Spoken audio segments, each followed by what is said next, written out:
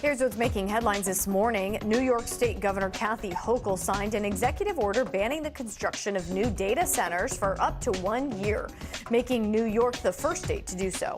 The one-year ban is an attempt to address concerns from New Yorkers about energy costs and environmental issues that may arise from data centers that fuel artificial intelligence technology. United Airlines has announced a new feature in which customers can pay more to keep the middle seat open. The airline says that certain models will include rows with open middle seats, which will be repurposed as shared space with large custom tables. And 12 people, including former Miami Heat guard Terry Rozier, Portland Trail Blazers head coach Chauncey Billups, and several individuals with mafia ties will likely plead guilty in a rigged poker scheme. The defendants are accused of running illegal poker games across the country that used high-tech cheating devices like modified automatic card shufflers to cheat gamblers out of around $7 million. The Writers Guild has sued to stop the merger of Paramount and Warner Brothers Discovery. The WGA alleges that the merger would reduce opportunities for writers, lead to less pay, and worsen working conditions. We'll be right back.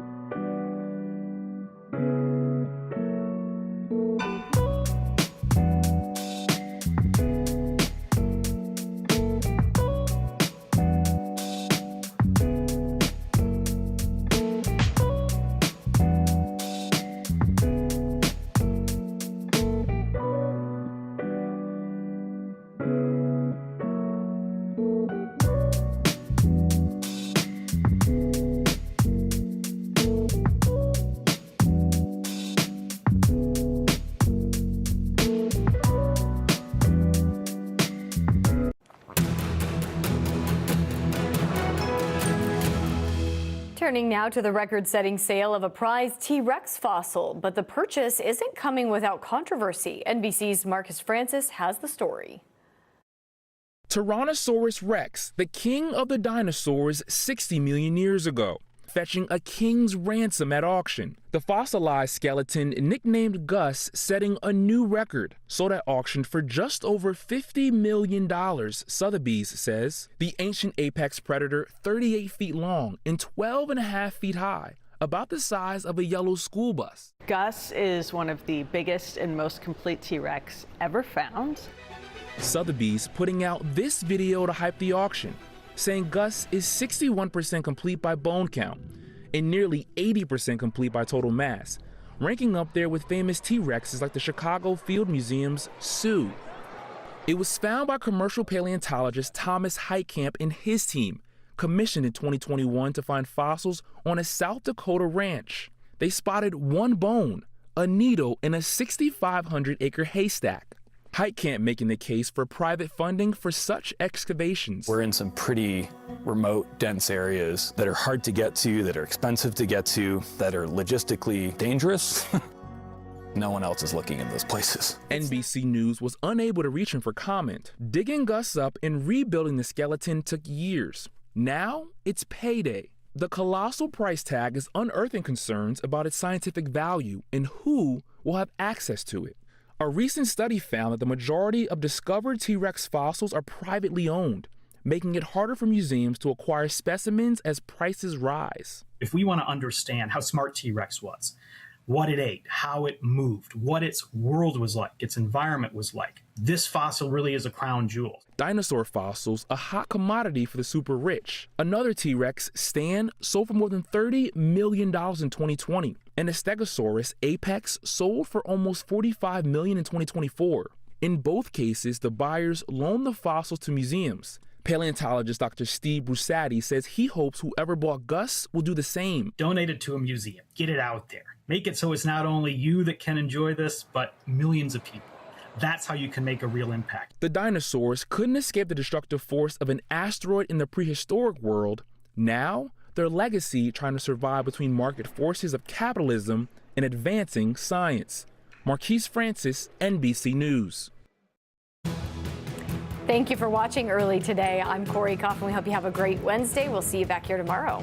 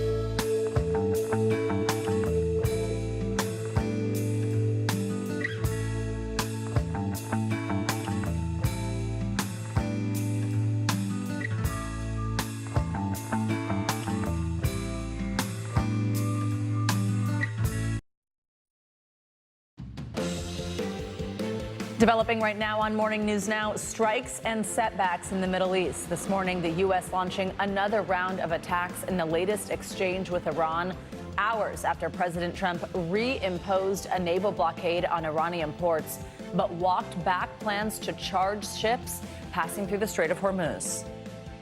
I was called by different people, different countries, kings and emirs and all of the people that we all know and we all love. The Gulf states are going to invest a tremendous amount of money into the United States, and that was very satisfactory to me.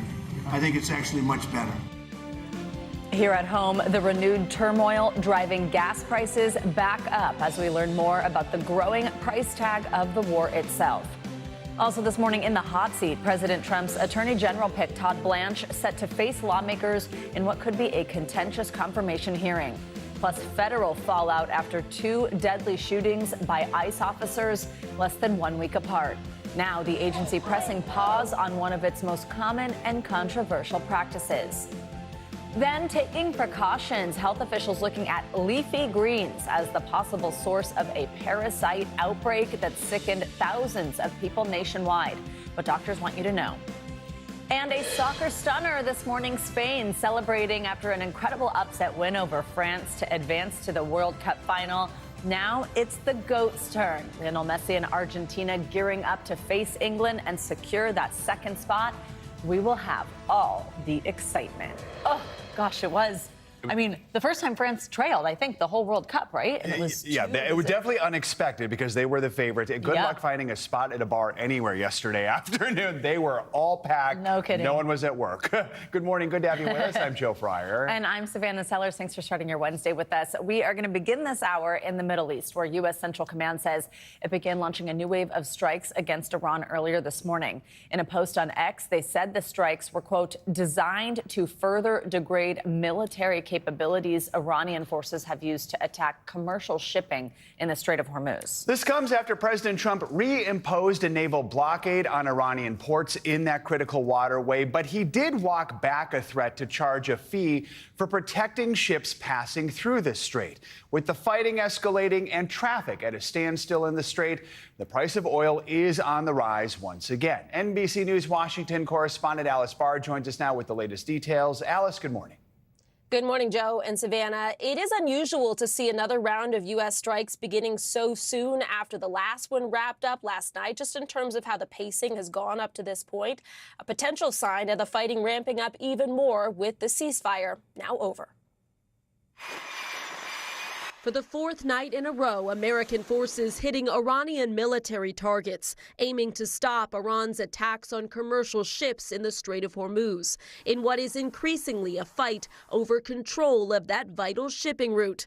Iranian state media released video it says shows Iran striking a base in U.S. ally Jordan, though NBC News cannot independently verify that. President Trump warned Tuesday it will only get worse for Iran if they don't come back to negotiate. We're going to hit them very hard tonight.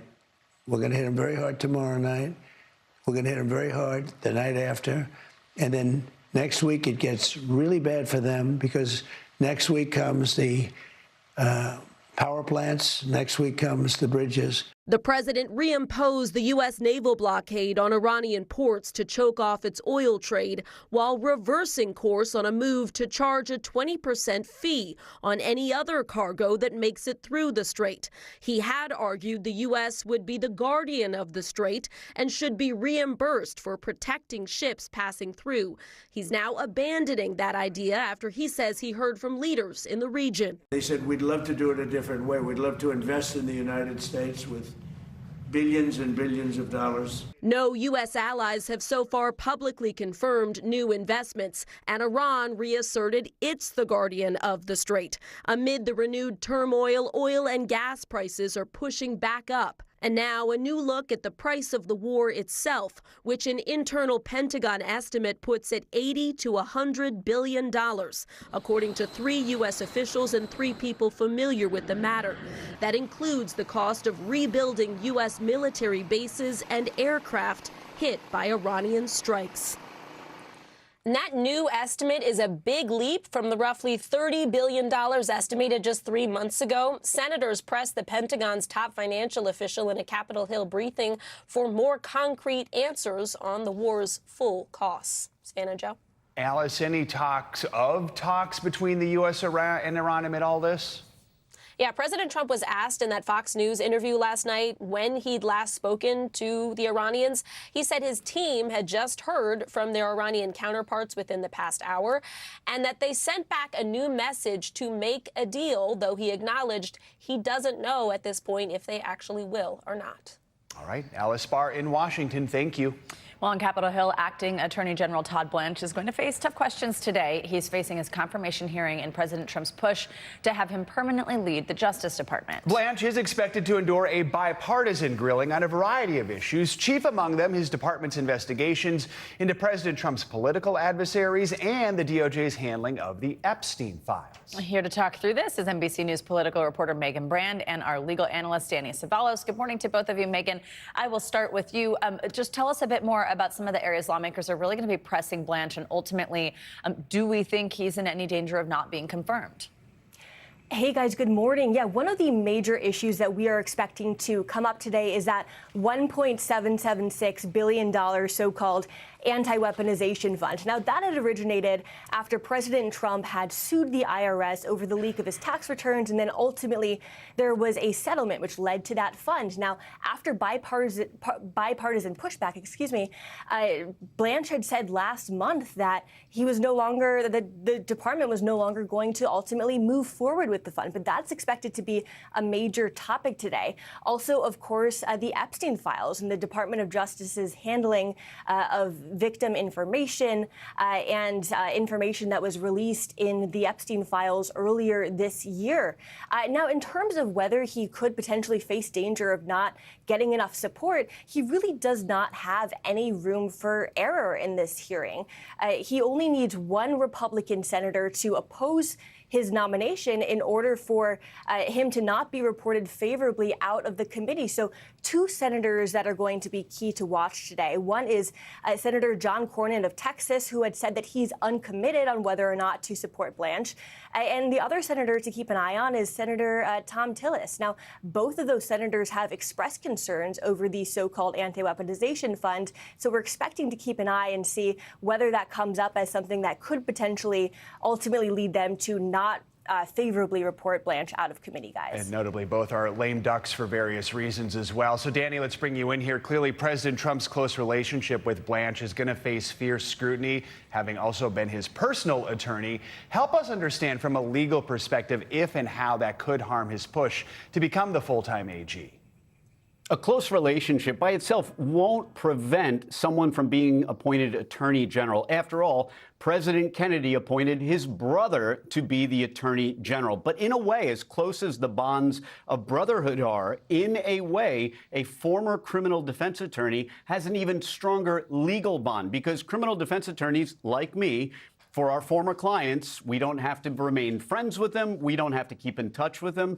But we forever owe them a duty to not enter into a conflict of interest with that former client. So there is and always has been an issue with Todd Blanche becoming the Attorney General. Maybe you could make an argument that, oh, if he was the U.S. Attorney for the District of the Virgin Islands, you wouldn't see a conflict. But here, he is going to be the Attorney General, and that does create at least the specter of a conflict. But the conflict at this point really isn't legal. It's more political.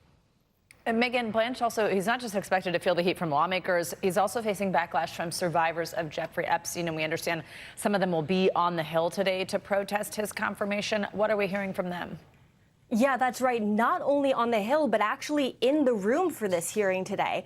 Senator Dick Durbin had confirmed that they're going to be reserving some of the seats in the room for Blanche's confirmation hearing for survivors of Jeffrey Epstein to actually be there, as senators are pressing them on this issue. Now, earlier this week as well, several survivors of Epstein had released a PSA as well, urging senators to not support Blanche's confirmation. In that PSA, they described things like the release of personal information in the Epstein files, as well as things like nude photos, their names, information that can be used to identify them as being survivors of Epstein, and saying in that PSA that they wanted senators to vote against Blanche, arguing that Blanche failed them and victims everywhere, and they also argued that they and the country deserved better. Danny, this hearing comes just days after a judge ruled President Trump's lawsuit against the IRS over leaked tax returns was brought, and the judge said, quote, bad faith for an improper purpose. The judge also ordered sanctions against some of those involved. That includes Blanche. Tell us a little more about that ruling. Could that come up during Blanche's hearing today? Yeah, Judge Williams sanctioned directly some of the attorneys, but in a way, what she did to Todd Blanche is probably, in a way, more ominous. After all, she took that opinion and referred it to Blanche's bar, the New York bar, and that is the entity that disciplines attorneys like me. Every state has a bar or professional responsibility board, and discipline can range from public censure to the figurative death penalty, which is disbarment. That is the worst thing that can happen to us. And in a way, I would probably rather be sanctioned for a couple $1,000 by a judge in a court than to have my entire career at stake. And Blanche already faces discipline, or an investigation, I should say, to be more precise, in New York. So this is going to be a major issue today and expected to come up early and often. Megan, while we have you also, we are learning a few more details about President Trump's primetime speech that he's scheduled for tomorrow. What do we know? Yeah, so President Trump is expected to use that speech tomorrow to discuss election integrity and to discuss findings that the administration believes shows foreign interference in the 2020 election. That's according to a person familiar with the matter.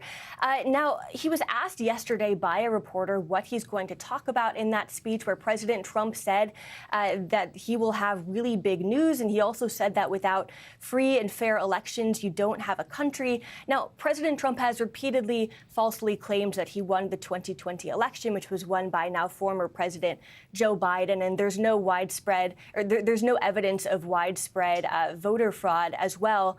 So Reach for Comment White House Press Secretary Caroline Leavitt said that the truth is nobody knows yet what President Trump will ultimately say, which is why everyone should tune in. All right, Megan and Danny, thank you both so much. An urgent search and rescue effort is still ongoing in the San Francisco Bay this morning. 3 people are missing after a boat capsized near Alcatraz Island yesterday. Officials say the 50-foot boat was carrying 20 adults when it capsized yesterday afternoon near the infamous prison. The passengers were taking part in a memorial service on the vessel. Officials say 1 man died and 3 others were hospitalized after falling into the water. They say all of the injured are now in stable condition. The incident was initially called in as a fire, but so far officials have found no evidence of one on board. Marine rescue units are now racing against time to try and find the missing as investigators work to piece together what caused the boat to sink. Well, another summer scorcher is on. This morning, 117 million people are under heat advisories, with record highs stretching from here in the Northeast to the Northern Plains all the way down to South Florida. The heat is so bad in Massachusetts, officials had to close more than 40 beaches because of a concern that the warm water could become a breeding ground for a bacterial outbreak. Meanwhile, in Texas, the governor has declared a state of disaster in some communities after torrential rain left some towns completely underwater. There is more rain in the forecast today. NBC News correspondent Ryan Chandler is in Texas following the extreme weather, and he has the latest from Uvalde. Relentless rainfall bringing dangerous flooding across a huge swath of South Texas. Powerful waters overtaking roads, forcing high water rescues. In Uvalde County, the Texas game warden says they helped the passengers in this vehicle escape just before the current carried it away. Watch as crews pull up on another vehicle stuck in raging waters, carefully peeking through the windows to make sure no one is inside. We managed to venture as far as here in the highest impact zone. Now you see the water overwhelming this side of the highway, is shutting down all of the traffic heading west from San Antonio. Parts of the area seeing up to a foot of rain. In Uvalde, these roads impassable, floodwaters submerging streets and surrounding businesses. In nearby Medina County, officials warning why travel may be especially dangerous.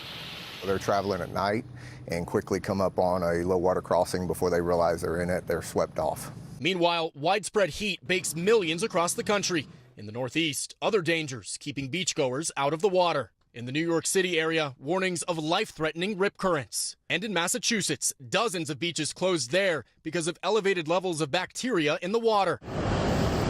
While in the West, the heat fueling wildfires, including the Babylon fire in Utah, now burning more than 165 square miles. Ryan Chandler, NBC News. And yes, it is going to be a hot one here in the Northeast. So for more on what we can expect, let's get a closer look at your morning News Now forecast. Angie Lastman's with us with the latest. Hey, Angie, good morning. Hi, guys. Good morning. Let's start with that heat. We'll get to the flooding here in a moment, but 117 million people included in these heat alerts across parts of the plains, the Northeast, the Great Lakes, all thanks to this heat dome that really stretches from both of those regions across. This is going to leave us with, again, some air quality issues that I'll show you in a moment, but more kind of potential, really uncomfortable and dangerous heat through the day today. But there is some colder air that's going to kind of slide into the region thanks to this cold front that'll slide south here as we get through the next couple of days, but not before we potentially break some records today and tomorrow. You can see all of those locations across the Northeast: Washington, Allentown, Wilmington, Georgetown, all included, Richmond, Raleigh, the potential to see some record highs today. Highs are going to be into the 90s. This is also, one of those situations where you're going to have to look at the heat index, and if you're going to be outdoors, 102 for what it'll feel like in Detroit today. We've got 100 in Dayton for your feels like temperature. So it's very hot and very humid across this region and points south. By tomorrow, notice we'll start to get a little bit of relief. Upper 80s for Cleveland, still into the mid 90s in Charleston and feeling like 100 degrees. That cold front eventually will kind of make a real difference as we get into the weekend in places like New York City, where the high will just be 83 degrees. So a big temperature swing over just a couple of days as that colder air filters in. Through the weekend, though, on the other hand, in Memphis, still into the mid-90s. Same story for Houston, so we'll keep the heat in place for folks there. We're also dealing with some air quality issues, partly because of the heat with those ground pollutants, but also because we've got dozens of massive wildfires kind of stretched across Western Ontario with more than 250 acres already burned, and much of that wildfire smoke kind of filtering into the Great Lakes and into the Northeast on those northwest winds. So this is going to be something that you notice today and into the next couple of days. We've got unhealthy to even hazardous air quality across parts of the upper Midwest and the Great Lakes, and then we'll see maybe some hazy skies across the Northeast. You shouldn't see all that much impact down at the surface level, but still something to note. Meanwhile, the flooding continues to be a big issue across Texas. 5 million people included in those flood alerts right now, guys. And we've still got more of that intense rain in the picture through the day today, something that folks here are going to have to pay attention to at least for another day or so. The flooding concern will be with us. Right, important info there, Angie. Thank you. See you in a little bit. Well, health officials are now zeroing in on lettuce as the possible cause of an outbreak of cyclosporiasis. The parasite has now infected thousands of people across 34 states, causing gastrointestinal issues that can last for weeks. NBC's Ann Thompson has the details. 34 states grappling with cyclospora, the parasite that can be found on fresh produce, making Americans sick. Michigan zeroing in on lettuce. Its top doc says there is a clear preliminary signal pointing to the leafy green. Why do you suspect lettuce? We've interviewed about 1,000 out of the 3,000 cases we have so far. Lettuce seems to be an ongoing exposure for those who've been impacted. Federal officials say Michigan is one of 4 Midwestern states where the cases could be linked. Taco Bell confirming it removed limited ingredients at select restaurants while authorities continue their broader review, noting public health officials have not confirmed a link to Taco Bell. The Washington Post reports federal and state health officials are investigating the chain, citing 2 individuals familiar with the probe. CDC did not comment. Michigan's Dr. Bagdasarian. So there was no location that came up in 100% of cases, but there certainly were restaurants and fast food chains that did come up. Including Taco Bell? You know, I'm not going to comment on those specifics right now. Nationwide, the CDC says it's confirmed 1,645 cases of cyclosporiasis and is aware of 5,100 more. Christina Serafino says she ate fresh fruits and vegetables hiking last month and got sick for weeks. Just really strong gas and bloating pains. And on top of that, you're not eating, so you're hungry and you're having hunger pains also. Our thanks to Ann Thompson for that report, and we'll have more on this later in the hour when Dr. Natalie Azar joins us for our weekly checkup. ICE is now ordering its agents to temporarily stop pursuing people in vehicles while trying to make arrests. Anger is growing after 2 deadly shootings involving people in cars in the span of less than a week. NBC News correspondent Aaron McLaughlin is in Maine at the scene of the latest shooting. ICE has ordered all officers to stop targeting immigrants in their vehicles after 2 separate ICE-involved shooting deaths in less than a week. That according to 2 senior DHS officials. Border Czar Tom Homan saying it's not a policy change, it's a temporary pause. Officials say neither man, one killed in Texas, the other in Maine, was the target of the ICE operation. There are sufficient critical questions to justify bringing non-emergency traffic stops to a halt. The order comes after a fatal shooting in Biddeford, Maine. The Colombian embassy identified the man killed as Johann Sebastian Duran Guerrero, who DHS confirmed was authorized to work in the U.S. New video shows the car he was driving moving in circles, then later struck by another vehicle. This video capturing the moment ICE agents pulled a limp body from the car. Another angle shows police ringing the doorbell of a nearby pawn shop, asking what cameras the building has. I need to know what they have for cameras. Resident Cecilia Humiston says she saw Guerrero's family, including a little girl, gathered just yards away. She was still wearing her bluey PJs, and the mother of the daughter, she was like completely distraught. A senior DHS official with knowledge of the incident told NBC News the man killed matched the physical description of a target and was exiting a residence associated with the target. A statement released by ICE said the agent opened fire fearing for public safety after the vehicle attempted to flee. Authorities say none of the agents in Texas or Maine were wearing body cameras. There's no excuse for it. They have no end of money. A former and current senior DHS official tells NBC News that they believe the pressure to increase the number of arrests is to blame for this latest violence, saying the agents are under too much stress. Back to you. All right, Aaron, thank you. Well, after a lengthy appeals process, E. Jean Carroll has collected her more than $5 million civil judgment from President Trump. The payment comes 3 years after a jury found the president liable for sexually abusing and defaming her. The payment was confirmed by Carroll's attorney. The money had been held in a court escrow account while the president filed various appeals. A district judge ordered the money to be paid earlier this month after the Supreme Court denied Mr. Trump's bid to hear another appeal. Much more to come here on Morning News Now. Later this hour, countdown to kickoff. Lionel Messi and Argentina gearing up to face England for a spot in the World Cup final. More on the excitement ahead of today's matchup. Up first, though, new developments for a Texas man accused of murdering his pregnant wife and then fleeing to Europe. The hearing that just wrapped up overseas. Stay with us.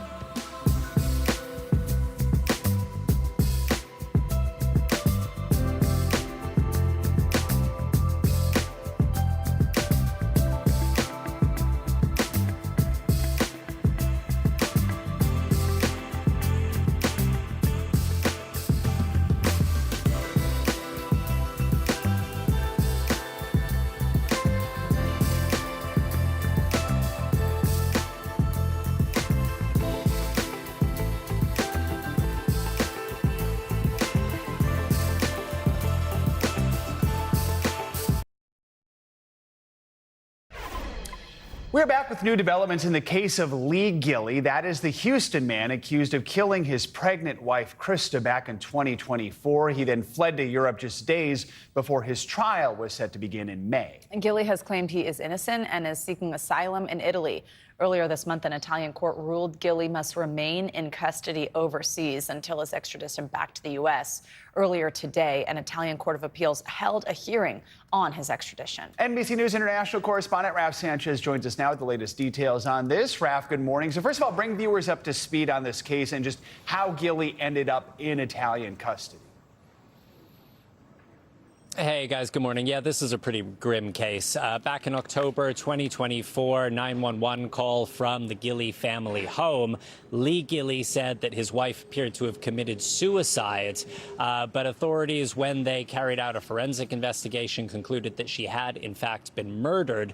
They charged Lee Gilley. We should say the wife, Krista, was pregnant at the time. They charged Lee Gilley with capital murder. He was released on bond with one of those electronic monitoring tags. He was due to go on trial in Texas, in Houston, in May of this year, but just before the trial was due to begin, he allegedly cut off that electronic monitoring tag and then, using a false passport, fled first to Canada, then to Italy. He was arrested by Italian authorities, and he is now there facing extradition back to the U.S.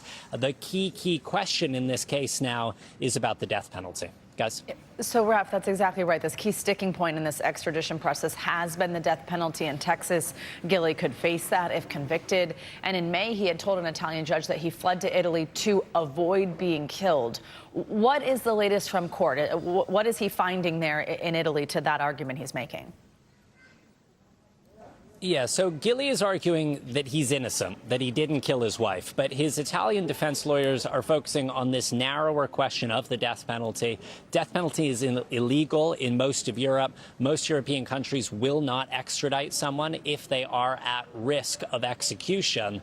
But Italian authorities are saying that they have received assurances from prosecutors in Texas that they will not seek the death penalty. And as a result, they are comfortable with moving ahead with this extradition.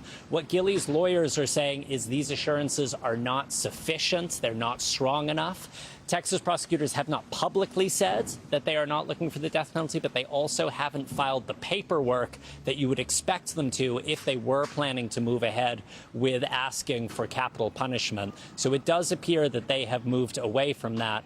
It is now in the hands of this Italian appeals court as to whether or not Gilley's extradition goes ahead. They have to rule within the next 6 months, but they may do so much sooner. Guys. All right. Raph Sanchez. Raph, thank you.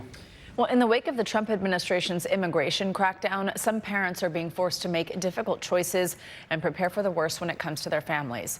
One priest at a church in Maryland told NBC News correspondent Camila Bernal about how he's helping children in his community whose parents have been deported. At this Episcopal church in Maryland, the fear is palpable. El miedo se ve y se siente en la comunidad. The congregation, made up largely of immigrants, is in constant fear of deportations, as some members have already been sent back to their home countries. Uno no puede ser indiferente al dolor de una familia, sobre todo cuando hay niños que son tan vulnerables. Senior priest Vidal Rivas says he's agreed to become the legal guardian for nearly 30 children in the event their parents are detained and deported. Es una prevención. Usted nunca sabe qué va a pasar con sus hijos. Why did you decide to assign the priest as a guardian for your children? Yo tengo familias, pero confío mucho más en él. This single mother, who asked not to be identified because of her undocumented status, is one of more than a dozen families in the church who have designated Rivas as their child's guardian. Los niños no se ven en El Salvador. Ellos no quieren ir a El Salvador. A recent analysis by the Brookings Institution suggests more than 140,000 children have already been separated from their parents during this administration's immigration crackdown, a number that far exceeds the zero-tolerance policy of the first Trump administration in 2018. Those numbers are stirring up fears and uncertainty for many families, including this one in California. This Chinese father of 5 came to the U.S. 12 years ago on an EB-5 investor visa. We're not identifying him and his wife by name, and we are altering their voices because they fear retaliation. All of you guys were born in the U.S., right? Yes. He says a clerical error derailed his visa application and even led to a 4-month detention in ICE custody. Now he's facing a removal notice, making deportation a very real possibility. What was it like for you to get this letter that was revoking your residency? 简直心情难以平复嘛，因为这个突如其来，跟天塌下来是一样的。 The man and his wife say the possibility of deportation and what that might mean for their family weighs heavily on them. 因为我们没有美国亲属嘛，如果我们一旦大人离开了，孩子们都是美国公民，学习生活它都已经是，尤其是学习环境都已经是定型的一个状态。I actually enjoy my life here. And this is what you're used to? Yes. I don't think I can adapt like very well if I was back in China. The family's lawyer says theirs is not the only case he's seen. I have witnessed over 30 families having same situation. It's very hard for their children to say goodbye to their parents. In a statement to NBC News, a DHS spokesperson says in part, ICE does not separate families or deport U.S. citizens. Parents are asked if they want to be removed with their children, or ICE will place the children with a safe person the parent designates. This is consistent with past administrations' immigration enforcement. Siguen siendo maltratados. Back in Maryland, Father Rivas has already taken in 2 young children who have since been returned to their mother here in the U.S., but says he's ready to take on more if needed. Es una obligación moral. He says for him, it's a moral obligation and a way to help the families preparing for an uncertain future. Camila Bernal, NBC News. All right, our thanks to Camila for that report. Coming up, Brain Power, the new research that shows how a good diet and exercise could help not just the body, but also the mind. Dr. Azar is here with our weekly checkup. And a heartbreaking diagnosis for an American hero. The message from the Miracle on the Hudson pilot, Captain Sully Sullenberger. Next, you are watching Morning News Now.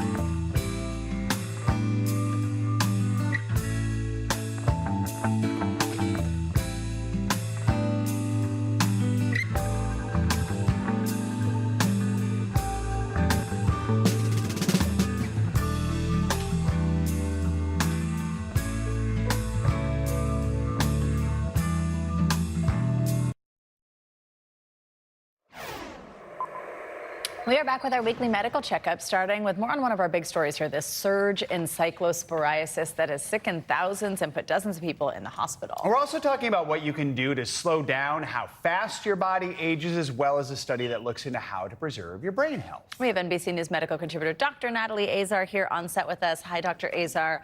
All right, we got to start with this parasite that's getting people sick. How concerned should we be, and what can we be doing to try to prevent getting it? So, you know, this is one of those situations. I mean, Michigan's cases in the thousands, and they normally have 40 cases per year. And I think, you know, explanations for that are we had cuts to CDC who are tracking this. It takes so long to develop symptoms. It's hard to monitor all of these people. But here we are.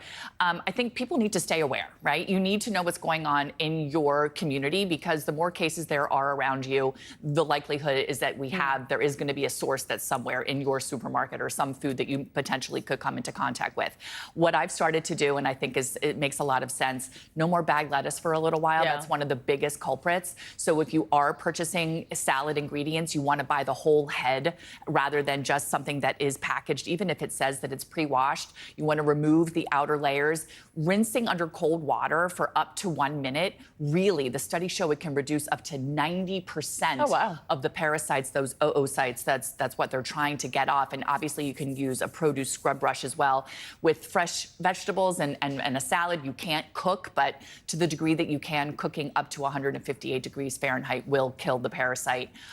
You may want to forego some of that fresh produce for a little while if you're very concerned. Or have a hot salad. That wilted, yummy hot salad. All right, let's turn to that new study on brain health. Yeah. What do researchers say can help you stay sharp? Okay, so this may not come as a surprise to everybody, but the three main domains here are your activity, your diet, and how much you socialize. And what was interesting about this study was that it was performed in Latin America. We don't get a lot of data from Latin American countries, but what I liked about this was that researchers had two different groups of people. One was a structured program where they engaged people in all of these things, a healthful diet, physical activity, social, and then the other group was an unstructured program. And what they found was that the individuals who engaged in the structured program, learning about how to exercise and eat healthy and engage, had improvements in their memory and thinking. Now, whether or not that translates long-term into a reduced risk of dementia, they can't say. The study was only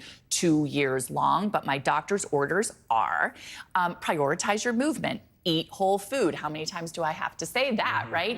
And stay engaged. We know that all of those things can translate into a healthier cognitive outcome for you.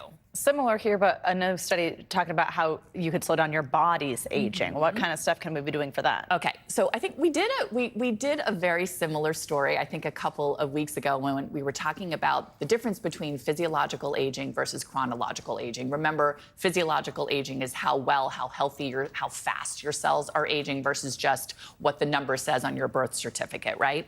So this study was out of Japan, and what they found was that people who engaged in cultural activities, that includes movies, theater, and museum, as little as once every few months, lowered their physiological age by 3 years compared to the people who didn't. And they think it's, why would that happen? Well, maybe going to the theater is also associated with some other healthy behaviors. You've got to be like 15. I was about to say, You're what if you go 3 to 4 times a week? You're only 20 years old, right? Well, that is the thing, though. Like, the more you do, the bigger the payoff. Okay. So my doctor's orders are make time for the fun, find something you love. But it's another example of how these lifestyle behaviors can actually impact how we age. We say that there's such a high percentage of things that we can control when it comes to dementia, when it comes to how we age. A lot of things are set in stone, your genetics, but maybe not even your age anymore, right? I mean, you can tweak that a little bit too. Maybe that fountain at Lincoln Center is actually the fountain of youth. Maybe it is. Maybe you found it. I mean, you're aging that's backwards. What it means. There we go. Exactly. That's the best news I've gotten all morning, Dr. Azar. Thank you so much. Nice. All right. Now we got a major health update from Captain Sully Sullenberger, the hero of the Miracle on the Hudson emergency landing back in 2009. The veteran pilot revealed that he has been diagnosed with Alzheimer's disease. He announced that he wants to use his diagnosis to raise awareness and to help others. NBC News senior correspondent Tom Costello has more. More than 17 years after Captain Chesley Sully Sullenberger became an American hero. We made it in the Hudson. Expertly landing his crippled passenger plane on the icy Hudson River, saving everyone's life. The river clearly was my only viable option. Captain Sully announced he's one of 7.5 million Americans aged 65 and older living with Alzheimer's. At 75, calling it the unwanted visitor at the door. He writes, "For now, this means a name may not come easily to me. I forget a story I've recently told, or I don't sleep as well, but I am in the beginning of this long journey." Alzheimer's researchers say diet, keeping cholesterol and blood sugar levels in check, exercise and sleep can reduce the risk of Alzheimer's. New drug treatments can slow its progression. I don't know that we're going to have that one magic bullet, but I do think the combination of therapies can get people off the road to Alzheimer's disease. After using his notoriety to push for aviation safety, we can no longer define safety solely as the absence of accidents. Sully says, "I am now part of a larger community with many of you, and we will be courageous together." Aviation analyst Captain John Cox has known Sully for 40 years. He's clearly a role model, and he will remain that way for many, many years to come. We need people to share their stories. A new voice for an American hero. Tom Costello, NBC News, Washington. Coming up, packing the park, one of America's crown jewels, seeing record crowds, long lines, and with that, a lot of garbage. We're going to take you to Yosemite for a look at the growing problem and what is being done about it. And a sweet discovery that's out of this world, what scientists found between the stars and what it could tell us about the origins of life on Earth. This is Morning News Now.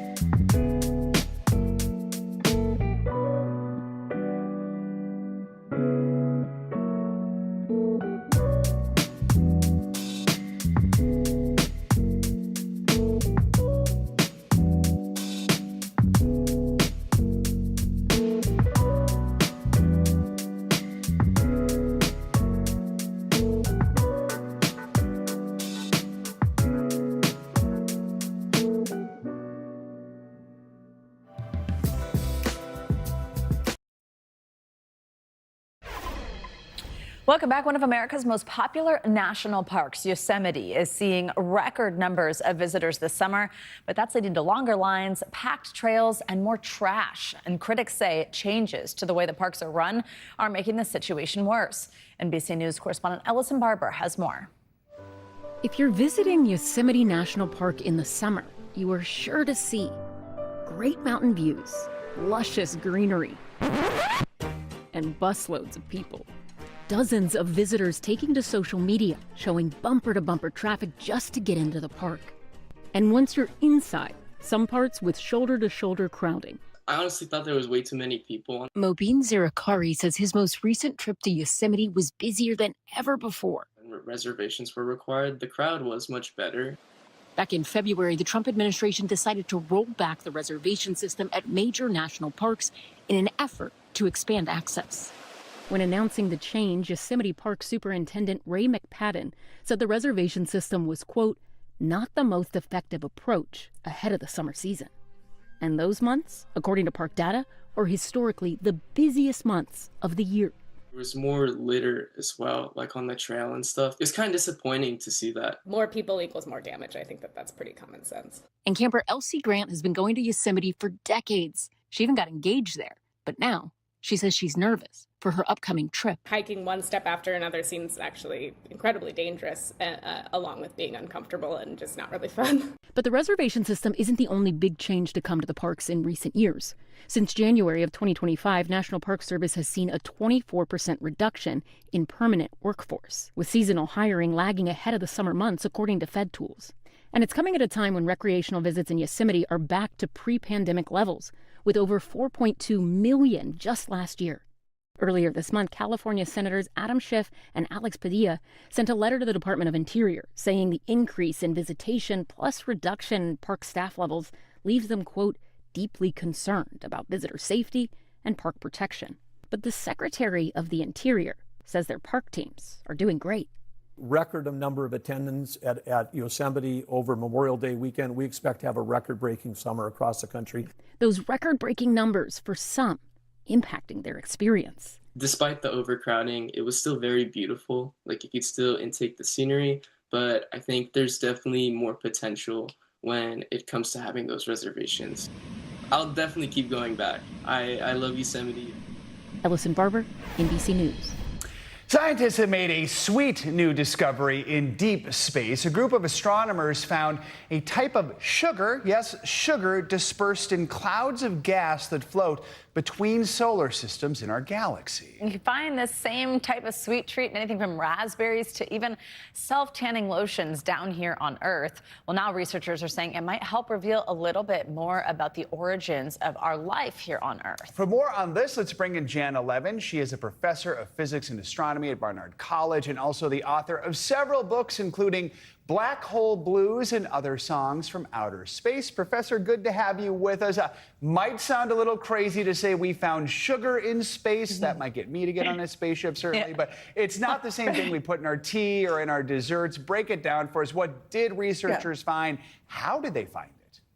Yeah, it's quite amazing. It's a simpler sugar than the table sugar you're going to put in your coffee, but it's a very flexible, primal kind of building block, and it can play a role in these chemical factories. So what's astounding is we found this not on another planet, but in a very tenuous gas cloud, very harsh conditions, extremely cold, in a busy part of the galaxy near the center of the Milky Way. And so what's so intriguing about that is it suggests that these sugars, which are fundamental for the backbone of DNA and the emergence of life, don't need to be attached to a living planet, that they can actually form in the voids, the very difficult regions of space. Now, these clouds are probably recycling material for billions of years before they themselves form other planets.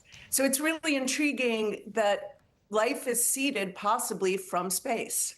So this is the first time we understand that sugar has been discovered floating in space, but not attached to any known life form. Can you explain why that is important? Yeah, we would kind of imagine these conditions on Earth. You might try to go into a laboratory and say, we have these beautiful, pristine conditions on the Earth to begin to make the sugars and the amino acids and the things that go into really structuring DNA, the building blocks for life.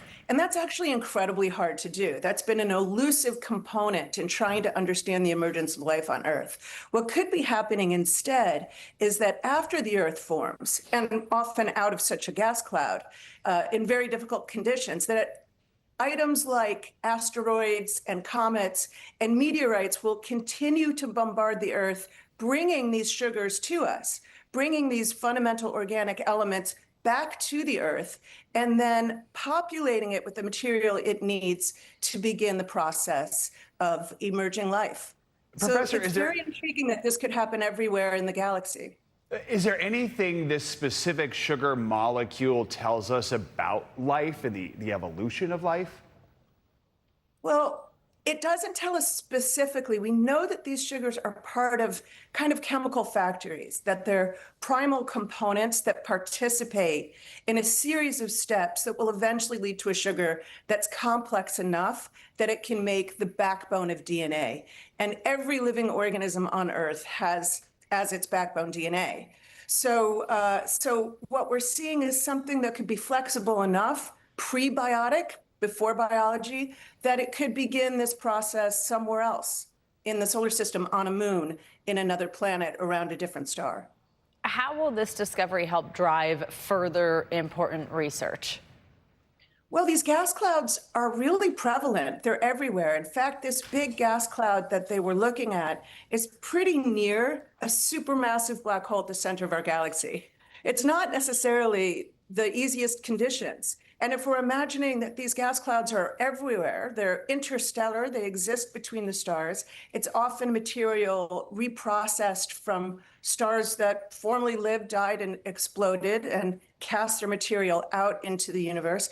And so it suggests that it's ubiquitous, that it's not coming from highly idealized circumstances like the ones we imagine here on Earth, but rather it can happen everywhere we look in the galaxy. So that's very exciting for the prospects of searching for life. Felt like I was just back in my high school science class there. Professor Levin, thanks so much for joining us. We appreciate it. Thanks so much for having me.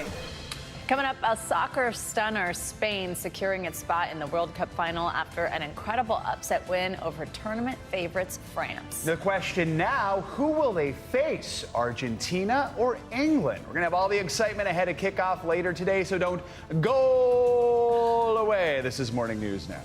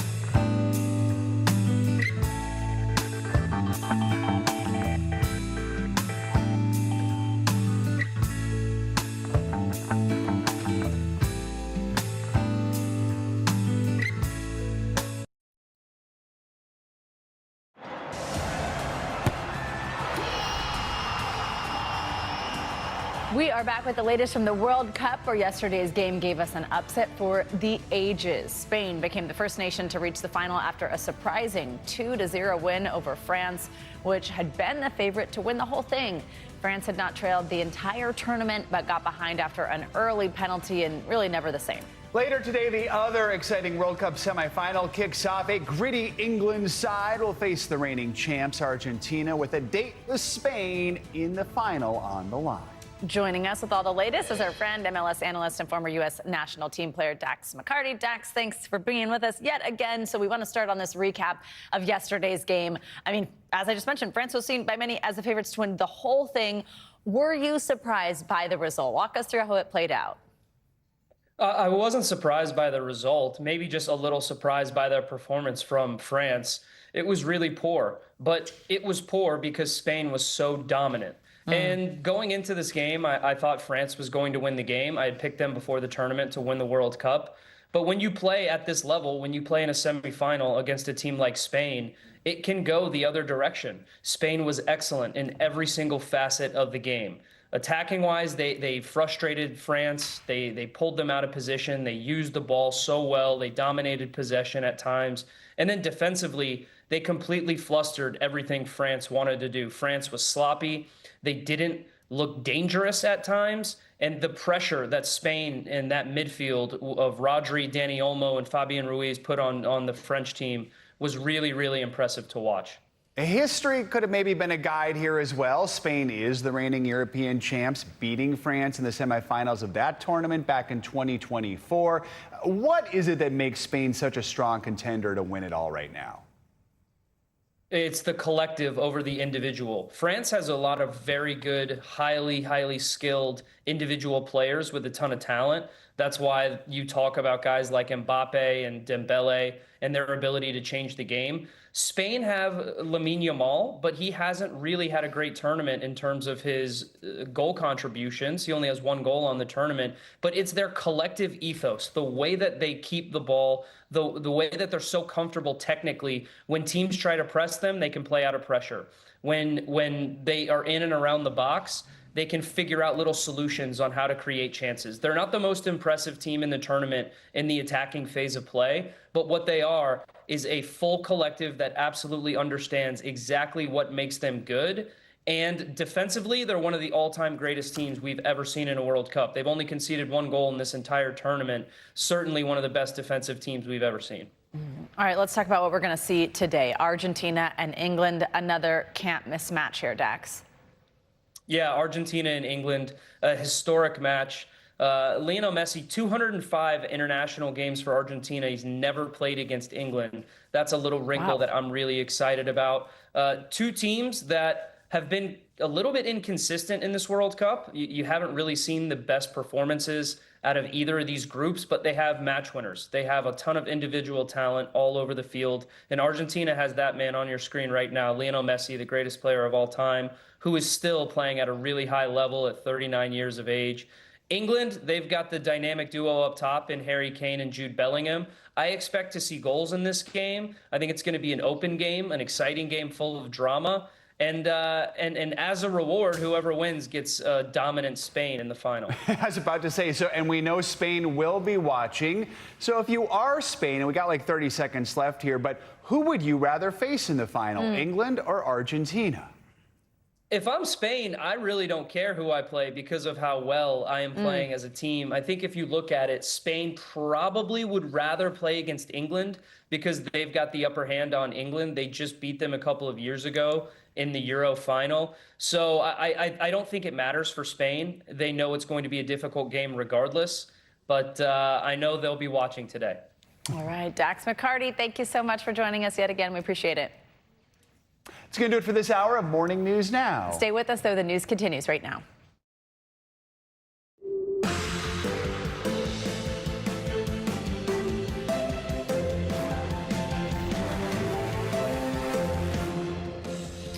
Good morning. Thanks for kicking off your Wednesday with us. I'm Savannah Sellers. And I'm back. I'm Joe Fryer. Right now on Morning News Now, fear and escalation in the Middle East. A fresh round of American attacks pelting Iranian targets both this morning during daylight hours and overnight.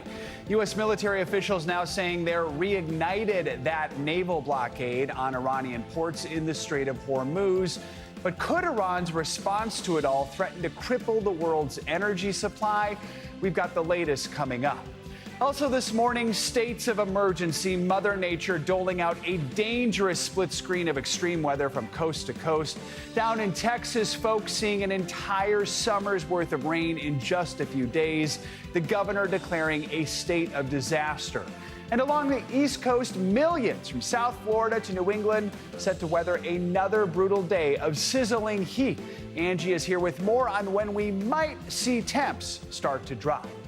Plus, that multi-state outbreak of a downright nasty foodborne illness now sickening thousands. And now, the top doc in hard-hit Michigan blaming lettuce and other leafy greens for that concerning spread. It's even got Taco Bell yanking a handful of ingredients from the menu, citing safety as its top priority. More on the food anxiety that is gripping the country. And an American hero in the skies now facing a brand new battle on the ground. Captain Sully Sullenberger revealing he was diagnosed with Alzheimer's disease. Why he is speaking out. An important message about raising awareness. Let's begin this hour in the Middle East, where the U.S. continues to escalate the war with Iran. Earlier this morning, U.S. Central Command said it began a new wave of strikes on Iranian military capabilities, which they say Iran is using to target vessels in the Strait of Hormuz. This comes after the U.S. military says it has reimposed a naval blockade on Iranian ports in the Strait. In response, Iran threatened earlier today to halt all energy exports to the Middle East over that blockade. The country also fired back at U.S. military sites in the Gulf Arab region overnight. NBC News chief international correspondent Keir Simmons joins us now from Qatar with the latest. Keir, good morning. So tell us more about this latest round of strikes overnight and this morning. Yeah, well, from across the water from here in Iran, we have been hearing this morning that news of fresh explosions. Morning time, as you mentioned, according to U.S. Central Command, in where you are, but here, the middle of the day, U.S. Central Command using this language, the strikes are designed to further degrade military capabilities Iranian forces have used to attack commercial shipping. It was the fourth night of strikes through the night, hour after hour after hour, against Iran by CENTCOM. And then the Iranians, on the other hand, saying that it has targeted locations in Kuwait and Bahrain, U.S. military locations. The Iranians saying that they have hit even U.S. military aircraft. Now, the Iranians have a record of making claims that turn out not to be true, but certainly we are at a very dangerous moment here. We at a moment of potential serious escalation, with Axios citing three sources claiming that President Trump, in a Situation Room meeting Tuesday, considered the idea of a major new offensive against Iran, and then giving that interview in which he says that he is threatening to target Iranian civilian infrastructure like energy sites unless Iran agrees to negotiate. Under the Geneva Convention, guys, it's against the convention to target infrastructure that is considered essential to civilians. Keir, meanwhile, we're still keeping an eye on the ports. President Trump reimposed the naval blockade on Iranian ports. He did back off his plan to collect that 20% fee from ships passing through the strait. What's he saying about that change of plan? Just what do we know about the U.S. strategy right now? Yeah, well, look, I mean, he's saying that he had a phone call from a number of leaders, and it's not hard to guess who, very likely a senior person here in Qatar, where I am, UAE, Saudi, we don't know, but he inferred, and that they said that they would invest in the US, and that therefore he was reversing that threat to impose those 20% tariffs at the Strait of Hormuz. Look, it's got many people here mystified what the purpose was, though, because was it to try and raise money, or was it to try and put pressure on the Iranians?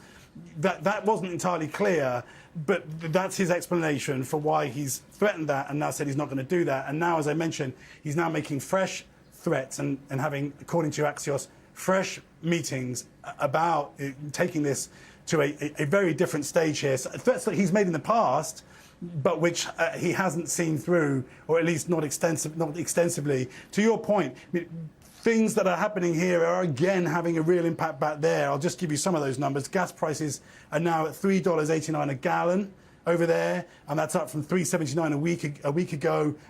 Experts saying, guys, that we could soon cross back across that $4 a gallon threshold as we did last month.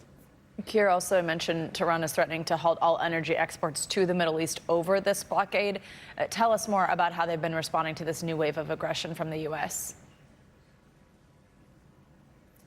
Yeah, they're making substantial threats. And actually, we spoke to a former Iranian Islamic Revolutionary Guard Corps commander yesterday who said that he doesn't believe, he told us, he's well connected in the government in Tehran, and he said that he doesn't believe that they're going to get back to negotiations.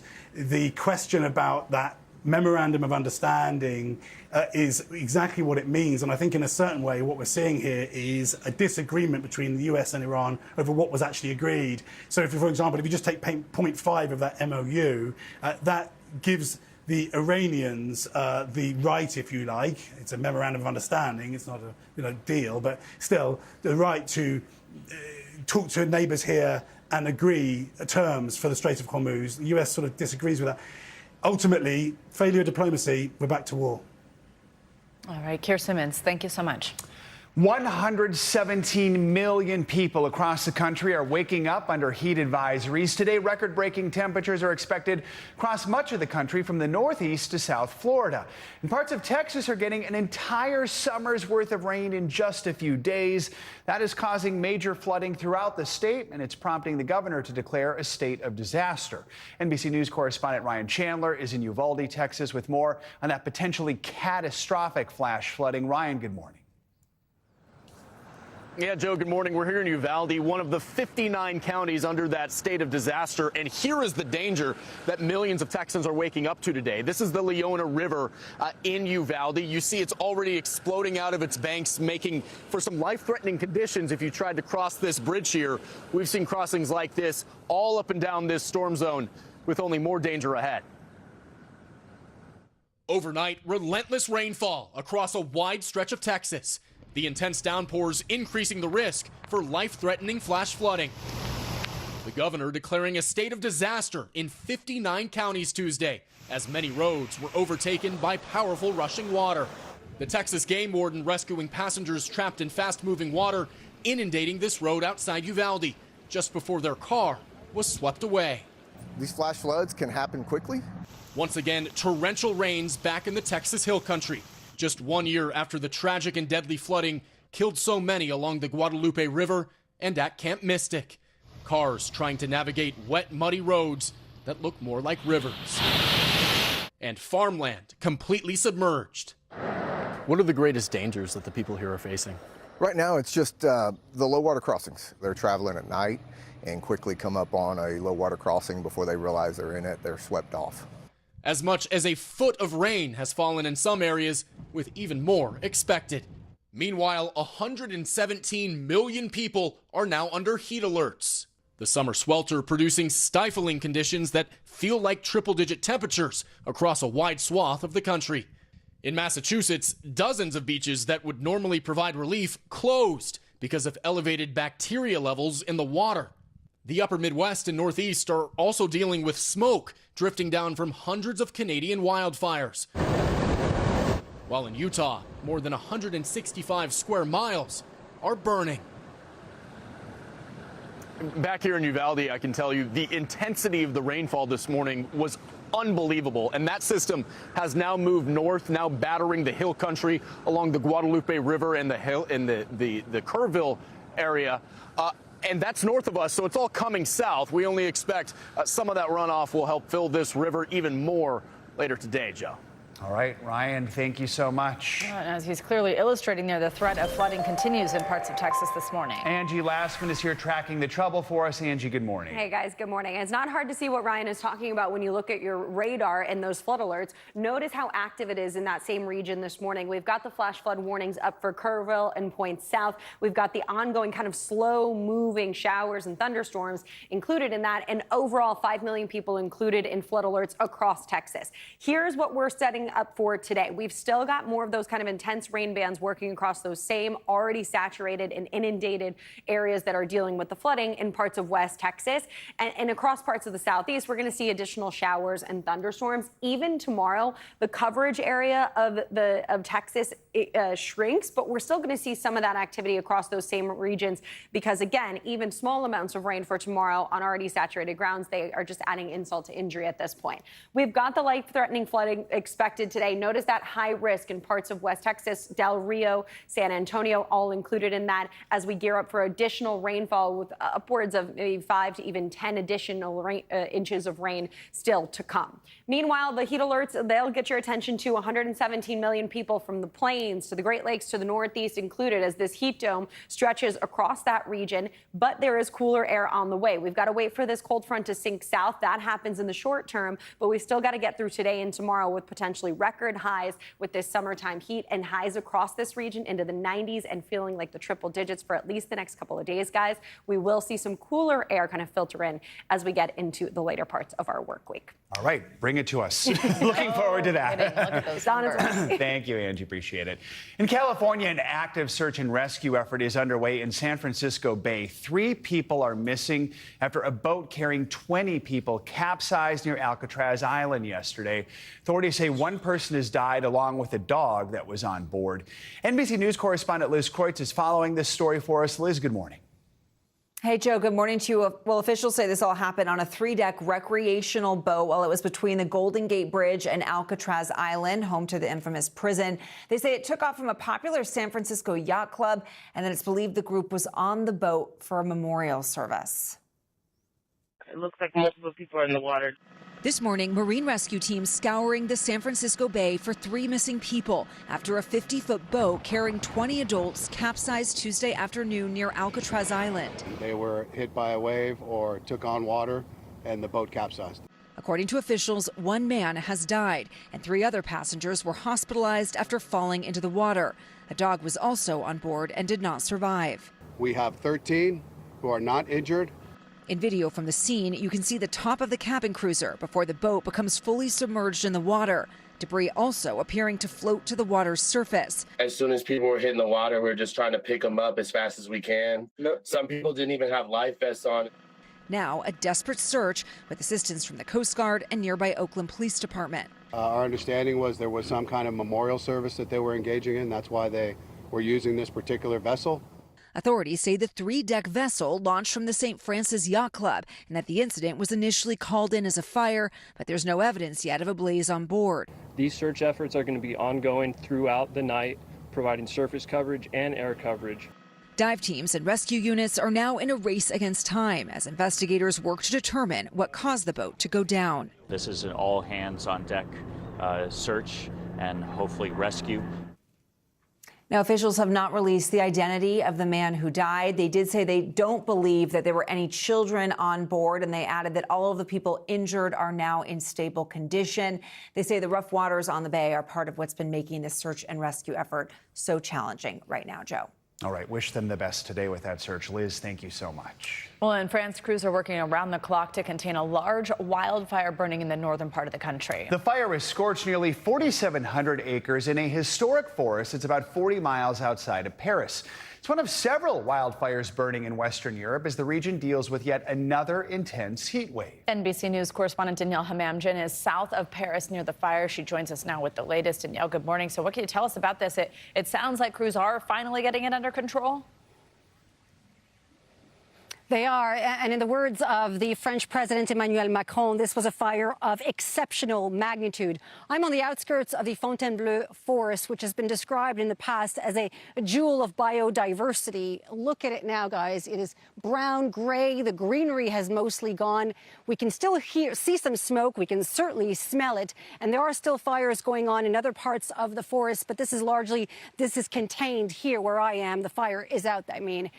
We were here in France France just a few weeks ago, talking to you about the record-breaking heat wave.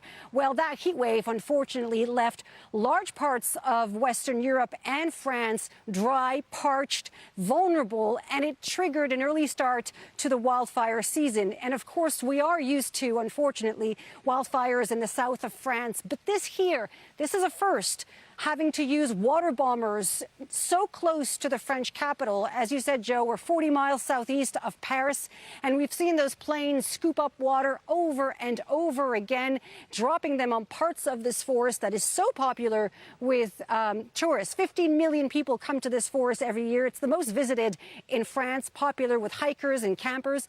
It is also surrounding one of the most famous royal palaces in the country, the Château de Fontainebleau. Now, of course, the fire is spread because of the wind, because of the high temperatures. However, police also think that this may have been deliberate. They've arrested a number of individuals. Among them, according to local media, is a volunteer firefighter who was arrested and who reportedly said that he set fire to twigs using a lighter and gasoline. Another suspect said that he accidentally started the fire when throwing away his cigarette. Now, as I said earlier, the fires have been contained since last night, but officials say it'll take days before they're fully extinguished. So far this year, tens of thousands of acres have burnt, more than for all of 2025, guys. And Danielle, however the fires do start, we know that the hot weather does certainly play a factor in fueling them and several others that are burning across Europe. Walk us through just how bad this heat wave is. Well, here in France, you know, the worst has now passed, and we can feel a breeze, which feels good, but it's also not good for the fires, obviously. But, you know, we talked about the heat wave last month, but as the days went by, officials now have a clearer picture of the devastating impact of that heat wave. A network of health officials have just released what they believe is an estimate for the number of excess deaths that we saw during that heat wave back in June. 10,000 people across Western Europe. That's France, Germany, Spain, and many of them, most of them, more than 9,000 of them believed to be over the age of 65. Obviously, aggravating cardiovascular issues, cardiac arrests, and there are fears, of course, that there will be more heat waves and people, of course, bracing for what could potentially come after that, more fires. Joe? All right. Danielle, thank you so much. We are following a high-stakes confirmation hearing on Capitol Hill today involving acting Attorney General and Trump ally Todd Blanche. He is set to face a bipartisan congressional grilling in his fight to permanently lead the Justice Department. On top of that, survivors of convicted sex offender Jeffrey Epstein are launching a fierce campaign to try and block his nomination. NBC News Now anchor Hallie Jackson has a preview. Hallie, good morning. Hey there, good morning to you. Todd Blanche is expected to tell senators today that he is there in front of them to earn their trust again, we've learned, in what's expected to be a combative confirmation hearing. And for him, a make-or-break moment. The biggest test yet today for President Trump's former personal attorney, Todd Blanche, now tapped to lead the Justice Department. Blanche, right now the acting AG, set to face heated questions at his confirmation hearing. Facing criticism from Democrats, he's doing President Trump's bidding by going after political rivals. Todd Blanche has shown that he's going to be Donald Trump's personal consigliere, his mob lawyer. Blanche also getting heat, including from some Republicans, about a controversial IRS lawsuit and that $1.8 billion so-called weaponization fund, since scuttled. The 1776 fund has to be certainly and completely ended for me to feel comfortable with moving forward. A federal judge just this week slamming Blanche, saying the court is extremely troubled by his congressional testimony back in May on this issue. Blanche is now telling one Democrat behind closed doors, "I made a mistake with the fund," according to Senator Dick Durbin. Blanche represented President Trump in a 2024 New York trial in which Mr. Trump was found guilty of falsifying records to conceal money paid to adult film actress Stormy Daniels. Blanche, later joining the Justice Department, tapped to lead it in April after the ousting of the last Attorney General, Pam Bondi. But as her deputy, Blanche came under fire for the handling of the Jeffrey Epstein documents. I'm not sure where the complaints are from Congress that we need to do more, because we've done more than in any other case in the history of this country. Many abuse survivors furious to see some private information unredacted. Todd Blanche failed us. He failed victims everywhere. Now, some of them appearing in a new PSA urging the Senate to block Blanche's confirmation. The way that we've seen the DOJ handle this case so far is concerning not only to us as victims of this crime, but it should be concerning to Americans everywhere. Now, the DOJ has said it worked around the clock to address victim concerns. As for Blanche's hearing, at least 2 Republicans on the Judiciary Committee have signaled concerns about certain issues. It would only take 1 Republican no vote in this committee to block Blanche from moving forward. Although, remember, he's already been confirmed once by this group for his current job. We'll see how today goes. Back to you. All right, Hallie, thank you. Let's bring in NBC News legal analyst Angela Senadella. Clearly, this is largely a political process, but from a legal perspective, what are some of the potential obstacles or challenges that Todd Blanche could face? Yeah, so Joe, that's exactly right. So the question is really around his legal judgment and whether or not he's violated ethics, but there's no technical legal block right now to him being confirmed. It's a question of whether or not the politicians view that his legal record or his legal judgment is in question. Now, these ethics violations really come from the 2 things that we just heard Hallie discuss. So first is the question of the Epstein survivors, whether or not he actually violated part of the statute by disclosing secret information about victims that should have been protected through the process. And then secondly, involving this lawsuit in Florida, whether or not he allegedly manipulated the political process in order to defend and to help Trump and not the U.S. Another thing Hallie noted is just the relationship between the president and Todd Blanche. He was his personal attorney. They have this close relationship. Does that raise any specific legal or ethical concerns? Yeah, it really does. And it's fascinating because really in any capacity, Todd Blanche is still reporting to the same person, right? So whether or not he is Trump's personal attorney or the attorney general, it really all comes down to Trump. So the president is the one who hires and fires the attorney general, and the DOJ is run by the president, and the attorney general is just at the top of that mountain, right? So the reason why that's a problem, though, is that when the attorney general takes the oath to office, it is not to Trump. It is actually to the United States of America. And as we have seen repeatedly throughout this process, those can come into conflict. And in this administration, likely more than ever, even criminally and civilly, when both parties are on the opposite side, the question is, well, then whose loyalties will he lie to? And it should be, if you're attorney general, that of the United States, not of the president. Let's talk more about some of the heat that he's getting from this recent ruling. It's related to President Trump's lawsuit against the IRS. The judge ordered sanctions against some of those. That includes Blanche. How big of a deal is that, especially for someone who wants to be the country's top prosecutor? So the biggest problem is that if he does end up getting disbarred, and that is something that could potentially happen because he has been referred to both the NY and DC bars to be investigated, and we have never seen that happen before, that if someone is disbarred, if they can still stay attorney general. But that is a process that will take time. There will be investigations. It's not something that we will know right away. But the allegation there, which is in this ruling, is that there was allegedly this self-dealing and manipulation of the legal process in order to get a favorable settlement to one person. And that is highly problematic if you think about how this role is supposed to be that defending the United States, not of Trump. Angela Senadella, good to have you with us. Thank you so much. Thank you. Well, an outbreak of cyclosporiasis that has infected thousands of people has now spread across 34 states. Health officials believe lettuce could be the source of the foodborne illness, which can cause weeks of severe gastrointestinal symptoms. NBC's Ann Thompson has been following the story and has the latest on the investigation into that cause. Ann, good morning. Hey there, Michigan has more cases than any other state with 3,000 and counting. We spoke to that state's top doctor who's pointing, at least initially, at lettuce and other leafy greens as the potential culprit, although federal health officials have not yet confirmed a specific food item as the source of this outbreak. This morning, growing concerns over a multi-state outbreak of cyclosporiasis, the parasitic foodborne illness that can cause weeks of severe diarrhea and misery.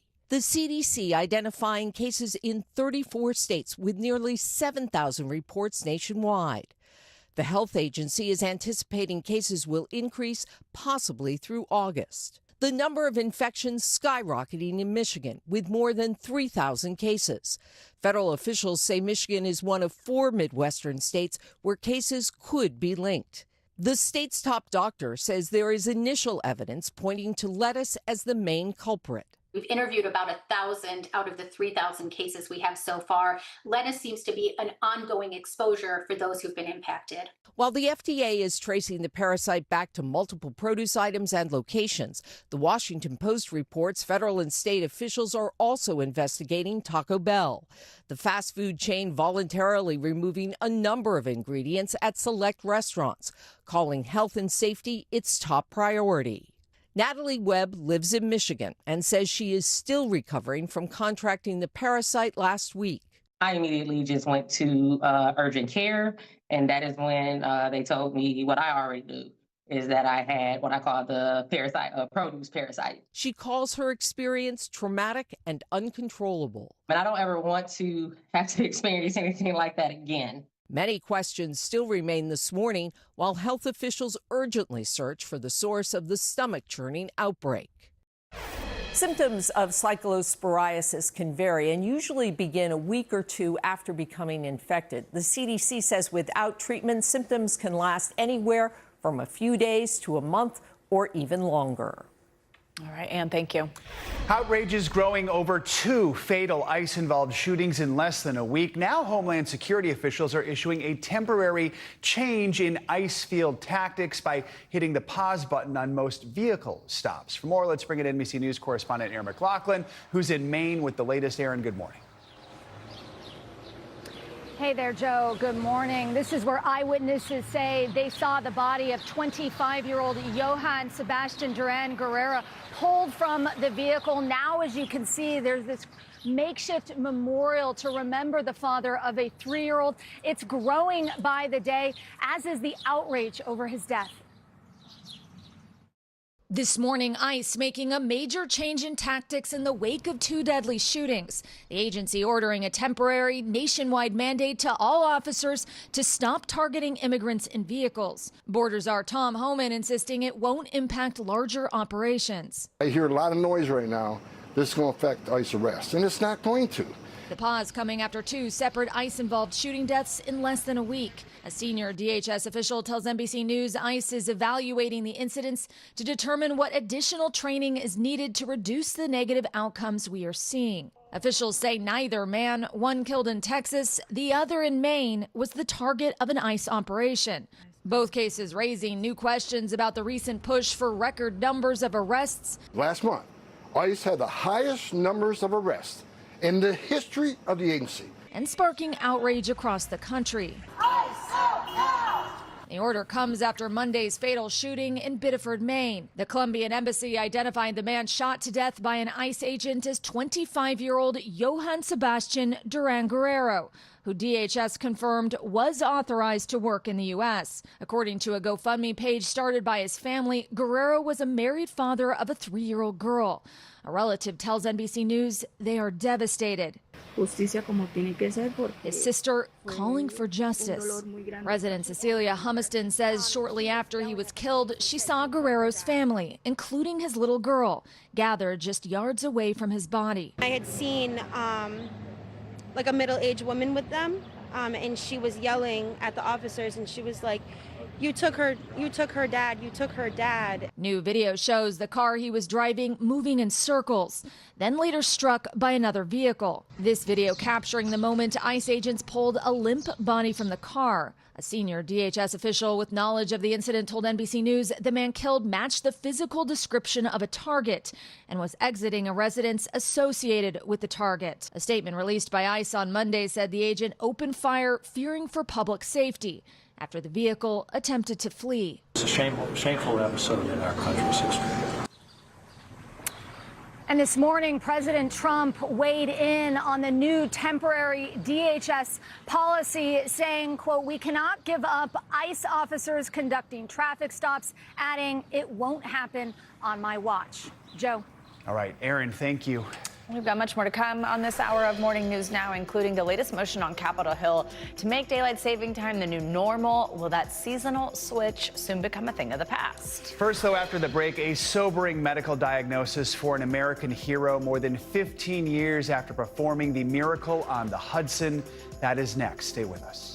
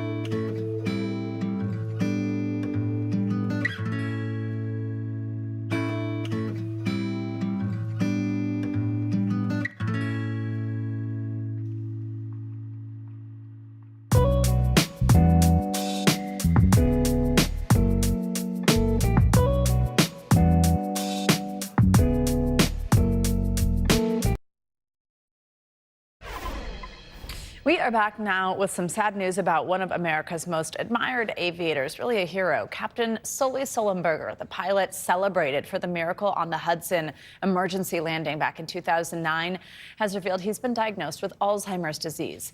The 75-year-old says he hopes to raise awareness and support others living with the disease. NBC News Daily anchor Kate Snow has more. Kate, good morning.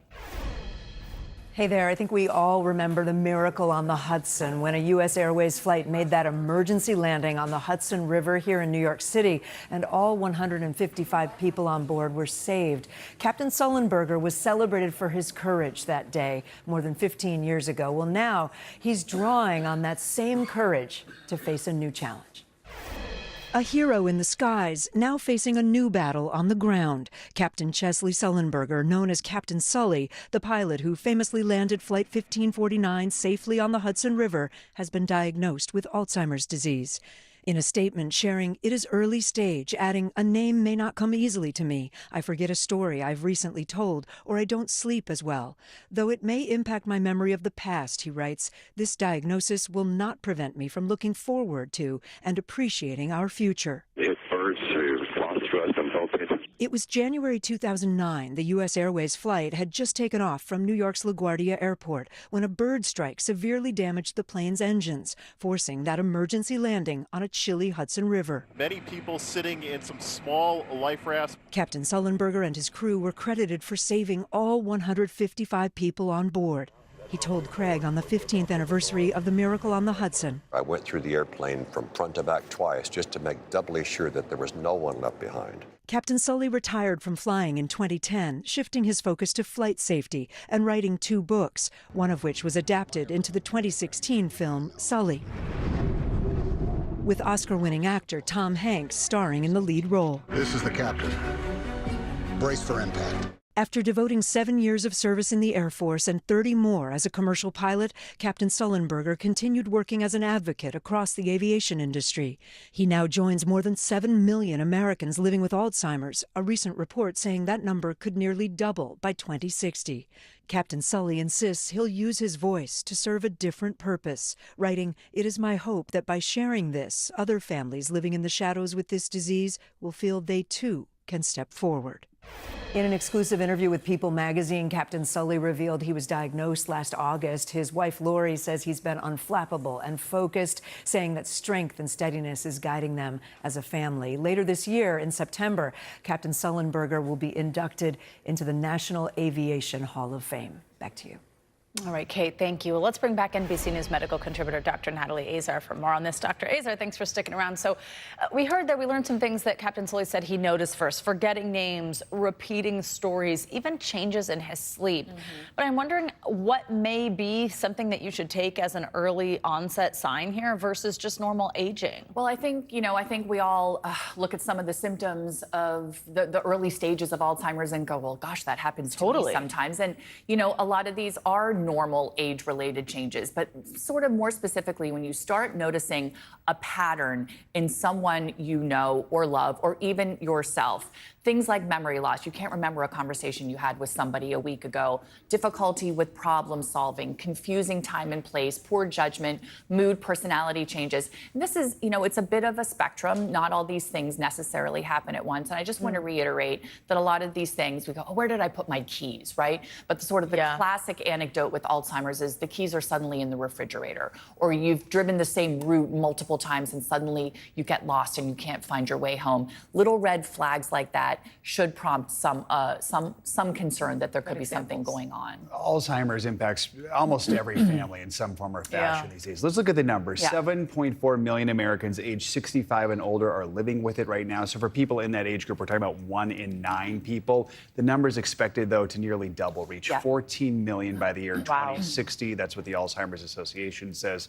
Talk about, obviously people be living longer. That's part of the reason here. But why do we see the risk increase so dramatically as we age? Yeah, and I think our aging population is the #1 reason that we're going to see these numbers just kind of explode in the next number of decades. But if you think about what are the risk factors, what causes Alzheimer's? Well, there's a lot of different things. The biggest one is age. There are age-related changes that happen to all of our brains, but specifically in an Alzheimer's patient, we have that accumulation of that protein, amyloid and tau that causes destruction of your neuronal cells.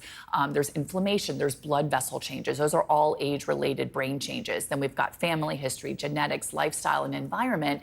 So the one message here, I like to always sort of flip something on its positive. You can't change your family history and your genetics, but a lot of the lifestyle things, smoking, controlling hypertension, cardiovascular disease, all of those things, well controlled, can also mitigate some of that risk for dementia. There, as we know, is no cure, but there have been some important advancements recently. Yes. What are those? Is there anything that can treat this at all? Right. So correct, there is no cure. And unfortunately, we're not at a place yet where we have treatments that can prevent in someone who doesn't have any signs yet of cognitive decline. But in the last 5 or 6 years, there have been a number of different antibody treatments that were approved that specifically target and reduce the amount of amyloid plaque in the brain.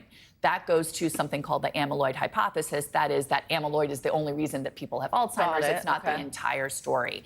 But beyond that, because those can carry some risks and they can be expensive and this and this and this, but there are some medicines that are available that can help with some of the cognitive function that are not those antibody treatments. You mentioned a moment ago things we can do to just protect our brain health. What are some of the best steps that we can per our segment earlier today, right? There's certain things that are not malleable, but things that are super, super important. Staying engaged socially, physical activity, a healthy anti-inflammatory Mediterranean diet, brain games, all of those things can help our cognitive health and help our brain aging as we age chronologically as well as physiologically. All right, such important info. Dr. Azar, thank you so much. Coming up, could daylight saving time actually, finally, become a permanent part of our lives? It's a timeless subject of debate no matter where you live. Now, though, Congress is taking steps to make sure we see those later sunsets year-round. Not everyone is on board, though. We'll clock into that conversation up next.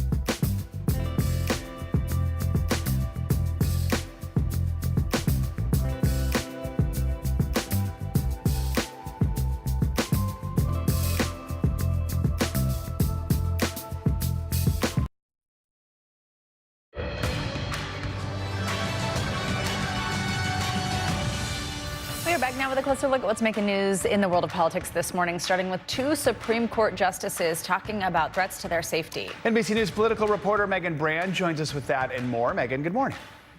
Hey, Joan, Savannah, good morning. Yeah, let's start on Capitol Hill, where Justices Elena Kagan and Amy Coney Barrett made a rare appearance before lawmakers yesterday.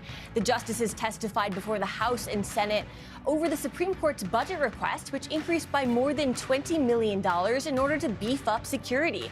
Justice Kagan said that the Supreme Court police saw a 38% increase in threats this year. Justice Barrett also recalled a swatting incident at her home, as well as having to explain to one of her kids a couple of years ago why she had a bulletproof vest. Next, let's turn to E. Jean Carroll, who had been in a legal battle against President Trump. Now, court records show that Carroll has collected her $5 million judgment against him. This comes more than 3 years after a jury in 2023 found Trump liable for sexual assault and awarded Carroll $5 million. Trump has denied the allegations and filed several appeals, but this month a judge ordered him to give her the money. Finally, let's go to the Senate, where Senator Lindsey Graham's sister, Darlene Graham, was sworn in to fill the remainder of his term. She was appointed by South Carolina Governor Henry McMaster days after Senator Graham died unexpectedly. When she was appointed, she said that, quote, "Lindsey has always been there for me, and now I will be there for him." A primary election is taking place on August 11th to select a Republican candidate to run for a full term this fall. And that's a look at what's making news in politics this morning, guys. All right, Megan, thank you so much. All right, could it finally happen? Could daylight saving time soon become permanent in the U.S.? We are now one step closer after the House passed what's known as the Sunshine Protection Act yesterday. Now, this bill would eliminate the annual switch back to standard time each fall. It would keep the country on daylight saving time year-round. The Senate will now consider the legislation. If it passes and is signed into law, Americans would no longer turn their clocks back each November, keeping those later sunsets year-round. Dr. Karen Johnson joins us with more on this. She is the co-chair of the Coalition for Permanent Standard Time and vice president of Save Standard Time. More on that in a moment, Dr. Johnson. But first, just big picture. We've had this debate politically for a long time, not the first time this has come up in Congress. What exactly would this change for Americans if it does go through? Yeah, so permanent daylight savings time would have us stay on the time we're on now. So instead of switching back in the fall, we would stay with later sunrises and sunsets. And the issue with this is that when you extend daylight savings time into the winter, we essentially lose morning light until after 8 a.m. for 2 to 4 months. Some places only having sunrises at 8:30 or 9 a.m. And that has, particular consequences on our health and safety. Yeah, you argue that standard time is actually healthier, while people who are in favor of what we're talking about right now, this extending daylight savings, say the opposite. Why is it that you say it's healthier? Yeah, so standard time is set more by when the sun is naturally overhead at noon, whereas daylight savings time is set an hour later. And our bodies stay aligned with the sun. And so when you set those clocks later, it makes it harder to fall asleep on time. It makes it harder to wake up on time. And it puts our bodies in misalignment, which really affects our health. It affects our productivity. It affects our ability to have good judgment. And so that's why we end up seeing things like higher rates of diseases and car accidents with daylight savings time, but we could actually see improvements in those with standard time. If we stay on daylight saving time year-round, clearly the arguments we've heard for that, people like having more daylight in the evening hours. We always hear the Chamber of Commerce cited as saying, we need that so people will go shopping and businesses will succeed. How do you respond to some of those arguments that are made about all this? So first, what a lot of people only say is that there's harms of the changes themselves. And so if we get rid of those harms, we're going to do better. What we know now is there's a lot of studies that really show what is the effects of having the sun set with an artificially late time. And those studies show that there's higher rates of obesity, cancer, heart disease, strokes. We do worse in school. And so we have more depression and suicide. And so it's really important not that we just end the harms of the time change, which is what we do want, but we need to end it with a way that is more naturally aligned with the sun and that can improve health and safety rather than harm health and safety. And this also goes for businesses. Most workers need to get to work on time. They need to show up. They need to be productive. They need to be healthy. And so the majority of businesses would actually be hurt by permanent daylight savings time because of those losses in productivity and health and safety to their workers. So I think we've established that there's so much agreement that maybe changing that clock is not ideal. But there is this debate, as we've been just talking about which one to go with. From a health perspective, what do you think about the possibility of each state deciding what works best for them, or voters in each state getting to decide rather than a national standard? Well, certainly because the length of days vary whether you're in the north with sort of a more extreme changes and whether you're more on the western edge of time zones, which already have later sunrise and sunsets. Daylight savings times do affect states differently. So there is, from a health reason, the more aligned we are all to the sun would be the best for health-wise for everyone. And, so the standard time still aligns more people to improve health overall. All right, Dr. Karen Johnson, the debate continues. Yeah, Thank you for joining us this morning. We appreciate it. Thank you. Coming up, the Spain train rolls on this morning straight to the World Cup final. After the break, we got everything you might have missed from yesterday's stunner against powerhouse France as we look ahead to this afternoon, when Argentina and England will face off for their chance at glory. Next on Morning News Now.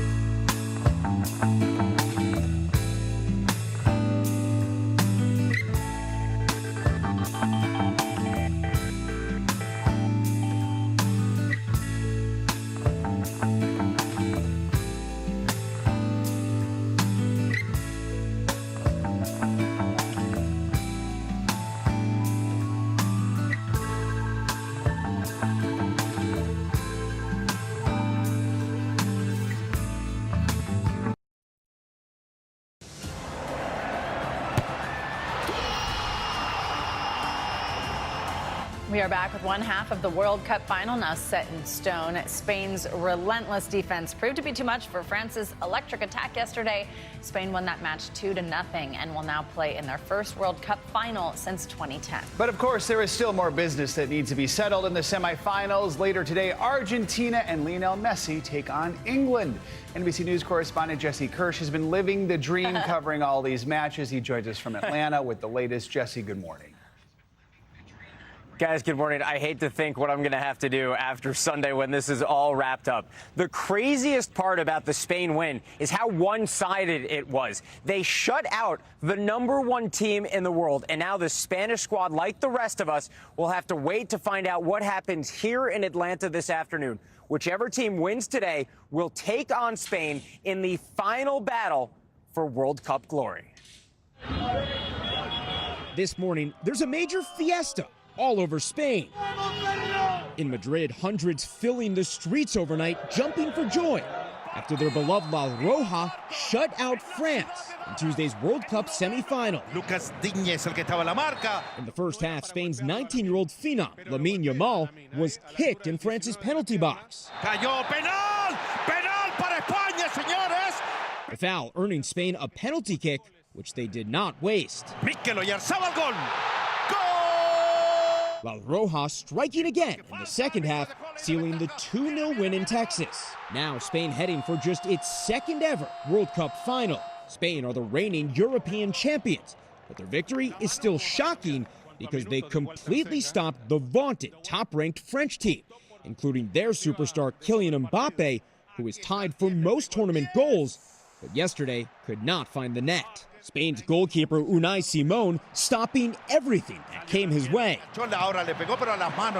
Now Spain waits to find out which team they'll play next for the title. Their opponents will either be England or Argentina, who kick off later today in Atlanta. We really respect them and we will try our best to win. Argentina, the reigning World Cup champs, led by the iconic Lionel Messi, are trying to win back-to-back titles. Their fans already swarming in Atlanta. They're the world champions, so they need to come out, they need to defend their title, so there's no pressure on us at all. Their opponents hoping to be the first English team to reach the World Cup final in 60 years. That's enough hype and drama as it stands. But wait, there's more. Remember, back in 1986, Argentina's Diego Maradona scored by punching the ball into the net in what has become the infamous or iconic, depending on who's talking about it, hand of God goal. You see it right there. Then fast forward years later, Sir David Beckham got a red card, was ejected from a game in the World Cup. England knocked out of the tournament. He was ridiculed for that. And guess who England was playing in that game? You guessed it, Argentina. This is simply the latest chapter in what is arguably the most iconic, heated, intense, use whatever word you want, rivalry in the history of World Cup soccer. And we get to see that next chapter written right here today. We're talking about it before, guys. England trying to do something they haven't done in decades. Lionel Messi chasing back-to-back World Cup titles. And remember, he is 39 years old. This could be the last game he plays in the World Cup. And something that might be speaking to that, StubHub says on its site, Argentina fans are outbuying England fans by more than 2-1.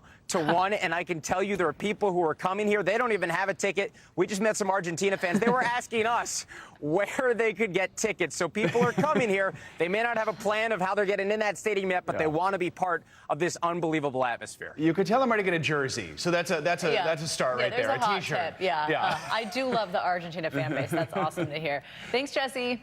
Coming up, what would you say if we told you something named Gus fetched more than $50 million at an auction here in New York yesterday? Well, here he is. It's an unbelievably rare T-Rex fossil snatched up by a mystery bidder for a record amount of cash. But you could say some people have a real bone to pick with that sale. We'll explain next.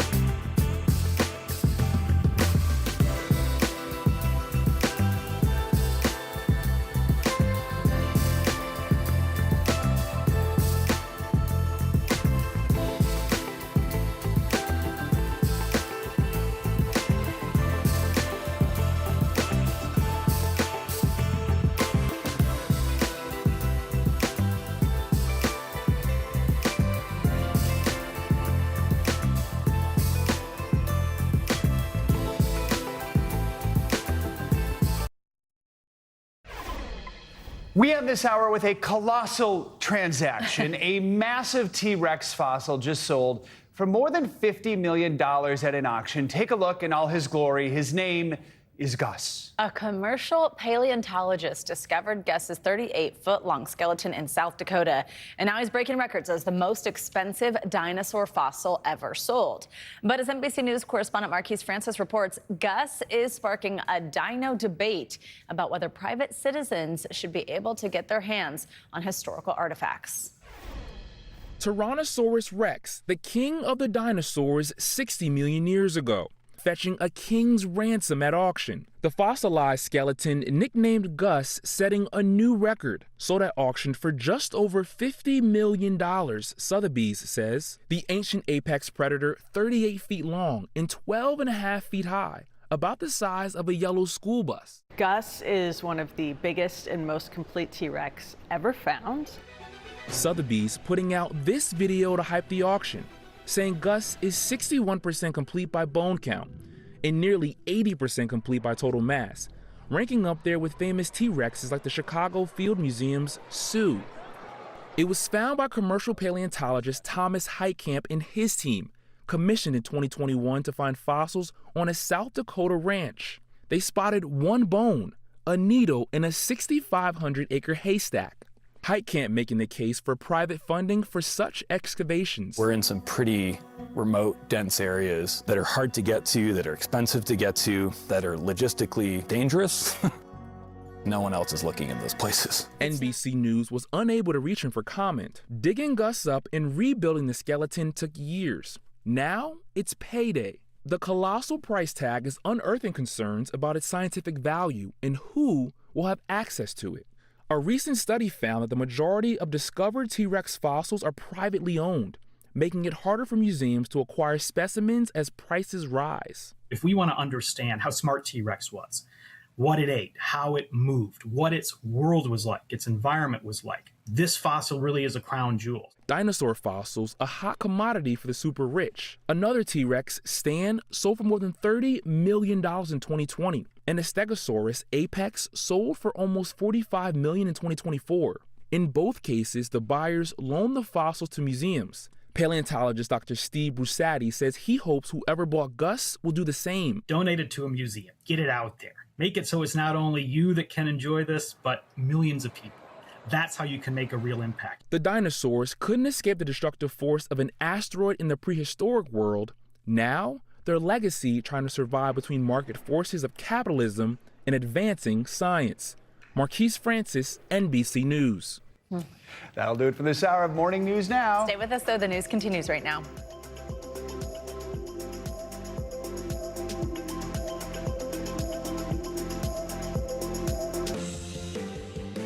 Developing right now on Morning News Now, strikes and setbacks in the Middle East. This morning, the U.S. launching another round of attacks in the latest exchange with Iran, hours after President Trump reimposed a naval blockade on Iranian ports, but walked back plans to charge ships passing through the Strait of Hormuz.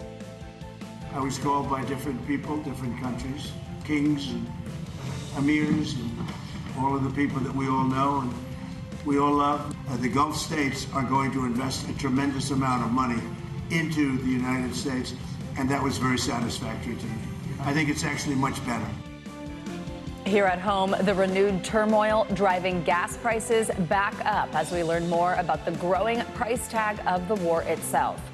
Also this morning in the hot seat, President Trump's Attorney General pick Todd Blanche set to face lawmakers in what could be a contentious confirmation hearing. Plus federal fallout after two deadly shootings by ICE officers less than 1 week apart. Now the agency pressing pause on one of its most common and controversial practices. Then taking precautions, health officials looking at leafy greens as the possible source of a parasite outbreak that sickened thousands of people nationwide. What doctors want you to know. And a soccer stunner this morning, Spain celebrating after an incredible upset win over France to advance to the World Cup final. Now it's the GOAT's turn. Lionel Messi and Argentina gearing up to face England and secure that second spot. We will have all the excitement. Oh, gosh, it was I mean, the first time France trailed, I think, the whole World Cup, right? And it was it was definitely unexpected because they were the favorite. Good luck finding a spot at a bar anywhere yesterday afternoon. They were all packed. No kidding. No one was at work. Good morning. Good to have you with us. I'm Joe Fryer. And I'm Savannah Sellers. Thanks for starting your Wednesday with us. We are going to begin this hour in the Middle East, where U.S. Central Command says it began launching a new wave of strikes against Iran earlier this morning. In a post on X, they said the strikes were, quote, designed to further degrade military capabilities Iranian forces have used to attack commercial shipping in the Strait of Hormuz. This comes after President Trump reimposed a naval blockade on Iranian ports in that critical waterway, but he did walk back a threat to charge a fee for protecting ships passing through the strait. With the fighting escalating and traffic at a standstill in the strait, the price of oil is on the rise once again. NBC News Washington correspondent Alice Barr joins us now with the latest details. Alice, good morning. Good morning, Joe and Savannah. It is unusual to see another round of U.S. strikes beginning so soon after the last one wrapped up last night, just in terms of how the pacing has gone up to this point. A potential sign of the fighting ramping up even more with the ceasefire now over. For the fourth night in a row, American forces hitting Iranian military targets, aiming to stop Iran's attacks on commercial ships in the Strait of Hormuz, in what is increasingly a fight over control of that vital shipping route. Iranian state media released video it says shows Iran striking a base in U.S. ally Jordan, though NBC News cannot independently verify that. President Trump warned Tuesday it will only get worse for Iran if they don't come back to negotiate. We're going to hit them very hard tonight. We're going to hit them very hard tomorrow night. We're going to hit them very hard the night after. And then next week it gets really bad for them because next week comes the power plants. Next week comes the bridges. The president reimposed the U.S. naval blockade on Iranian ports to choke off its oil trade, while reversing course on a move to charge a 20% fee on any other cargo that makes it through the strait. He had argued the U.S. would be the guardian of the strait and should be reimbursed for protecting ships passing through. He's now abandoning that idea after he says he heard from leaders in the region. They said, we'd love to do it a different way. We'd love to invest in the United States with billions and billions of dollars. No U.S. allies have so far publicly confirmed new investments, and Iran reasserted it's the guardian of the strait. Amid the renewed turmoil, oil and gas prices are pushing back up. And now a new look at the price of the war itself, which an internal Pentagon estimate puts at $80 to $100 billion, according to 3 U.S. officials and 3 people familiar with the matter. That includes the cost of rebuilding U.S. military bases and aircraft hit by Iranian strikes. And that new estimate is a big leap from the roughly $30 billion estimated just 3 months ago. Senators pressed the Pentagon's top financial official in a Capitol Hill briefing for more concrete answers on the war's full costs. Savannah, Joe? Alice, any talks between the U.S. and Iran amid all this? Yeah, President Trump was asked in that Fox News interview last night when he'd last spoken to the Iranians. He said his team had just heard from their Iranian counterparts within the past hour and that they sent back a new message to make a deal, though he acknowledged he doesn't know at this point if they actually will or not. All right, Alice Barr in Washington, thank you. Well, on Capitol Hill, Acting Attorney General Todd Blanche is going to face tough questions today. He's facing his confirmation hearing in President Trump's push to have him permanently lead the Justice Department. Blanche is expected to endure a bipartisan grilling on a variety of issues, chief among them his department's investigations into President Trump's political adversaries and the DOJ's handling of the Epstein files. Here to talk through this is NBC News political reporter Megan Brand and our legal analyst Danny Ceballos. Good morning to both of you. Megan, I will start with you.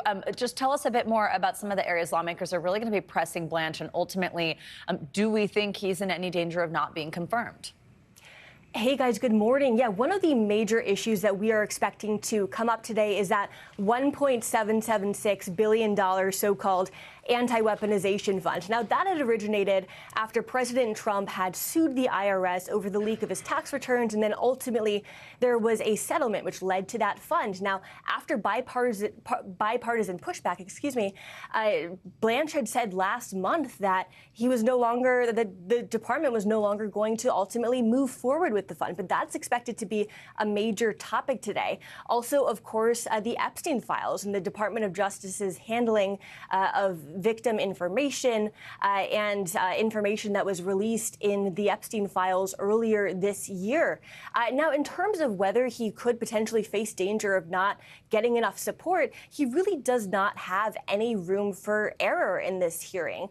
He only needs one Republican senator to oppose his nomination in order for him to not be reported favorably out of the committee. So two senators that are going to be key to watch today. One is Senator John Cornyn of Texas, who had said that he's uncommitted on whether or not to support Blanche. And the other senator to keep an eye on is Senator Tom Tillis. Now, both of those senators have expressed concerns over the so-called anti-weaponization fund. So we're expecting to keep an eye and see whether that comes up as something that could potentially ultimately lead them to not favorably report Blanche out of committee, guys. And notably, both are lame ducks for various reasons as well. So, Danny, let's bring you in here. Clearly, President Trump's close relationship with Blanche is going to face fierce scrutiny, having also been his personal attorney. Help us understand from a legal perspective if and how that could harm his push to become the full-time AG.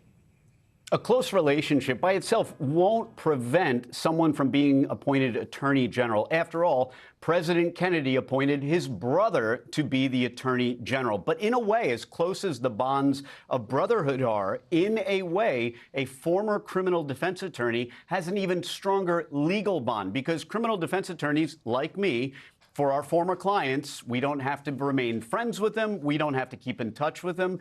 But we forever owe them a duty to not enter into a conflict of interest with that former client. So there is and always has been an issue with Todd Blanche becoming the Attorney General. Maybe you could make an argument that, oh, if he was the U.S. Attorney for the District of the Virgin Islands, you wouldn't see a conflict. But here, he is going to be the Attorney General, and that does create at least the specter of a conflict. But the conflict at this point really isn't legal. It's more political. And Megan, Blanche also, he's not just expected to feel the heat from lawmakers, he's also facing backlash from survivors of Jeffrey Epstein, and we understand some of them will be on the Hill today to protest his confirmation. What are we hearing from them?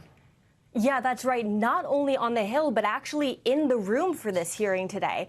Senator Dick Durbin had confirmed that they're going to be reserving some of the seats in the room for Blanche's confirmation hearing for survivors of Jeffrey Epstein to actually be there, as senators are pressing them on this issue. Now, earlier this week as well, several survivors of Epstein had released a PSA as well, urging senators to not support Blanche's confirmation. In that PSA, they described things like the release of personal information in the Epstein files, as well as things like nude photos, their names, information that can be used to identify them as being survivors of Epstein, and saying in that PSA that they wanted senators to vote against Blanche, arguing that Blanche failed them and victims everywhere, and they also argued that they and the country deserved better. Danny, this hearing comes just days after a judge ruled President Trump's lawsuit against the IRS over leaked tax returns was brought, and the judge said, quote, bad faith for an improper purpose. The judge also ordered sanctions against some of those involved. That includes Blanche. Tell us a little more about that ruling. Could that come up during Blanche's hearing today? Yeah, Judge Williams sanctioned directly some of the attorneys, but in a way, what she did to Todd Blanche is probably, in a way, more ominous. After all, she took that opinion and referred it to Blanche's bar, the New York bar, and that is the entity that disciplines attorneys like me. Every state has a bar or professional responsibility board, and discipline can range from public censure to the figurative death penalty, which is disbarment. That is the worst thing that can happen to us. And in a way, I would probably rather be sanctioned for a couple $1,000 by a judge in a court than to have my entire career at stake. And Blanche already faces discipline, or an investigation, I should say, to be more precise, in New York. So this is going to be a major issue today and expected to come up early and often. Megan, while we have you also, we are learning a few more details about President Trump's primetime speech that he's scheduled for tomorrow. What do we know? Yeah, so President Trump is expected to use that speech tomorrow to discuss election integrity and to discuss findings that the administration believes shows foreign interference in the 2020 election. That's according to a person familiar with the matter. Now, he was asked yesterday by a reporter what he's going to talk about in that speech, where President Trump said that he will have really big news. And he also said that without free and fair elections, you don't have a country. Now, President Trump has repeatedly falsely claimed that he won the 2020 election, which was won by now former President Joe Biden. And there's no there's no evidence of widespread voter fraud as well. So Reach for Comment White House Press Secretary Caroline Leavitt said that the truth is nobody knows yet what President Trump will ultimately say, which is why everyone should tune in. All right, Megan and Danny, thank you both so much. An urgent search and rescue effort is still ongoing in the San Francisco Bay this morning. 3 people are missing after a boat capsized near Alcatraz Island yesterday. Officials say the 50-foot boat was carrying 20 adults when it capsized yesterday afternoon near the infamous prison. The passengers were taking part in a memorial service on the vessel. Officials say 1 man died and 3 others were hospitalized after falling into the water. They say all of the injured are now in stable condition. The incident was initially called in as a fire, but so far officials have found no evidence of one on board. Marine rescue units are now racing against time to try and find the missing as investigators work to piece together what caused the boat to sink. Well, another summer scorcher is on. This morning, 170 million people are under heat advisories, with record highs stretching from here in the Northeast to the Northern Plains, all the way down to South Florida. The heat is so bad in Massachusetts, officials had to close more than 40 beaches because of a concern that the warm water could become a breeding ground for a bacterial outbreak. Meanwhile, in Texas, the governor has declared a state of disaster in some communities after torrential rain left some towns completely underwater. There is more rain in the forecast today. NBC News correspondent Ryan Chandler is in Texas following the extreme weather, and he has the latest from Uvalde. Relentless rainfall bringing dangerous flooding across a huge swath of South Texas. Powerful waters overtaking roads, forcing high water rescues. In Uvalde County, the Texas game warden says they helped the passengers in this vehicle escape just before the current carried it away. Watch as crews pull up on another vehicle stuck in raging waters, carefully peeking through the windows to make sure no one is inside. We managed to venture as far as here in the highest impact zone. Now you see the water overwhelming this side of the highway is shutting down all of the traffic heading west from San Antonio. Parts of the area seeing up to a foot of rain. In Uvalde, these roads impassable, floodwaters submerging streets and surrounding businesses. In nearby Medina County, officials warning why travel may be especially dangerous. They're traveling at night and quickly come up on a low water crossing. Before they realize they're in it, they're swept off. Meanwhile, widespread heat bakes millions across the country. In the Northeast, other dangers keeping beachgoers out of the water. In the New York City area, warnings of life-threatening rip currents. And in Massachusetts, dozens of beaches closed there because of elevated levels of bacteria in the water.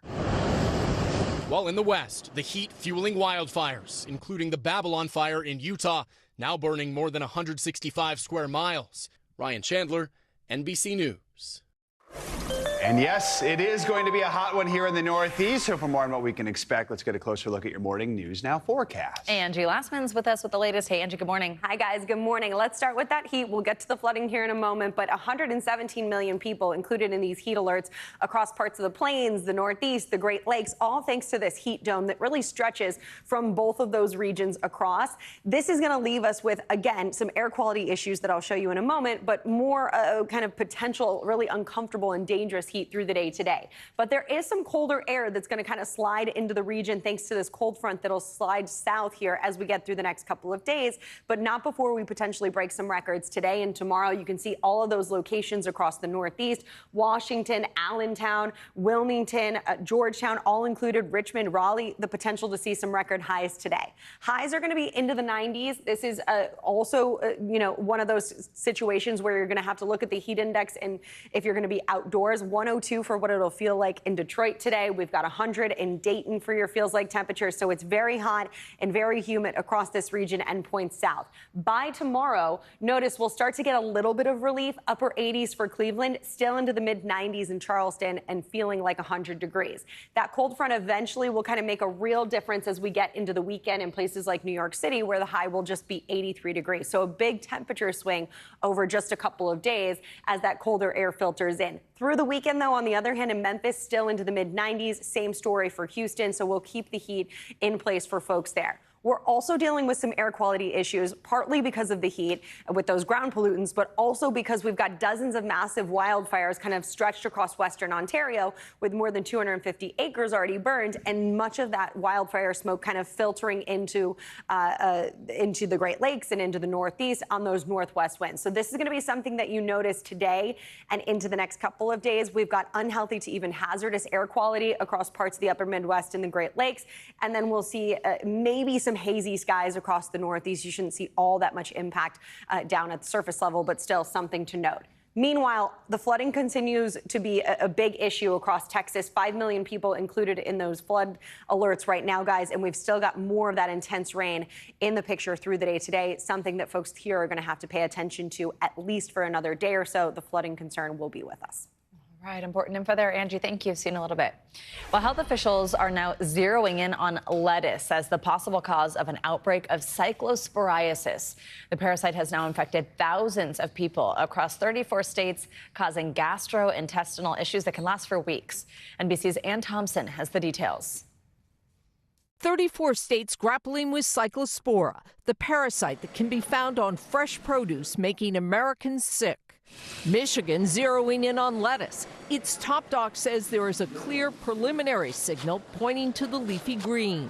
Why do you suspect lettuce? We've interviewed about 1,000 out of the 3,000 cases we have so far. Lettuce seems to be an ongoing exposure for those who've been impacted.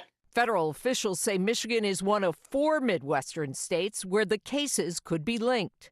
Taco Bell confirming it removed limited ingredients at select restaurants while authorities continue their broader review, noting public health officials have not confirmed a link to Taco Bell.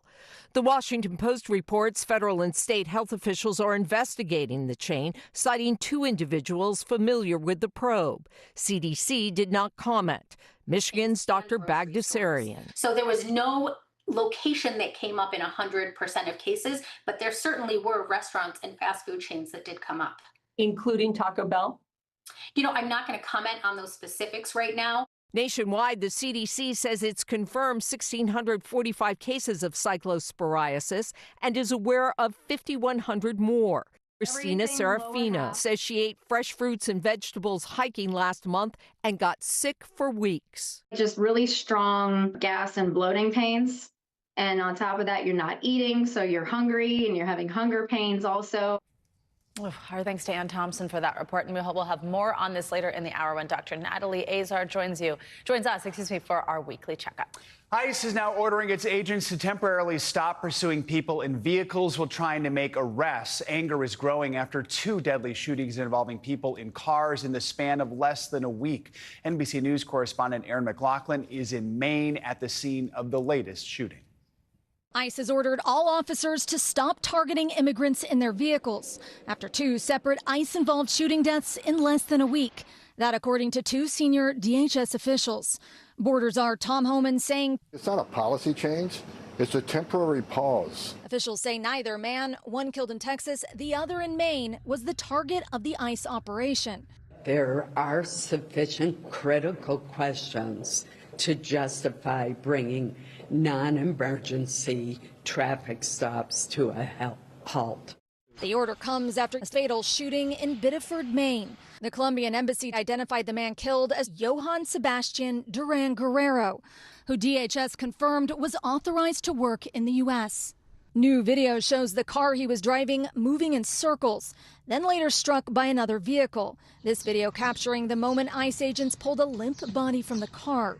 Another angle shows police ringing the doorbell of a nearby pawn shop, asking what cameras the building has. I need to know what they have for cameras. Resident Cecilia Humiston says she saw Guerrero's family, including a little girl, gathered just yards away. She was still wearing her bluey PJs, and the mother of the daughter, she was like completely distraught. A senior DHS official with knowledge of the incident told NBC News the man killed matched the physical description of a target and was exiting a residence associated with the target. A statement released by ICE said the agent opened fire fearing for public safety after the vehicle attempted to flee. Authorities say none of the agents in Texas or Maine were wearing body cameras. There's no excuse for it. They have no end of money. A former and current senior DHS official tells NBC News that they believe the pressure to increase the number of arrests is to blame for this latest violence, saying the agents are under too much stress. Back to you. All right, Aaron, thank you. Well, after a lengthy appeals process, E. Jean Carroll has collected her more than $5 million civil judgment from President Trump. The payment comes 3 years after a jury found the president liable for sexually abusing and defaming her. The payment was confirmed by Carroll's attorney. The money had been held in a court escrow account while the president filed various appeals. A district judge ordered the money to be paid earlier this month after the Supreme Court denied Mr. Trump's bid to hear another appeal. Much more to come here on Morning News Now. Later this hour, countdown to kickoff. Lionel Messi and Argentina gearing up to face England for a spot in the World Cup final. More on the excitement ahead of today's matchup. Up first, though, new developments for a Texas man accused of murdering his pregnant wife and then fleeing to Europe. The hearing that just wrapped up overseas. Stay with us.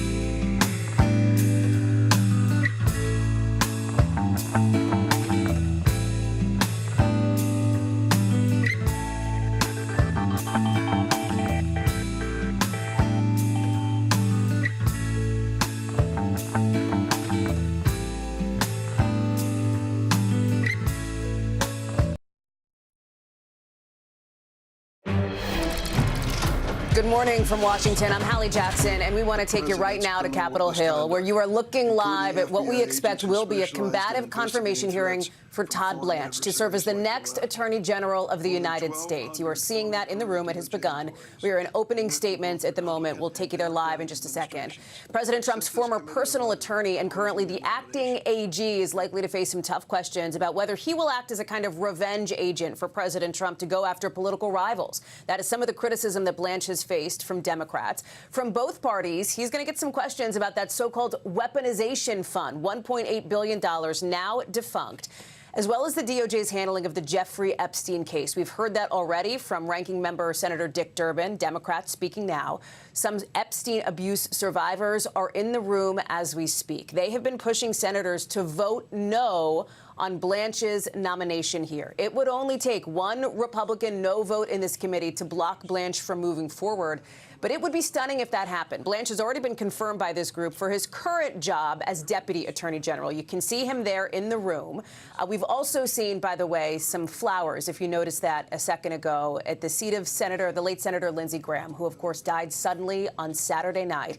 He was a member of the Judiciary Committee and is being honored and remembered there. You see it to the left side of your screen at this moment. We've got team coverage here this morning as we are going to watch how this hearing unfolds, starting with our Chief Justice and National Affairs correspondent, Kelly O'Donnell. And Kelly, we talked about some of the criticism that Blanche has already faced from both Democrats and even some Republicans. He is certainly going to have some explaining to do here. And we expect that he is prepared for that. We expect that the acting attorney general will talk about what this job means to him, some of the progress that's been made in his view during the time that he has been serving in this administration. And part of what stands out and makes today so different is often when we have a high-profile confirmation moment, it's someone new to the scene. And that is so not the case with Todd Blanche. He, of course, has been in the job as deputy attorney general and then as acting attorney general and then very prominent as the president's personal lawyer prior to the president coming into this second term. So he has been a large figure. We've also noticed that in this White House under the Trump administration, there's more direct connection between the Department of Justice and the White House. There isn't the typical wall that has been seen in past periods, certainly in the post-Watergate era. So there are personal ties here. There's the emotion that you referenced with the absence of Lindsey Graham, with his sudden death. He would have been a very interesting figure to watch in today's hearing. And it's the range of topics. It's about news that is, and in current situations in the United States that's happening right now in terms of how investigations are conducted with some of the ICE raids that have gone on and some of those moments. It is the Epstein situation in all its dynamics, from what happens with ongoing investigation and the very human cost to the survivors who were in the room, as well as lots of policy issues and how the weaponization that the Department of Justice now describes, that they refer to past administrations, while current critics say it is this Department of Justice that weaponizes the president's interests and using the levers of government to try to meet his aims. Hallie? Kelly, I'm going to ask you to stand by for a moment while we bring in our senior White House correspondent, Gabe Gutierrez. And as we are seeing, I'm taking a look here at the screen, Gabe. I believe Senator Durbin is just wrapping up his opening statement. Notable here, because when we talk about this controversial $1.8 billion, weaponization fund, since scuttled, obviously, Senator Durbin said that in a private conversation with Todd Blanche just yesterday, Blanche acknowledged having made a mistake. There was some pushback from the Department of Justice on that characterization, and you heard Senator Durbin address it there. He said, if my memory is different than yours, you'll have an opportunity to get into that here. That is just one of several topics that we expect Blanche to cover. Yeah, certainly, Hallie. And look, something we'll be watching for, too, is just exactly how Todd Blanche references that. You're right. A source close to Blanche told me that was not a fair characterization, what Senator Durbin said. And when you think about that, Hallie, it's very unusual for a top administration official who, by no doubt, President Trump will be watching this hearing very closely to acknowledge any sort of mistake here. Now, this hearing, though, Hallie, is really seen as a referendum on President Trump's vision for the Justice Department. You heard Kelly talking about it a little bit right there, how this DOJ operating very differently than previous Justice Departments have under previous presidents, with being walled off from the White House. The president does not see it that way. He, in his True Social post yesterday, referenced how Todd Blanche Blanche was with him as his personal lawyer as he fought what he calls lawfare when the Biden administration, the president believes, was unfairly targeting him. There will be a lot of questions today, as Kelly was referencing, about what weaponization actually means and whether this Justice Department has been unfairly going after its critics as well. So the president offering a full-throated defense of Todd Blanche, but certainly something else that will come up here, as something you've covered extensively, is all these questions about the Epstein files, which is something that this Trump administration has been very eager to move on from that story, Hallie. I'm just taking a look at the screen here. It appears as though, I'll ask the control room to check me on this, it appears as though Senator Durbin is finishing up, I believe, his opening statement. He's still speaking now. We expect to hear then Todd Blanche introduced, and then he will be sworn in. And we're off to the races at that point, Gabe. If you can pull on the thread of the Epstein case here. You've done reporting on this. Kelly has. I have. The team has on the Hill as well. The concerns are multiple here from conversations that I've had with some survivors and others here. Number one, it's the lack of redactions, the way that the Epstein case was handled generally with the release of the documents that was forced, of course, by Congress. That's the reason that the DOJ released them, is that they had to once Congress voted for that. It's also Blanche's interactions with Ghislaine Maxwell, of course, Epstein's convicted co-conspirator who was moved to a lower security prison camp last year after after Todd Blanche had this, conversation with her, essentially. We've seen the transcript from that. But the Maxwell sort of situation is still very much a live ball in the eyes of some of these survivors. And as you've heard already in the room, in the eyes of some Democrats as well, Gabe. Yeah, certainly. And look, there's been a lot of speculation whether President Trump would consider a pardon for Ghislaine Maxwell.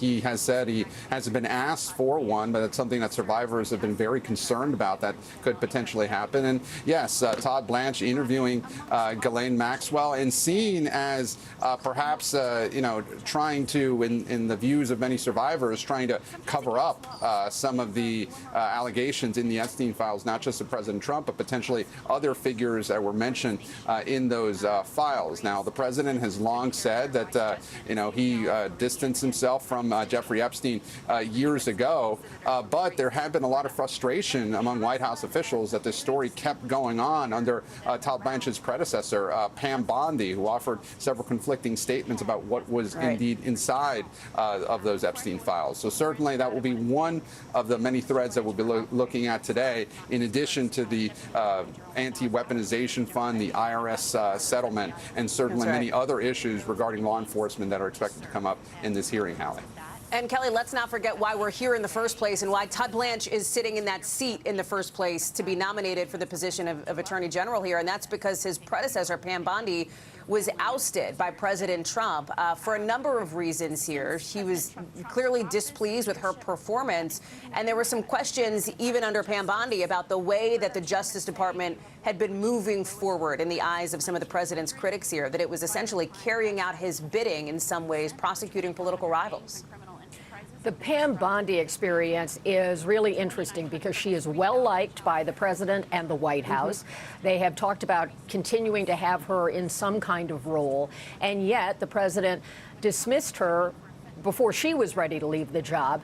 And it was perceived to be, and our reporting backs it up, that it was really a frustration on the president's part that some of his mission, things he wanted to see accomplished, were not being done to a sufficient degree. And that included the retribution that has been a theme throughout, especially the second Trump administration, of wanting to settle scores, wanting to use the levers of government and the Department of Justice to pursue perceived political enemies or rivals of the president, from James Comey, the former FBI director who's currently under indictment, to Letitia James, the Democratic Attorney General of the state of New York. And it goes on from there. We've also seen there's been a conviction, a plea agreement against John Bolton, the president's national security advisor in the first term, related to national security matters and his retention of that information. It is one of the hallmarks of the president, his definition of loyalty and his expectation of what that means. And it appears on its face that it is not first loyalty to the Constitution, which is an oath all of these federal officials take, but loyalty to the president's personal interests and his agenda. And so for Pam Bondi, the end came abruptly, and in part, The president was able to do that because he knew Todd Blanche, someone he does trust and has a good relationship with, was prepared to step in. In her time since leaving office, Pam Bondi has made it clear that she claims that Todd Blanche was in charge of the Epstein investigation and the release of documents, not all of the investigations. That's something where he has been very firm in saying all the material that can come out has come out. And there's a real dispute about that because there are still millions of documents that for various reasons have been withheld. Some of them legitimate in the typical practice to protect victims and so forth. Right. But as you know so well from your work interviewing and doing reporting about that survivor community, there is a lot of discontent there that they believe they have, in one breath, not been handled properly, and at the same time, evidence that they believe is there and worth the public seeing has been withheld. So expect a lot on that issue.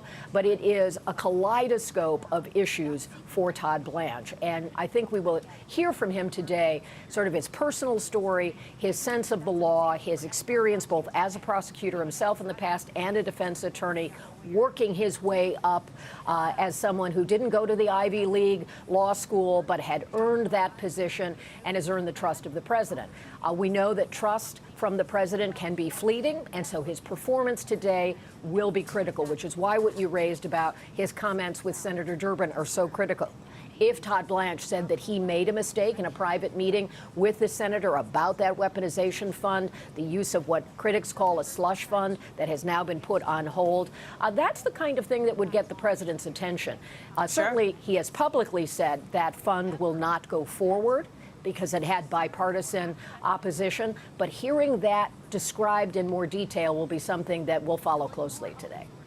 Kelly, I'm taking a look here at the monitor because just so folks know, we will hear from Todd Blanche. We are, I think, just seconds away. He is being introduced now, and then he will be sworn in before the questioning begins. And Gabe, let me pick up on you just until we hear from Blanche. We'll dip in live when that happens. We're going to bring you this hearing live as you see the introductions happening now. Gabe, Kelly talked about trust being an important factor for President Trump. We know that the personal relationship piece of things for the president and these key cabinet members has been critical really since, he came into office the second time around, in his first term as well to a degree, although we've seen obviously an evolution in the way that the president has put in place his innermost circle.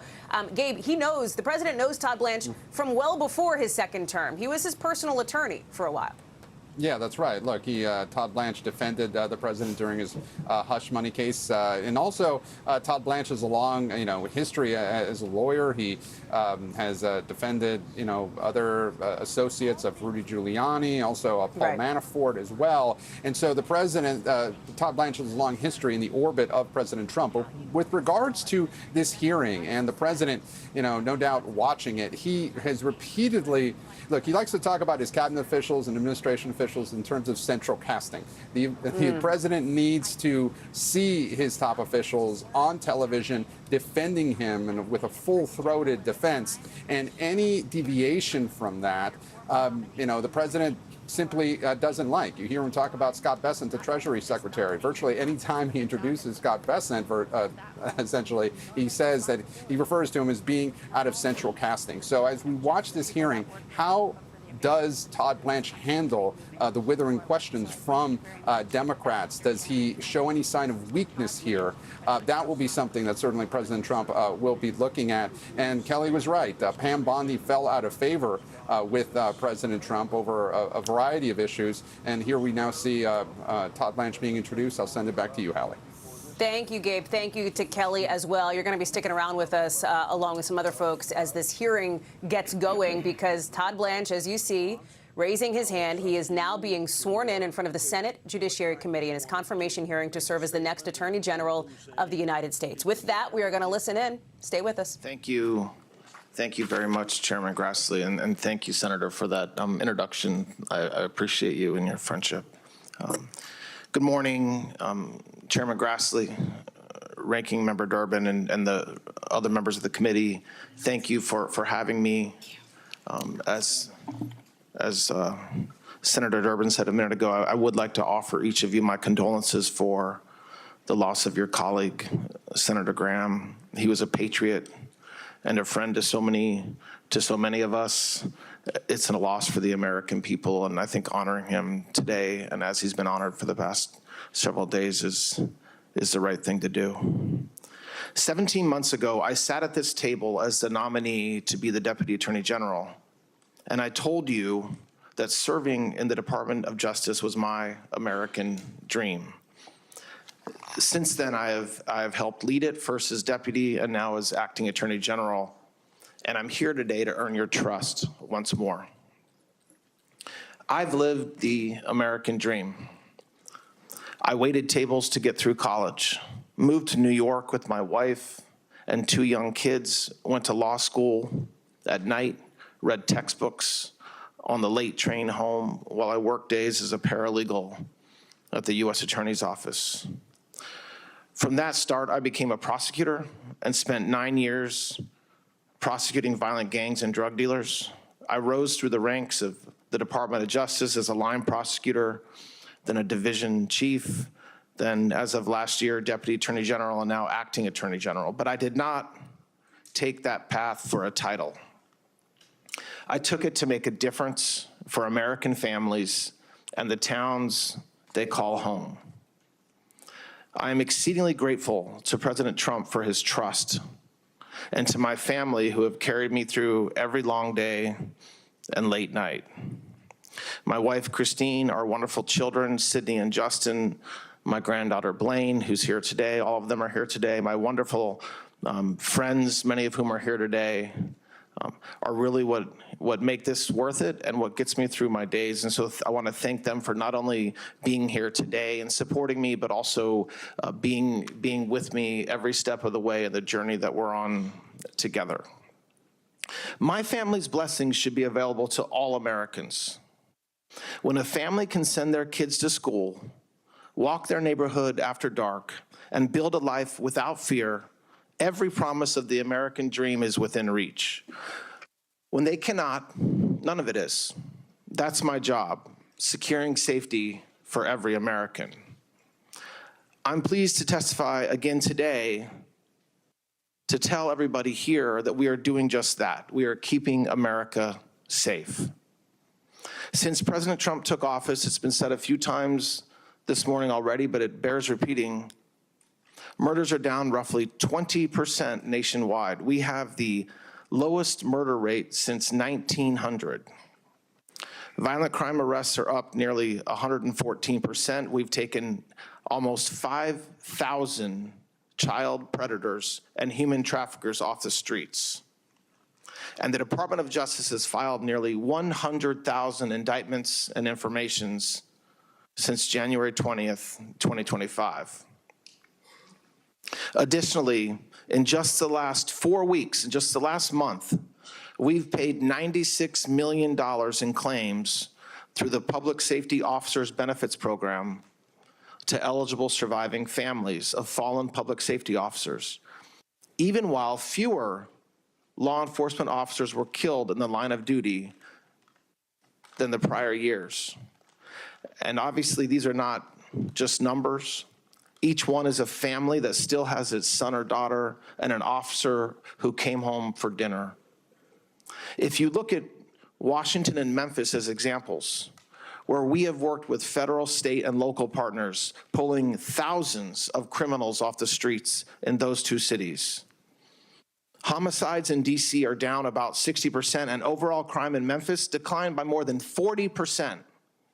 We've seized thousands of illegal guns, brought more than 150 missing children home in those 2 cities, and cleaned up parks and spaces family once avoided, so you can take your kids and loved ones there once again.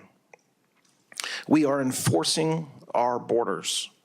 We are prosecuting the smugglers who profited from an open border, removing criminal aliens, and dismantling gangs like MS-13 and TDA.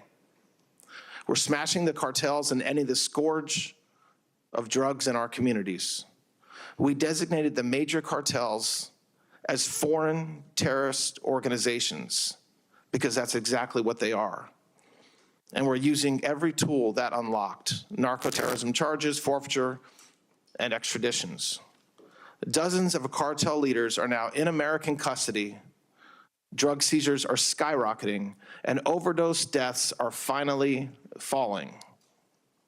We are protecting taxpayers. Last year, the department brought the largest healthcare fraud takedown in American history, more than $14 billion, and another $11 billion in total fraud in just the last 3 months. That's money stolen from the fisc, stolen from Medicare, from seniors, working families, and we're clawing it back. We're doing all of this, I will add, through partnership. Federal agents, state troopers, county sheriffs, local officers, and state attorneys general in your home states, all pulling in the same direction. That is what happens when we fight crime together, and I want to bring that model that we've done in a few towns to more communities in every state.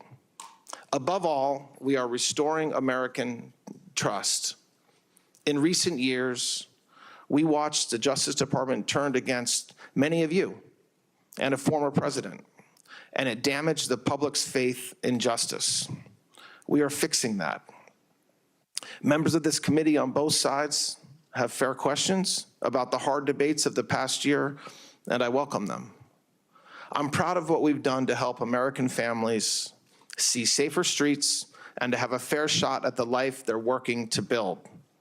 None of this is a Republican or Democrat issue.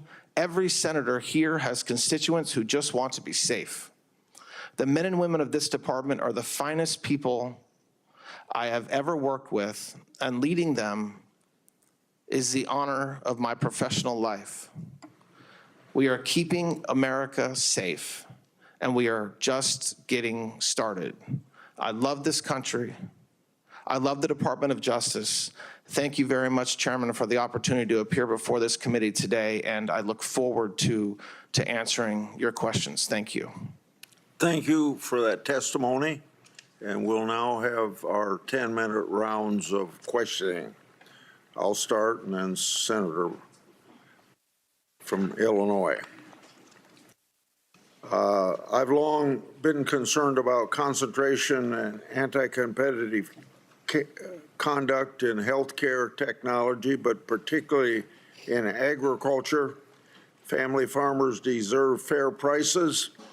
I held a hearing on anti-competitive activities in this committee last October on the subject of agriculture. As I recall, as a result of that hearing, the president issued an executive order and an investigation was started in your department. And I've sensed some pause in that right now. So if confirmed, do you have a commitment that the Justice Department will make antitrust enforcement a priority? And since I think there aren't too many people in the Justice Department know much about agriculture, with some concentration on agriculture. Chairman, absolutely. You're right. President Trump issued an executive order. I have worked already closely with Secretary Rollins on this very issue. We recently held a press conference announcing some of the work that we're doing to not only deal with the anti-competitive behavior that we've seen, but also to help ease prices in the cattle market around the country. So yes, Chairman, I commit to that. Yeah. Our committee has received a lot of outreach about the department's litigation position in Louisiana versus FDA. The plaintiffs in this case challenged the relaxed regulation governing mail-order abortion drugs. Can you tell the committee about this case and explain what the department's doing? Chairman, first, President Trump is the most pro-life president in history.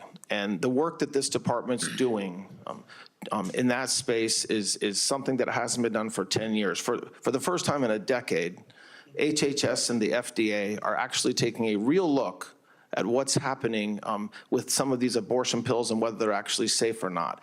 As it relates to the litigation you referenced, it would be wrong for me to talk about any litigation strategy beyond what's in our briefs, but suffice to say, Chairman, that as we talk about in our briefs, we are not in any way defending what Biden and what his administration did with what respect to that judge. But beyond that, I don't want to comment on the strategy about that litigation. This committee has also received outreach concerning the department's handling of the investigation and release of Epstein files and your role in it. Some allegations include problematic redactions, insufficient effort to follow investigative leads, a refusal to meet with victims, and questions regarding the transfer of Maxwell to lower security prison. I want you to take the opportunity to respond to these allegations.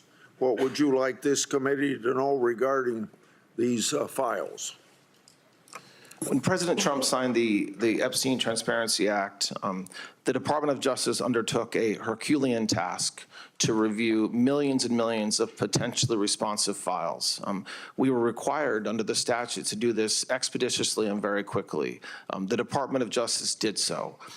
We reviewed over 6 million pages. Many of these pages were not responsive. And what I mean by that is we intentionally over-collected potentially responsive documents. So for example, there was a case going on in Florida at the same time as the Jeffrey Epstein case involving another defendant named Epstein, having nothing to do with Jeffrey Epstein. When we collected materials, we collected everything involving Epstein, including the Epstein that had nothing to do with Jeffrey Epstein. So the review of materials included non-responsive materials. The reviewers were qualified, experienced attorneys within the department and the FBI. They took pains to apply appropriate redactions. There were mistakes that were made, and so approximately 1% of the redactions had to be fixed after we released the Epstein files. Chairman, we had dozens of lawyers on call 24/7 whenever we learned that any victim's name had been improperly not redacted. We immediately took the document down and fixed it as soon as we could. That doesn't excuse the mistakes of which I take responsibility, but it does mean that we tried to fix them. We complied with the act. It required us complying with judges' rules in New York, which required us to redact certain victims' names, even if the victim was also somebody who participated in criminal conduct. The judge did not allow, judges in New York did not allow us to unredact those names. The other thing that we did, Chairman, is we made unredacted versions of the entire database available to everybody in this body. And we did that because of transparency. Remember, for 4 years, there wasn't a peep about Jeffrey Epstein. The Biden administration did nothing to be transparent about the Epstein case. We have been extraordinarily transparent in not only producing the records, but letting unredacted versions be available to anybody in this body. And if, after reviewing unredacted materials, a member had concerns about why something was redacted, they brought them to the department's attention, and we addressed that. So I want to make sure the American people know that this administration, when it comes to Jeffrey Epstein, has been more transparent than any past administration, than Biden was or anybody else. And what we did is we complied with the law. And if we learn a new material, we will most certainly review it and make it available. When it comes to the victims of this horrible man, we will never, never not talk to victims. We will never not do everything we can to prosecute anybody that committed any crimes against any of these women. So that narrative is false. We have spoken with over 30 representatives of dozens and dozens of victims since this process started. Any victim, if they're here today, I would encourage them or their lawyers to meet with the FBI. We will 100% investigate. There are no closed investigations. If we learn today, if we learn next week, if we learn next month that there's an individual that we can investigate, indict, and prosecute out of the Epstein files, you better believe it, we will. And so we worked hard, the hardworking lawyers within the department to do the right thing to comply with the act, and we did, and we'll continue to do so, Chairman. Jack Smith and his team possessed and reviewed congressional information and other sensitive materials when they shouldn't have and they were advised not to. Describe the steps you've taken to impose accountability so that this egregious and partisan misconduct never happens again. The biggest thing we can do, Chairman, is be transparent about what happened. And that requires us doing a check on ourselves and on the work that happened before us and being transparent with this body and providing records to you. I think when the American people understand and learn what happened and the egregious abuses that happened, it will be a check on making sure it never happens again. We strive every day to not only move forward as a department doing the right thing, but to make sure that anything that happened in the past, whether it's releasing emails or admitting to things that we did and the department did that we shouldn't have done, to being transparent with the American people about that, that's the best we can do, and that's what we're doing. I made messages public between Jack Smith's office that appeared to relate to the Trump classified document case. Those messages showed government personnel left open a classified facility and potentially mishandled classified information, causing a security violation.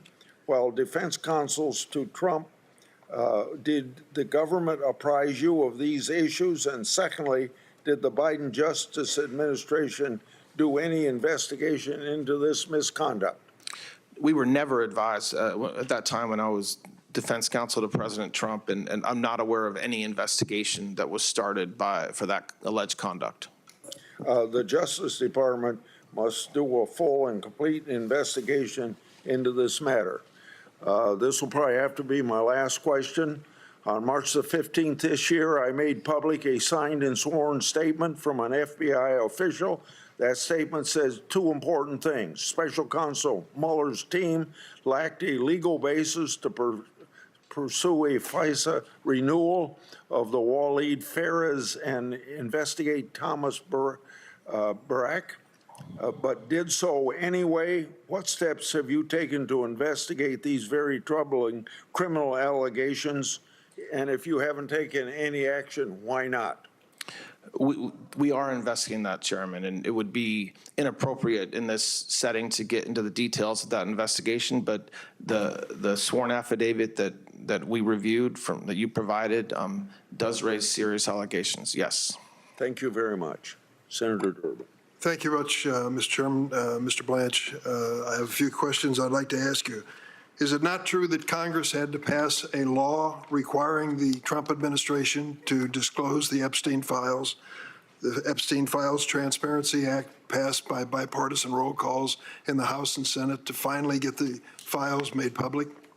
President Trump signed that law. Yeah, Yes. of course he did. After overwhelming numbers of the House members and Senate members voted for it on a bipartisan basis because the administration would not voluntarily produce these documents.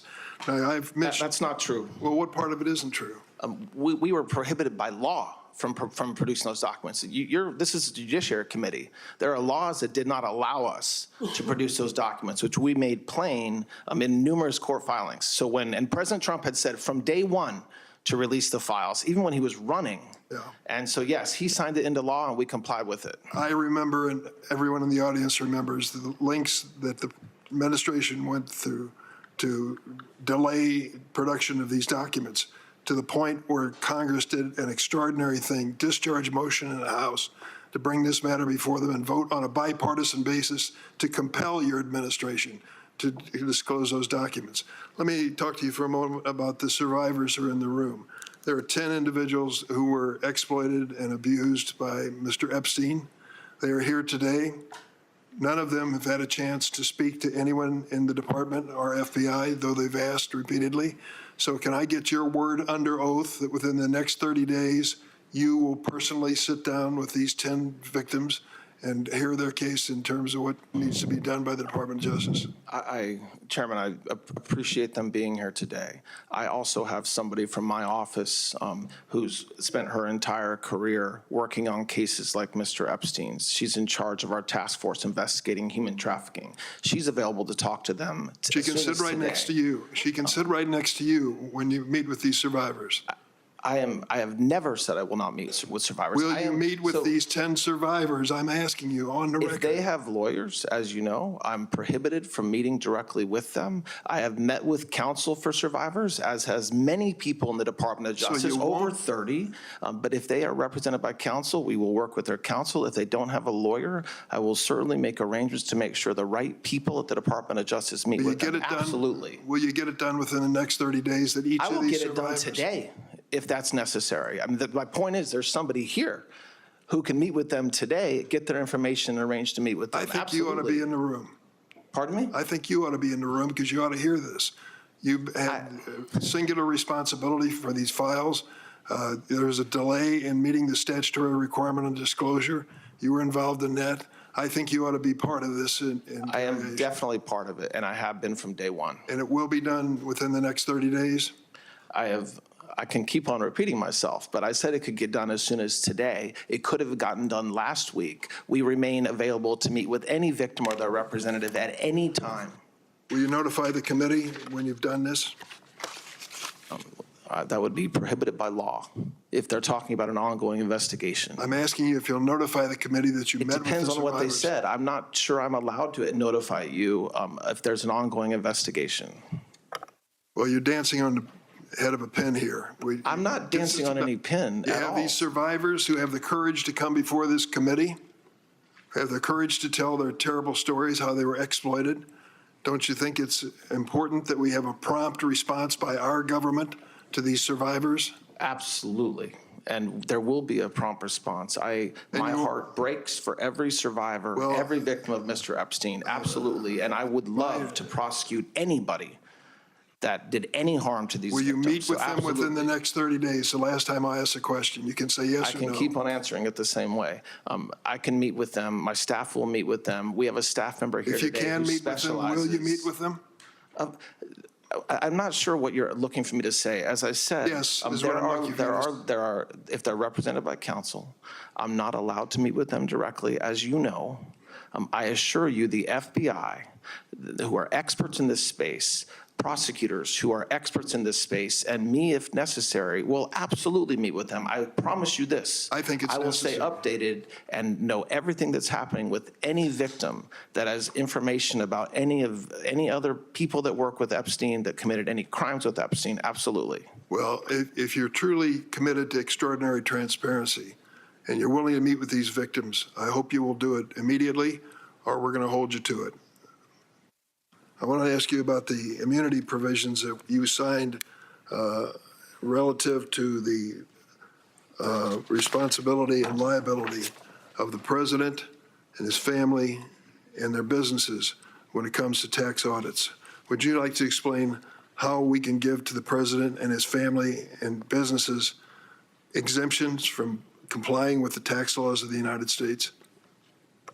It's not an exemption to comply with the tax laws of the United States. As part of the settlement, it was an agreement that any past audits would end. The United States, your signature, the United States releases, waives, acquits, and forever discharges each of the plaintiffs when it comes to tax liability. That's how it reads. It's pretty sweeping. You don't believe that is a discharge forever from liability? Of any past filings, yes. All right, it is. How do you explain that to the American people, everyone in this room, all of us on this side? We have to follow the tax laws of the United States. And if we don't, we can be held responsible for it, to the point of even criminal prosecution. Why did you decide that President Trump and his family and their businesses should be exempt from that same responsibility? As part of the settlement between the IRS and President Trump and some of his family, two of his sons and his organization, as is typical when there's a settlement between plaintiffs and the IRS, part of the settlement included release of any past audits. It does not give any protection to the president, his family, or his organizations for any taxes they file. If they filed it the day of that I signed that agreement, or the day after, they have no protection. No matter what their liability, no matter what their violation of tax law, you signed a document that forever discharged them from any legal responsibility. As part of the settlement that we entered into, any past audits were How often do you think that's been done in the history of the United States? Involving the President of the United States, I'm not sure it's ever been done, but this type of settlement is done regularly. So you're saying that when it comes to the President of the United States, his family and businesses have no responsibility under the tax laws for any wrongdoing prior to the signing of this document? No, I mean, I didn't say that at all. What I'm saying is that I think President Trump and his family are the first president that had their tax returns illegally taken,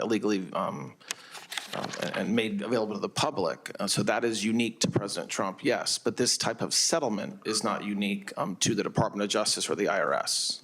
It's hard to explain to the American people that no one is above the law when that type of document was signed by you, forever discharging that family and that president from any liability for violating the tax laws. Nobody is above the law. And when we enter into settlements like that, we do it with all kinds of people. It's not just President Trump. It doesn't make any of those individuals above the law. So let me ask you, since you don't believe anyone should be above the law, about the January 6 rioters pardoned. We've taken a look at some of the people that the president pardoned on his first day in office, the ones who attacked this Capitol. And I'll use the word attack because I was here and I saw what happened. Anyone looking at the videos knows what happened on that day. Among those who were pardoned by the president are individuals who've gone on to commit serious crimes against innocent victims across the United States. Do you think that blanket pardon by the president of January 6 rioters was the right thing to do? I think that the Constitution gives the president the full power to pardon anybody for any reason he wants. And so I don't question President Trump's authority or his decision to do so on January 20th. You don't question his decision? As I said, President Trump, under our Constitution, just like President Biden, has the authority to pardon anybody for any federal crime. And that's something that every president, that's a privilege every president's afforded, and including President Biden and President Trump. Well, I can tell you he may have had the authority to do it, but I think someone should have grabbed him by the arm and said, stop. You can't release all of those rioters. Some of them actually physically assaulted policemen in the Capitol. Some of them were guilty of crimes, serious crimes before that day. And for the president to give a blanket pardon to these individuals is something that I don't think you can explain to the American people. You certainly can't explain it to the policemen who almost lost their lives because of these attackers. I yield, Mr. Chairman.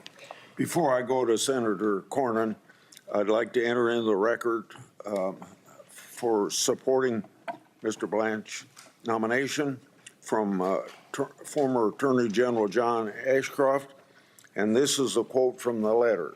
This rule of law is the best friend of liberty. To safeguard this core value, America needs an Attorney General exclusively devoted to the rule of law and will honor his oath to the Constitution. Todd Blanch is the right person for that responsibility. His record and credentials undergird my wholehearted support for his nomination. Without objection, that'll be entered into the record. Senator Cornyn. Good morning, Mr. Blanch. Congratulations on your nomination. There's a lot to admire about your record of service to our country, and I respect the fact that you want to continue that service as the Attorney General.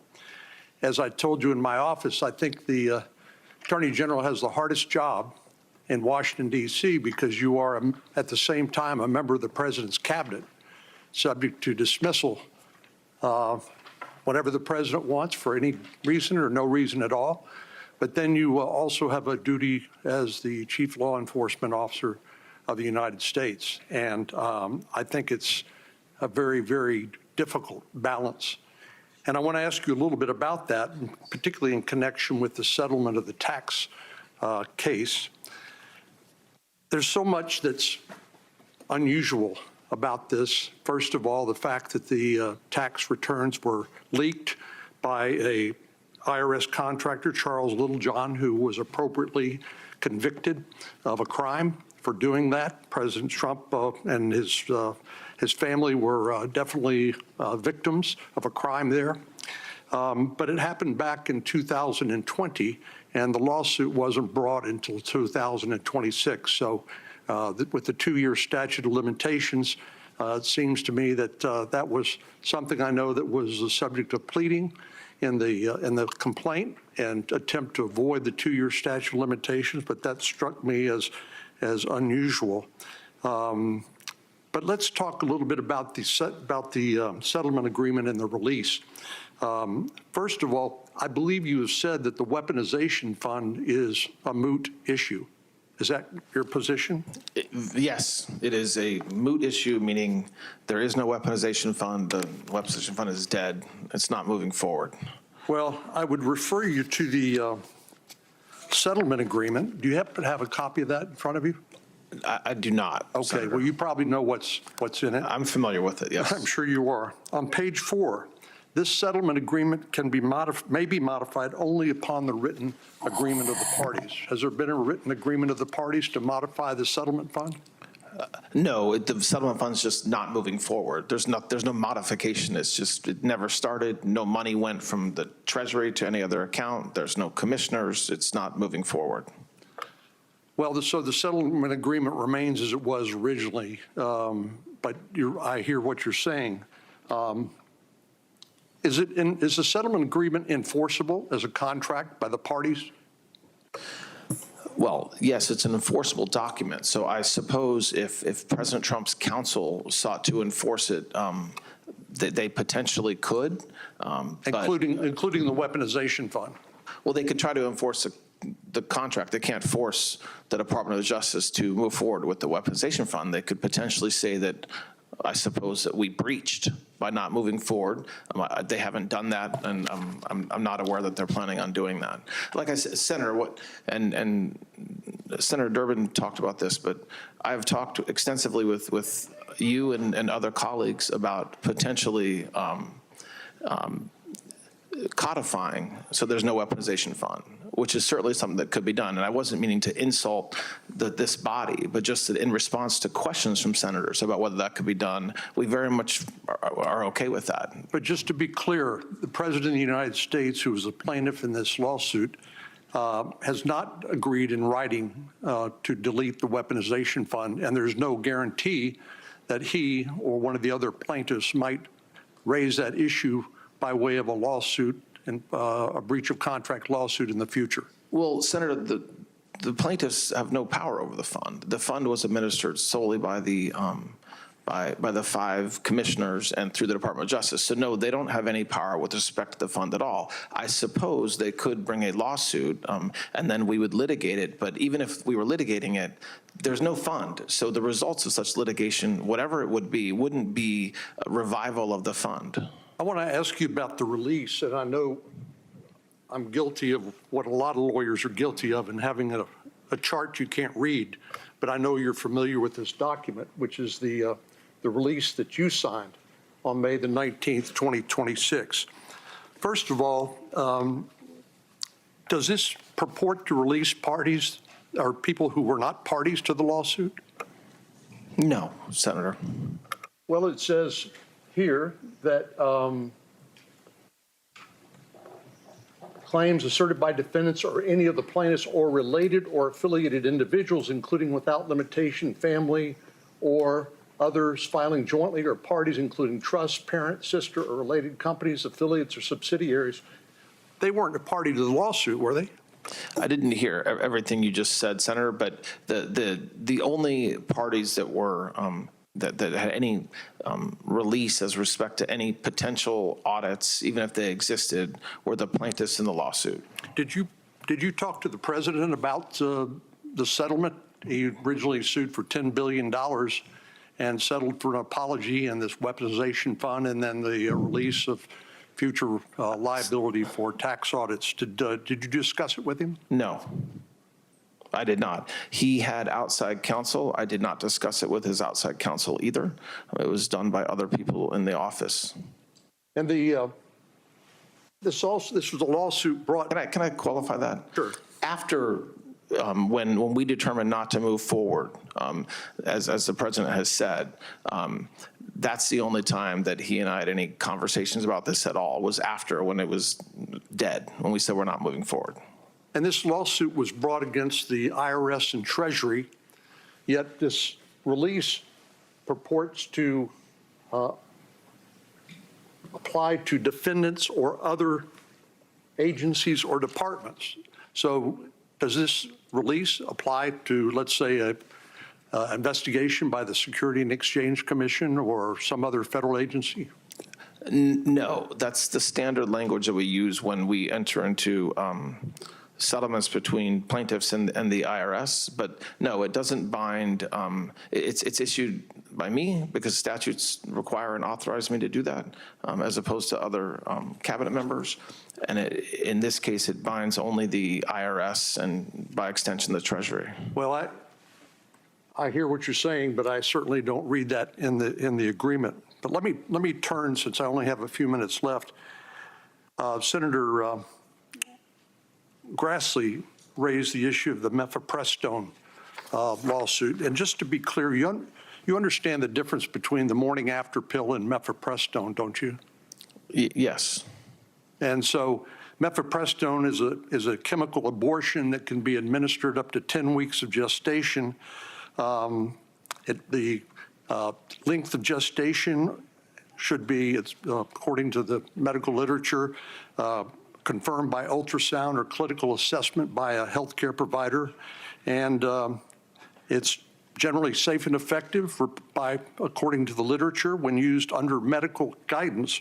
But the problem is that President Biden's administration changed the Trump policy and allowed the administration of this chemical abortion drug, without any medical guidance whatsoever. And as you know, I've written a letter. Senator Tillis and I sent a letter yesterday. And what I would appreciate, I understand you can't necessarily talk too much about your litigation strategy in the case Louisiana against FDA, but I would appreciate it if you would respond to this letter for the record about the intentions of the administration.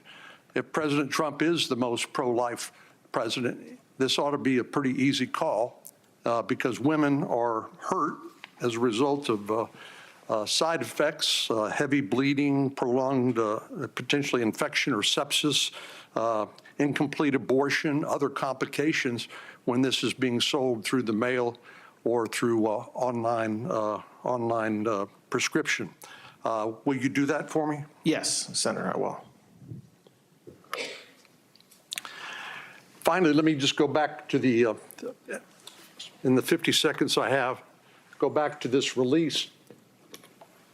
This purports to release lawfare or weaponization or weaponization. Those aren't legal terms of art, are they?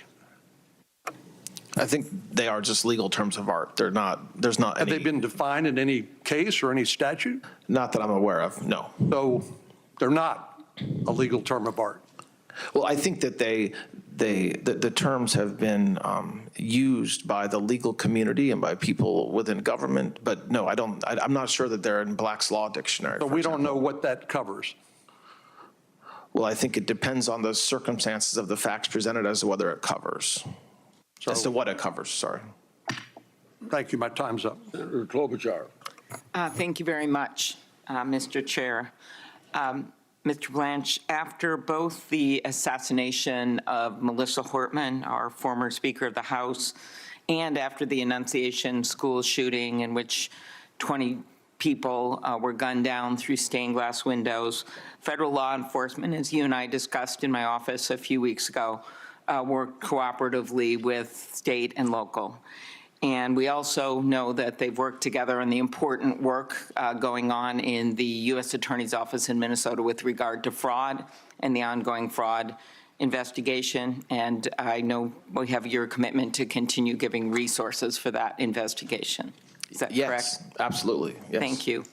So we also discussed my concern about the lack of cooperation we saw after the horrific killings of Renee Good and Alex Preddy, with the federal government refusing to cooperate with state law enforcement for months, blocking Minnesota investigators from accessing the scene of Alex's death, even though they had a judicial warrant. They also failed to secure, according to news reports, failed to secure and process the scene, failed to process Renee Good's car for evidence. When we met a few weeks ago at length, I asked you to ensure full cooperation, and I appreciated that the department shared evidence with state investigators early this week. Will you commit to continued information sharing between federal and state investigators in these cases, as well as with regard to the recent shootings in Texas and Maine? I expect that these investigations should be run as every investigation of similar kinds. And so that necessarily includes working with state and locals in the appropriate way.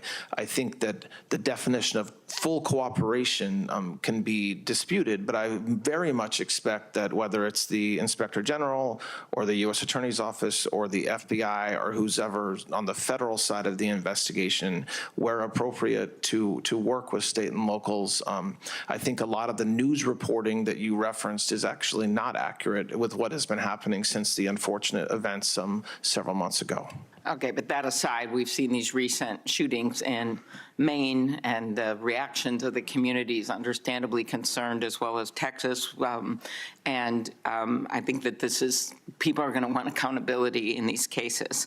And one of the things that doesn't get as much attention is the non-death cases. The Hmong elder pulled out of his house in Minnesota in his underwear and Crocs in 10 below zero weather.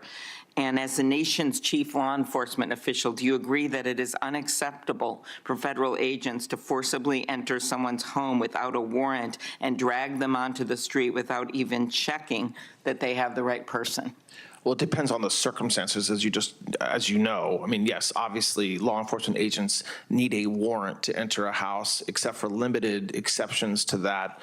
So yes, we very much believe in the constitutional protections afforded American citizens. The same protections are not afforded people who are here illegally. So it's not a black and white answer where I can say yes or no. But yes, I very much expect the law to be followed by our law enforcement agents.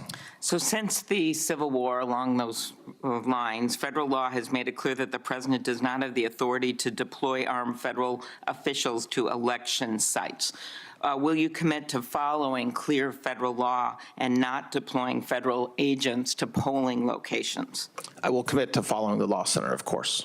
Okay, yes. But does that include not deploying federal agents to polling places? I will absolutely follow the law, no matter what it includes. So yes. Do you understand why voters, U.S. citizens, are concerned about armed agents at polling places? I'm not aware of armed agents being at polling places. So I'm not aware of that concern, but I will tell you we will follow the law, Senator. All right. The DOJ has carried out a campaign to push states to turn over voters' sensitive and private data to the administration. 30 states, including Republican-led states like Georgia and West Virginia, have refused. In doing so, the West Virginian Republican Secretary of State said, quote, "I will not break the law, give up our states' rights, or compromise the privacy of our citizens." 15 federal courts in decisions from Democratic and Republican appointed judges have all found that these actions to force the states to turn over this data is unlawful. Could you discuss how cutting off anti-terrorism funding to states that refuse something that 15 federal courts have found to be illegal enhances our national security? So those cases are still being litigated, so I can't talk specifically about the cases that you mentioned, but overall, what I will say, Senator, is that Election integrity is extraordinarily important to this administration. It's important to this body. And so to the extent that the work that we're doing is to make sure that we have fair and honest elections, that the only people voting are the people who are eligible to vote and that they're only voting once, that's important. If secure elections important, how does stopping the long-standing practice of critical information sharing and scenario planning between the DOJ, other federal agencies, and state and local election officials promote election security? Because we have heard from our own Secretary of State that Steve Simon that these standard briefings trainings have not happened. We're not doing that, so I'm not sure what you're referring to, but I'm happy to follow up with your office about that. Appreciate that. So you and I talked about some of the antitrust concerns I have, the independence of the department. I was very concerned by the department's weak settlement of the monopolization suit against Live Nation Ticketmaster. Do you believe that this settlement was good for consumers? And if so, then why didn't, there was another case, of course, that the state attorney general's brought that is going to result in much better protections for consumers. Why didn't the DOJ join them, stay in that suit? I share your concerns, and yes, I do believe that settlement was good for consumers. The American people got a lot out of that settlement with Live Nation, and you talk about another case that's separate. That's ongoing litigation that could potentially take years to resolve. And so when we make a decision as a department to settle a case, we are only thinking about the American consumer and making sure that we're complying not only with the laws, but with what's right for Did the White House have any involvement in that decision? In the decision regarding which case? To settle the Ticketmaster case. We work at times closely with White House counsel on certain issues. I am sure that I wasn't directly part of discussions, but so I can't speak to that, but I'm mostly not saying they were not part of it. So, okay. Are you concerned that former Republican Principal Deputy Assistant Attorney General Roger Alford, who has appeared before this committee as a Republican witness in the past, has said that in your department, antitrust cases are being resolved based on political connections, not the legal merits? No, his words don't concern me because they're not true. Well, a lot of us disagree on that front. So I want to turn to some sort of number of issues involving security. So in the wake of the shooting last year, Annunciation Catholic School was approved to receive funding through the Office for Victims of Crime for mental health and other support services. And I appreciate that the department has worked closely with the Annunciation community on this issue, but the delays in the release of these funds are creating budget concerns.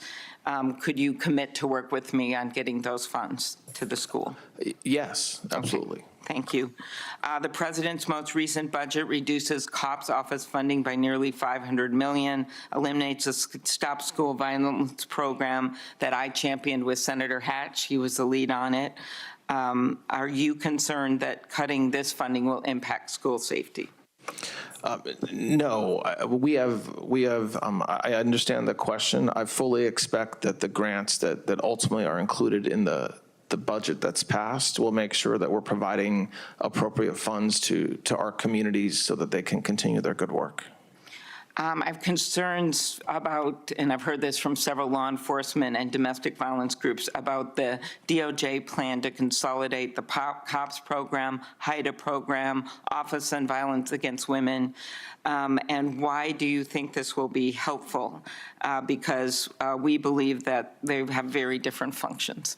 I agree with you. That's not what we're doing. There will still be 3 separate functions. What we're doing is consolidating above them to one group so that the application process is smoother and easier for grantees to do their work, and also so that internally some of the bureaucracy that was involved in having 3 separate bureaucratic streams doing the same work, even though you're right, the underlying programs serve different functions, was not efficient, so we're making that efficient. And I'll follow up with you with some of the domestic violence grants, and also just want to mention the continued enforcement under the Take It Down Act that Senator Cruz and I why passed and how important that is going forward.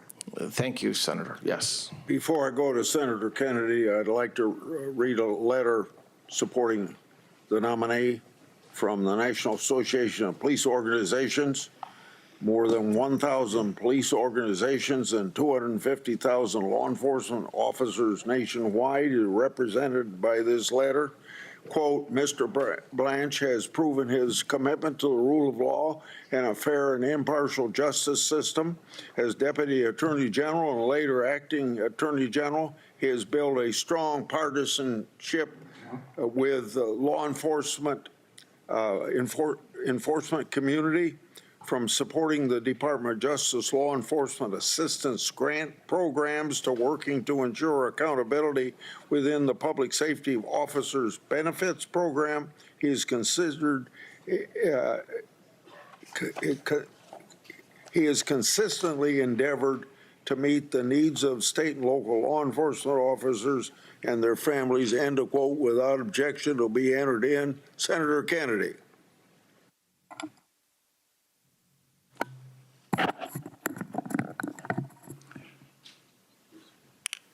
General, I assume that you consider yourself to be qualified to be the permanent Attorney General. Is that right?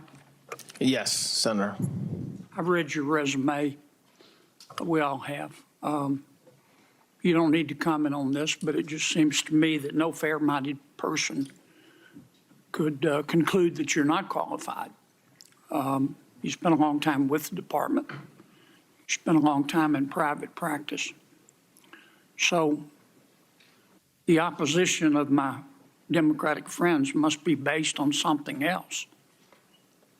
Are you and President Trump friends? I'm his lawyer, was his lawyer, and now I'm the Deputy Attorney General. So I met him as his criminal defense attorney. I'm not sure there's very many people who have ever had a criminal defense attorney who calls that person their friend. I now have a... Well, let me put it this way. Are you enemies? No, we're not enemies at all. No. Have you ever seen a president of the United States appoint an enemy to be Attorney General? I have not. Usually they appoint their qualified friends, don't they? Yes. I mean, one president appointed his brother, right? He did, Senator. And I can think of another president who appointed his former law partner. Is that right? It is correct. Okay.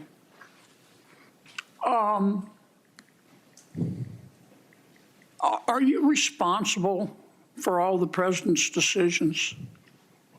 No, Senator, I'm not. I mean, does the president get up in the morning and give you a call first thing and say, Todd, tell me what I ought to do today? He does not. Okay. Does he ever ask your opinion on actions he should take? Yes. Do you tell him the truth? Every time. Have you ever disagreed with him? Yes. And have you ever disagreed with him and he did it anyway? Yes. And did you go call a press conference and announce that the president made a bad decision? Absolutely not. That's not what attorneys general do. Correct. Okay. Has he ever asked you to do anything illegal? No. Would you do it if he asked you? Absolutely not. Okay.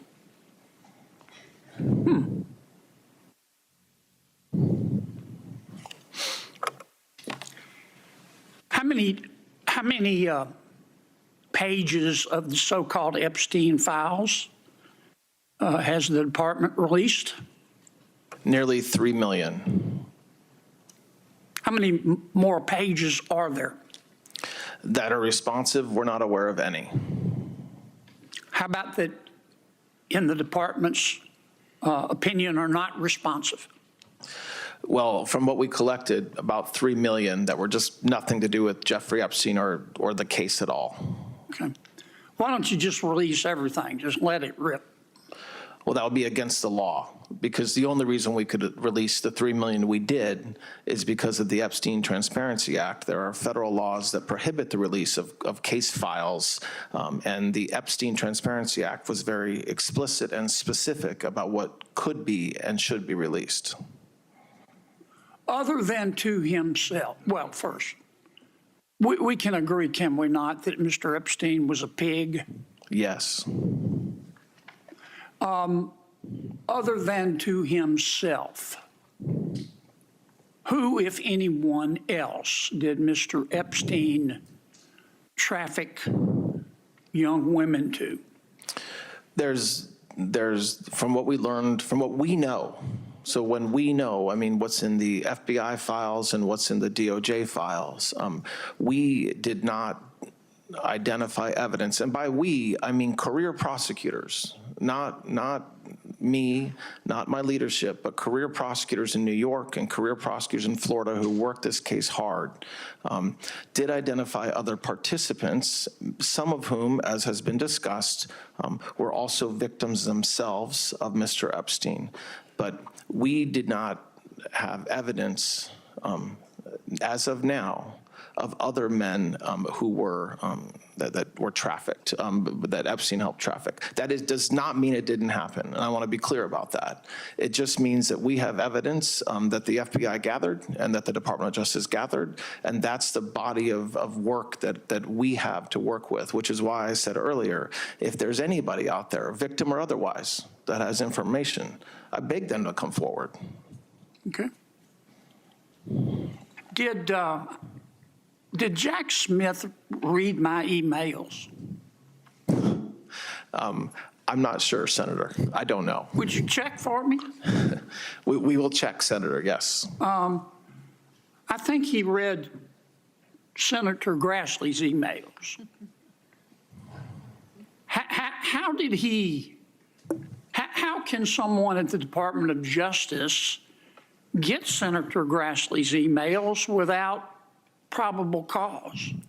There are checks in place that should make it extraordinarily difficult for a prosecutor to collect and review a senator's emails or a congressman's emails or a lawyer's emails or other folks that have privilege protections associated with their communications.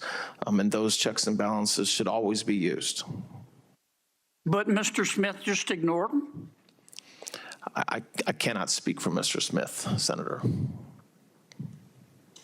Would you check for me first if he read my emails? And we will check. Number two, how he got them. And number three, I don't mean to single out my friend Senator Grassley, but what emails did he get of Senator Grassley? And I mean, what were they limited to, if at all? You know, did he get emails of Senator Grassley talking about his corn harvest and all of that? And who did he share them with? Do you know if Mr. Smith shared my emails with Attorney General Garland? I do not know. Can you check for me? We are investigating that, Senator, yes. Yeah, I'd kind of like to know all that. Now, Mayor Lori Lightfoot sent the world a letter suggesting that we should not confirm you as Attorney General. Who is Mayor Lori Lightfoot, just for the record? So she's the former mayor of Chicago. I believe she had a brief stint in the Department of Justice prior to her political life. Right.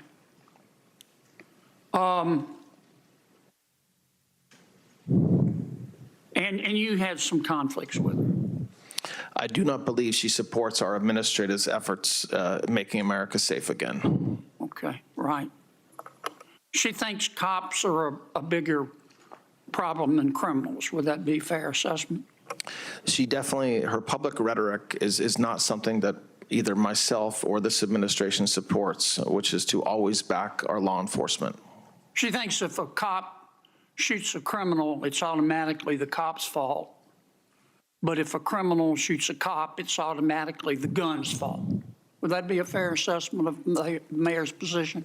Her public statements suggest that. Yeah. Would you put her even in charge of a ham sandwich? I don't believe she should be any part of this administration. Well, the people of Chicago apparently agreed. I think she ran for re-election and got 16% of the vote. Is that right? Do you recall? I'm not sure what percentage she got, Senator. Okay. Tell me a little bit. One of the things that under your authority, the department has concentrated on, which I agree with, in addition to prosecuting crime, is the prosecution of white-collar crime, fraud. Tell me a little bit about that.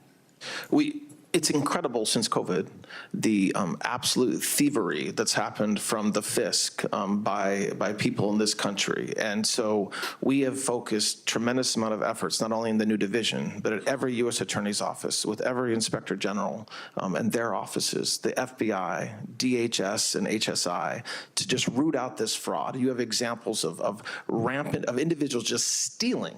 So setting up entire centers for autism when there are no patients, when there is no center, and taking millions of dollars of hard-earned taxpayers' money. And so we are very focused on that. We've already, like I said earlier, billions and billions we've already collected in just the past couple of months.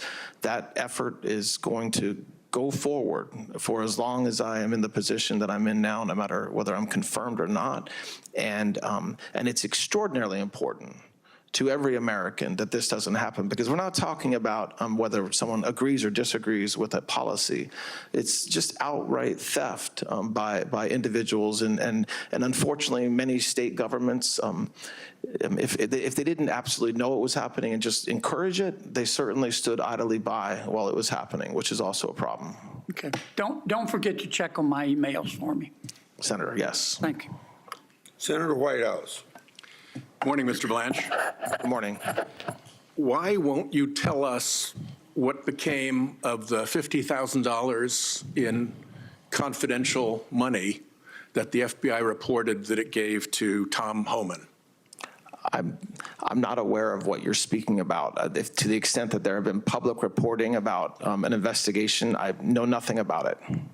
Well, the public reporting is that the FBI reported giving $50,000 in the nature of a bribe to Tom Homan, and there's been no report of what became of that $50,000. Will you answer that question? Not now, but will you answer that question? Because we've been asking for a long time now. Your department certainly knows what's happening. I'm not aware that that's true.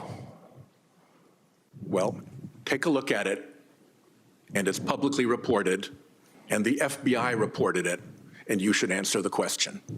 That's not the only one. Here's a list of unanswered questions that I have just asked.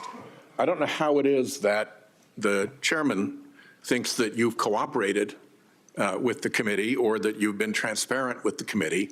That is not my experience. You said earlier that you welcome our questions. Great. Answer our questions. That's the real point. Where we've failed to get answers to our oversight questions, we've actually had to revert to the Freedom of Information Act, the general law of government transparency, to try to get answers from the Department of Justice. Here's how we did. Not well. We have this stack of questions that you haven't answered in the nature of oversight. We have this stack of FOIA requests that you haven't answered, and I think it's important for us to believe that you actually take seriously your constitutional oversight responsibilities in order to confirm you, that you actually take seriously your obligations to this committee, irrespective of party, majority or minority, in order to confirm you. So I will ask before we get to a vote on this that you take a look at these and get us answers. Where we have had answers, Mr. Blanche, they have not been informative. They have been blow-offs. So let's move on to Trump versus IRS. Our research indicates that senior DOJ officials have never in the history of the department before faced a judicial inquiry into a fraud on the court participated in by the Department of Justice. That was the inquiry opened in Florida. The question about fraud on the court committed by the Department of Justice remains open in the judge's decision. Here's what she did find. She found that the Department of Justice colluded with the Trump plaintiffs, that the Department of Justice violated DOJ policies in that collusion, that department attorneys were derelict in their responsibilities as DOJ attorneys, that the department failed to zealously advocate on behalf of the United States of America, its true client. And as I said, the fraud on the court question remains open, an unprecedented allegation about the department. As a result of that, the order was transmitted to the New York State Bar for potential disciplinary proceedings. I would like to ask, in addition, since this is new news, the decision was, 2 days ago?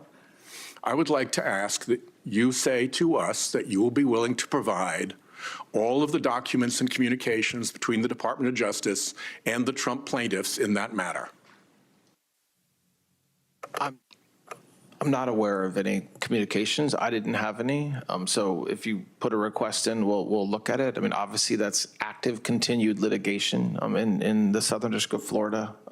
So it depends on. Explain how it is active, continued litigation in the District of Florida. Well, there's been several indications that the parties I never entered notice of appearance, but that the parties intend to appeal the judge's Monday 56-page decision.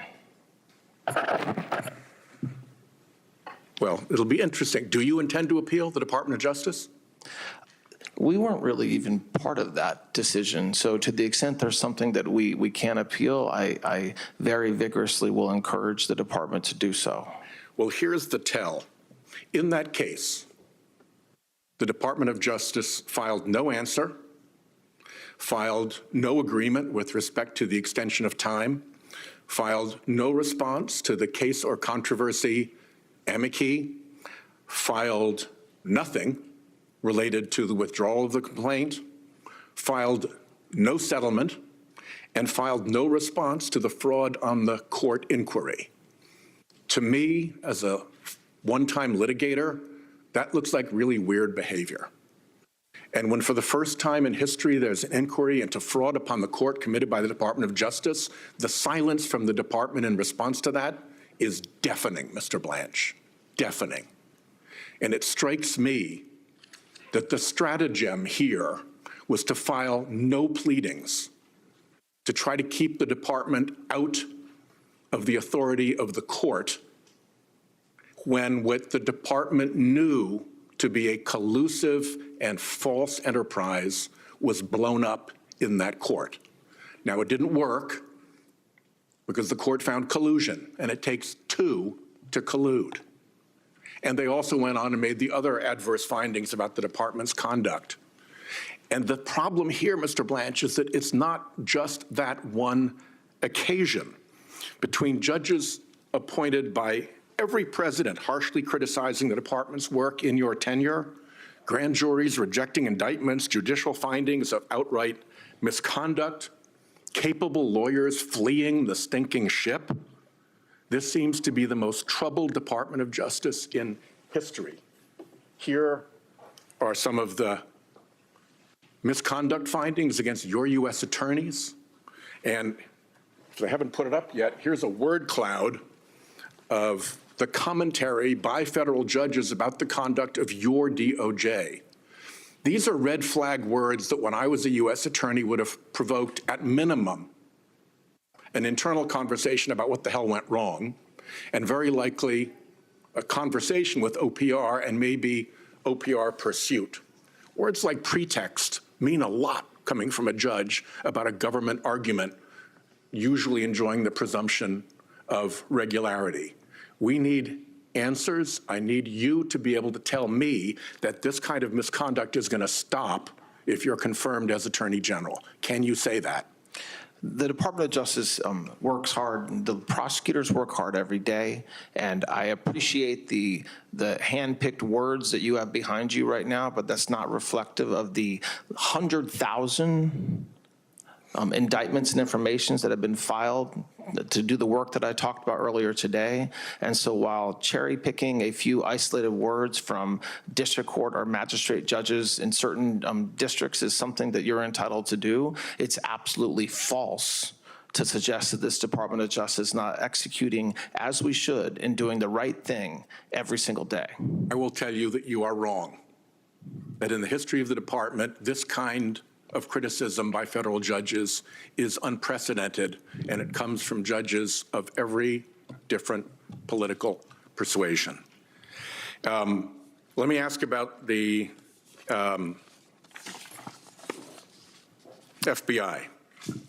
How long do you intend to put up with that Kash Patel character? Are you good with his airplane jaunts? Are you confident he's not drinking on the job? Are you sure none of his travel is a pretext for vacation activities like snorkeling, Olympics, and visiting girlfriends? Are you sure he knows what he's doing? Do you vouch for him? Are you willing to look at whether he lied to this committee? That's an extraordinarily obnoxious question, Senator, and I have full faith in Director Patel and the work that he's doing every day. Great, you get to own that. One last thing, if I may. You have refused to exclude January 6 rioters from your anti-weaponization fund. You have refused to put in writing that the slush fund is dead. Indeed, you signaled to allies that payouts are still on track. You have vacated seditious conspiracy convictions against members of the Proud Boys and Oath Keepers. You hired January 6 rider Jared Wise, who had urged the mob to kill police officers. You scrubbed press releases about January 6 prosecutions and called the releases partisan propaganda. You denied that Trump encouraged any violence on January 6. You've cleaned house of every attorney who worked on a case related to Trump, and you've bragged that bringing justice for violent rioters meant that every one of them was either pardoned or had their sentence commuted. I hope that our colleagues who are concerned about what happened on January 6th take that into account. Thank you. Would you like to respond? I would. Almost everything the senator just said, and he's protected, he's allowed to lie, but almost everything he just said was absolutely false, okay? Starting with the fact that I have never said that any sort of violence against law enforcement is appropriate. I have never said that publicly. I have never said that in a speech, and I certainly do not believe it. I did not hire the person referenced, and that is, again, something that just happens not to be true. When I talk about what happened with the convicted January 6 defendants, I talk about what President Trump did. He has the absolute right to pardon anybody for any reason he sees fit, and every one of them got pardoned or commuted. I am not celebrating that. It is a fact. And the fact that my department had to take action in response to those pardons by dismissing some cases is exactly what I have to do under the law, and it's what I did. So that the narrative that the senator just suggested and put on me as something I believe is absolutely not true. Since he accused me of lying personally, Mr. Chairman, let me ask that I put this series of concerns into a question for the record, and that you, under oath, one by one, tell me where there's a lie. I'm happy to do that. We'll get that to you. I'm happy to do that. Absolutely. Before I go to Senator Blackburn, since oversight was brought up and responsiveness of your department, I'd like to speak about how it was with the Biden Justice Department's non-responsiveness to my oversight letters. If the Biden Justice Department would have been remotely responsive, there wouldn't be such a backlog right now. So let's not pretend for a minute the last administration was a benchmark of responsiveness. And this administration, to its credit, has been more responsive. I talked about in my opening statement 43,000 pages of documents that you have released compared to a lot less in the previous administration. Senator Blackburn. Thank you, Mr. Chairman. Thank you for being with us today. Before I get to my questions, I would like to make you aware that when Ranking Member Durbin was chairman in the last Congress, I tried repeatedly to subpoena the Epstein files so that we could get those banking records and those flight logs, and repeatedly that was blocked. So the Democrats at that point didn't want to know what was in the Epstein files until they lost the majority, and then they were hell-bent to get that. I also want to make certain that we get on the record that you and that DOJ has met with the following list of attorneys who represent victims, including many who have claimed that they've never had a meeting with DOJ. Now, here is this list: Sigrid McCauley, Jordan Merson, Gloria Allred, Eric Fidai, Alan Goldfarb, Daniel Kaiser, Miriam Meyer Wang, Glenn Neck, Adam Horowitz, Jack Scarola, Dennis Artie, Kevin Menser, Jill Greenfield, Julie Keys, David H. Brody, Robert Glassman, Kate L. Doniger, Andrew Villacastin, Brittany Henderson, Brad Edwards, Avron Robin, Neil Binder, David Flessig, Roberta Kaplan, Tasha Thompson, for the record.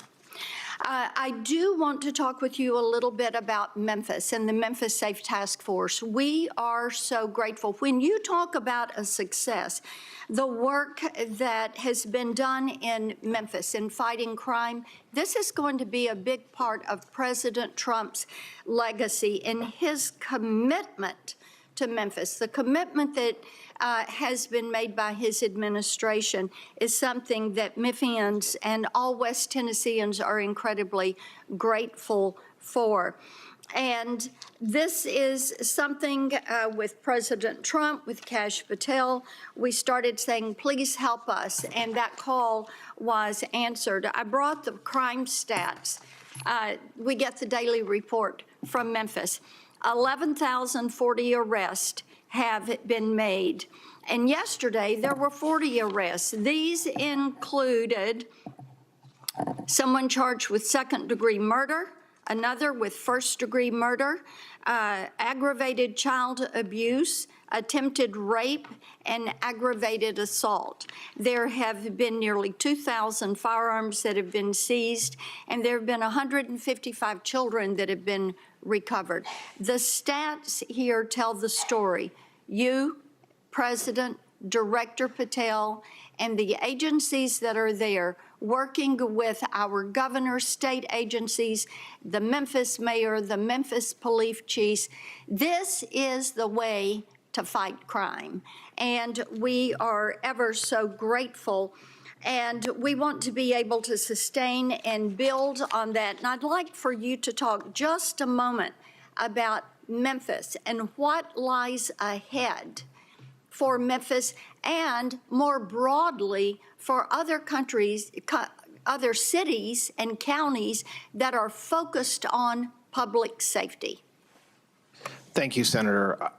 What we have done, and by we, I don't mean the Department of Justice alone. I mean state and local partners, the National Guard, all of our federal agencies, DHS in Memphis should be a poster child for a lot of cities in this country. You have a city that had skyrocketing crime and restaurants that were out of business, storefronts that didn't exist, they were boarded up, and we came together. And you're right, it was President Trump working with you, working with the governor, working with our partners, and said, we're gonna fix this. We're gonna, just like we did in DC, we're gonna go into this city and we're gonna arrest, I mean, amazingly, a very small percentage of Memphis's population was committing a very large percentage of the crimes. And so if you can focus on that small percentage, you're actually able to bring the crime stats down remarkably, which is exactly what we did. As far as what happens going forward, we keep on doing it.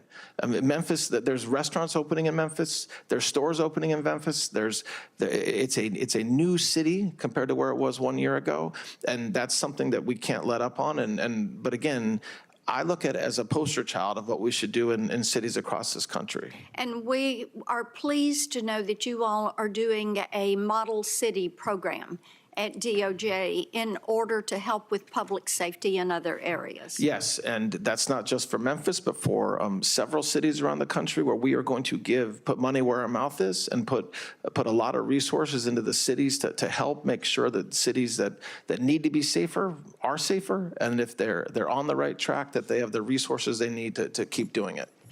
When you were in the office, we talked about my carjacking bill that would lower the intent standard to a general knowingly requirement, giving the prosecutors, federal prosecutors, more tools so that they could hold some of these violent carjackers accountable. We thought it was going to move with the NDAA, and Leader Schumer has blocked that, and we're disappointed. It's a bipartisan bill. But talk about the importance of lowering that statute so that we can prosecute these crimes. Yes, it needs to be done because carjacking not only in Tennessee but at every city in this country has gotten out of hand. The criminals are better at it than they have tools that make it easier to get into cars.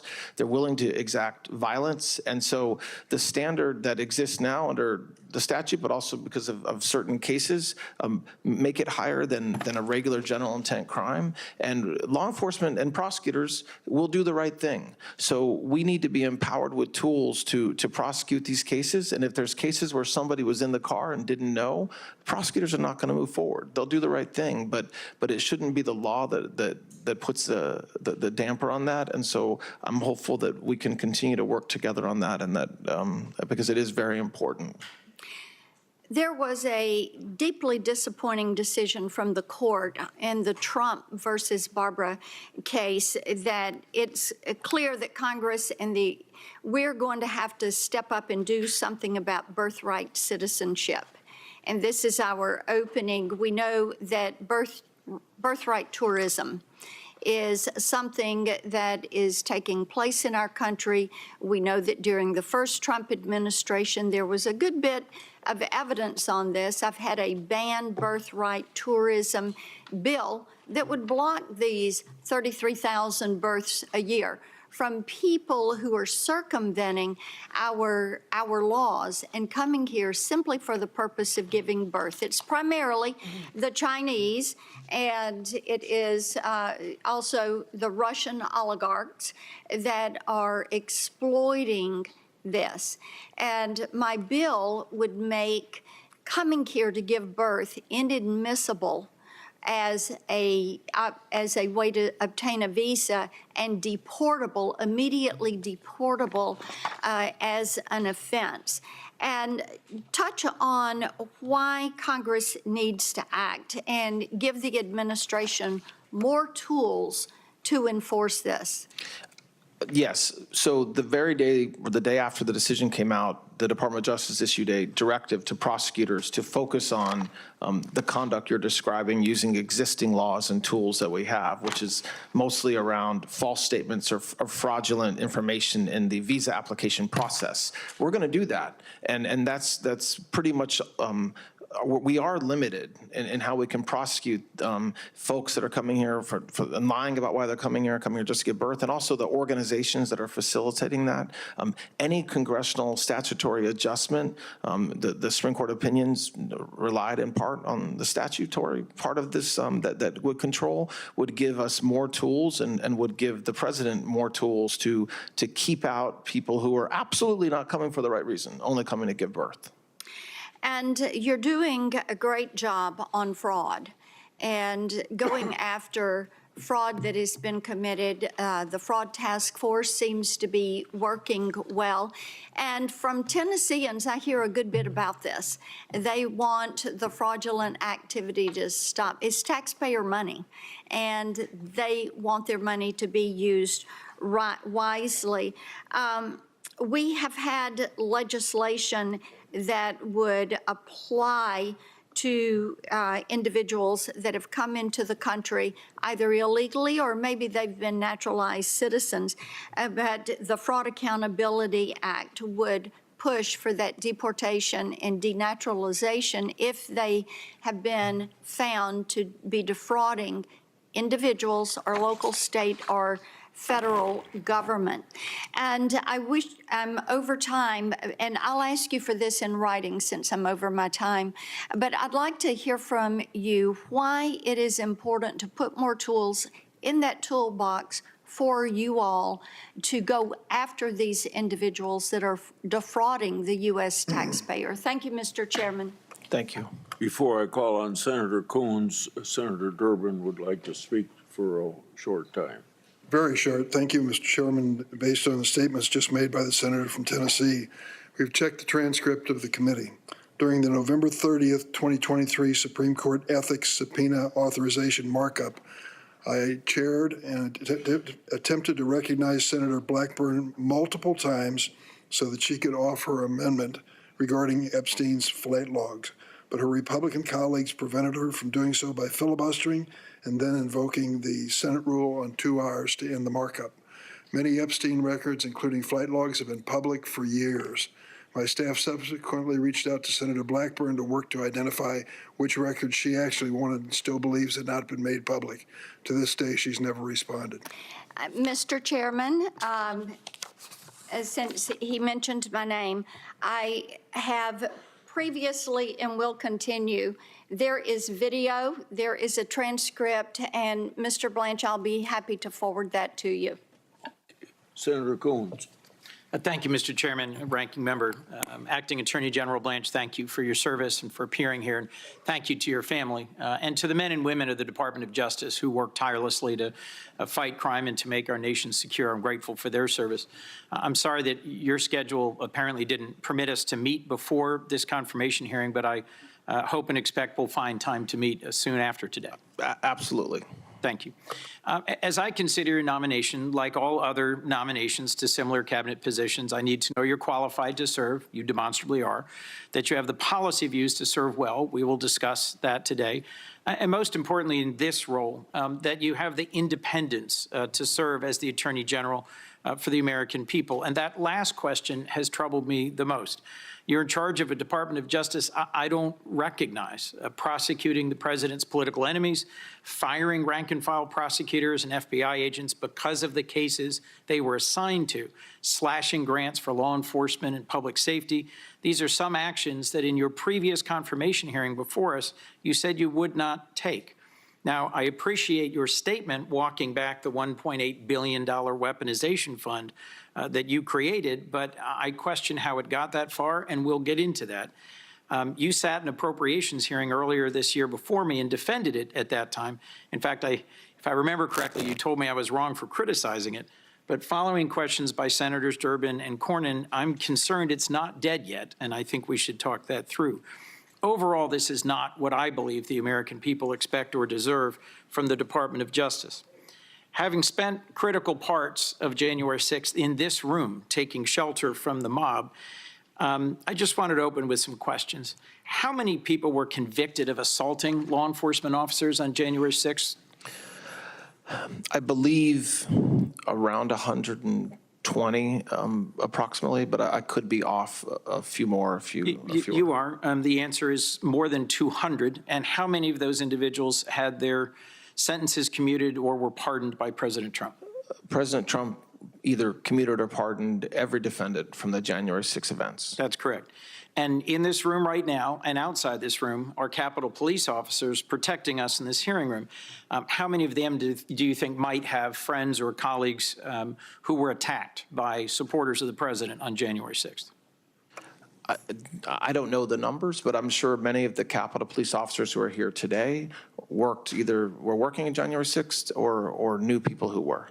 I'll just say that I consider it a shameful slap in the face of the men and women of law enforcement for those convicted of assaulting police officers to have been pardoned. I know you were not serving as Deputy Attorney General when President Trump pardoned those folks, but you said just a few moments ago that you were not celebrating this decision by the president. He was exercising his constitutional power. But earlier this year in front of CPAC, a conservative event, I would say from the transcript, you actually trumpeted it as an achievement. And I quote, saying, if you look at what happened to the men and women convicted because of January 6th, by 5 p.m. on January 20th, every one of them was either pardoned or had their sentence commuted by President Trump. So when folks say you've done nothing, I say you have a very short memory. Would you say that you are proud of President Trump's decision to pardon individuals who assaulted law enforcement?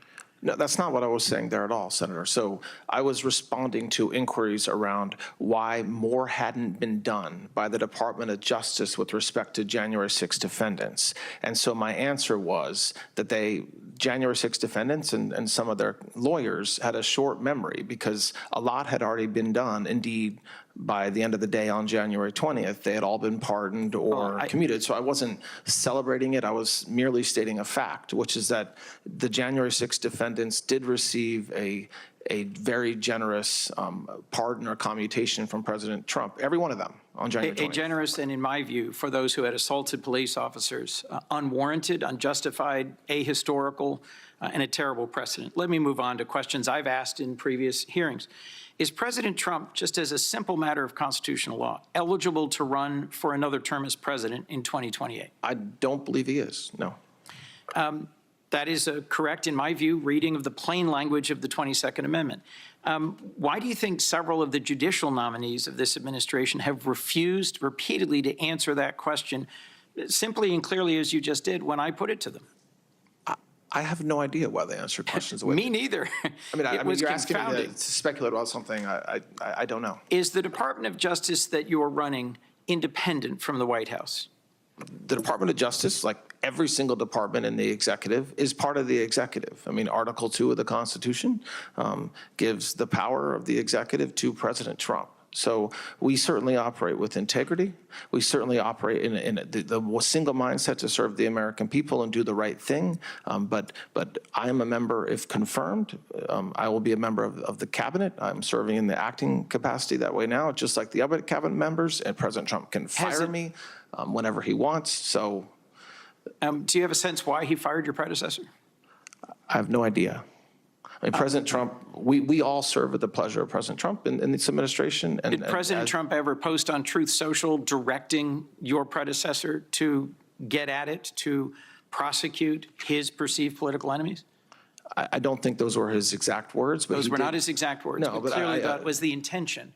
It is my impression, sir, that you are here rather than your predecessor because the president was unhappy with her failures to actually secure convictions of folks like Attorney General Tish James or former FBI Director Jim Comey. If you're confirmed and you're asked to take an action you believe to be illegal or unethical, would you resign? That will never happen, but yes, if it were to happen, I'm not going to violate my oath to the Constitution. I appreciate that answer.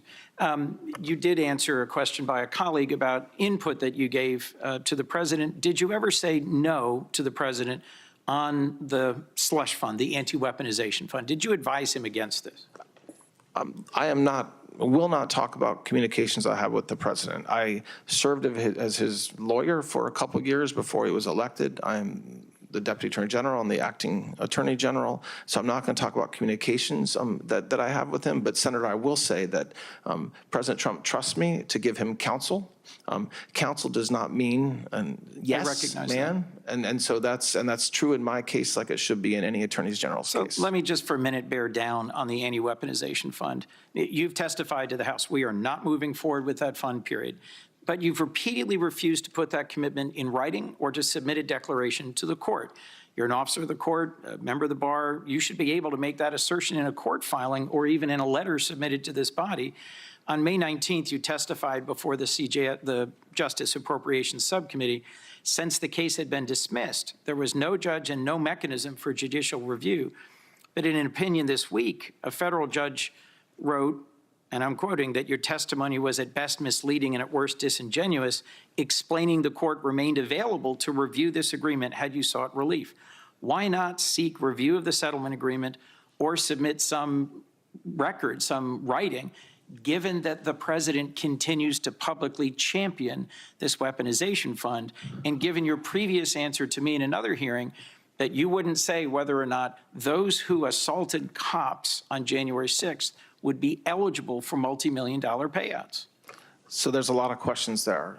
First of all, we have put it in writing. It's in repeated court filings in EDVA and DC. So this narrative that you won't put it in writing happens not to be true. The reason why neither myself nor Secretary Bessent agreed to put a declaration in is because there's long-standing precedent that judges cannot ask cabinet secretaries or people like me to put in declarations. It has nothing to do with whether the fund is alive. I'm under oath today, and I've said it's dead repeatedly. I said it to the House Oversight Committee, and I'm happy to say it as many times as necessary. As far as what the judge said in Florida, just the last question you asked about Florida, that judge disagreed with what I said. I still believe that 11th Circuit precedent, which I've studied, I am right. So we'll see. You did say earlier, this is the most transparent Department of Justice in American history. We have nothing to hide, and you started by saying we're here to rebuild trust. Two decisions or two OLC opinions I'm very interested in. I'm the senior Democrat on Defense and Intelligence Approach. I'm the most senior member of the Foreign Relations Committee on my side, who's currently serving on this committee. I'm curious as to why the most transparent department has refused to release the OLC opinion that justifies the 66 strikes the military has conducted on boats in the Caribbean, which have killed more than 220 people, either a redacted version or in a classified setting to me and others who are in relevant decision-making positions. Well, Senator, we made the head of OLC available on multiple occasions to explain that to you and other members of the committee. And that is extraordinarily transparent and unprecedented that we've done that. Whether an OLC opinion is released, there's a lot of process that goes into that. But the idea that we were not transparent about our legal basis there is absolutely not true. Okay. Another chance to be transparent. The FISA court in March certified your Section 702 proceedings, but found compliance deficiencies. This is an important power of the federal government that will soon be up again for a vote, and you have not declassified that opinion. Senators Cotton and Warner, Republican and Democrat leads on intelligence, in April wrote the administration saying that they expected declassification of this March opinion within 2 weeks, yet it remains classified. You have a bipartisan request from the leadership of Intel. Will you declassify it or make it available to us? We'll continue to look at that. I agree with you that that's a very important issue, and we need 702 reauthorized. Thank you. Last question, if I could. The Safer Supervision Act is co-sponsored by Senators Lee, Cornyn, Tillis, and Langford, and it gives a path forward to making sure that federal probation and parole is more effective. We've discussed it before. Will you meet with me to talk about ways that this important criminal justice reform, supported by federal law enforcement, could move forward? I think that Please give a short answer to that. I think it's yes. Absolutely. I very much agree with what you're trying to do there, Senator. Thank you. Before I call on Senator Schmidt, and after Schmidt gets done questioning, we're going to take a 15-minute break, and that 15-minute break starts when you leave the chair and be back in at the 15th minute. Before then, I'd like to enter into the record for your supporting your nomination from 382,000 members of the National Fraternal Order of Peace. The letter emphasized Mr. Blanche's distinguished record of public service and his commitment to work closely with law enforcement across the nation. The letter states, quote, "We believe Mr. Blanche's leadership will help ensure that the Department of Justice remains focused on public safety, the rule of law, and providing unwavering support for the law enforcement professionals who risk their lives daily to protect our families," end of quote. Without objection, it'll be entered. Senator Schmidt. Thank you, Mr. Chairman. Mr. Blanche, welcome. You're entering this arena and this confirmation hearing as the nation's chief law enforcement officer at a very interesting time in our country's history, where the folks on the other side of the dais, the Democrats, in my view, have just taken an all-out assault on the men and women of this country who serve in a law enforcement capacity. We just, a couple of months ago, got through a government shutdown where I was on the Senate floor listening to things that I never heard, certainly an elected official say, in characterizing the men and women who serve this country to enforce its laws, calling them the Gestapo, President Trump's secret police, mass mercenaries. This is insane. These calls to defund ICE, this hammer and sickle wave that came through New York just a few weeks ago that's now dominating the discussion on the other side of the aisle. The central plank, of course, is defunding the police, assaulting, overthrowing Western civilization. This is not your grandfather's Democrat Party, and you're fielding questions that I think are totally unfair. But it's all meant, I think, to undermine and demoralize. I saw it in my time as Attorney General in Missouri, where we had a Soros-funded prosecutor who refused to prosecute crime. And police officers, many retired early. Fewer came into the ranks to protect and serve. And so you're coming at an important time. I think President Trump, like he has with the military, has inspired the men and women on the front lines to serve. You're helping, I think, restore that with your focus on violent crime, your focus on fraud. I heard one of my colleagues say that this is the most troubled Department of Justice in history. I happen to live through the previous administration where you had a Department of Justice completely weaponized against political opponents. They tried to throw their chief political opponent in jail, ruin his family's lives.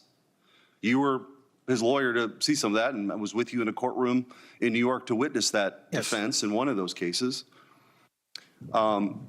Were aimed against Catholics in this country who happen to attend a traditional Catholic Latin Mass, went after parents under the Patriot Act for showing up to school board meetings to object to critical race theory or the masking of their kids. We lived through Jack Smith, and the chairman has just revealed new revelations, of course, that he was reading text messages. By the way, Jack Smith testified under oath he didn't do that. He testified that they just had the phone logs. We know that's not true now. Jack Smith should be subject to prosecution for lying to Congress. So this weaponization, let's draw a distinction.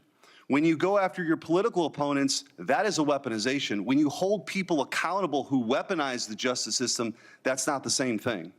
So you have a very important job. I want to highlight a few things that you've done in your time as acting Attorney General. Hopefully, as Attorney General, you're confirmed.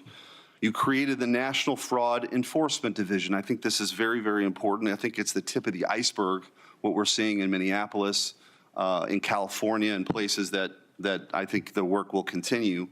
Carried out the largest healthcare fraud takedown in department history, expanded the fight against Medicaid fraud after the $90 million Minnesota fraud takedown. You secured 6 fraud convictions involving more than $1.1 billion in less than 3 weeks. Cleared the backlog of immigration cases, allowing for deportations, more deportations. You filed a historic number of denaturalization cases.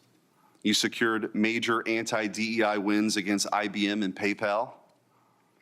You ended the EEOC's racist disparate impact regime. You secured 450 years of prison time for Antifa members involved in the terrorist attacks against ICE. You prosecuted the Southern Poverty Law Center for secretly funneling millions of dollars to the KKK and neo-Nazis. That's a hell of a record in 100 days. But more work continues. I want to talk about a few things that I'd like to, and I'm going to allow you to answer, to focus on. First, I think we have to break this sanctuary city scam, the system. To the people watching or listening at home, what is a sanctuary jurisdiction? Here's what it means. It means that if you are a criminal child rapist and you're here illegally and you've been released from prison, they will not tell federal immigration authorities that that person is being released. They would rather have that individual, that monster, released into the community than be deported.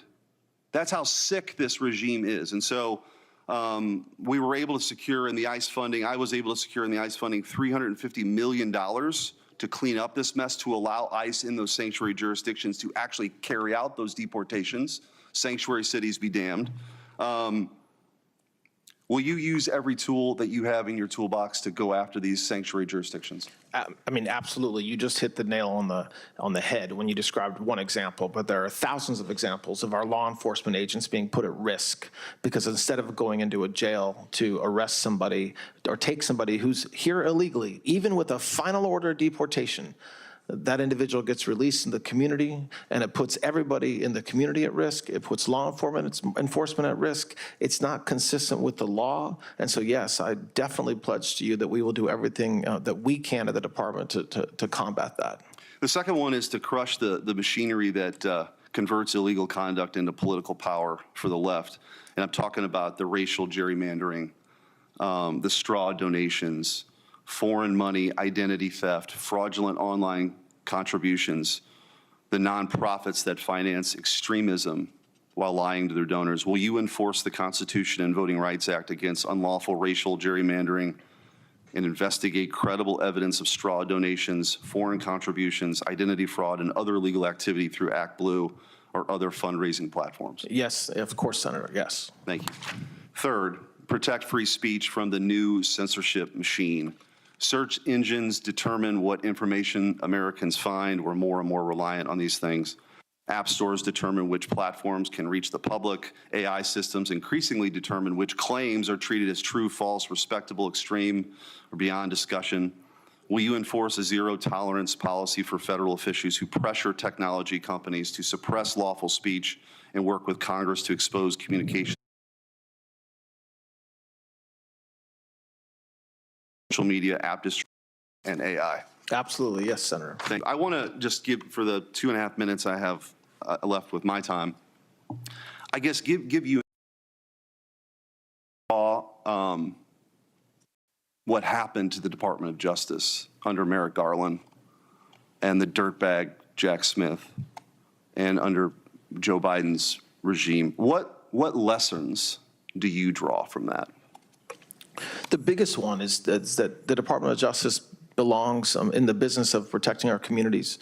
And so when I talked about during my opening statement about bringing the violent crime rates down and combating fraud and going after the fentanyl crisis in this country, that's the lesson I learned, is that we do not need to be spending millions and millions of dollars, bringing hundreds and hundreds, if not thousands of prosecutors to DC to go after literally an entire administration. Yes, the president, yes, his family, but also anybody that knew him, anybody that worked with him. His gardener at Mar-a-Lago was targeted.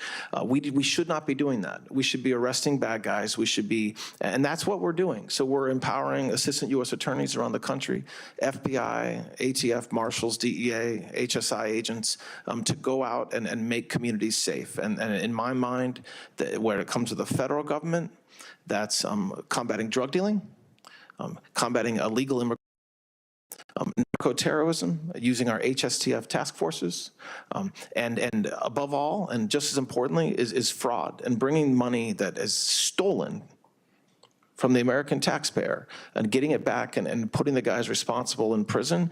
That's what I've learned, is that we can just go out and do our jobs, and we can do it. There'll be noise in DC. Like I said, we prosecuted nearly 100,000 informations and indictments since January 20th. We're talking about 3 or 4. And that's the message that I take to prosecutors around the country. Thank you. And I also want to thank you early on with this administration in Kansas City, but specifically in St. Louis, working with the department, Kash Patel, others. St. Louis got the largest infusion of permanent FBI agents anywhere in the country, and they're helping clean up the streets. People feel safer. It's a great American turnaround as relates to crime. Those numbers hopefully will continue, and I look forward to working with you on those efforts as well. Thank you. We will. Thank you, Senator. illegal immigration, narco-terrorism, using our HSTF task forces, and above all, and just as importantly, is fraud and bringing money that is stolen from the American taxpayer and getting it back and putting the guys responsible in prison. That's what I've learned, is that we can just go out and do our jobs, and we can do it. There'll be noise in DC. Like I said, we prosecuted nearly 100,000 informations and indictments since January 20th. We're talking about 3 or 4. And that's the message that I take to prosecutors around the country. Thank you. And I also want to thank you early on with this administration in Kansas City, but specifically in St. Louis, working with the department, Kash Patel, others. St. Louis got the largest infusion of permanent FBI agents anywhere in the country, and they're helping clean up the streets. People feel safer. It's a great American turnaround as relates to crime. Those numbers hopefully will continue, and I look forward to working with you on those efforts as well. Thank you. We will. Thank you, Senator. Before we take this 15-minute break, I wanted to say that from 12:30 till 1, I'll be in the Capitol to vote. Another Republican will chair the meeting, so we're going to go on through the noon hour. And so we'll take a break now, and we'll be back at 11:45, and Senator Blumenthal will be the first person to ask questions. And there you have it, a brief break there in the meeting room for the Senate Judiciary Committee as they are working through the process to potentially confirm Todd Blanche, voting him out of committee to serve as the nation's next Attorney General. And a question mark on how that's going to go. You heard it there. You watched it live. Blanche facing some tough questions over things like his department's handling of the Epstein files. The Deputy Attorney General, the currently acting AG, defending how the department handled that. He also faced a number of questions over issues like his potential independence from President Trump at the Department of Justice. You heard Todd Blanche, of course, the president's former personal attorney, say that he would not necessarily serve as a yes man to the president, saying that they weren't necessarily friends, but they weren't enemies, of course, under questioning from one of the Republicans in the room. And he also faced questions about that controversial IRS settlement and now defunct so-called weaponization fund, about $1.8 billion. That has become a sticking point for at least a couple of Republicans in that room. Let me bring in now, we've got our team who's been watching it all with us, including our chief Capitol Hill correspondent, Ryan Nobles, who's joining us now. And let me start there on that fund, Ryan, because that seems to be, if there is going to be something that potentially scuttles Blanche's forward movement to become the nation's next Attorney General, it is likely going to be that issue based on what we've heard from 2 of the Republicans in that room, one of whom, Senator Cornyn, very methodically made the point that although Blanche said repeatedly in the room that that fund is dead, that's not in writing in the settlement that was agreed to here. Yeah, and I think if there is something that could trip up Blanche's nomination, it will be this issue over the weaponization fund. You're right that Democrats pressed him on a whole host of issues, of which there is controversy surrounding Todd Blanche, including the Epstein files, including his close relationship with President Trump. Most of that will not derail his confirmation. This weaponization fund has struck a chord with Republicans who will ultimately be the ones that decide whether or not he wins confirmation or not. And it could be done right here at the committee level if either John Cornyn or Tom Tillis of North Carolina decide that they don't feel satisfied with the way that Blanche has explained the ending of this weaponization fund. There is a possibility he doesn't even make it out of committee, never gets a floor vote, and his confirmation process will be over. Now, to be clear, we don't think that's going to happen. Tillis and Cornyn both have indicated that they feel as though Blanche is making them feel more comfortable about the idea that there is the end of this weaponization fund. But that back and forth with Cornyn was pretty revealing. There are still some outstanding questions here that I think that at least Cornyn doesn't feel completely comfortable with. And then when he was pressed on it by Democrats, including Senator Durbin, who's the ranking member, he suggested that it would be Congress's responsibility to codify the end of the weaponization fund, which, Durbin pointed out, it really wouldn't be Congress's responsibility because Congress didn't create this. So that, I think there needs to be a bit more assurance from both Cornyn and Tillis that this thing is dead, done, cannot be resurrected in any sort of way for them to sign off on Blanche's confirmation. And that could come in direct conflict with what President Trump wants. So I think that is something that will certainly play out over the course of the rest of this hearing, Hallie, but it is something that will also take place once we get beyond this, when they actually vote him out of committee, meaning conversations between Cornyn and Tillis's office and Blanche himself before the actual committee vote, which we don't expect to happen until later this month, Hallie. Ron, I'll ask you to stand by. I want to go to Kelly O'Donnell, our Chief Justice and National Affairs correspondent. And Kelly, we referenced it at the top there, the Epstein case. That was obviously front and center, I think, from the jump. Senator Grassley, of course, starting off the questioning, giving Blanche an opportunity to get ahead of what we expected would be and was questions from Democrats on the committee as well. Survivors are in the room. I think we have some images we can show. There's about 10 of them, we believe, who are there. You see them here. They are wearing matching shirts. We have interviewed some of them. We will be interviewing more of them coming up later tonight here on NBC News. They are encouraging senators on this committee to vote against Blanche's nomination because of the concerns they have with the release of the Epstein documents, material that was unredacted, Blanche's conversation with Ghislaine Maxwell. And Kelly, while Blanche again acknowledged that, there were errors in redaction, et cetera, he still defended what the DOJ has done. And there was an interesting exchange with Senator Durbin where he talked about how he says he couldn't meet directly with survivors, but attorneys could, and that the DOJ would be happy to do that. We saw repeatedly how Todd Blanche wanted to put some distance between himself in this role and at this time of his confirmation hearing and getting in the room with survivors who could tell their stories. And part of what he was suggesting is that as the top law enforcement officer, it would not be appropriate for him to do that if there are ongoing investigations and those kinds of things. However, certainly Senator Durbin and those who advocate on behalf of those survivors believe it is an important signal for the acting attorney general who seeks the job permanently to show more deference to these survivors and willingness to hear their stories and to see what more can be done. Of course, we know some of the stories include very personal, very upsetting experiences that they have had that are in some ways borne out in the files, but there may be other information that they can bring forward. And certainly they know some of the names of the prominent people who have been associated with Jeffrey Epstein, whom those survivors group talk about in their own personal terms. So Todd Blanche was very much trying to keep some distance. He did agree to try to, as early as today, bring about some kind of connection between that survivors group and his department.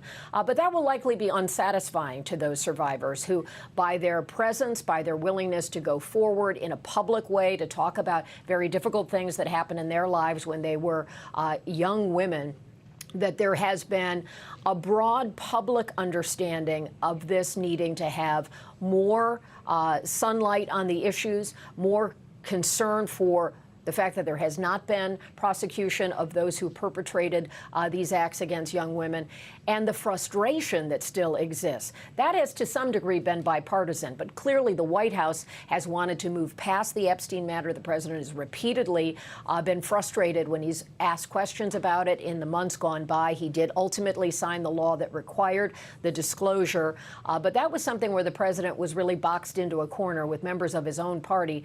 You can recall the time when Marjorie Taylor Greene, who'd been a fierce supporter of the president, put her own political future on the line, in large part because of this issue. She's now out of Congress. So it has been a rocky road for the survivors, and it has certainly been a consequential path when you consider the politics, the legal issues, and the remaining questions about the Epstein case, the files, the history of it all. And in Todd Blanche's direct conduct, his meeting with Ghislaine Maxwell is something where he says that was an opportunity to learn more information directly from her, but he has not sat down in the same way with survivors. And while he can talk about some of the legal practices associated with that, there may be a willingness of these survivors to push for more on that. And we certainly saw Senator Durbin, the Democrat of Illinois, trying to push for more on that. One of the things in tone and tenor that we see today is that Todd Blanche is very aware this is an audition. This is a job interview. So he has not been combative. He's held his ground at times. He has tried to distance himself or take issue with questions. But it has not been the kind of sparring we've seen in other cases where administration officials have come before committees, not at confirmation time, but when they're actively on the job. So definitely a tone here of being very much aware that Todd Blanche knows that his path to get the job permanently has to go through this committee. I'm struck by that comment, Kelly, because I agree with you on that. There was, a couple of moments, including one where he, suggested that one of the senators, I believe it was Senator Whitehouse, was lying in some of the ways he categorized or characterized what Todd Blanche had said previously.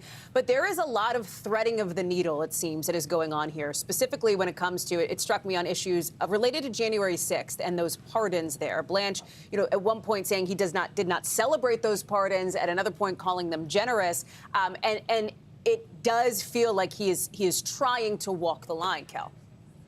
I sense that he knows the president is watching. He also has spoken about his adherence to the Constitution. He's talked about facts as being a way that he could take a neutral tone on something that was controversial, not his opinion, but stating facts. And when he spoke about the senator kind of accusing him of a number of things, there is the speech and debate clause that allows members of the Senate to have protected speech there while he is under oath.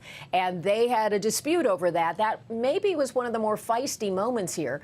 We've also seen how different senators viewed their assignment here. We wrapped up with Eric Schmidt of Missouri as the last one of this session. He was clearly working on behalf of some of the political points. We saw that with Marsha Blackburn as well. But then when you look at Amy Klobuchar, Democrat of Minnesota, she's running for governor. She wanted to know things about how the department, through the FBI and others, are investigating the shootings that occurred earlier this year related to ICE operations, or wanting to talk about ways that local investigators can get access to the FBI. We also had some discussion of the character of Kash Patel, the FBI director, where there was an assertion of a number of the things that have been publicly talked about and certainly have been disputed by the department, the FBI, and the DOJ. But the appearance of Kash Patel at the Olympics, where he was drinking, where there have been questions about his travel, a whole list of things that would be in kind of a bucket of controversy. And as the boss of the FBI director, in the sense that that bureau is within the Department of Justice, Todd Blanche stood firmly behind him, which is something that might be controversial in some corners, but also is that loyalty that we know President Trump is often looking for. We are just a couple of minutes away from this hearing. We believe gaveling back into operation here. Let me go to Gabe Gutierrez. Gabe, if you can pick up on the thread that Kelly laid down there related to January 6th. Blanche's comments on that, which came up repeatedly, specifically from Democratic senators in the room. And Blanche's relationship with President Trump. At one point, he said, the president trusts me to give him counsel, but counsel does not mean that I am a yes man.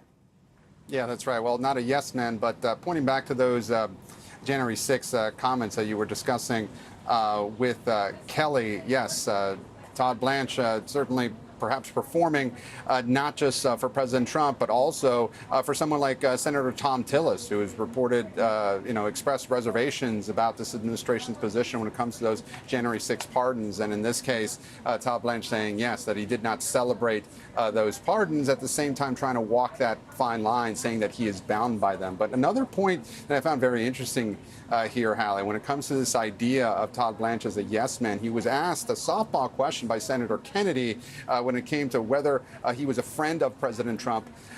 Blanche responding, I'm his lawyer, perhaps a Kinsley gaffe, so to speak, when a public official actually says what they're thinking, even though that's not the commonly accepted answer. Blanche quickly correcting himself and saying that he was his lawyer, also making the case that he believed that, the DOJ was under the executive branch and President Trump led the executive branch. I'll send it back to you, Hallie, as we see this hearing about to get underway. Hearings picking back up quickly. I want to sneak in Ryan Nobles because, Ryan, we are looking to see Senator Tillis on the Republican side. He's kind of one of the key folks we haven't heard from yet, right? Yeah, that's right. He'll be the next important questioner that we'll be looking for. And again, that weaponization fund could be the focus of his questioning. He'll also have some questions about that IRS settlement, which there's some controversy over whether or not the way that settlement came together was appropriate and what it means going forward. But the way Tillis asks these questions, does he give Blanche an opportunity to make him feel better about where this weaponization fund is going? I think that will be key in giving us some sort of insight into where Tillis's head is and if he might be willing to be that vote that denies Blanche this confirmation. I ultimately think he probably won't be, but I think depending on how this back and forth happens, that could be a key decider in which way this confirmation process goes going forward, Hallie. Ryan Nobles, Gabe Gutierrez, Kelly O'Donnell, we shall watch together along with all of you as we dip back in now to this hearing. Todd Blanche in his committee hearing to become potentially the next Attorney General of the United States. Senator Richard Blumenthal, Democrat from Connecticut, leading the questioning now. Let's listen. Justice consulted about this policy. Well, that's not our policy, Senator. We would never send somebody home to be tortured. That's not what the American people would expect of us. That's certainly not what President Trump does. So I'm not familiar with the lawsuit you're talking about, but there's no such policy. Will you commit to investigate these allegations? I know nothing about the lawsuit. I will, when you say commit to investigate allegations, we don't do that. But certainly if the lawsuit needs to be answered and part of that includes investigation, absolutely. Well, you do investigate allegations of illegality. This policy would clearly be not only illegal, but morally repugnant, would it not? You agreed with me that it should not be the policy of the United States to do it. But in your question, you're suggesting there is such a policy. I'm telling you there is no such policy. Well, if there is no such policy, then I presume you would investigate it. When I see the lawsuit, I'm just not familiar with it. We will, of course, do what's appropriate. But you'd agree with me that it would be wrong. That it would be wrong, meaning it would be wrong to send somebody home to be tortured, yes. Let me ask you about allegations in connection with David Gentili. I think we talked about these allegations when you visited me. Thank you for coming to my office. In May of 2025, David Gentili was sentenced to 7 years in prison for his role in an almost $1.8 billion Ponzi-like scheme that defrauded over 10,000 investors, many of them middle-class retirees, of their hard-earned savings, and he was imprisoned. He boasted to fellow inmates and others that he was going to be released because he paid $2.5 million for clemency. Evidence collected by the Eastern District of New York supported those allegations and reportedly also included statements by Father Frank Mann that he spoke to the president about David Gentili.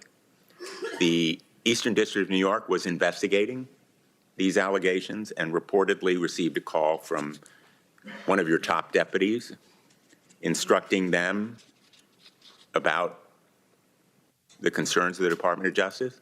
The investigation was stopped by the Eastern District of New York. I wrote to you on June 23rd, and United States Attorney Joseph Nacella about these allegations that an investigation into this impropriety was shut down at the request of your office. Did you have any involvement or knowledge about the commutation of Mr. Gentili's sentence? President Trump, as I've said a couple times today, has full authority to pardon or commute anybody convicted of federal crime. That's not my question. So I'm answering your question, Senator. Did you I'm answering know your about question. What my communications with President Trump, I will not talk about. He does not, nor should he. He has no obligation to discuss pardon or commutation decisions with me, and he has not. As far as what you just suggested about an investigation, I believe you're referring to a news article that was the result of apparent leaks, and I would caution that there's falsehoods in those news articles. I'm asking you whether you had any involvement in commuting that sentence or in stopping the investigation into the allegations of impropriety, possibly payment to Father Frank Mann. And I answered the first question, but when you say stopping an investigation, there's an assumption built into your question that I will not concede. We will not talk about whether investigations exist or don't exist, and certainly some leak about something that we supposedly did doesn't warrant an answer either. There was an investigation, correct? That's my whole point in saying is that there's an assumption baked into your question that I don't think is true, meaning that we cannot comment on even the existence of investigations like that. You've commented this morning to Republican colleagues about several investigations. No, I haven't. Well, you commented in response to the chairman about the FISA investigation. About the what? Excuse me? The investigation that he asked you about. So, Senator, my point is that you're asking me questions about a news article, the source of which was apparently leaks. It would be inappropriate for me as the acting attorney general to comment on such leaks or news articles that you're referencing. But well, I accept that you're not going to answer my question, but I think there is a need for the Inspector General to look into the investigation that was apparently, according to these articles and other information, stopped as a result of your intervention. Let me move on. In 2017, more than 10,000 9/11 victims filed suit against the Kingdom of Saudi Arabia. That lawsuit is heading to trial. Information was promised by President Trump in September of 2019. That information has not been provided. Will you commit to meet with those families and provide the information they need for their lawsuit? Folks from my office have met with the representatives of those families. We will commit to continuing to have communications, of course. And provide the information they're seeking? Well, you're saying, I don't know what the information is you're talking about. So obviously I can't just commit to providing the information. Well, let's talk about other information. Information about the Epstein abuses. Your predecessor apologized to the Epstein survivors with good reason. Because as you've said today, mistakes were made. I'm asking you today, with Epstein survivors in this room, to apologize to them.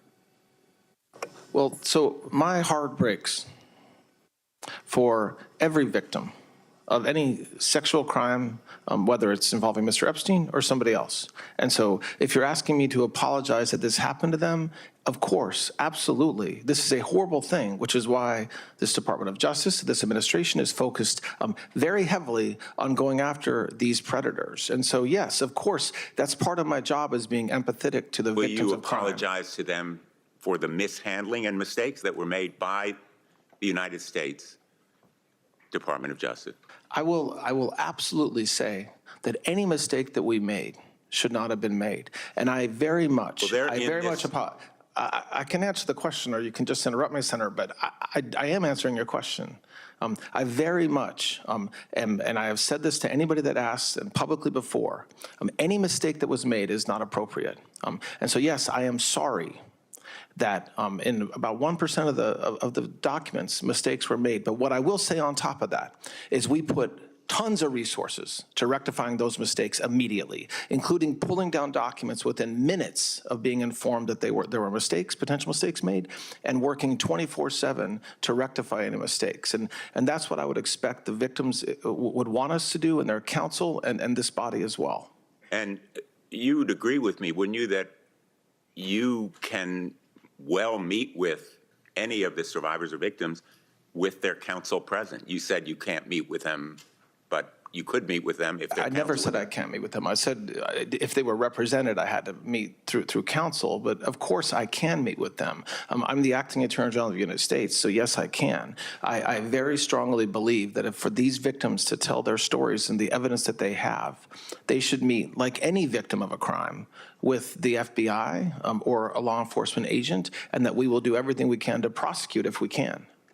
The judge in Florida referred your misconduct. She concluded that there was misconduct and misrepresentation and improper purpose in that legal action to the Bar of New York for potential discipline, including losing your law license. I know you disagree with the result of the ruling.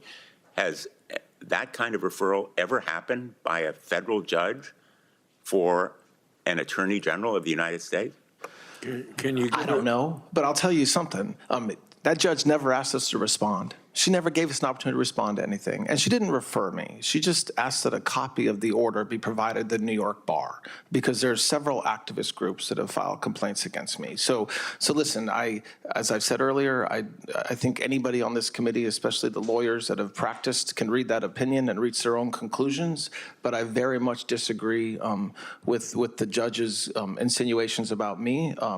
And we're going to do what we can to make that right. One last question. Would you agree with me that agents of the United States should not fire into cars unless fire their weapons into cars unless there is an imminent threat? Give a short answer to that. There's a well-established standard as to when an agent can discharge their firearm, and I think that's something that should be followed in every case. And that includes not firing weapons into cars.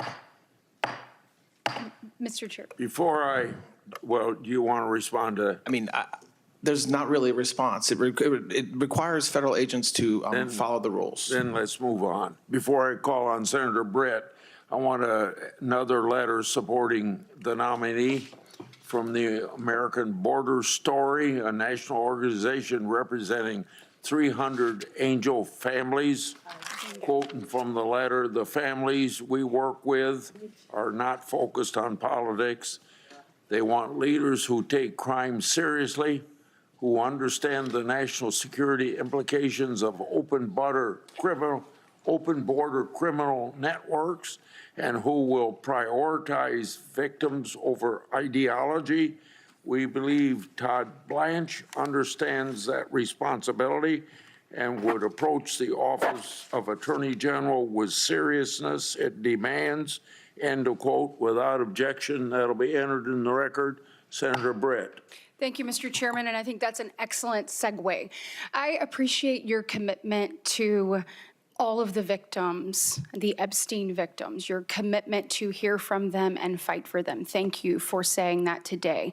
I only wish that my Democratic colleagues had that same level of conviction when it came to meeting with the families of those who have lost loved ones at the hands of illegal aliens. So thank you for that letter. Thank you for your commitment. I can only hope that they will answer the call and meet with their own constituencies who unfortunately have lost ones that they hold dear. Mr. Blanche, I want to applaud the work that you and DOJ have done to reduce crime and violent crime across the country. We've heard it a number of times here today, both in the chairman's opening, to Senator Moody talking about it, to you talking about it. We currently have the lowest murder rate that we've had since 1900. When you're looking at violent crime arrest, we are up 184%. This is real results. This is what you're supposed to be doing, keeping Americans safe. We know that you've done that through a number of ways, task force and joint operations, interagency cooperation. We've seen the forces, those task forces, successfully pursue numerous cases in our state related to major drug trafficking, related to firearms trafficking, all of which has been linked to, in many cases, broader criminal enterprises. So we're glad that our children are safer and that our communities are safer. What I'd like to know from you, because we've seen in Alabama this have tremendous results. We've even seen in one case a corrupt local law enforcement officer in the Southern District of Alabama who had engaged in a range of criminal activities in his capacity as an officer being held accountable through this work.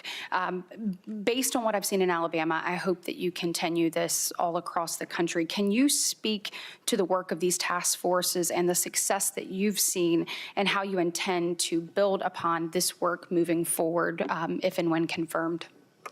Yes. So the Homeland Security Task Force regime that we've set up in every single state and every single district in this country is designed to do just what you were describing. So work not just with the federal government, not just DOJ, but to work with Department of Homeland Security, sheriffs, cops, local prosecutors, local law enforcement, and assistant U.S. attorneys to go into that community and eradicate it of human trafficking, drug dealers, narco-terrorism, and the results, it's been set up for almost a year in most places, and the results are evident in the statistics that we show, but they're really more evident when I go out to U.S. attorneys' offices and meet with HSTF groups like I do all the time.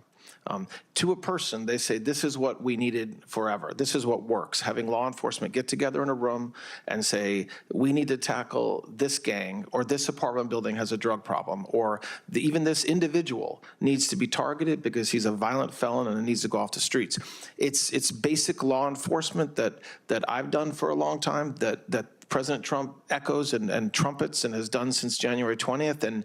And that's why, I think that's why we're seeing the success that we're seeing, and we're not slowing down. HSTFs are up and running, full speed ahead, and I hope that we continue to still see the results that we've seen over the past 10 months or so. Thank you for your commitment to that and all the work that you've done. I want to take a brief moment. Our distinguished and late colleague, Senator Graham, was excited about your nomination. He was passionate about many things, which we saw here in this committee, just in amazing ways. One of the things that he was a champion of was the unborn, and that is a deeply held conviction that we both have. And I want to talk to you and address the issue of the chemical abortion drug that we have seen just spread coast to coast. As you know, pursuant to a Biden-era administrative action, the FDA, there is no longer an in-person dispensing requirement in place for the drug, for mifepristone. It allows it to literally be dispersed across state lines, all across the country. We are losing children, and we are putting women in harm's way. Look, it has no oversight, no safeguard. I got to hear the story of Jonna Affolter, who's here with us today, and I am so grateful for her willingness to be here. But I got to hear it firsthand yesterday. I know many people have read her story in recent news articles about her then boyfriend, now ex-boyfriend, a doctor, no less, actually forcing a crushed abortion pill into her mouth in the middle of the night, then taking her keys, holding her hostage so that she could not go get help. This is sick and twisted and must stop. He used his ex-wife's information to buy those drugs online, to kill his own child, and to endanger Jonna's life. And sadly, her story is one of many. And so can you commit to me today that this administration and DOJ will prioritize taking meaningful and thoughtful action to address the dangers that occurred in the current status quo to women all over this country? Absolutely, Senator. And it's not only what the Department of Justice can do, but it's what the FDA is doing right now for the first time in a decade, actually doing real studies about the safety and the appropriateness of these drugs. And, you know, I've seen video myself of what appears to be pills coming even from overseas to young women, and doesn't matter who applies for it, anybody can get it. There's no instructions. They just come dumped out of a little plastic bag, and it's wrong. And I very much commit our resources to stopping this. Thank you very much. I want to turn to an issue that I also raised with former Attorney General Bondi, and that's illegal offshore gaming and the concern in the rise of illegal gaming amongst minors. In 2024, a study found that individuals who began gambling before the age of 18 are 50% more likely to develop an addiction to gambling. This has become a major issue among America's youth, in particular America's young men. Just last year in the Northern District of Alabama, we saw a case case where 10 men pleaded guilty to managing a sports betting operation and accepted over $2 billion in wagers via an offshore server located in Costa Rica. Senator Blumenthal and I have worked together on this issue and recently introduced the GAME Act, which would prohibit social media companies and advertising websites from targeting minors with sports betting advertising online. We also sent a letter to DOJ encouraging the department to use its existing statutory authorities to pursue injunctive relief and to block illegal offshore gaming operations. I want to tell you how much I appreciate the response. It was very substantive that I got to that letter, but can you also commit to me today that you're going to make this issue a priority and take robust action to combat the reach of illegal gaming operations within the United States, and then in particular the targeting of minors through this? Yes, Senator, absolutely. Thank you. The U.S. Census Bureau reported over a decade between 2010 and 2020 that the over 65 population in the United States experienced the largest ever 10-year numeric gain and percentage point increase in terms of share of the overall population. In its annual report to Congress last December, the FTC noted that total fraud losses by older Americans defined as age of 60 and older increased almost fourfold from 2020 to 2024, shooting up from $600 million in 2020 to $2.4 billion in 2024.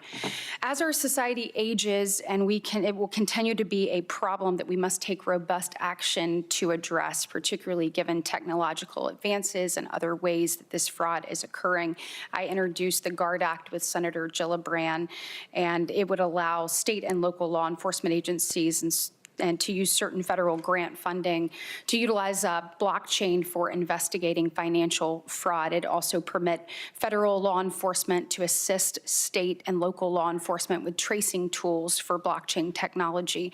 I'm thrilled it was reported out of this committee by voice vote earlier this year. I know that DOJ has programs in place like Elder Justice Initiative, but can you speak specifically to DOJ's efforts with respect to elder financial fraud and the extent to which we will work to continue to make this a priority under your leadership, and the importance of collaboration with state and local law enforcement officers as we work to bring justice to these people who have been abused?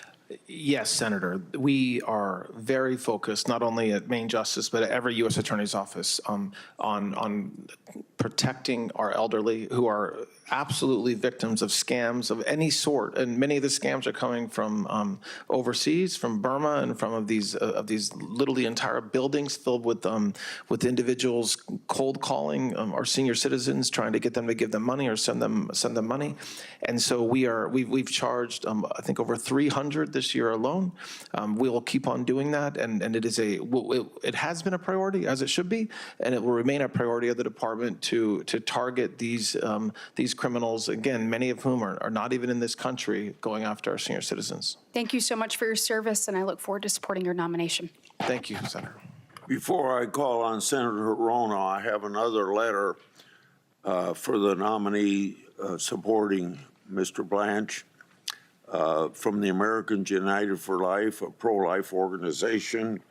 I quote, "Mr. Blanche's commitment to respecting human life is evident in his actions as acting Attorney General. We at Americans United for Life are confident in Mr. Blanche's commitment to a fair and even application of law," end of quote. Without objection, it'll be entered in the record. Senator Hirano. Thank you, Mr. Chairman. Welcome, Mr. Blanche. To ensure the fitness to serve of all nominees who come before any of my committees, I ask the following two initial questions. Since you became a legal adult, have you ever made unwanted requests for sexual favors or committed any verbal or physical harassment or assault of a sexual nature? No, Senator. Have you ever faced discipline or entered into a settlement relating to this kind of conduct? No, Senator. Mr. Blanche, over the course of the past 5 months, the New Mexico Department of Justice has talked to your staff about getting access to information for its investigation into alleged crime at Jeffrey Epstein's Zorro Ranch. Will you and your team continue to cooperate with the New Mexico Department of Justice and help it get the information it needs? Yes, we're continuing to work with them, and yes. Thank yes, you. Senator. Mr. Blanche, at an April 8th press conference, a reporter asked you a question about President Trump's desire to see his perceived political enemies prosecuted. You answered, quote, "That is his right, and indeed it is his duty to do that." To clarify, Mr. Blanche, do you believe it is the president's right and duty to order the investigation or prosecution of his perceived enemies? Yes or no? I can't answer that yes or no. That wasn't the question. And my answer was that as the President of the United States, under Article 2, he's in charge of the Department of Justice. And so my answer reflects that idea, not that he has a right to go after his political enemies. Reclaiming my time, I think that what the president meant was pretty clear, and I just wanted to know whether you thought that that is indeed his right and duty to prosecute his perceived enemies. So let me get to that. Investigations of the president's perceived enemies aren't theoretical. They are happening. For example, last August, President Trump posted on social media that George Soros should be charged with RICO. Weeks later, one of your deputies directed several U.S. attorneys' offices to investigate Soros's charitable foundations for violating the RICO statute. Mr. Blanche, to confirm, were the U.S. attorneys' offices asked to launch these investigations because of the president's post? Yes or no?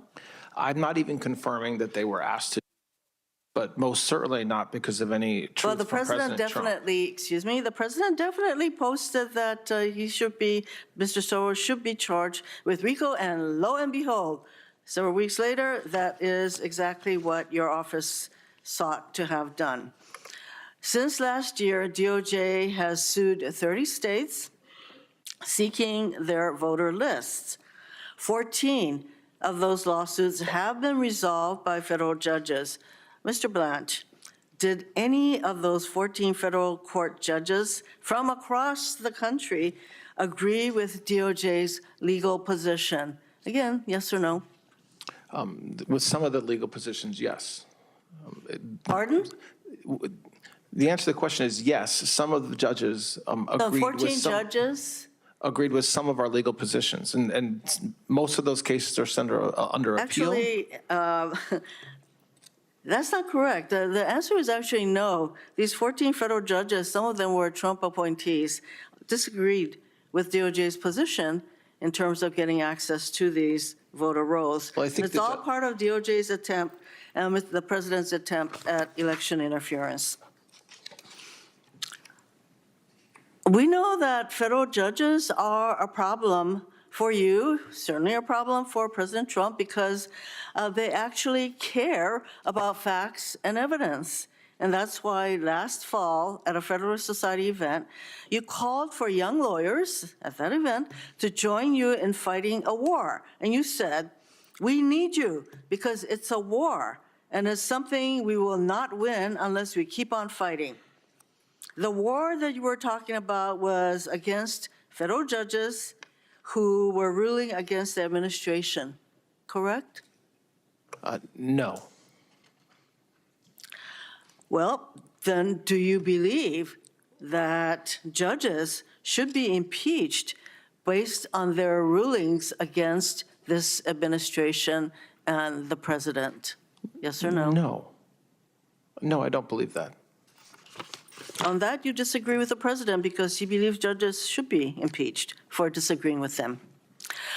President Trump sees DOJ not only as a tool to attack his enemies, but also useful for helping his friends. To that end, on May 18th, you signed an Attorney General order establishing funding and setting out requirements for the so-called Anti-Weaponization Fund, correct? You signed such an order? Yes, I did sign that document, yes. Have you rescinded that order? Yes, the order is no longer in effect. There is no Oh, that- weaponization fund, Mr. correct? Blanch, that is not my question. My question is, did you rescind that order? Yes, I'm doing it under oath right now. No, the It fact does not that, exist. when you answer that there's no fund, that is not rescinding the order, because you can resurrect that order at any time. So actually, your answer is no, you have not rescinded that order. Mr. Blanch, one of your first acts as a Deputy Attorney General was to issue a memo eviscerating DOJ's enforcement work against crypto criminals. Crypto crime surged in 2025. Mr. Blanch, are you aware that Americans reported over $11 billion in crypto fraud losses to the FBI last year? Our crypto enforcement is way up compared to a year and a half ago. So I didn't eviscerate anything. To the contrary, actually, we empowered AUSAs around the country to go after criminals in the right circumstances, and we continue to do it. I take it you are not aware that there were reports of over $11 billion in crypto fraud reported to the FBI. That was my question. Are you aware or are you not aware? Are you talking about the fraud that we have prosecuted? No, I'm talking about the $11 billion worth of crypto crime. This is a pretty good, simple question. I just don't understand Are you or are you sorry. not aware? But it doesn't seem you're aware because you're making all kinds of excuses. The fact is that crypto enforcement, you eviscerated that work that your department is supposed to be doing. And so anyway, Mr. Blanch, when you issued your memo ending crypto crime enforcement, you held significant amounts of cryptocurrency yourself. And I sent you several letters asking you about it, and I am still awaiting your answer. Mr. Blanch, it is clear to me that your leadership is going to be a continuation of what we have seen so far at the Trump Department of Justice, or more likely to be called the Department of Retribution and Corruption. You see nothing wrong with the president treating DOJ as his own personal law firm to use as a weapon against his perceived enemies and as a way of helping his friends, and as a tool to interfere with the upcoming elections. The states run elections in this country, but you want to insert DOJ at every step of the process, suing the states with frivolous claims and sending threatening letters to secretaries of state. You want to suppress the votes of American citizens who will have a chance to resoundingly reject the president's corruption at the ballot box this November. You signed a memo eviscerating DOJ's cryptocurrency enforcement work, leading to a surge in Americans being victimized by cryptocurrency fraud. You also championed a slush fund for the president's allies who attacked police officers on January 6th.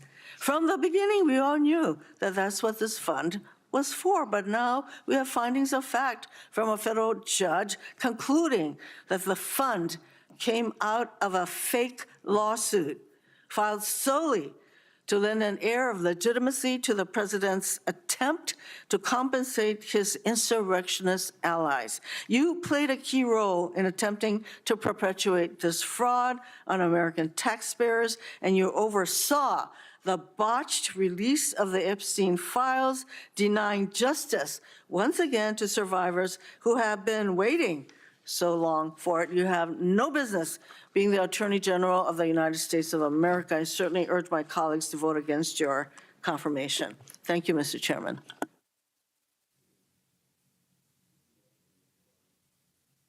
I mean, Chairman, on the crypto point, our crypto prosecutions are way up, and it is very true that crypto fraud is a thing, and it's still happening. But getting rid of a task force of a bunch of lawyers in Washington, D.C. did nothing more than empower AUSAs around the country to bring cases, which is what they've done. So I'm proud of the work that we're doing in that space, and we'll continue to do it.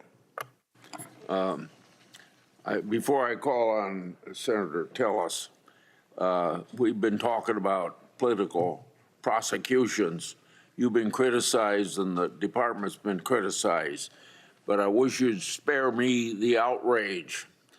They cheered on Biden as he weaponized the Justice Department, targeting President Trump, congressional Republicans, parents, Catholics, and conservative Americans nationwide.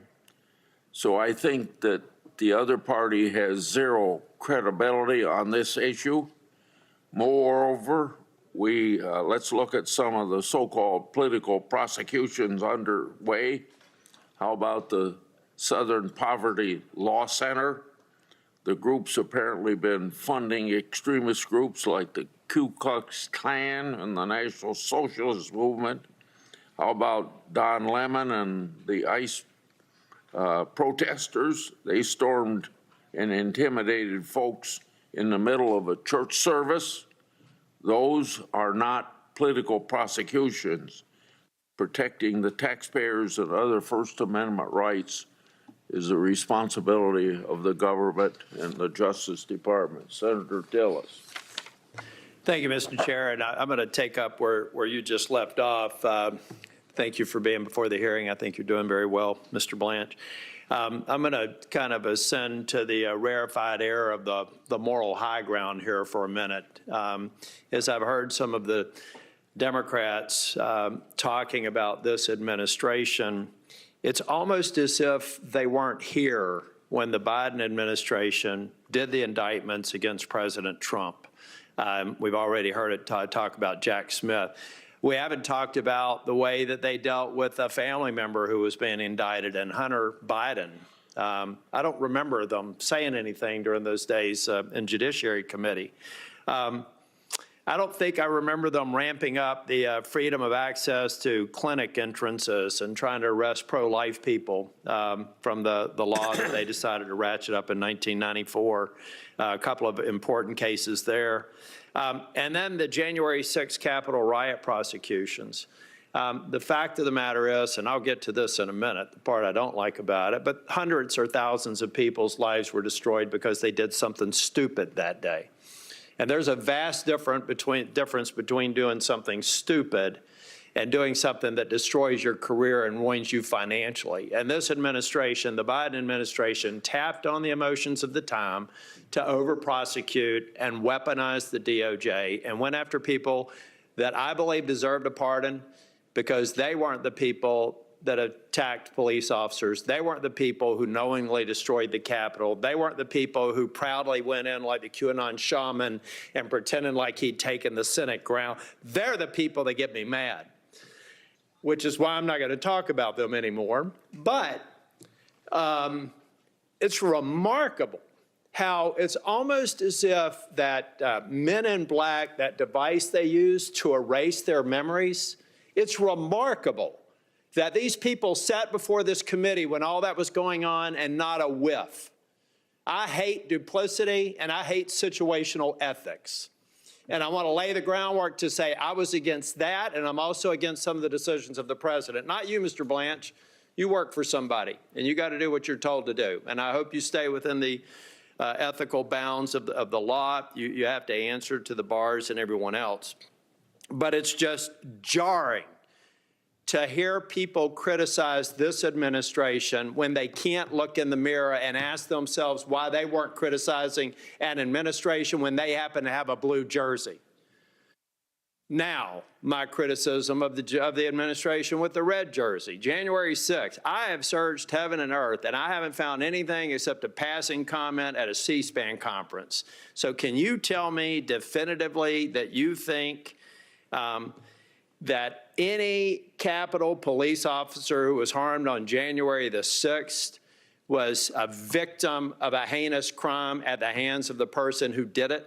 Yes, and should have been prosecuted and was. And they were. And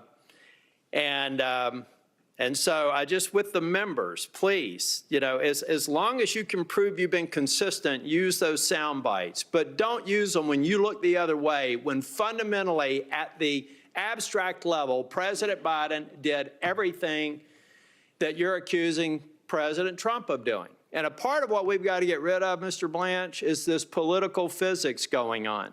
American people are an exceptional people, and they always like to best each other.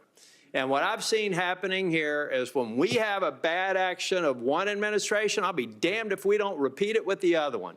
I want leadership that says we're going to ratchet things down and not make the heinous mistakes that the Biden administration did. Let's be better than them, not better at prosecuting people that maybe we shouldn't, or take a little bit more time before we indict them. But let's just be better than them. Let's set an example and stop this spiraling, or the next Congress that I will not be a part of will be talking about it again, or in 2029, if a Democrat president comes in, they're going to up the ante, and they're going to go right after the behavior of this administration as an example of why they should. Because this administration has done the same thing to justify some of their behavior. I'm not criticizing you, but I'm trying to just cut through the rhetoric and let people all know that we are at this place today in part because of the actions of the Biden administration and the weaponization that I even saw under Garland, who I generally supported. So let's just be real here, people. If you're going to criticize one administration, look in the mirror before you do it. Now, Mr. Blanche, I want to stick a fork in this turkey of a 1776 fund. And you've said that it's moot.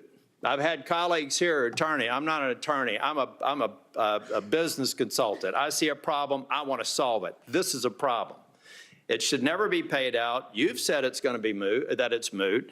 Others, these smart attorneys that I'm surrounded by, think that the courts are probably going to deal with it. But why should we waste the court capacity on this issue? If I could walk to the Senate floor with an agreed-to piece of text coming from the administration that just renders this whole thing dead, gone. I don't need a probe's language. I don't need a statement from the administration. All I need is language to say everybody around here said it's over. So why can't we agree to language that I can walk down to the Senate floor and get a UC and dare the Democrats to oppose ending this, and dare a Republican to if the president supports it? Why is that a bad strategy?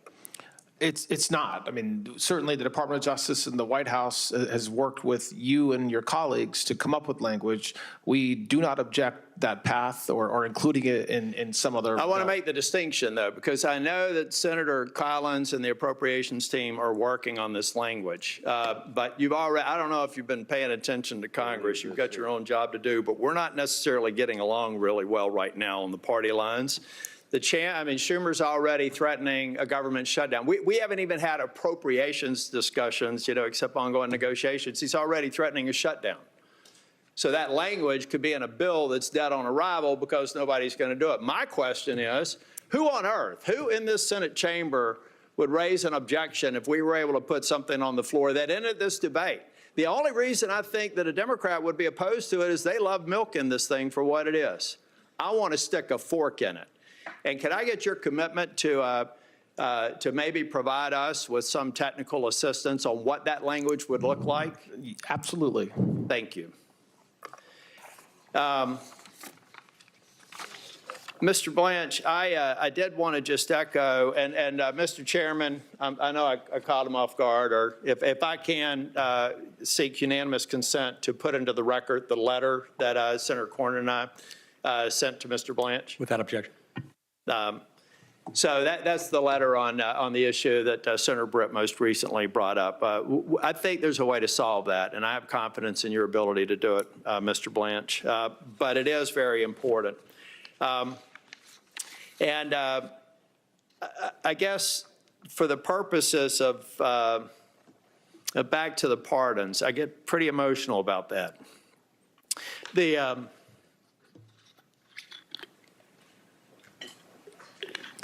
I think we need to do a better job of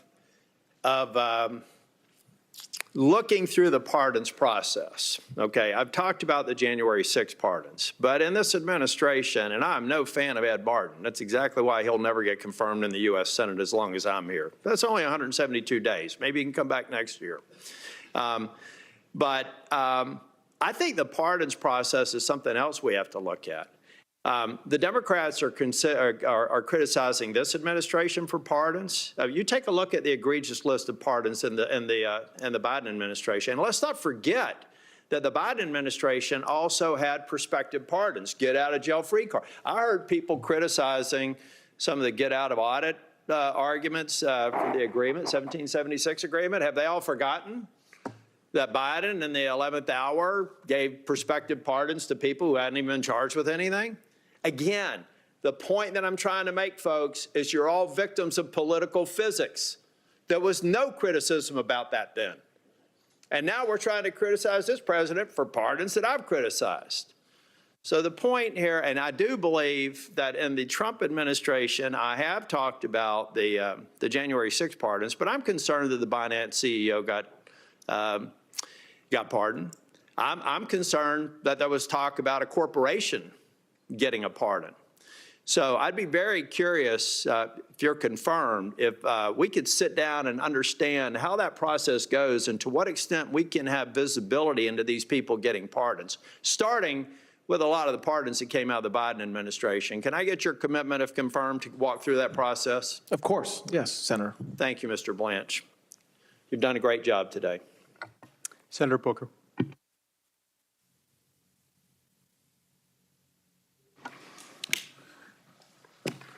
Good afternoon, Mr. Blanche. Good afternoon. Our president has a very well-documented history of attempting to corruptly influence government officials to advance his own personal interest. He called the Republican Secretary of Georgia asking him to find enough votes to overturn the election. He withheld military aid to pressure Zelensky to investigate Joe Biden's son. For these things, he has been impeached. He's been criminally convicted in Georgia, indicted in Georgia, because he uses his power to unjustly influence people. When a president routinely pressures public officials for his own personal benefit, the Department of Justice has to remain independent. This brings me really to you, and I think what has you at the center of so much concern is that you seek to lead the Department of Justice after being the president's personal lawyer. The American people are really entitled to know whether your allegiance to the rule of law is your focus or your allegiance to one man who clearly has an insatiable appetite for revenge, self-enrichment, and the abuse of power. So I want to talk about your record. Under you, the department has prosecuted people that have caught folks on both sides of the political aisle by surprise. Jim Comey, Letitia James, my colleague Adam Schiff, Federal Reserve Governor Lisa Cook. This casts a shadow over your ideas, any ideas of independence. You directed the arrest of Mayor Ras Baraka of my city of Newark. You weren't at Delaney Hall on May 9th, 2025, when he was arrested. But yes or no, did you have a conversation with Special Agent in Charge Ricky Patel ordering him to arrest Mayor Baraka? I had a conversation. I didn't order him to arrest. I authorized the arrest, which is my job. So you were not there, and we have body camera footage of him then moving and saying, "We are arresting the mayor right now per," this is his quote, "the Deputy Attorney General of the United States." I want to put that into the record, your comments there. And the district court, assessing all of your conduct, admonished the Department of Justice. This is the quote of the judge, the federal judge. "Your role is not to advance political agendas. Your allegiance is to the impartial application of the law and to uphold due process for all." But this is just one example cited by over 1,200 current and former Department of Justice officials appointed under presidents of both parties who warned that you should not be in this position because of your inability to be independent from your personal allegiance to Donald Trump over the rule of law. I met yesterday with Epstein survivors. Some of them are here in the room today. Congress, in a bipartisan fashion, passed the Epstein Files Transparency Act because the American people were demanding justice. Yet you failed to abide by that law and release the files by the deadline established by the law. And when the files were finally released, you failed to protect the survivors that law was intended to protect. Survivors' personal information, including names, phone numbers, home addresses, and images were released. Powerful people were redacted. Survivors were subjected to re-traumatization. More than 1,200 victims, yet only 2 people have ever been prosecuted, Jeffrey Epstein and Ghislaine Maxwell. Now, I was stunned earlier by your conversation with one of my colleagues that you wouldn't even commit to meeting with the survivors, but you did meet with Ghislaine Maxwell. Your claim that you can't meet with these victims because they're represented by counsel is utter nonsense. Counsel can be present or a client can waive their right to have counsel, but you're a lawyer. You know this. That was not truthful, what you said to my colleague. You said that they should meet with the FBI. All of these women have reported their crimes decades ago, but yet you won't meet with them. What you will do is meet with Ghislaine Maxwell. Over a year ago, you sat with her, and you publicly said you were seeking the truth. So let's talk about what that 2-day meeting produced. Did your interview with Ms. Maxwell lead to a single additional person being charged, yes or no? No. Did it lead to a single new investigation, yes or no?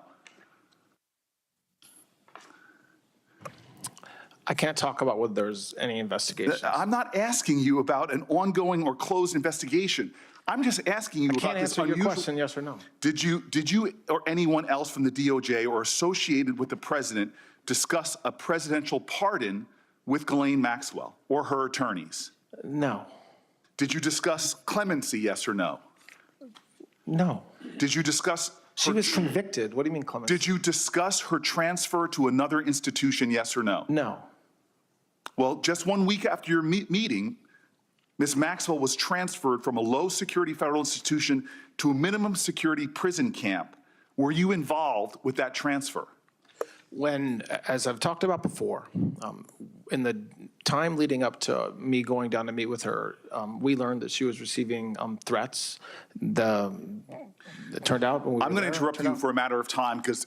Okay, well, it's not a question I can answer apparently in the time you're giving me. I'm going to tell you this because I deal with issues of criminal justice. When people are under threats in a Bureau of Prison facility, they're put into solitary confinement or protective. They're not moved to a camp. That's not always true. It is. You're Well, just wrong. what is true is someone that is accused of child sex trafficking under the Bureau of Prison's own policies is not put in a facility like this that seems clearly like a reward. The Department of Justice is also responsible that powerful corporations play by the same rules. Let's take a proposed merger between Paramount, Warner Brothers, and Discovery. This is no ordinary transaction. It was a proposed $111 billion merger involving 2 of the last remaining legacy Hollywood studios. As Deputy Attorney General and later Acting Attorney General, you exercise oversight of the Antitrust Division. You approved the decision to close the department's investigation into that merger, yes or no?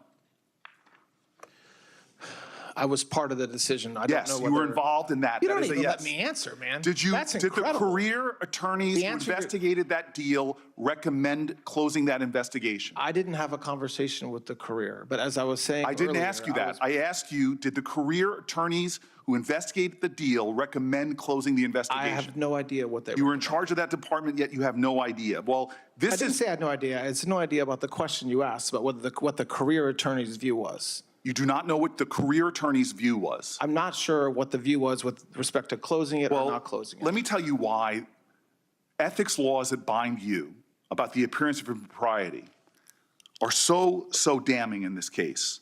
On the same day that Paramount shareholders voted to approve the merger, David Ellison, the head of the acquiring company, hosted a dinner that you attended honoring the President of the United States.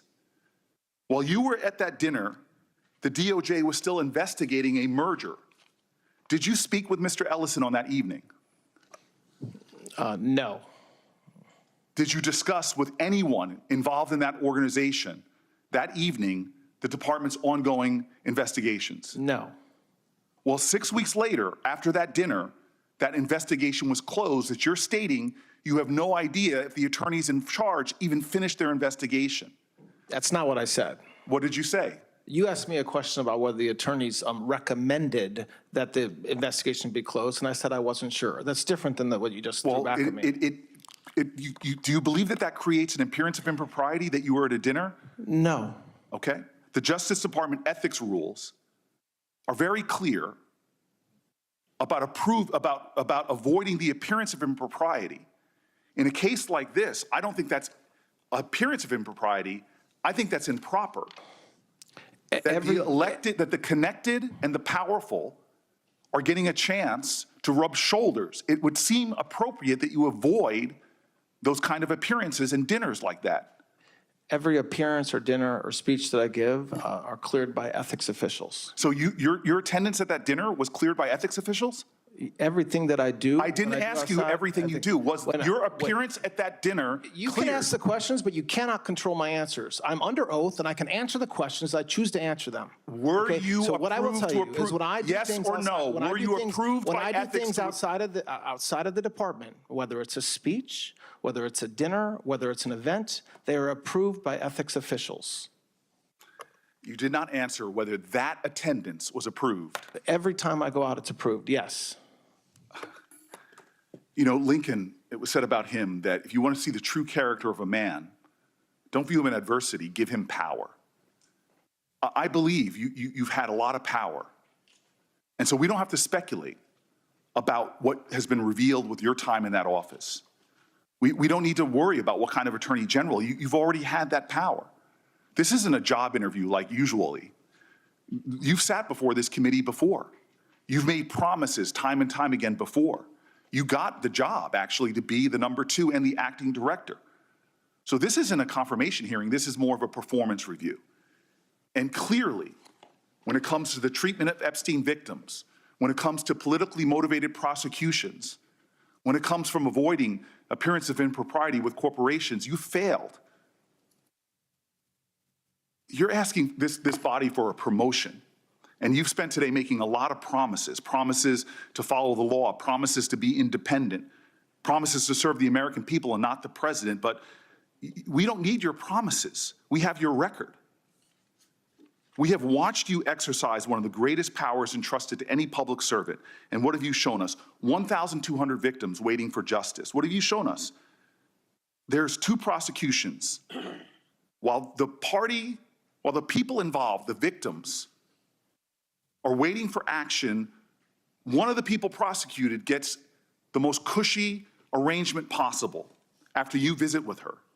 Again and again, you seem to be favoring the interest of a president and the powerful. You've chosen Trump over truth. You've chosen corporations over the Constitution. And you failed to meet the test. I'll say this in closing. This is why your nomination should fail. The Attorney General's client is not the president. It's the American people. You've been protecting one man for most of your career, for years and years and years. He has demonstrated himself to put undue pressure. This is why he was impeached. This is why he was criminally indicted. If your record and your testimony today should show us anything, it should show you, in my opinion, that you should not be confirmed to this job. Thank you, Senator Booker. Before I commence with my questions, I've been asked by Chairman Grassley to enter something into the record. On behalf of Senator Grassley, I'd like to enter into the record a letter supporting Mr. Blanche's nomination. This is from the Newark Police We're going to take this opportunity to just briefly, while we listen in, bring back in our chief Capitol Hill correspondent, Ryan Nobles, because, Ryan, we finally heard from the other Republican senator, in addition to Senator Cornyn, that we were hoping to hear from, or were curious about, and that's Senator Thom Tillis, who had raised some concerns about that so-called weaponization fund prior to this hearing, among other issues. However, in that Q&A, Ryan, Tillis, seemed to give Blanche an opportunity for some cover. And I don't know, listen, we don't know until the vote happens, but didn't feel to me, Ryan, like Tillis was a strong no vote on Todd Blanche. That leaves the question, of course, of what happens with Senator Cornyn moving forward. I'm curious as to your take. Yeah, I would say first, Hallie, that this isn't dissimilar to Supreme Court oral arguments where you try and glean which way a Supreme Court justice is leaning through the questions that they ask and then try and determine how they're going to ultimately vote on a case. It often doesn't work out that way. I think the same can be applied to a congressional hearing when it comes to a confirmation hearing in particular. but I do think you are correct. The way that Tom Tillis asked these questions, the fact that he ended his questioning by telling Deputy Attorney General Todd Blanche that he did well, that the way he discussed this weaponization fund certainly would lead you to believe that Tillis is leaning toward voting yes for his confirmation. In particular, you know, you and I talked about before about the way out of this weaponization fund is the way Tillis described it, putting a fork in it. And it's been Blanche who has suggested over and over again that Congress needs to be the one to do this. Now, Democrats believe that it's the administration's responsibility. But what Tillis suggested was that they bring forward a piece of legislation, try and pass it under unanimous consent, which would speed up the process, and then send it over to the House and just have this whole thing be done.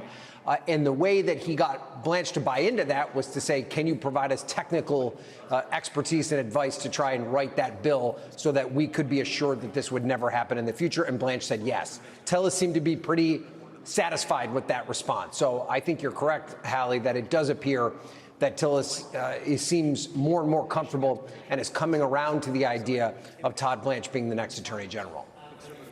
Ryan Nobles, thank you very much for that. You're sticking around, I know, as we dip back in and listen to the remainder of this hearing. Todd Blanche on Capitol Hill. Investigators even violated the sanctity of Congress in a brazen move that tramples on all sorts of protections, including the fundamental separation of powers. As Chairman Grassley's investigation continues, just yesterday, we learned that Jack Smith's team bypassed a required filter review and directly accessed the text, not metadata, not information about who texted who and what time they did so, but the actual content, the substantive content of texts of 44 members of Congress, 6 of them on the Senate Judiciary Committee, all without notice in a baseless fishing expedition. This was un-American, and it comes uncomfortably close to spying on a co-equal, coordinate branch of the U.S. government. As you know, protecting individual liberty and our constitutional rights is a top priority of mine. I appreciated your testimony in May before the CJS Appropriations Subcommittee, in which you called the secret collection of phone records from a dozen members of Congress, quote, the worst form of abuse, close quote. I sponsored the bipartisan NDO legislation long before Arctic frost, and I believe this must be fixed, no matter who holds the presidency, in a way that protects all Americans. In fact, this calls upon us, underscores the need to pass that NDO reform measure. What steps have you already taken in your capacity as Deputy Attorney General and now Acting Attorney General? And what reforms do you plan in the future to end these practices and this trend of weaponization within the department? Thank you, Senator. Well, there's a number of things we're doing. Most significantly, it's getting materials together and being transparent with this body and this committee like we did recently with the emails that you just referenced. Because one of the best ways that we can make sure we never do again what we did before is by exposing ourselves and letting the American people see what we did.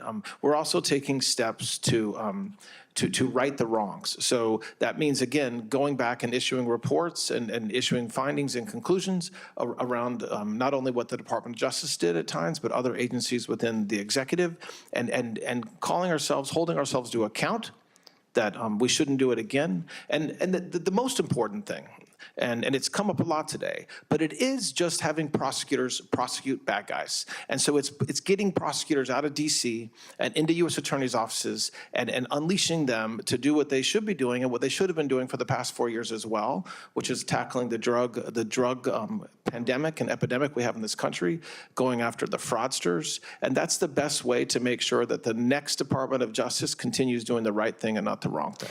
That's wonderful. Sometimes when you're doing the things that are not supposed to be done, you're not doing the things that are supposed to be done. And I appreciate your efforts in that regard.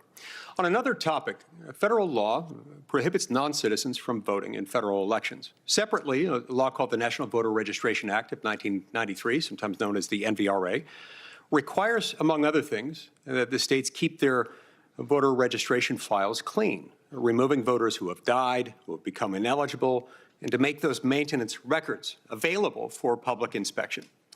The Department of Justice has relied on that disclosure requirement to request state voter rolls and to confirm compliance with this mandate in the NVRA among the states. But A number of states have refused. And when the Department of Justice has sued in order to correct this problem, some federal courts have issued rulings indicating that the NVRA doesn't clearly authorize the NVRA. The NVRA doesn't clearly authorize this kind of compelled production of the complete voter registration files. So the department is thus left without a reliable, viable enforcement tool, even where noncompliance might be staring us in the face, as it is in some jurisdictions. Put simply, non-citizens can't legally vote. But a number of these states, blue states more than others, are doing everything they can to prevent the Department of Justice from enforcing the law. In the meantime, we've got an interpretation of other provisions of the NVRA that have made it, in tandem with this other problem, virtually impossible to enforce the law prohibiting non-citizen voting in federal elections. In your view, would the Save America Act give the Department of Justice clear authority in its efforts to protect the sanctity and security of those elections? Yes, absolutely. Yes. Thank you. I appreciate that very much. This is a very important issue. Now, under your leadership, the Department of Justice fraud enforcement has seen some real success. You've got a lot of success stories under your belt already. Can you describe how you're leading that effort in the department to combat citizen fraud, healthcare fraud, and fraud in taxpayer-funded programs and organizations? Yes, we're making it a high priority. We're working with the White House and the Anti-Fraud Task Force and unleashing, again, having prosecutors focus on fraud. And so that means working with inspectors general, that means working with the FBI, DHS, to get these cases, take them to prosecutors. The fraud division itself is being built up. We've already had tremendous success just in the past 4 weeks in recovering billions of dollars that had been stolen from the FISC. And this is work that is just starting. We've always done fraud cases. This isn't a new thing for the Department of Justice to do, but the focus on these fraud cases and the focus on every U.S. attorney having multiple prosecutors focused on going after fraud cases is something new, and it's something that is important to President Trump, and it should be important to everybody, not a Republican or Democrat issue at all, and that's why we're doing it. Shifting gears a little, tell us just very briefly about what the department's doing under your leadership to protect children from predators. Listen, there is no greater responsibility prosecutors have than protecting our most vulnerable. And so we recently stood up, I have a leader, she's here today, running our task forces, going after any sort of human trafficking or child predators in those cases, making sure we're coordinated. We are, again, focusing AUSAs on going after these cases. We've seen multiple investigations leading to prosecutions and even multiple sentences at this point, starting since we first took office over a year ago. And again, this is about spending resources where they should be spent. So instead of spending time in D.C. working on cases that we really have no business working on, we are out in the field protecting our victims, protecting children, and going after the predators that are in every community and putting them in federal prison. I'd like to turn now briefly to Section 702 of the Foreign Intelligence Surveillance Act, FISA 702. And I want to address some of the repeated claims made by some of my colleagues that our intelligence collection under 702 would go dark when the statute lapsed as of midnight on June 12th. As you know, Section 702 operates under year-long certifications approved annually by the FISA court. Is that correct? Yes, that's correct. And the government most recently obtained approval of its 702 certifications in March of this year. Is that correct? It did, yes. So those certifications remain valid until they expire, right? Correct. And they don't expire until midnight on March 16th of 2027. Is that correct? That is correct. Okay. So in the event that the telecommunications providers don't comply, the FISA court can and would compel compliance and impose fines. Isn't that right? We would certainly try, yes. Okay. We would come. Thank you. I want to echo briefly what my colleague, Senator Coons, has commented with regard to the Safer Supervision Act to ensure that supervised release is focused on those who need it, promoting both efficiency and public safety. So thanks for your comments on that. I really appreciated those. And then also, some of my colleagues have mentioned a recent court order in the case regarding the leak of President Trump's tax returns and the ensuing settlement. Responding to that opinion, was there any improper coordination of any kind between the Department of Justice and the Trump team as to this settlement? No, not at all. Okay. So, in fact, the case itself was settled based on an apology without any compensation being awarded, without the president receiving a penny. Isn't that right? Correct, and completely consistent with the Federal Rule of Civil Procedure 41, which absolutely allows what happened here to happen. It happens in hundreds, if not thousands, of cases around the country every year. For any entity, whether it's the U.S. government or otherwise, that's been sued for $10 billion or any significant sum of money, that seems like a pretty darn good deal. I see my time's expired. I believe Senator Padilla is up next. Thank you, Mr. Chairman. Mr. Blanche, welcome. Do you believe every human life is sacred?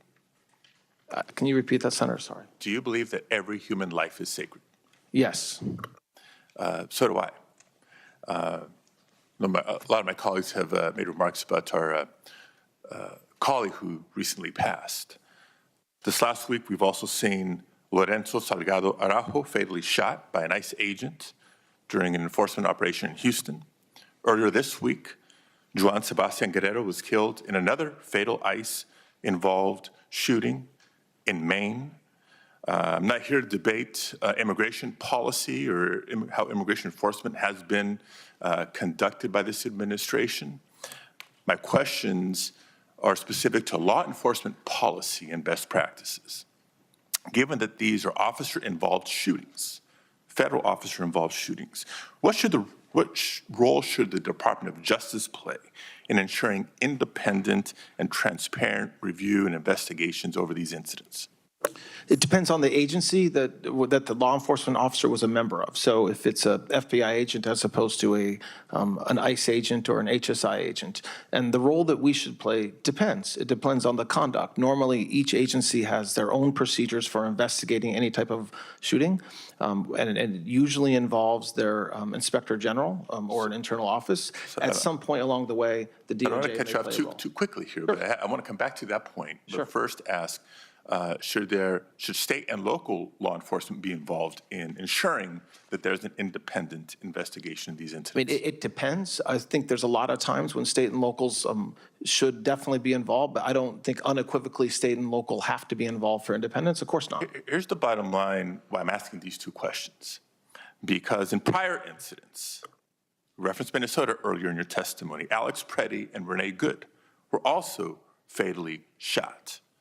And as far as we can tell, it's been months and months, there's been no justice in these cases.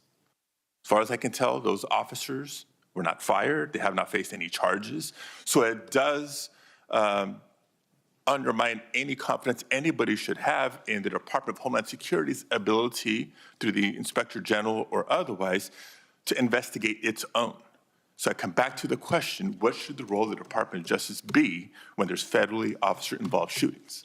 Well, I very much disagree with the statement you just made. The mere passage of time between January and today doesn't mean there's no justice. It doesn't mean that so these investigations do take time. And as Senator Klobuchar talked about, and it's her state, we meaning the federal government, have worked with the state and locals in that case. I do want to move on to other issues, but here's what I see. No justice, clear justice, and I get investigations take time, but no justice. In those two cases, what we have seen is people continuing to die, not just in detention facilities, but on the streets of America. Next topic, coming back to January 6th.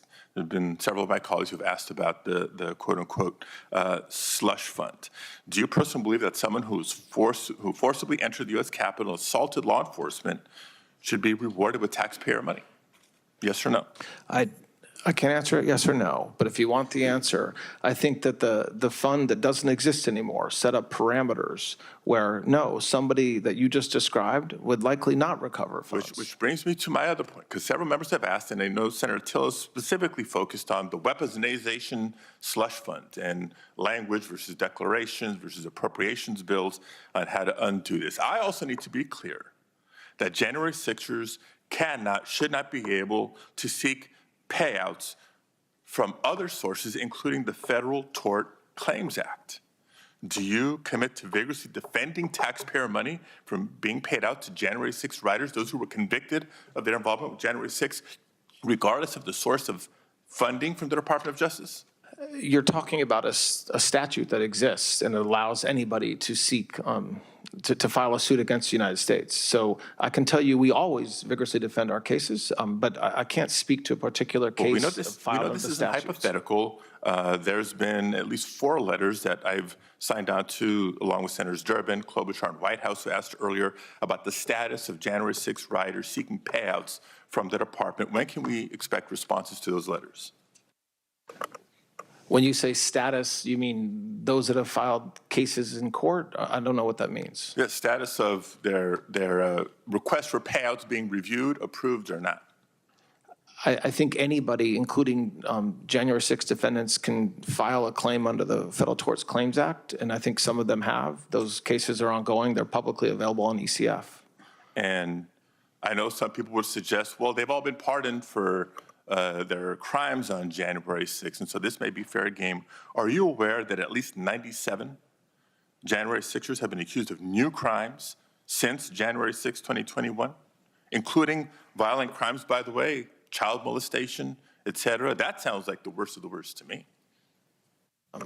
If anybody commits a crime, they should be investigated, arrested, and prosecuted. So if you're talking about people that committed federal crimes and they happen to have been pardoned before, they should be arrested and prosecuted, yes. Well, I look forward to that as well, and we'll follow up in questions for the record. Mr. Blanch, during our courtesy meeting a few weeks ago, you said that, quote, independence of the department was a misnomer in the context of the Department of Justice because the president sets policies and priorities, and your view, the Department of Justice must enforce the law in a way that carries out the president's goals. Do you recall that conversation? Yeah, I definitely did not say that, but nice try. No, that's exactly what I recall from our conversation. So I want to be on the record saying I'm happy to tell you what I said to help your recollection. So the Department of Justice should be independent or not? I think as I said earlier, the Department of Justice is under the executive branch. If confirmed, I will be member of the president's cabinet. So absolutely, my obligation is the American people and the rule of law. So we'll but talk that about being said, I am a member of the cabinet of the president of the United States. We'll talk about the if confirmed in a minute, but let me also point out the Department of Justice's own website states right on the homepage that what the department's core missions is independence and impartiality. So let me bring a specific example. Last fall, President Trump issued a statement for National Domestic Violence Awareness Month, where he said, quote, I'm steadfastly devoted to uplifting survivors of domestic violence and ensuring they know they are never alone and that help and support are always within reach, end quote. Sounds like a statement that we'd all agree with.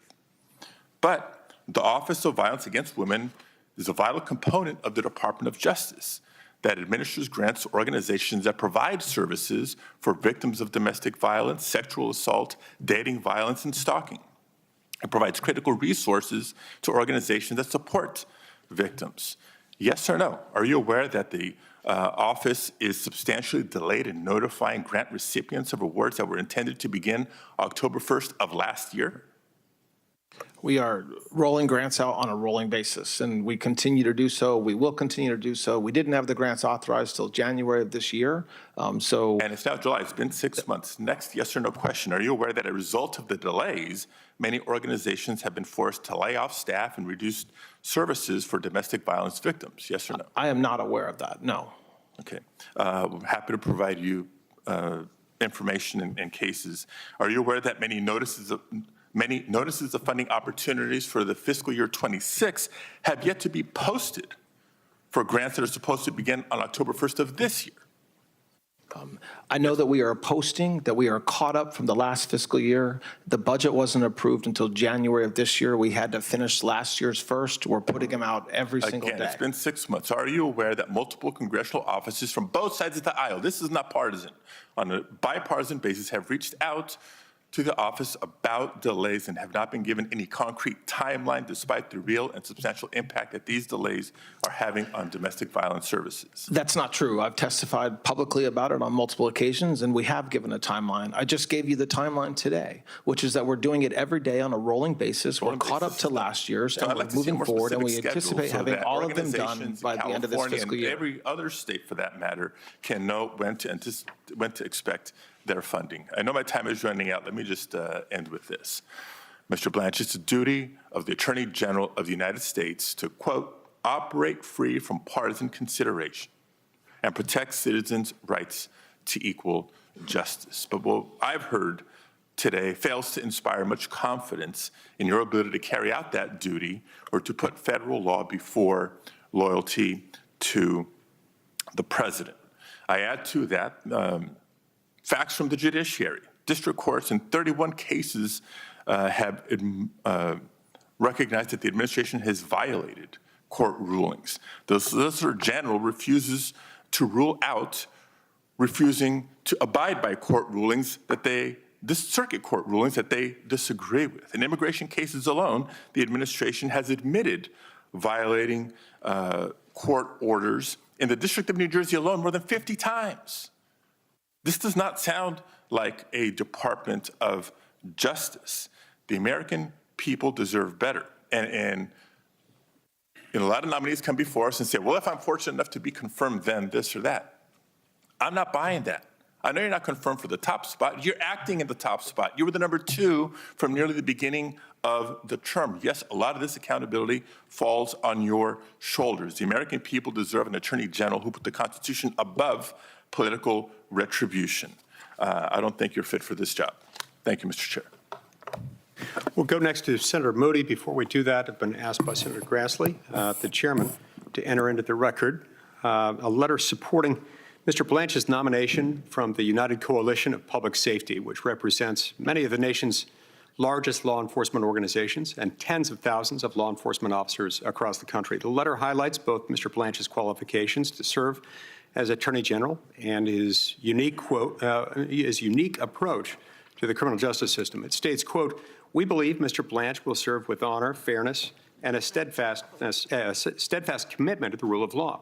His leadership will undoubtedly enhance collaboration between law enforcement and the Department of Justice, ensuring that our communities remain safe while reinforcing public confidence in our own system." Without objection, this letter will be admitted into the record. And Senator Moody, you're recognized. Thank you, Mr. Chairman. Good to see you again and get to talk with you about your nomination, Mr. Blanch. And everything that I warned about in my introduction seems to be proving true, that good faith and nuance is just going to be thrown out the door as a price to be paid for clicks and tweets and promotion of some partisan agenda today. Because, and I'll quote from one of my colleagues, they said to you, protecting one man for most of your career. Would you define your career as protecting one man, Mr. Blanch? And if not, why not? I mean, absolutely not. I mean, I am a prosecutor. I'm a career prosecutor. I started out as an intern down the street at the Department of Justice. I was a paralegal. I was a law clerk. When I was representing President Trump, I had other clients as well. So the fact that I represented President Trump for a period of time, under 2 years, does not define my career, nor does it define me. I should be defined by the work that I did as a prosecutor and by the work that I've done leading this department since March of last year. I think one of the true crises that we face as a nation right now, and you can pick the subject matter at which this would apply, but the American people who are supposed to be where the power lies in this country. It was how our government was set up. It was a government to serve them and first and foremost to protect their rights. And as part of that, even our founding fathers said, in order to do that, you have to have a government that effectuates safety. And so I truly believe that your agency is one of the most important in our government structure for those reasons, because you have the responsibility of all of that. And one of the most serious challenge I see facing our nation right now is that the people don't trust that Washington is indeed working for them or being accountable to them or being serving their interests first. And I just came from a hearing where you had Nick Shirley, James O'Keefe, really a partisan swath of witnesses testifying about fraud in this country. And I think, this administration is making announcement after announcement. You yourself are making announcement after announcement, the extent of fraud that has been uncovered.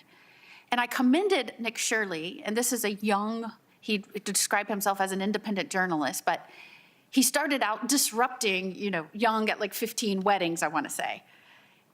And I think that spirit of challenging the status quo or formality has really driven him to disrupt what I think the American people believe is a bureaucracy historically that has not only maybe because of its size, maybe because personnel in there aren't too quick to want to uncover, but has really been not inclined, complacent, or is set up to not uncover and really go after some of this fraud. And I've been astounded by the amount that this administration has uncovered. And I commend people like Nick Shirley and James O'Keefe that have been out there because they're American citizens and they believe that their government owes them accountability and stewardship of taxpayer money, first and foremost.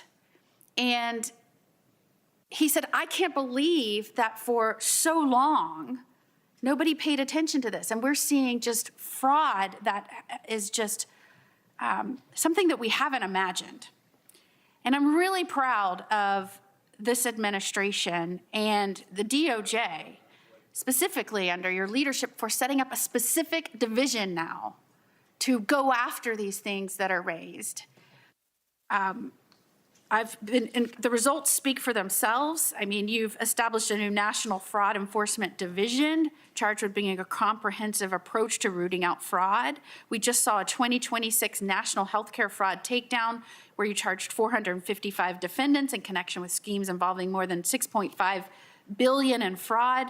I believe we brought together the most states and territories ever in the history of the department's existence in going after fraud.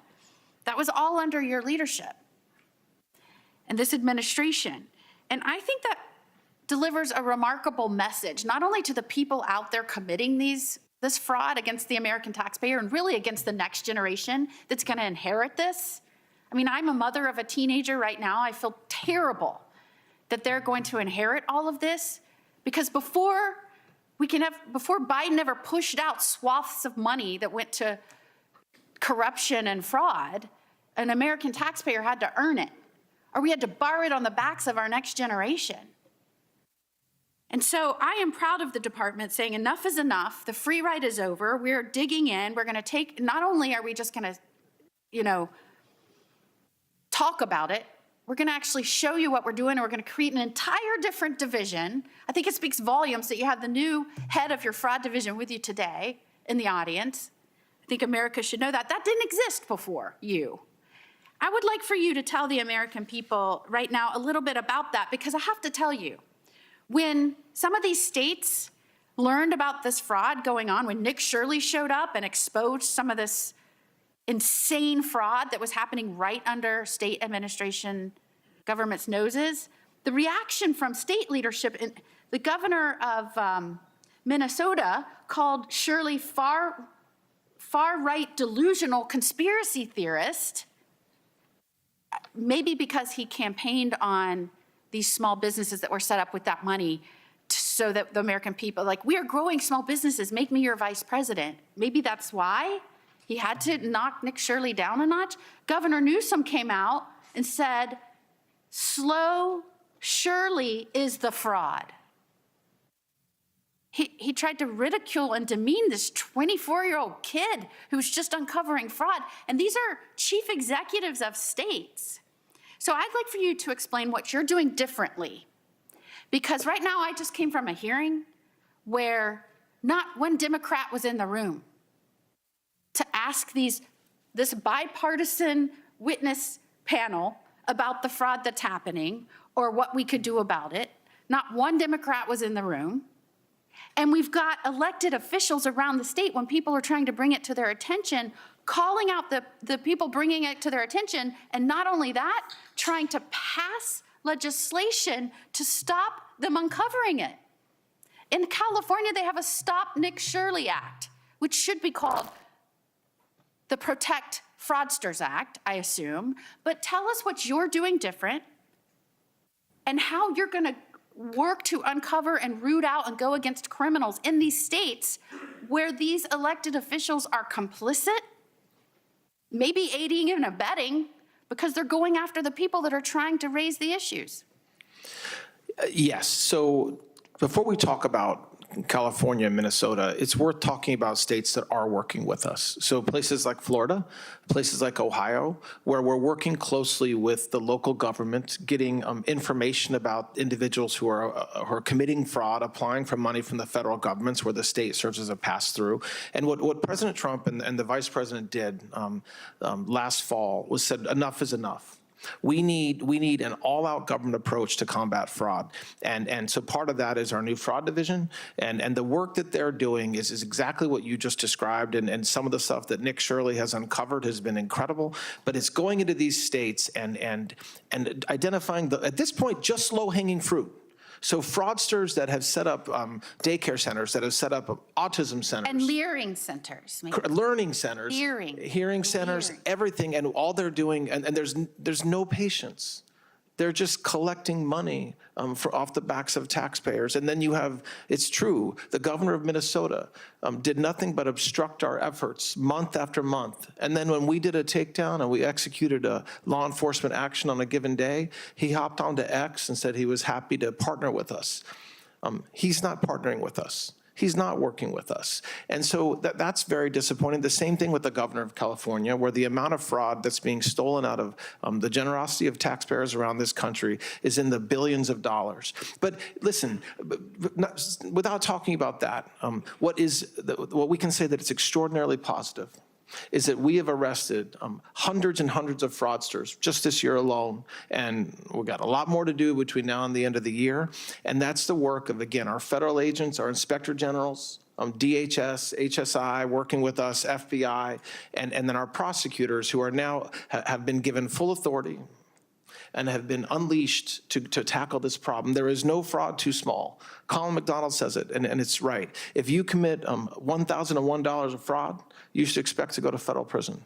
And we're going after the biggest fraudsters and the smallest fraudsters, because any dollar that's taken inappropriately is something that this Department of Justice won't tolerate. So it's a big effort, and it's going to take a lot of work. We're hiring a lot of prosecutors. We're using a lot of AUSAs around the country. But I expect that we'll continue to see the results that we're already seeing. So thank you very much for the work that you guys have done as well to help facilitate our success there. Thank you, Mr. Blanch. Senator Welch. Thank you very much, Mr. Chairman. Thank you very much, Deputy Attorney General. I want to talk to you a little bit about the Anti-Weaponization Fund. Just by way of background, you've had a long-standing relationship, of course, with President Trump, served as his personal criminal attorney, right? I met him for the first time a couple years ago. Right. And in the course of your representation of the president, you earned over $9 million, correct? Well, my law firm was paid that much. I had 6 or 7 lawyers. Well, that was in your financial disclosures. I don't have a problem. Oh, no, I did. I was paid it. Sorry. But I'm saying it went to my law firm. I had employees. Right. It's been raised that you have a close relationship with the president, but you're entitled to that, and the president is entitled to appoint as Attorney General a person in whom he has some trust. So that's not an issue for me. But on the Anti-Weaponization Fund, there is the question of whether a president who is suing the taxpayers, the IRS, for $10 billion, and where his formerly personal lawyer is representing the taxpayers, is there a conflict of interest? And my understanding is that before you actually got here, you did get ethics training when you were, after you were acting Deputy Attorney General, correct? Yes. And my understanding is that you were advised that you should not be engaged in matters that affected President Trump in his individual capacity. Is that correct? No, I'm not sure what your understanding is based upon, but no. There's very clear ethics rules that I was required to follow that I do follow. It's based on a letter from Mr. Terrell, and you received normal ethics training. Yes. And normal ethics includes that you do not represent someone with whom you have been representing them before in a personal matter, right? I'm not trying to get uber technical, but there are very technical rules around the ethics requirements, and I follow them. All right. Well, maybe you could provide us with what the ethical materials I can tell you right now if you're interested. What I'd like you to do is send us the materials. Let me go on. If you had an issue, there was a dispute about, say, Paramount, would you have a lawyer from the Justice Department who owned $9 million in stock negotiate on behalf of the government with that company? It depends on as long as there's an ethical and no reason there was no conflict. So if I had $9 million in stock with Paramount, I'm representing the people. There's an adverse relationship, adversarial relationship. You'd let me negotiate on behalf of the people when the outcome of those negotiations would have an impact on my stock price? Sorry, I just want to understand your hypo. If a lawyer for the Department of Justice has $9 million in Paramount stock, they should not be on that case. Right. I agree. Yes. Okay. And, you know, what happened here with the president that's so mystifying to many of us, it would be analogous if the governor of Vermont sued the Department of Taxes for $10 billion. And we don't appoint attorney generals, but in New Hampshire they do, but let's say we did. And the governor is formerly personal attorney. There's no comparison Let me finish my question. The governor sues the Department of Taxes for $10 billion. His former personal attorney, who's now appointed attorney general, negotiates with the Department of Taxes and ends up settling by setting up a fund in the control, essentially, of the governor for $1.776 billion. That doesn't sound fishy to you? Well, the hypo you just described, I don't think it's appropriate to use the word fishy. It's either ethical or not ethical, and there's Vermonters would just say it stinks. I mean, that is truly bizarre, that the chief executive gets his appointed person who was formerly his personal attorney to negotiate on his behalf, where at the end of the day, taxpayers are going to pay. So I'll just leave it at that. The other thing I'll correct, though, is you use the word as if I negotiated. I wasn't part of the negotiation, which I've said before. Your department is. You had to sign off on it. That's true. That is your signature. Yes, that is my signature. I mean, look, you're at the top of the pile here. Yes. So you don't get involved in all the phone calls and all the details. But at the end of the day, you have to do due diligence and satisfy yourself that you in good faith can sign off on the agreement. Correct. And you did. So Yes. that is your responsibility, and I'm sure you accept. Oh, I do have responsibility for it. That's I agree right. with that. Yes. All right. And, you know, let's talk about the pardons. I understand the president, any president, has total authority to pardon anyone he or she wants. And that includes commuting sentences and it includes restoration of gun rights. You know who Liz Oyer is. Yes. And you know who Mel Gibson is. Yes. All right, Mel Gibson was convicted of domestic violence. What he did was he punched his then girlfriend in the teeth, threatened her with a gun, while she had their infant in her arms. Now, it's the president's decision. He can restore Mr. Gibson's gun rights. That's not your decision. But my understanding is you had a pardon attorney who, when requests were made to restore gun rights to domestic abusers, they'd be vetted. Mental health issues, other issues, and that's because 500% increase in homicide rates of domestic abusers who have guns. You asked, or one of your people asked, Liz Oyer, to provide a letter that basically said, okay, we can restore his gun rights. Is that correct? That happened the day I was starting. I know Ms. Oyer has claimed that it was 2 days after.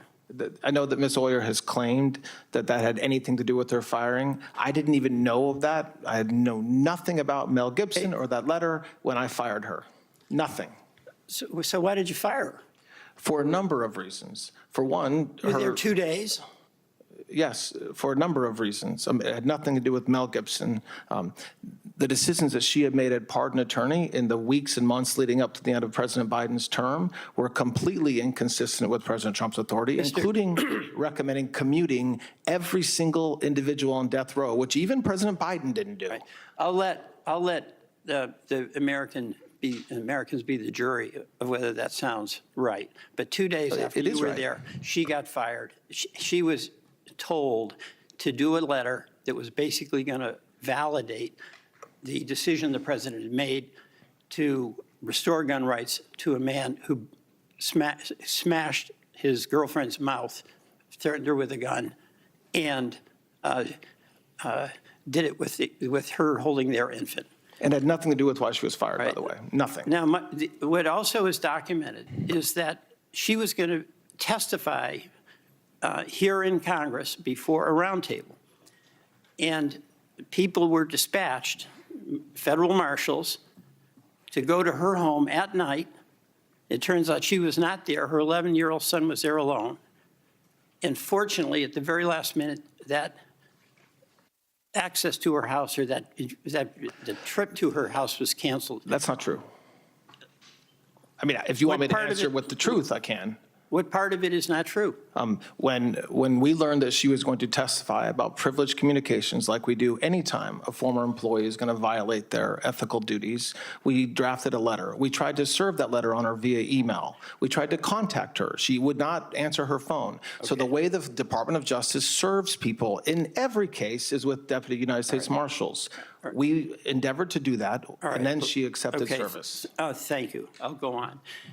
Kash Patel, I do want to go back to my colleague, Senator Weiss, has some concern. I have concerns about him because of the reports about his drinking, about the incredibly bad morale there. But I'm not going to ask you on that. You are a supervisor, so obviously you have some responsibility to be reviewing this behavior. I don't think he has any issues drinking. He has no issues with morale. All right, here's what is very clear. He was at the White House for 8 hours, and this is after a report came out in the New York Times that talked about the $400 million Qatari plane that was Air Force One not having certain deceptive defensive capabilities, and issued subpoenas to reporters demanding that they turn over their news sources. I happen to believe it's extremely important to protect the right of the press to have confidential sources in order to get out information that is absolutely in the public interest. Do you support Mr. Patel's efforts to subpoena and get reporters under the grill to disclose who their confidential sources are? The Department of Justice requires that I authorize it, which I did. And those reporters, we're not targeting reporters. They're material witnesses, just like a reporter would be a material witness to a car crash. Yeah, they are witnesses. And so, and the question you want to ask them is, who were their sources? No, that goes to the heart of the First Amendment. No, the question we want to ask them is who provided them with classified national security information, which everybody in this body should want to protect. I would hope. Senator Hawley. Thank you very much, Mr. Chairman. Mr. Blanche, good to see you. You too, Senator. You're getting towards the end here. Are you still sure you want this job? I do, Senator. Good. All right, good. Well, that was a rhetorical question, but I'm glad the answer is yes. I want to start with Jack Smith and the latest revelations of his illegalities, which seem to have no end. I mean, listen, I've had my text messages, did have my text messages by him scooped up, read, who knows what he did with them. I've had my cell phone monitored. He tracked my incoming calls, my outgoing calls. He tracked my metadata. He tracked my location. I mean, Lord knows what else. The part that really offends me, though, is that he didn't just do it to me and members of Congress. He did it to ordinary Americans. I've had Missourians come to me and say, I had FBI agents show up at my door, knock on my door and say, were you in Washington, D.C. in January of 2021? These are people who did nothing wrong. They weren't even here. They come to me and they said, what is going on? What am I going to do? I can't afford an attorney. What really gets me at the end of the day is he lies about it. I mean, he has lied and lied about it. And I want to just make good that claim. Here is a record. I'm going to read it to you, a record of Jack Smith's responses under oath now to members of Congress. He is asked, question, As it relates to members and their staffs and senators, it's just the toll records as far as you remember. Smith, that is my recollection. Question, did the records that you requested include the content of text messages? Smith, answer, no. Now, maybe there's some nuance I'm missing here, but it sounds a lot to me like this guy didn't tell the truth. Have you thought about investigating this guy for perjury? We take testimony in front of this body very seriously, yes. Good. Well, I think he absolutely should be investigated. I think he absolutely should be prosecuted, if at all possible. And based on his responses under oath, I think he should be. And I think it's time that we say that these people who did this, who engaged in this mass illegality, blatant violation of the separation of powers, blatant violation of the Constitution. We know what they did to President Trump. We know what they did to everyday innocent Americans. And that's before we even touch the issue of trying to recruit spies into Catholic parishes, sending members of the anti-terrorism division to go hound parents who went to school board meetings. It's unlike anything we've ever seen in American history. And my view is there needs to be accountability for it. I hope that you will investigate Jack Smith for perjury, and I hope that possibly you'll prosecute him. Yes, Senator.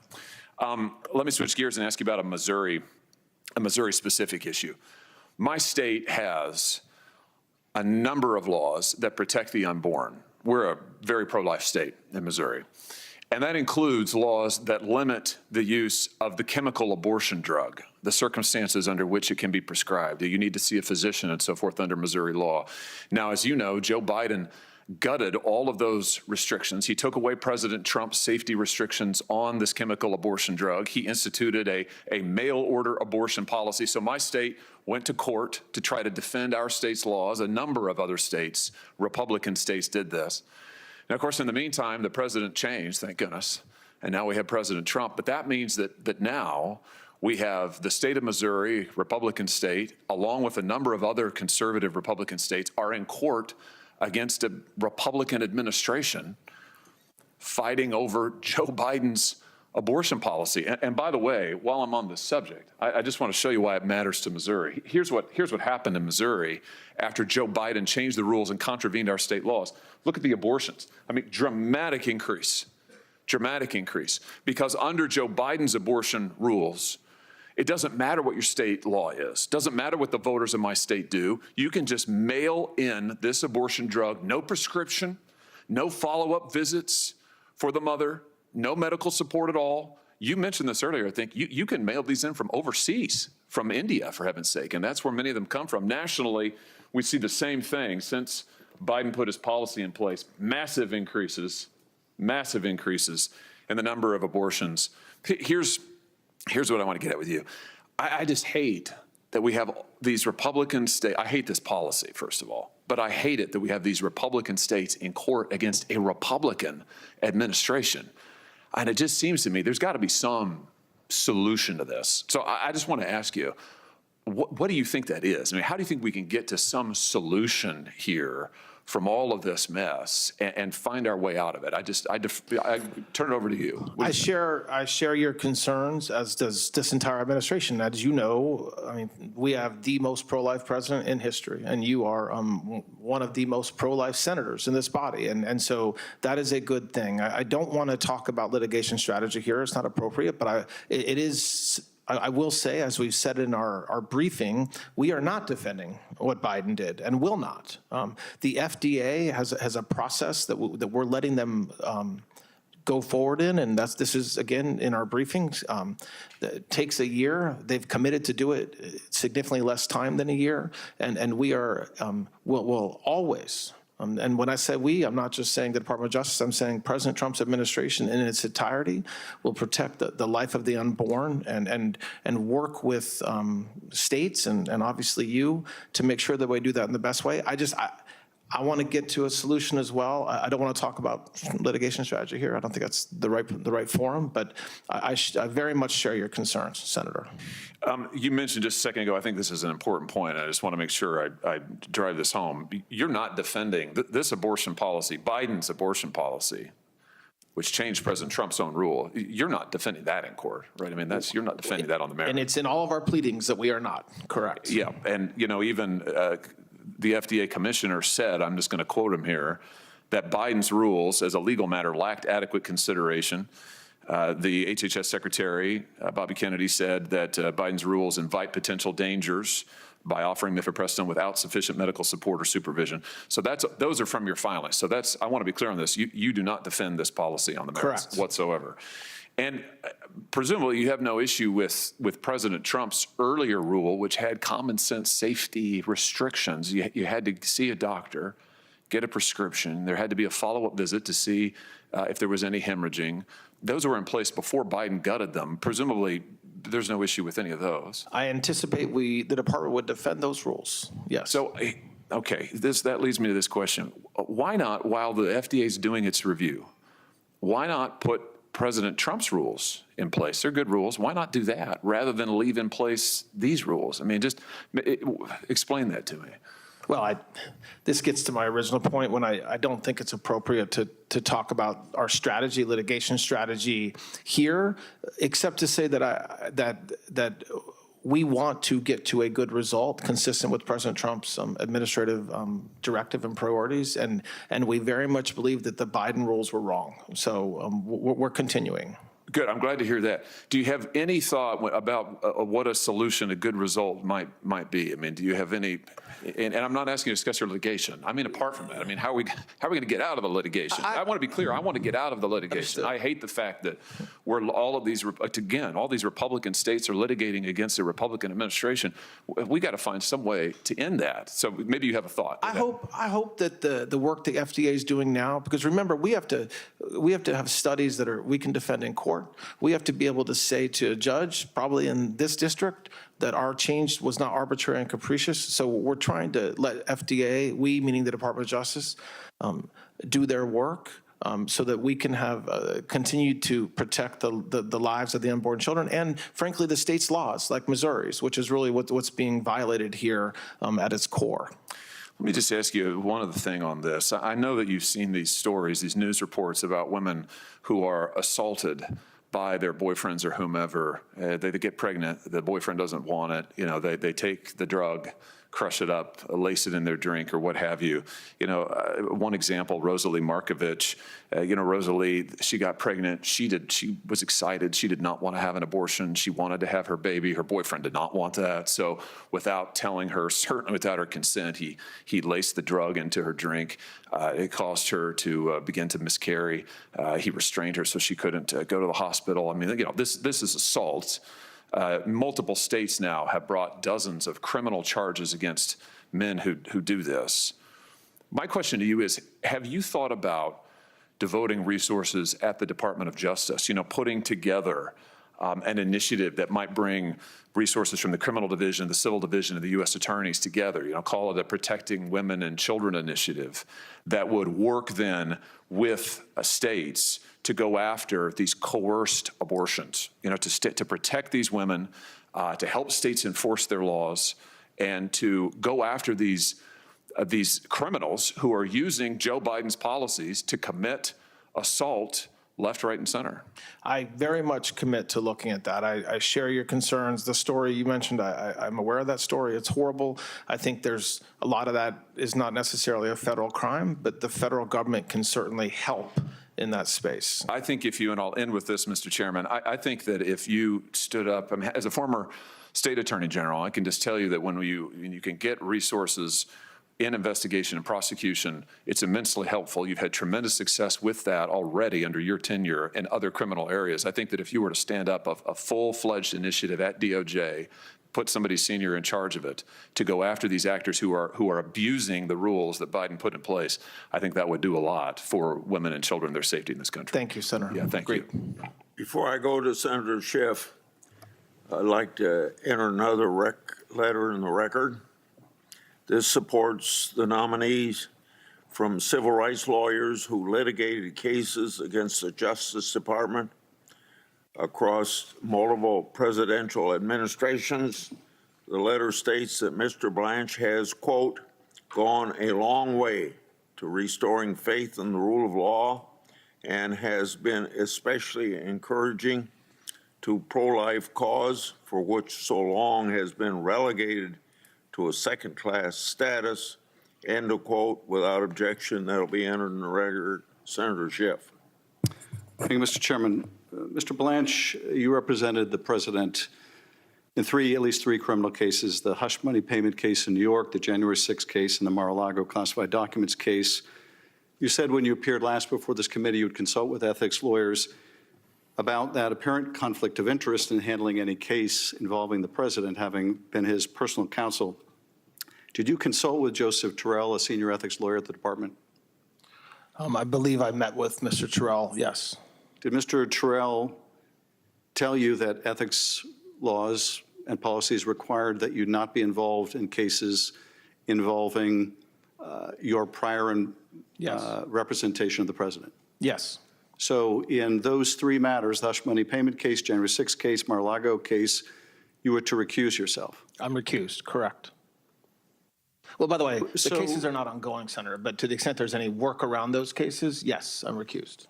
So you said to CPAC a couple months ago, the other things that are happening, there is not a single man or woman at the Department of Justice who had anything to do with those prosecutions, meaning the prosecution of the president. So you're saying that it's not a conflict of interest for you to be involved in the firing of prosecutors who prosecuted your client, your former client? There's no conflict there? Is that no, there is. I wasn't involved. So would be a at conflict. CPAC, you're taking credit for the firing of these Department of Justice lawyers, but you're not willing to take responsibility before this committee. Is that the case?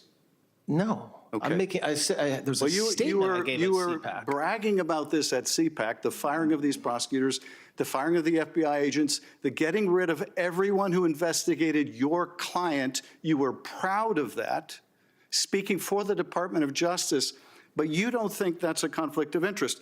You moved to vacate, I don't think you're going to deny involvement in this, you moved to vacate the convictions of 12 Proud Boys and Oath Keepers, which erased their convictions, restored their gun rights.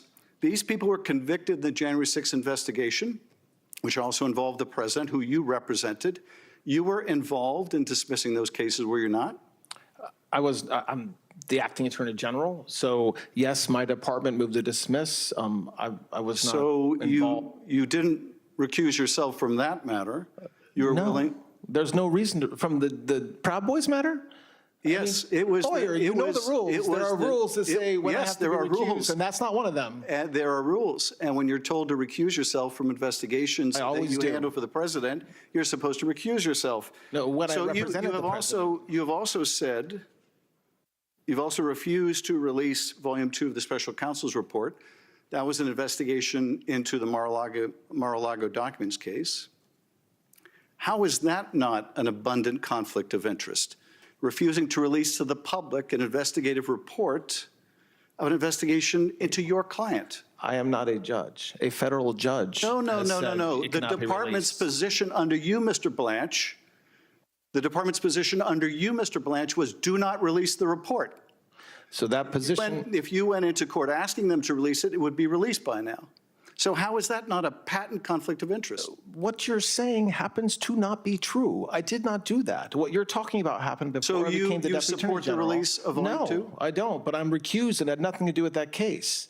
Like, you can't accuse me of violating my ethical rules and then lie about what I did. So you had nothing to do with the decision to prohibit the release of the report? You had nothing to do with the department's position? I wasn't in court. No, I'm not asking whether you were in court. I'm asking you whether anyone sought your opinion or used your guidance in refusing to release Volume 2. When that litigation was ongoing, I was a private citizen, still representing the President of the United States. It was before March. Since March, to the extent there's been anything in front of that judge, Mr. Blanche, I asked you in your last confirmation hearing whether you would release the report, and your answer was no. Your answer was not, I will recuse myself. Your answer was no, I will not release the report. That was your testimony last before this committee. You subsequently were advised by ethics lawyers not to be involved in these matters, but it appears you were involved in these matters. Let me ask you about another matter. I wasn't involved. You can't say it appears I was involved, but I said I wasn't. Let me ask you about another one you have your name on. The truth has to matter at some point. Yeah, it does matter. We just don't hear much of it from you. But let me ask you about another matter you have your name on. I don't think you can deny responsibility here, and that is the IRS settlement agreement. So you put your name on this. That absolves the president of tax liabilities in the past. The president was convicted in the case you represented him in of falsifying business records in part for tax purposes. Does this settlement not absolve the president of any liability for tax crimes associated with what he's already been convicted of? That's not what he was convicted of. It not having to do with Well, for tax I'm purposes. happy to read the statement of facts.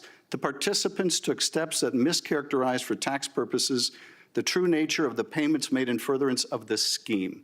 So you know, The Mr. participant Blanch, there was not the president. It was somebody else. Well, if the president is conspiring with others to falsify business records to help them cheat on taxes, he is also exposed to liability. You know that as well as I do. He can't be audited for that. And of course he can be. Of course he can be. And he can be prosecuted for it. But the agreement you signed on behalf of your former client, on behalf of your current client, in a staggering example of self-dealing prohibits that. Let me ask you this. Does this tax agreement, this addendum you signed, also hold him harmless from any audit or tax liability with respect to the billions in crypto money he made in his first year as president? It's not forward-looking. So to the extent there are taxes filed by the president or his sons or the Trump organization after the date of that agreement, there's no protection. Well, but before that agreement, so any So he taxes... hasn't filed taxes yet for money he made last year, right? So Yes. no. So if he no protection. if he filed tax returns this year for money he earned last year, that his sons earned, that his World Liberty Financial, all those people earned and defrauded taxpayers on it, he faces no liability under this agreement you signed. There's no evidence taxpayers were defrauded, and he is not protected. There's He is evidence in not this protected. agreement that He's not you've protected. absolved him of any liability over. No, I just said he's not absolved. So the question So this agreement doesn't apply to a tax return filed last year or filed this year? To tax returns filed after the date of the agreement? No, No, it does not before the apply. agreement. A tax return filed in this calendar year before this agreement. Before the agreement, it applies, not Yes, after. okay, so for a tax return filed this year for last year, for the billions he made, there's no tax liability, even if he cheats on his taxes or his kids do or his business do. He is absolved of that further potential liability. No. Well, it's in the plain language of your agreement. Did you write this language, You by the have to way? use the facts, though, Did that you- he hasn't did filed you- taxes yet. So when he files taxes, there's no protection based upon this agreement. Did you write this language? Did I type it up myself? Did No. you write this language? No.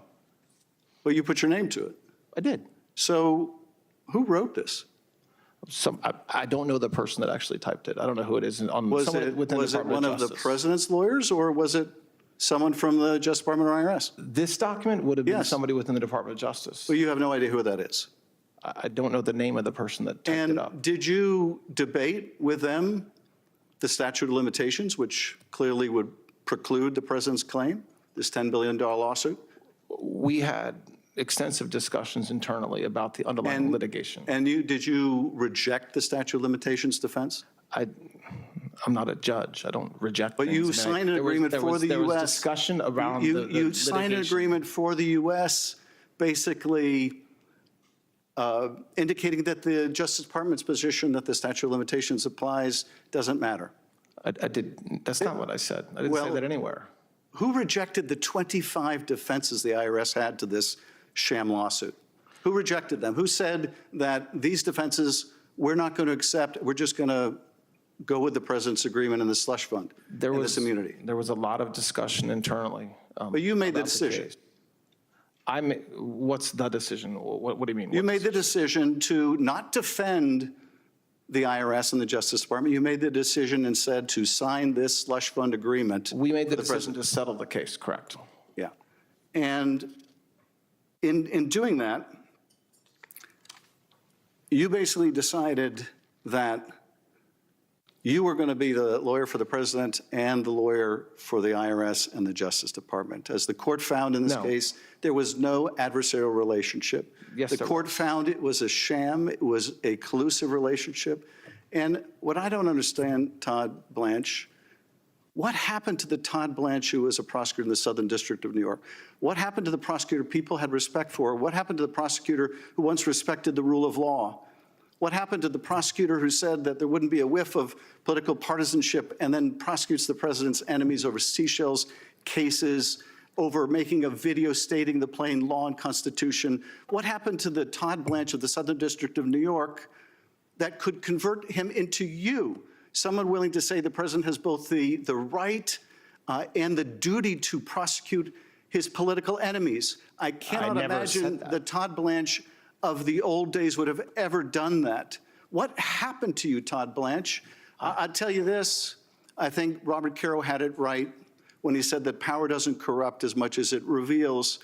I suspect it has just revealed who you are, and who you are is someone willing to sacrifice everything you once believed in for that title, for that position of Attorney General.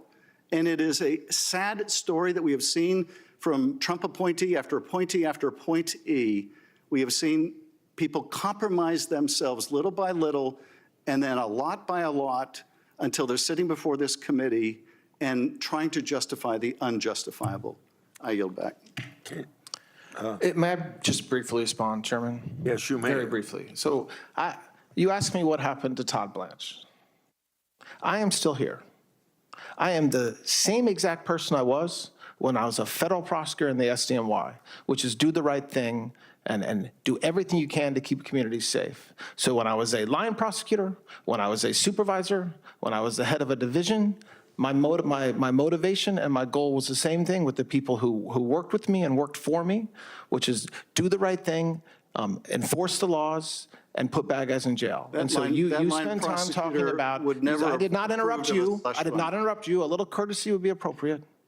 So when you ask me what has changed, okay, and you talk about a single document that I signed, okay, and somebody had to sign that document when the president sued, okay, so I tried to do the right thing.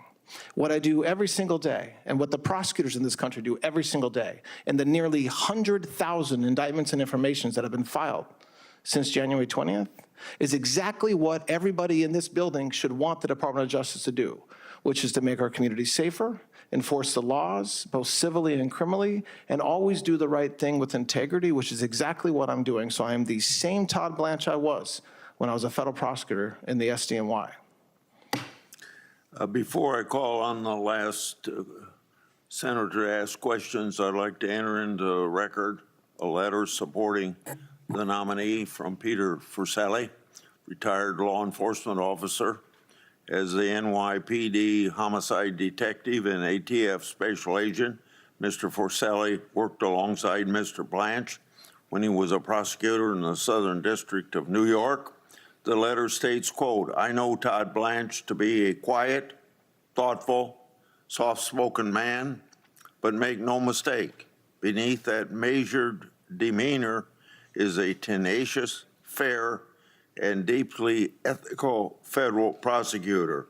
He is the kind of lawyer who does not seek the spotlight, yet he consistently delivers results grounded in the law and justice." End of quote. Without objection, it's entered in the record. Senator Cruz.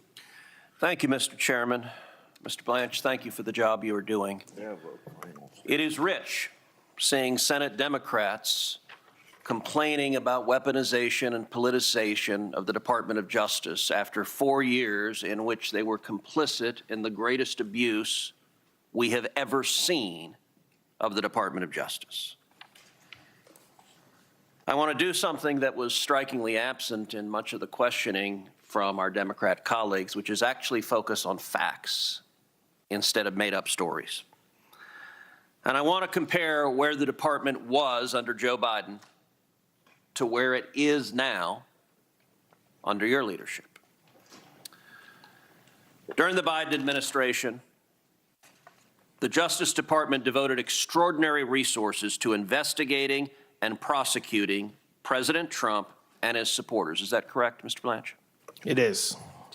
The department authorized Operation Arctic Frost, which investigated members of Congress and other political figures. Is that correct?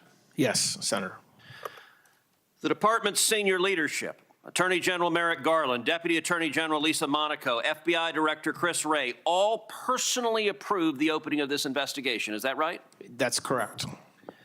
This investigation involved nearly 200 subpoenas, targeted over 400 Republican-aligned groups and individuals. Is that right?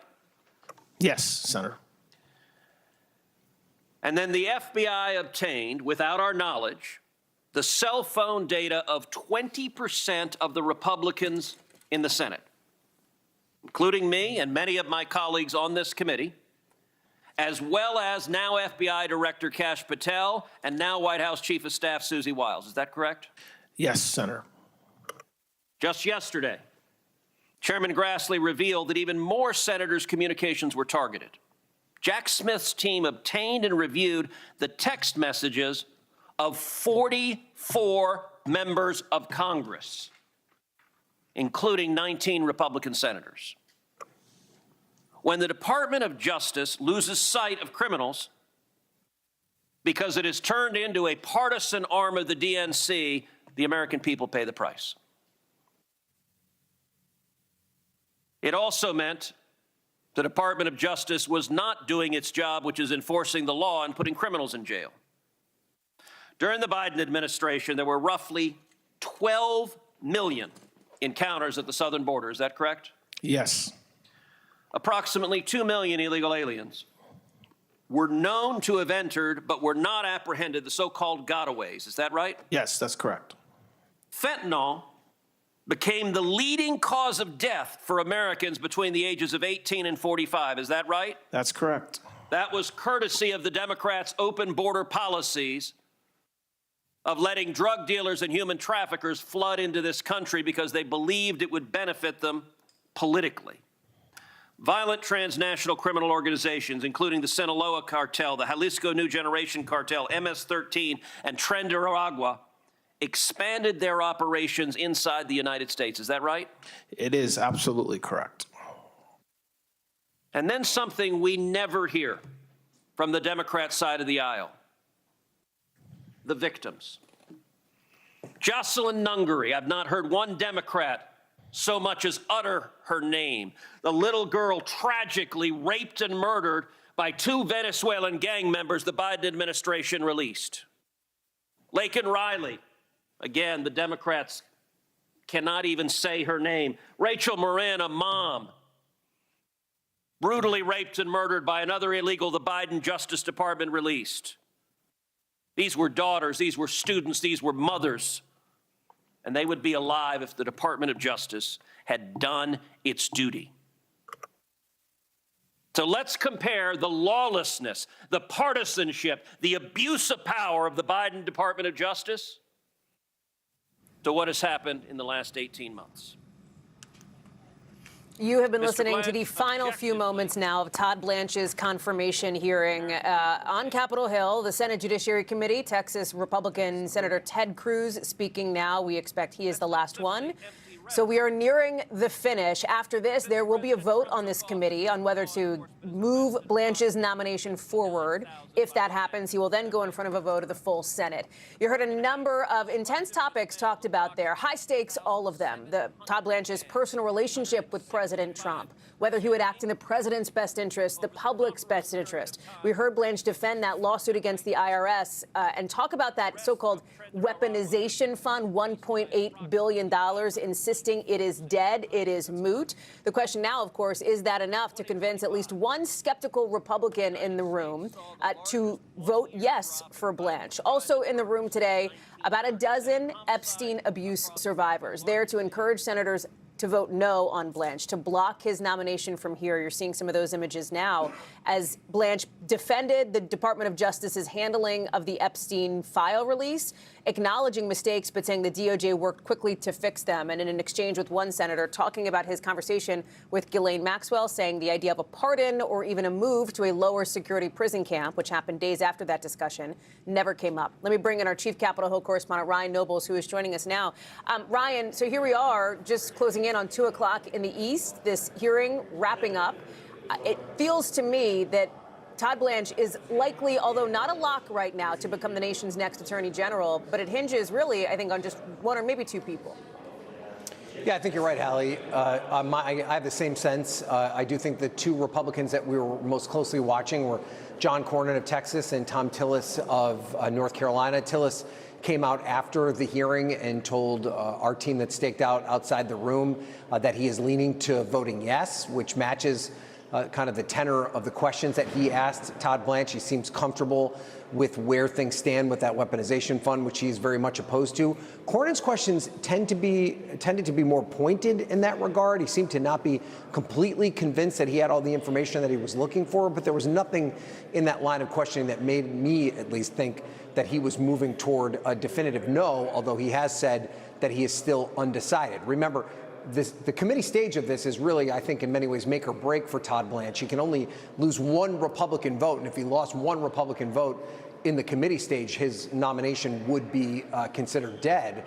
When he gets to the Senate floor, he could lose up to 3 Republicans because that includes the fact that Senator Mitch McConnell will not be available to vote because that would lead to a 47-47 tie, and the vice president could break that tie. So I doubt there are 3 Republicans on the floor that are willing to vote no. So it's really at the committee stage here, and I would say right now he seems on track to win confirmation.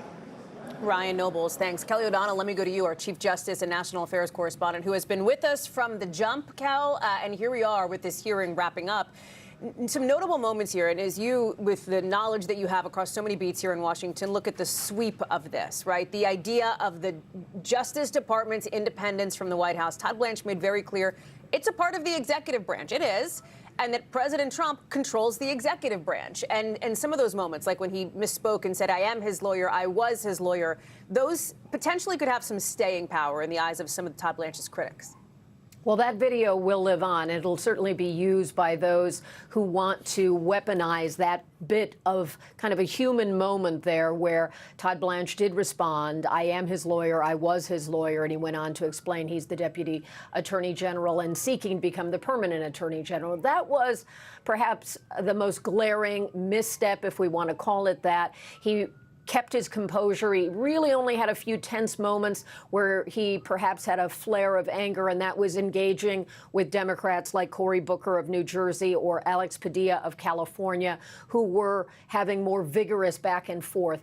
A lot of what Democrats seemed to want to do today was give some oxygen to the range of topics because they are so broad here. Everything from investigating the shootings involving ICE against American citizens and migrants that have happened over the last couple of years, as recently as this week.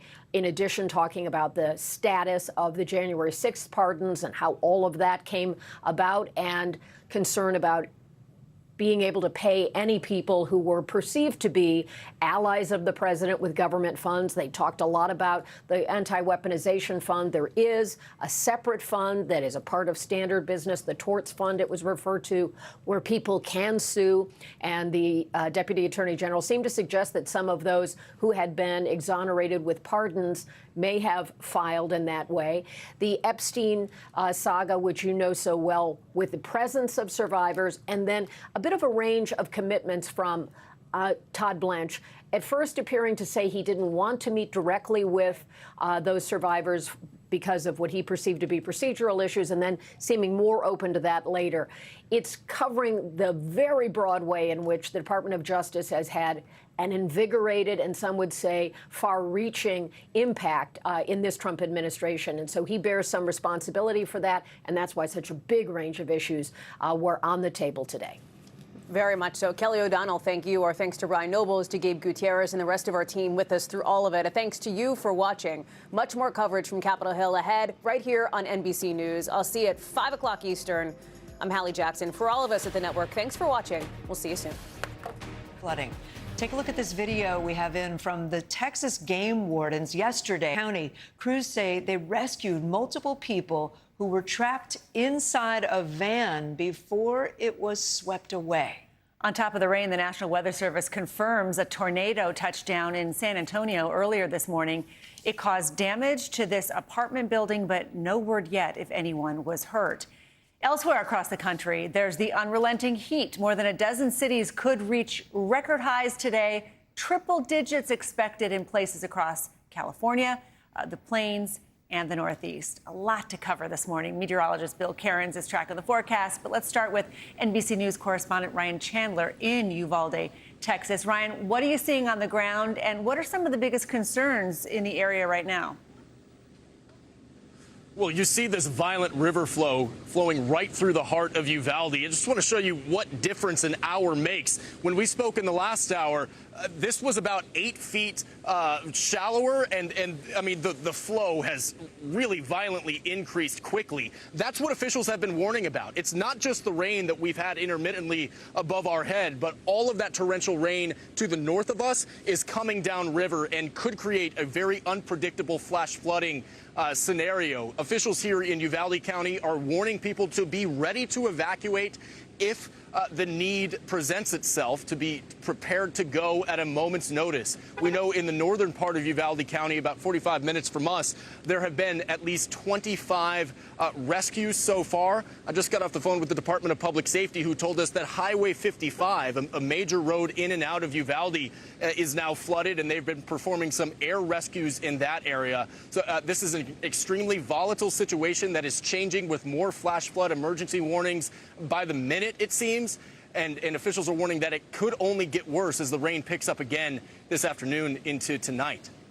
All right, Ryan Chandler, thanks so much. Yeah, and Bill, let's bring you in. How much more rain could that region see, and what about this heat wave in other parts of the country? So this is day 2. Someone has already picked up over a foot of rain, and some areas could get another 6, 8 inches of rain on top of what you're seeing, and it's already a disaster in many areas. So we have this spin. You can see it on the radar, and all the yellow and reds have been sitting over the same spots today between Kerrville, San Antonio, and just north of San Antonio. Austin's kind of just been on some of the lighter totals, but this area just north of San Antonio and back towards Uvalde. Notice these 2 little pink dots. Those are flash flood emergencies. That's where they're doing evacuations. That's where we know water rescues are taking place. So that's like the highest level of alert. That means, like, you know, life-threatening flash flooding is at your door. And everywhere here in maroon is under flash flood warnings, including San Antonio, Kerrville, all the way down to Uvalde. So as you said, you know, how much more rain are we going to get? All the little rivers in this area, the purple here, is expected to go into major flooding already. And if we get more rain on top of it, we may get close to some record flooding in some of these areas. This is the forecast. Anywhere you see the maroon, that's still another 5 inches possible. So it's going to be isolated, but we're just not done with this event yet. And then we still have the heat to talk about, which still goes from Los Angeles all the way through the northern plains and into the mid-Atlantic. Few spots still under excessive heat warnings. Some of the hottest temperatures I've been seeing so far today are heading towards the nation's capital. Feels like 105 right now in Washington, D.C. Miami not far behind with 101. And the other thing is the smoke from these fires in Canada is making for horrific air quality in northern Minnesota, Wisconsin, upper portions of Michigan. There's about 111 uncontrolled fires right now in Canada, and this huge smoke plume is right over the top of Toronto, headed through Rochester, Syracuse, Albany, and it's going to shift southwards later on tonight. So if you notice, a little itching in your throat, or maybe the hazy sun or the sunset, that's the fires from Canada sending smoke our way. You can smell it in many areas. We're both noticing it, actually. Yeah, actually. And it's going to get worse. All right, Bill Cairns and Ryan Chandler, thanks to you both. All right, Acting Attorney General Todd Blanche is defending his work in the Justice Department as he faces tough questions in his confirmation hearing to take over that role permanently. Yeah, senators grilled Blanche on a number of topics, including the Epstein files, crime across the U.S., and the IRS settlement with President Trump, which led to that creation of a so-called anti-weaponization fund. That fund has since been blocked by a judge. There's a lot at stake today. The Trump-appointed nominee and one-time personal attorney for President Trump cannot afford to lose a single Republican vote in order to move forward. The committee also paid tribute to late Senator Lindsey Graham, who was a senior member of this committee, by placing white roses next to his nameplate. Let's bring in NBC News Capitol Hill correspondent Julie Sirkin. Julie, going into this hearing, there were a few Republicans who were skeptical of supporting Blanche. One of those is Senator John Cornyn of Texas, citing potential conflicts of interest tied to the IRS settlement and the anti-weaponization fund. He asked Blanche about that. What happened in that exchange? He did, and I think Senator John Cornyn remains the most unsure about whether he's going to move forward and confirm Todd Blanche to this position. Senator Tom Tillis told my colleague Frank Thorpe that he leans yes. And so sticking with Cornyn, his questioning really surrounded that anti-weaponization fund that you just mentioned, that IRS settlement. And I was struck by Blanche's answer initially because he said it's a moot point. It's not happening. It's not moving forward. Well, of course it's not happening because there was so much outrage and pushback against it, also from Republicans here on Capitol Hill. Take a listen to that exchange, and we'll talk about it more on the other side. Did you discuss it with him? No, I did not. He had outside counsel. I did not discuss it with his outside counsel either. Can I qualify that? Sure. After, when we determined not to move forward, as the president has said, that's the only time that he and I had any conversations about this at all, was after, when it was dead, when we said we're not moving forward. That brings up the key point that Republicans and Democrats, frankly, are examining on this committee, which is, does this individual have loyalty to the president, or does he have loyalty to the Department of Justice that he oversees? And Julie, there were a number of Epstein survivors attending today's hearing. What did Blanche say about meeting with them face to face and his work overseeing the release of the DOJ Epstein files? Yeah, and I'm just lowering my voice here because Democrats on the committee are actually speaking about their experience in this room today. When it comes to the Epstein issue, a number of the survivors just walked out of that room behind me. They were face to face with Blanche, who was in charge, tip of the spear really, of the Epstein issue as he was attorney underneath Pam Bondi. This is what he was supposed to be in charge of. He met with Ghislaine Maxwell. That was a huge issue for the survivors. But the biggest issue, perhaps, was the way in which these files were released. Redactions not complete. And Blanche turned around to the survivors because he was asked to do so, also asked to meet with them, commit to meeting with them this month by Senator Durbin, who's the top Democrat on the committee. And he did not make that commitment, but said, of course, that his team will do everything possible to make it happen. Julie Sirkin, we'll let you get back to reporting there. Thank you so much. That's interesting because when Pam Bondi was asked in a similar hearing to turn around and speak to those accusers, she did not turn around. All right, Julie, thank you. In today's Daily Health, health officials in Michigan have now linked lettuce and salad greens as a possible source for this severe gastrointestinal illness that's spreading in that state and beyond. The Centers for Disease Control and Prevention is monitoring a surge in cases. The CDC says nearly 7,000 people nationwide may have this foodborne illness. Joining us now is NBC News medical contributor Dr. Natalie Azar. Doc, we know that Taco Bell is removing some of its ingredients as a precautionary measure to keep people safe. Should we still be eating lettuce and other leafy greens right now? It's so hard, too, because healthy leafy greens are such a good part of a healthy diet that we recommend. And I don't necessarily think it's appropriate medical guidance to tell people to stop eating salads until this outbreak is over. But an important piece that's missing here still, Christine, is that we don't know exactly the source, where the food is being processed, where it's being processed for delivery to all of the different places. So I think it's really important for folks to be listening carefully to see how many cases are in their area. And something just very simple, common sense. The recommendation is not to eat something that is prepackaged, even if it says pre-washed. If you're going to do lettuce, you get a whole head of lettuce, you remove the outer layers, and then proceed to clean it very, very well. Yeah, I want to ask more about that in a second, about what to do. But since May 1st, more than 1,600 cases have been reported in 34 states. Dr. Azar, remind us again what the symptoms are so people know, and how long does it take for that to show up? Yeah, so what we call the incubation period, that's the time from exposure to the onset of symptoms, is anywhere from about 2 to 14 days.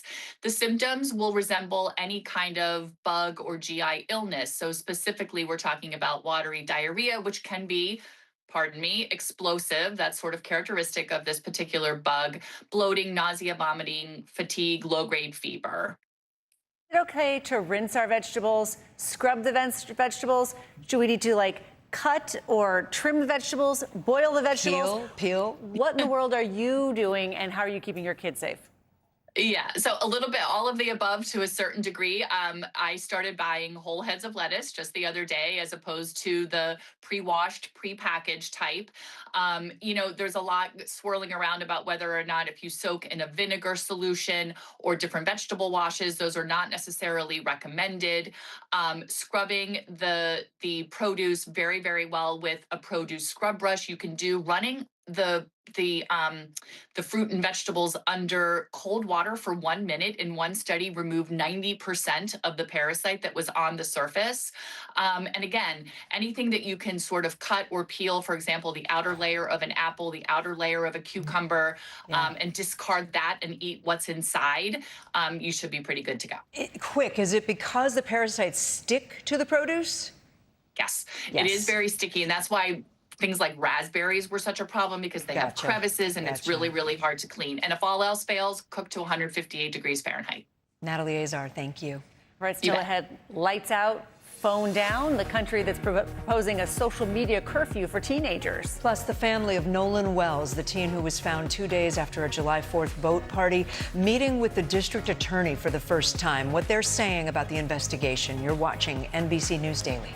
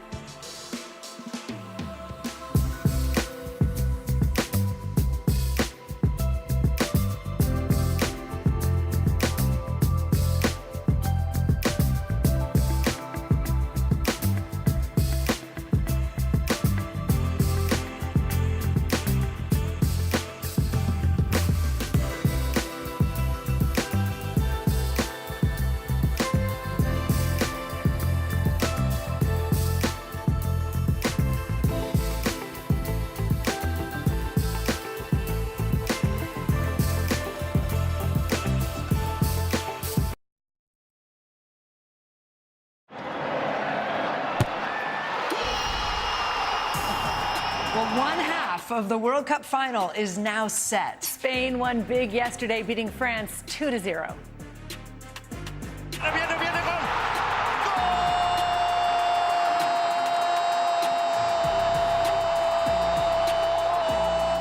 In Madrid, hundreds of fans filled the streets jumping for joy. And now it is time for Argentina and England to battle it out today for that second spot on the final on Sunday. Joining us now, NBC's Sam Brock, who's down at the World Cup Fan Village right here at Rockefeller Plaza. Sam, what's the scene like on the plaza right now? How are fans gearing up for kickoff? Kate, Christine, it is 97 degrees outside right now. The only thing hotter than the conditions might be the rivalry between England and Argentina. We're on the plaza, like you said. Look over this little ledge here. All the folks have just started to come in. These are the people that have tickets. What do you see, guys? Because I'm looking out right now, and I'm looking at a sea of blue and white. That's the Team Argentina jerseys. They seem to be much better represented than our English friends. Maybe that will change. Maybe it won't. I want to show you something right now, though. This is the trophy over my shoulder, not the real trophy, but the Lego trophy that is 26.5 stories tall, almost 27 feet, 1.36 million pieces of Lego, part of the overall fan experience here. And then you got all these players. Cristiano Ronaldo, he lost to Spain. España, of course, is going to be in the final, but he's gone. Lionel Messi, potentially the GOAT, guys. He has 8 goals in this tournament, 21 now. That's an all-time high for the World Cup tournament. And then, of course, you have Mbappe, who also has scored 8. France is gone. So only one Lego man left standing. Come with me for a second, because I'm going to show you this duality. The 600 people that are in this plaza, but then on the streets, if we go in this direction, you will see thousands that are waiting to try to get in, just to get around the perimeter of the plaza. It's a little tricky. Bear with me. I'm just going to try to get you a peek before I send this back to you of just how many folks have come out here. 49th Street, which is right next to our building, is flooded with fans. This is for them an ultimate opportunity to really be able to take this in a shared experience and root with your fellow fan base. Or I guess in the case of the Argentinians, everybody who's out here seems to be going for Team Argentina. But don't, guys, dismiss England, because they are truly one of the top contenders here. Harry Kane, Jude Bellingham, they've been on fire. This team has a real chance. But look at this right now. Woo. Lots of excitement. All right. Thanks, Sam. Let's bring in Jake Ziven now. He is a play-by-play announcer for Major League Soccer on Apple TV. Jake, we got to start with today. All right, Argentina looking for its 2nd straight trip to the final. England hasn't done it in 60 years. What do each team need to do? Yeah, Kate, look, Sam mentioned the history between these two teams. This is the best sporting rivalry in the world between countries that aren't like right next to each other, right, or aren't in close proximity. They both kind of gritted their way to this point and have been carried by their stars. For England, Harry Kane and Jude Bellingham. For Argentina, Lionel Messi, Julian Alvarez. And I think this game's going to be about the moments. I don't think this is going to be a beautiful, pretty, flowing game. I think it's going to be about which team stars can take advantage of the moments that they get and, again, carry their team on to the final. The winner faces Spain Sunday. Spain had a really impressive performance against France, shutting down that high-powered offense, not allowing a single goal. What made Spain's defense so strong? Yeah, Christine, I think the defense started in the midfield, where Spain really controlled that game in the midfield. Kylian Mbappe spoke after the game saying that France got the numbers wrong in the midfield, and you kind of expected that from Spain. They're such a good team. Yes, they have great talent, but they just play together so well. And when you keep the ball, you keep it from France's incredible talent, and that's what Spain was able to do. In the moments when France came forward, they defended well, but really it was just about controlling the entirety of the game in the midfield. So, Jake, France is going to compete on Saturday for the 3rd place, right? Who do you think they'd rather play, Argentina or England? You know, 3rd place games are so odd, right? Because you don't know how teams are going to approach it. Are they going to let the guys that haven't played that much in this tournament play in this game? I don't know that they have a preference per se. I'm just curious to see if they throw the starters out there and if they try to add to Kylian Mbappe's golden boot total, because those goals will count in that race. Right. So it's an interesting game in that regard. We'll see how they approach it. All right, Jake Ziven, looking forward to all of it. Thank you. And you can catch it all the action in Spanish on Telemundo and Peacock. Still ahead, the investigation into a deadly boat accident near Alcatraz. You're watching NBC News Daily.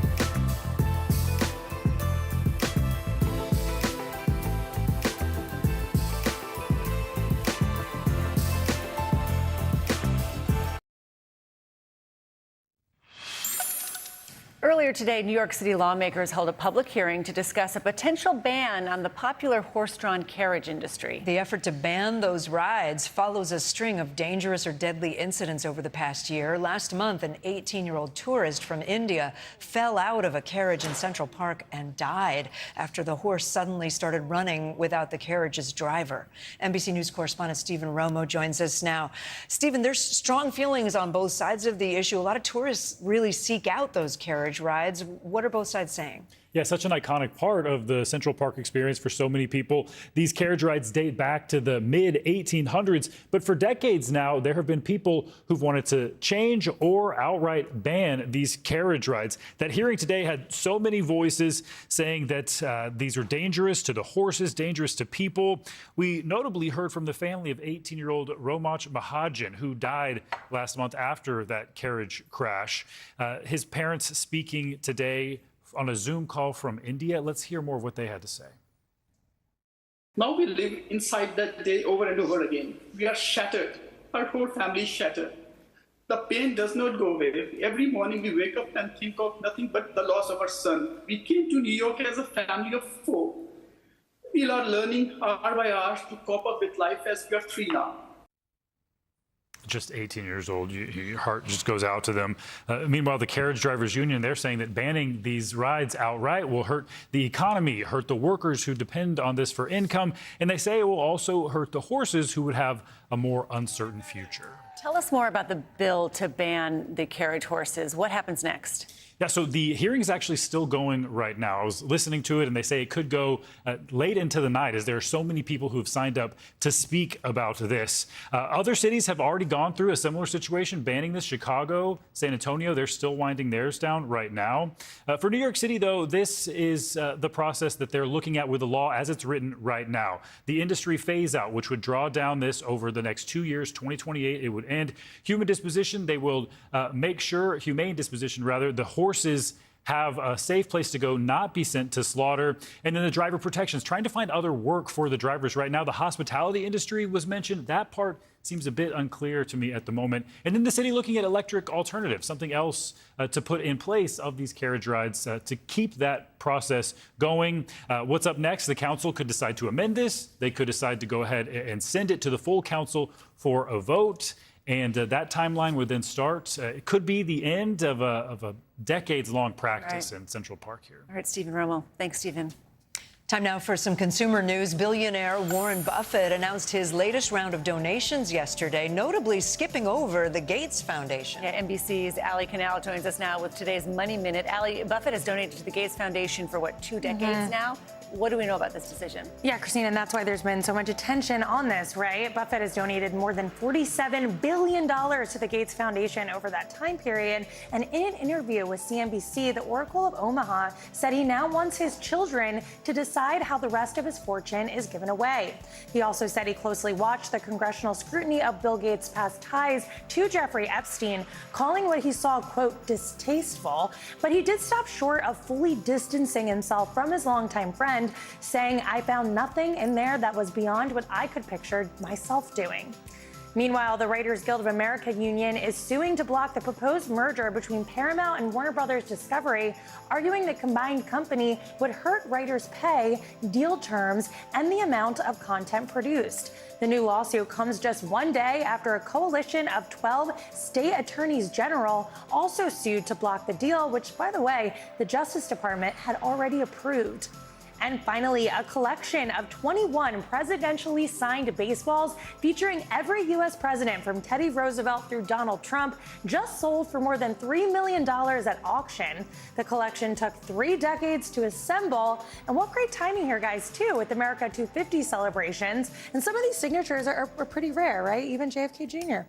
Very interesting. Or JFK, I should say. Right. Yes. Not Junior. Not Junior. I just watched the But show. how do you even find all those baseballs? Like, I just wonder how that person compiled it. You said it took decades to bring it all together. It took decades to get. And, $3 million, we were talking earlier, that seems kind of cheap considering what some items are selling for at auction these days. A single baseball. Yeah. Fascinating. What a collection. Ali Canal, thank you. Still ahead. He thought it was the perfect crime, how a literal cat burglar was caught in the act. You're watching NBC News Daily.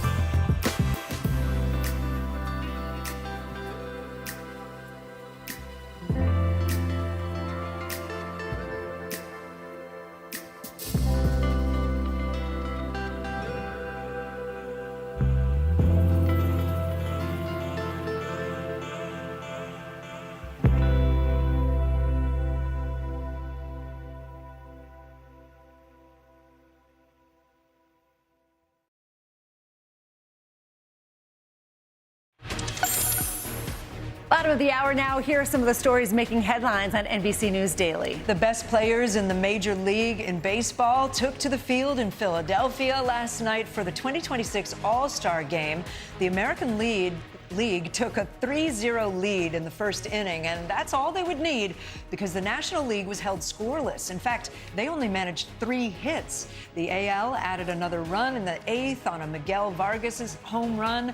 The final score 4-0. It is the first All-Star Game shutout since 2013. It is the debate that has been ticking along for decades, whether to keep changing our clocks twice a year. Now lawmakers are weighing in once again. The House overwhelmingly passed a bill yesterday that would make daylight saving time permanent. The measure is known as the Sunshine Protection Act. If it becomes law, clocks would just stay where they are right now year-round. The bill now heads to the Senate, where it faces an uncertain future. President Trump has previously stated he strongly supports the bill. The UK has announced plans for a voluntary social media curfew for older teenagers. The proposed curfew would make certain apps like Instagram, TikTok, and Snapchat unavailable to 16 and 17-year-olds from midnight to 6 a.m. Just last month, the British government pushed for an overall ban for users 16 and under, but some critics question the effectiveness of the restrictions since teenagers will be able to turn off the default settings. The curfew would go into effect next spring.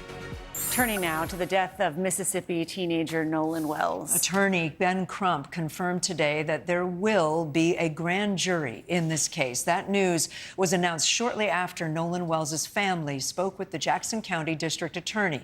Wells' family is demanding answers about the circumstances surrounding the 18-year-old's death. His body was found last week on Mississippi's Horn Island, 2 days after he spent the July 4th holiday there with friends. NBC News national correspondent Aaron Gilchrist is in Pascagoula, Mississippi.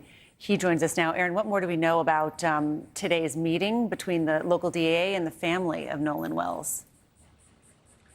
Well, that meeting lasted just about an hour here in the courthouse behind me, and you're right. We know that now there will be a grand jury that ultimately evaluates the investigative file, if you will, that is turned over by the sheriff once the sheriff's office has completed its investigation. That grand jury inquiry is a standard procedure here in Mississippi anytime there is a death where you have unexplained circumstances. And so that's something we know is going to happen going forward. We also heard the attorney for Nolan Wells' family talk about part of their conversation with the DA here as it relates to their concerns about race in this part of Mississippi. I want you to hear a little bit of what he had to say about that. We know in America, in the South, certain people are investigated differently. And we shared that with her. We didn't, ask that she understand our perspective, but we said we should mutually try to understand each other's perspectives where we're coming from. And we agreed that we will try to do that. And Kate and Christine, this is the first time that Nolan Wells' family has met with a law enforcement official here in Jackson County, Mississippi, and it is typical that it would be the DA that talked to the family, apparently. And Aaron, I know you spoke with the Jackson County Sheriff today. We haven't heard that much from him to this point. What did he tell you about the investigation? It is still an ongoing investigation. He says that they've spoken with several witnesses from that day on Horn Island and that he feels as though he's getting information that is factual and useful. Here's a little more of what he said. The focus of this information is the facts. The more facts that we can gather and prove, the better our investigation will be and the more thorough our investigation will be. And I'm fully confident that the investigators we have on this case are competent and capable to do that job. Now, Kate and Christine, I did ask the sheriff how long he thought he would be continuing this investigation. I asked him about a timeline. He said he's going to continue to have his team investigate until they feel as though they have exhausted that process and not cut short their investigation. Kate, Right.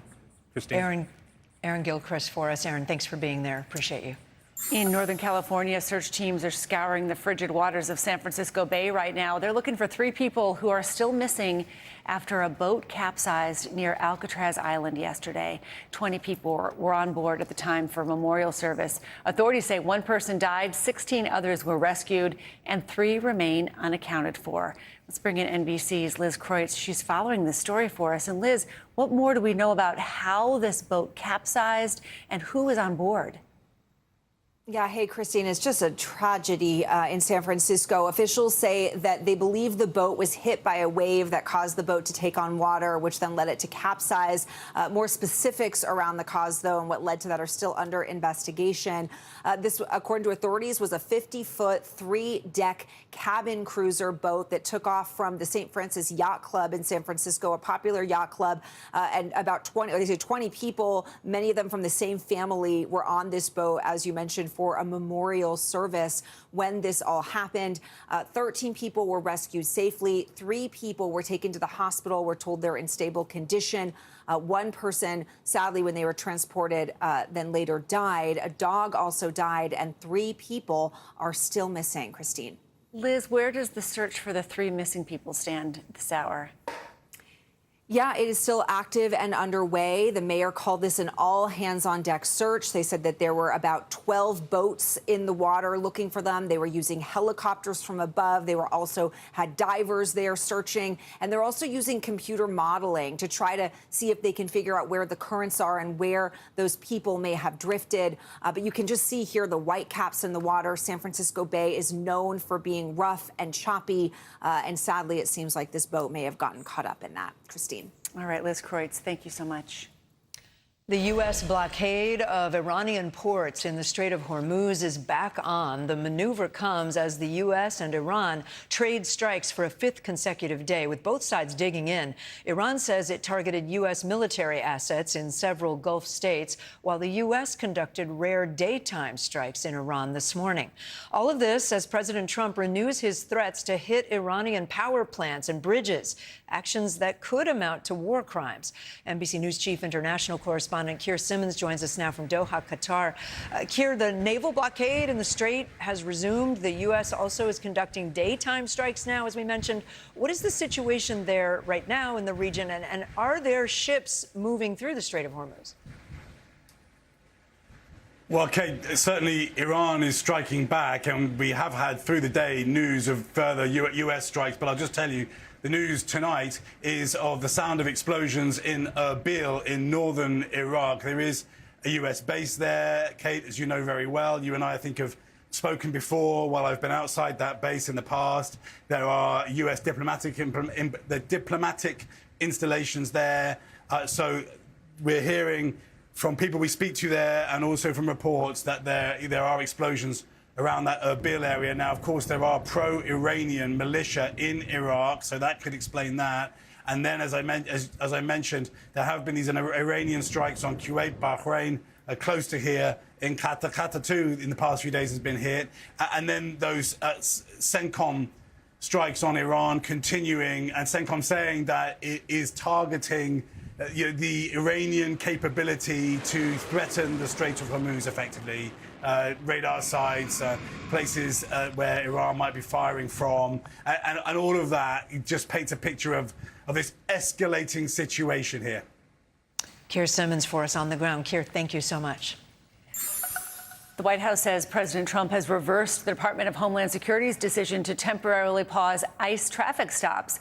Just yesterday, the agency said it was suspending those traffic stops nationwide after 2 deadly shootings in less than a week. But earlier today, the president posted on Truth Social saying, quote, "We cannot give up one of ICE's most important and effective crime-fighting tools, the traffic stop." According to a White House official, the president overturned that temporary pause with that post.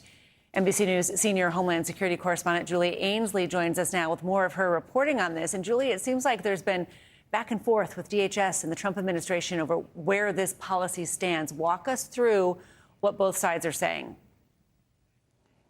That's right. And why this matters, of course, is because of those 2 fatal shootings in less than a week that both involved people who were not the targets of ICE operations, who were shot as ICE was pursuing those vehicles and those men stayed in those cars.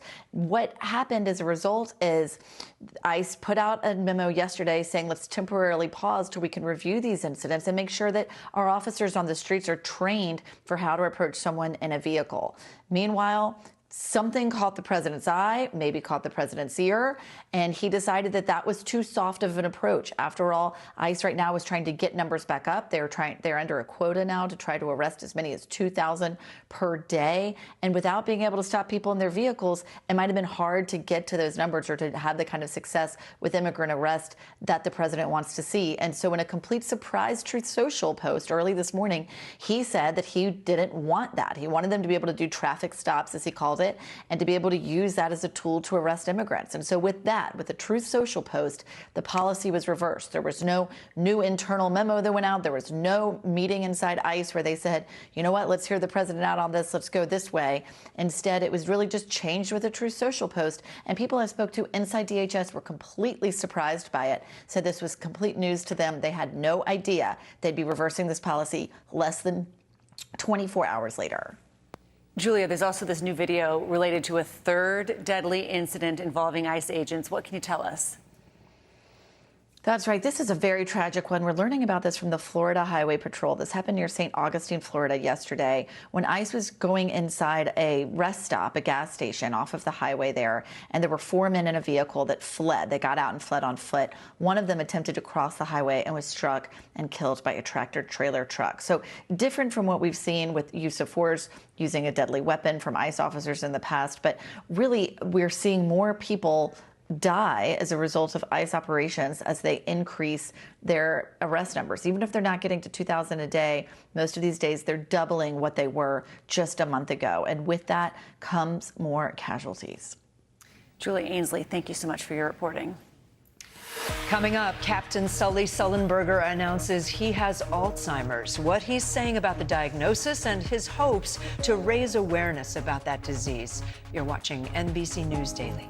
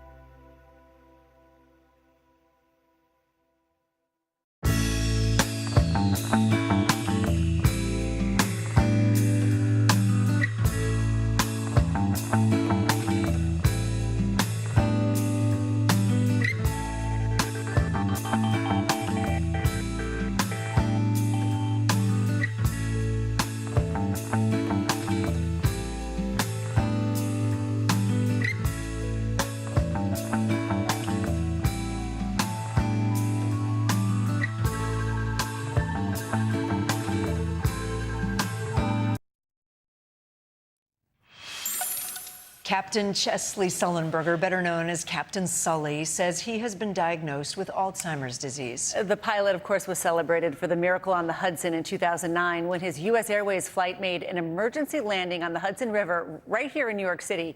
He is credited with saving the lives of all 155 people on board that day. And now he's drawing on that same courage that he showed that day to face a new health challenge. In a statement yesterday, he said in part, quote, "It is early stage of Alzheimer's. For now, this means a name may not come easily to me. I forget a story I've recently told, or I don't sleep as well. But I am in the beginning of this long journey. Though it may impact my memory of the past, this diagnosis," he said, "will not prevent me from looking forward to and appreciating our future."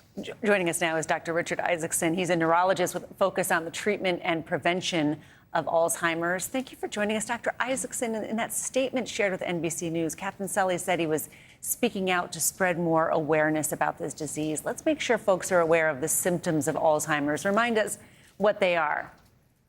Yeah, so first of all, he's not only a hero to so many people whose lives he's saved, but he's a hero to everyone in my community, spreading the word about Alzheimer's. This is so important. It's appreciative. You know, Alzheimer's is a neurodegenerative disease. It's a brain disease where a person loses who they are. They can't remember things. The initial signs and symptoms are memory loss. They have trouble, with their finances. They have trouble completing tasks. They also have changes in their mood and their sleep. So Alzheimer's is a progressive disease with the earliest symptoms being just maybe more subtle than the later symptoms. Dr. Isaacson, I think a lot of people don't understand the difference between Alzheimer's and typical, quote unquote, age-related changes or even dementia. Can you explain? Sure. So age-related changes, a good analogy is the word can be on the tip of your tongue, but you can remember it later. But with Alzheimer's disease, those words just never come back. A person with Alzheimer's has trouble with conversations. They get lost while driving. A person may make, bad decisions once in a while, and that's an age-related change, an occasional forgetfulness. We live in a technologically, crazy world. If the cell phones are going off, the kids are screaming, you can forget things now and then, but progressive decline, that's more Alzheimer's disease. I know, Dr. Isaacson, a lot of your work is on Alzheimer's prevention, focus there. What are the ways that we could reduce our risk? Well, the good news is there are so many things a person can do. We have 2 hours, I hope, to talk about this because there's literally that many things. Exercise on a regular basis, a Mediterranean-style diet, absolutely critical. You are what you eat when it comes to brain health. Sleep, at least 7 to 8 hours, reducing stress, seeing a doctor on a regular basis, controlling blood pressure, blood sugar, cholesterol management. These are all the things that can slam the brakes on cognitive decline in Alzheimer's. And 45% of cases of dementia may be preventable if that person does everything right. And Dr. Isaacson, all those signs that we mentioned, those symptoms, what do you do if you do think you're starting to notice those signs? Yeah, well, first thing is take a deep breath. This is stressful. Alzheimer's is tough. And I have family members with Alzheimer's. Fear is paralyzing. And we need to be proactive, not paralyzed with fear. So number one, talk to your doctor. Take a risk assessment. Take a cognitive screening test. Maybe talk to your doctor and check your blood work for modifiable risk factors. We finished a randomized controlled trial, a study called Retain Your Brain, funded by the National Institutes of Health. And anyone today can go online for free and take a risk assessment and do a cognitive test at retainyourbrain.com, and it's all free. Doctor, what should we ask our doctor? What are the questions I should have written down, when you're going in there for yourself or for a loved one? Well, to me, you got to know your numbers. What is your blood pressure? What's the top number? What's the bottom number? What's your fasting blood sugar? What is your cholesterol? Not just the total cholesterol, but the bad cholesterol called the LDL. These are the types of things we need to know. And sometimes, knowledge is power. And if we know what our numbers are, we can fight against it. Track how many hours a person is getting of sleep. What is our body fat percentage? What is our muscle mass? It's not just about your weight. It's about your waist size. As the belly size gets larger, the memory center in the brain gets smaller. So be proactive. Learn about cardiovascular health, metabolic health, because that's also brain health. And Dr. Isaacson, we only have less than a minute, but you're focused also on blood tests for indicators of Alzheimer's. Can you quickly explain what that work is? Yeah, everything's about to change when it comes to Alzheimer's, and we're not exactly there yet. There's no one magic test that a person can take or do, but boy, are we making progress. A cholesterol test of the brain is what we're working on, and one day I hope that anyone out there can receive a little card in the mail. I got my card somewhere where you just do a couple drops of blood, and we can understand the profile, the biological metrics, the proteins that are in the blood to assess what a person's risk is And then when someone does something proactively, they make a lifestyle change, they take a drug, they do whatever, they can see the improvements and get off the road to Alzheimer's disease. Dr. Richard Isaacson, always great to have you. Thank you so much. There is much more news ahead. You're watching NBC News Daily.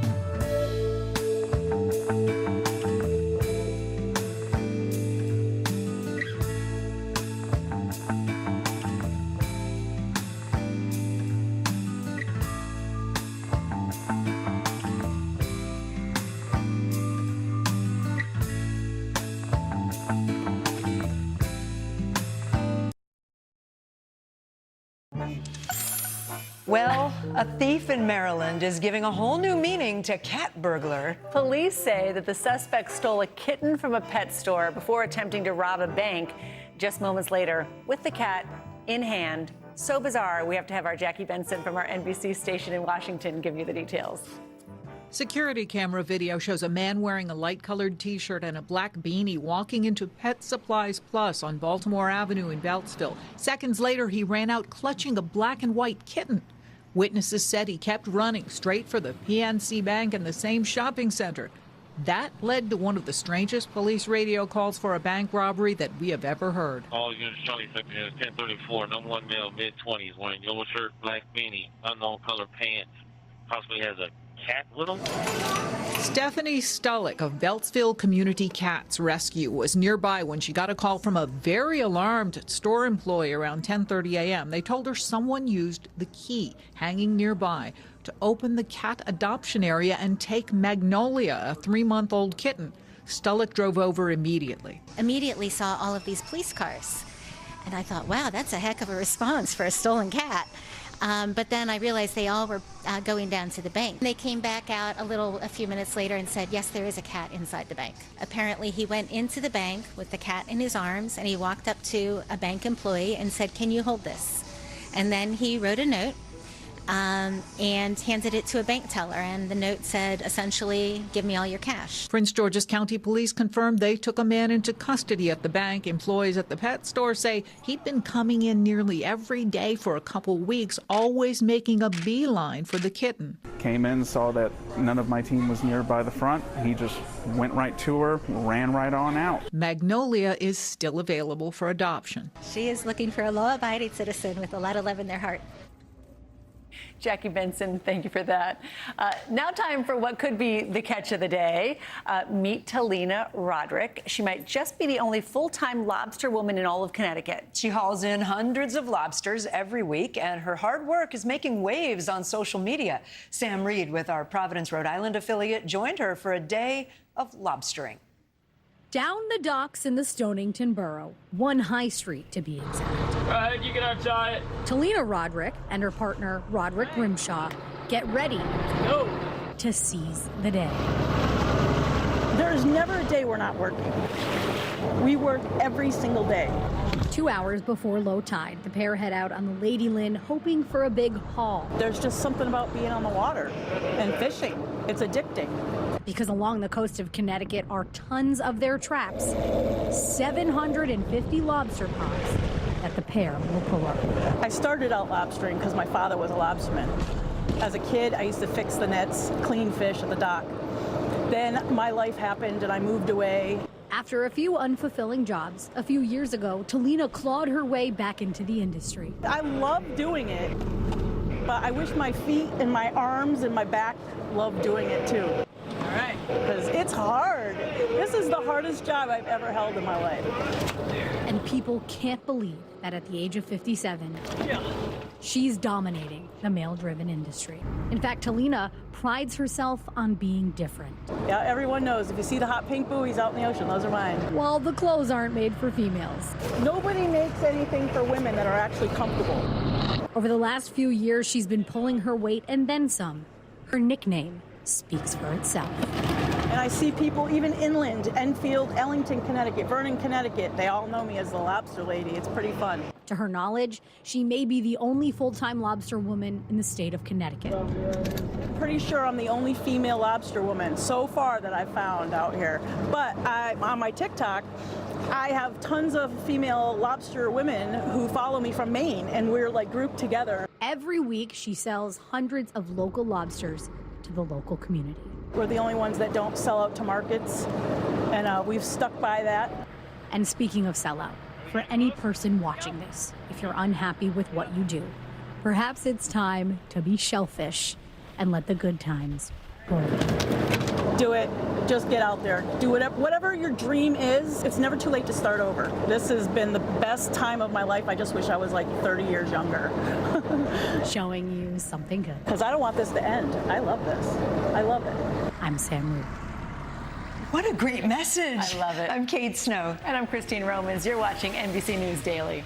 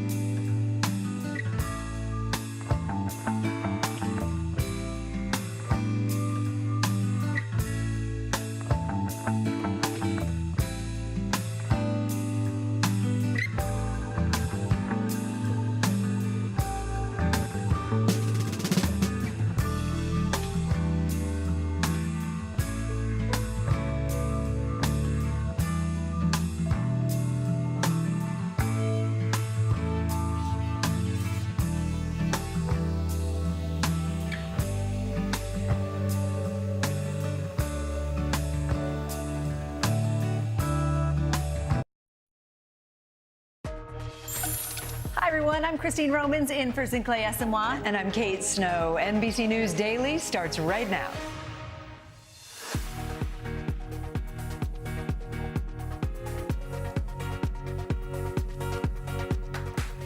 Today, Wednesday, July 15th, 2026, show of force. The U.S. unleashes a barrage of new strikes on Iran, with President Trump reimposing a naval blockade on Iranian ports.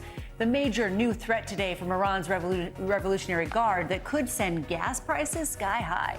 Deadly accident, a search for survivors after a boat capsizes in the San Francisco Bay near the historic Alcatraz prison.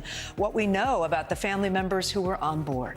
Growing outbreak, health officials across the country closely monitoring an infectious parasite that causes debilitating stomach issues. Could lettuce be the source? We'll talk to a doctor about how to keep you and your family safe. And renewed rivalry. England and Argentina battling it out today in the World Cup semifinals. A look inside their bitter feud that goes back decades and how each team could match up against Spain in the championship this weekend. But we begin this hour in the Middle East and the major escalation in the conflict with Iran. The U.S. and Iran exchanging fire for a fifth consecutive day, with neither side showing any intent of backing down. This morning, the U.S. military conducted rare daytime strikes in Iran, according to Central Command.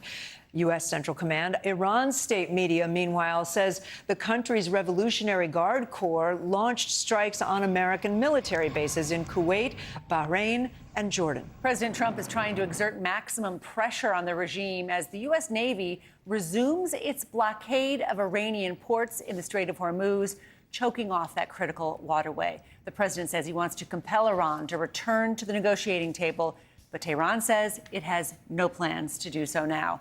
NBC News chief international correspondent Keir Simmons joins us now from Doha, Qatar. And Keir, as we mentioned, this is the fifth straight day of strikes. President Trump has said the attacks will go on. So what's the situation in the region now? What's the goal of this new military campaign? Well, the goals aren't clear, honestly. I'll just tell you some breaking news now while we're talking is that we are hearing of explosions in Erbil. Now, that's in northern Iraq, and that is an area where there is a U.S. base, where there are U.S. diplomatic installations. It's a Kurdish area, and there are pro-Iranian militia in Iraq. So we don't know exactly what's occurring there, but that sounds like one of the many responses from Iran to these strikes. And you're showing those pictures there now. Those are the pictures, of course, of the U.S. strikes in Iran. And we've seen those consistently, particularly CENTCOM is saying, in order to target areas around the Strait of Hormuz, in order to attempt to undermine Iran's capability of disrupting shipping in the strait there. Now, Iran has responded as well with strikes in Kuwait and Jordan, Bahrain, close to here, even Qatar, where we are now. And they're shipping through the strait, which you could take a ship from here to the Strait of Hormuz, if you were brave enough, frankly. That shipping is really just a very, very small number of vessels at this stage. Keir, President Trump keeps threatening that Iran needs to make a deal or they won't have anything left. Is that kind of rhetoric making an impact? Yeah.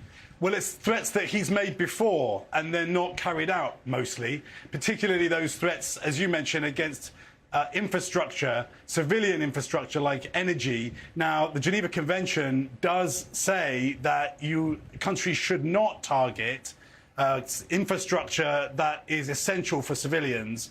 So there's going to be a lot of criticism if that did happen. It does look as if, as you said at the top of the show, he's trying to get leverage. But people watching, many will say, well, that's been tried before. We really are, in some ways, in uncharted territory. Even though it feels the same, it's very hard to see where the off-ramp is for either side.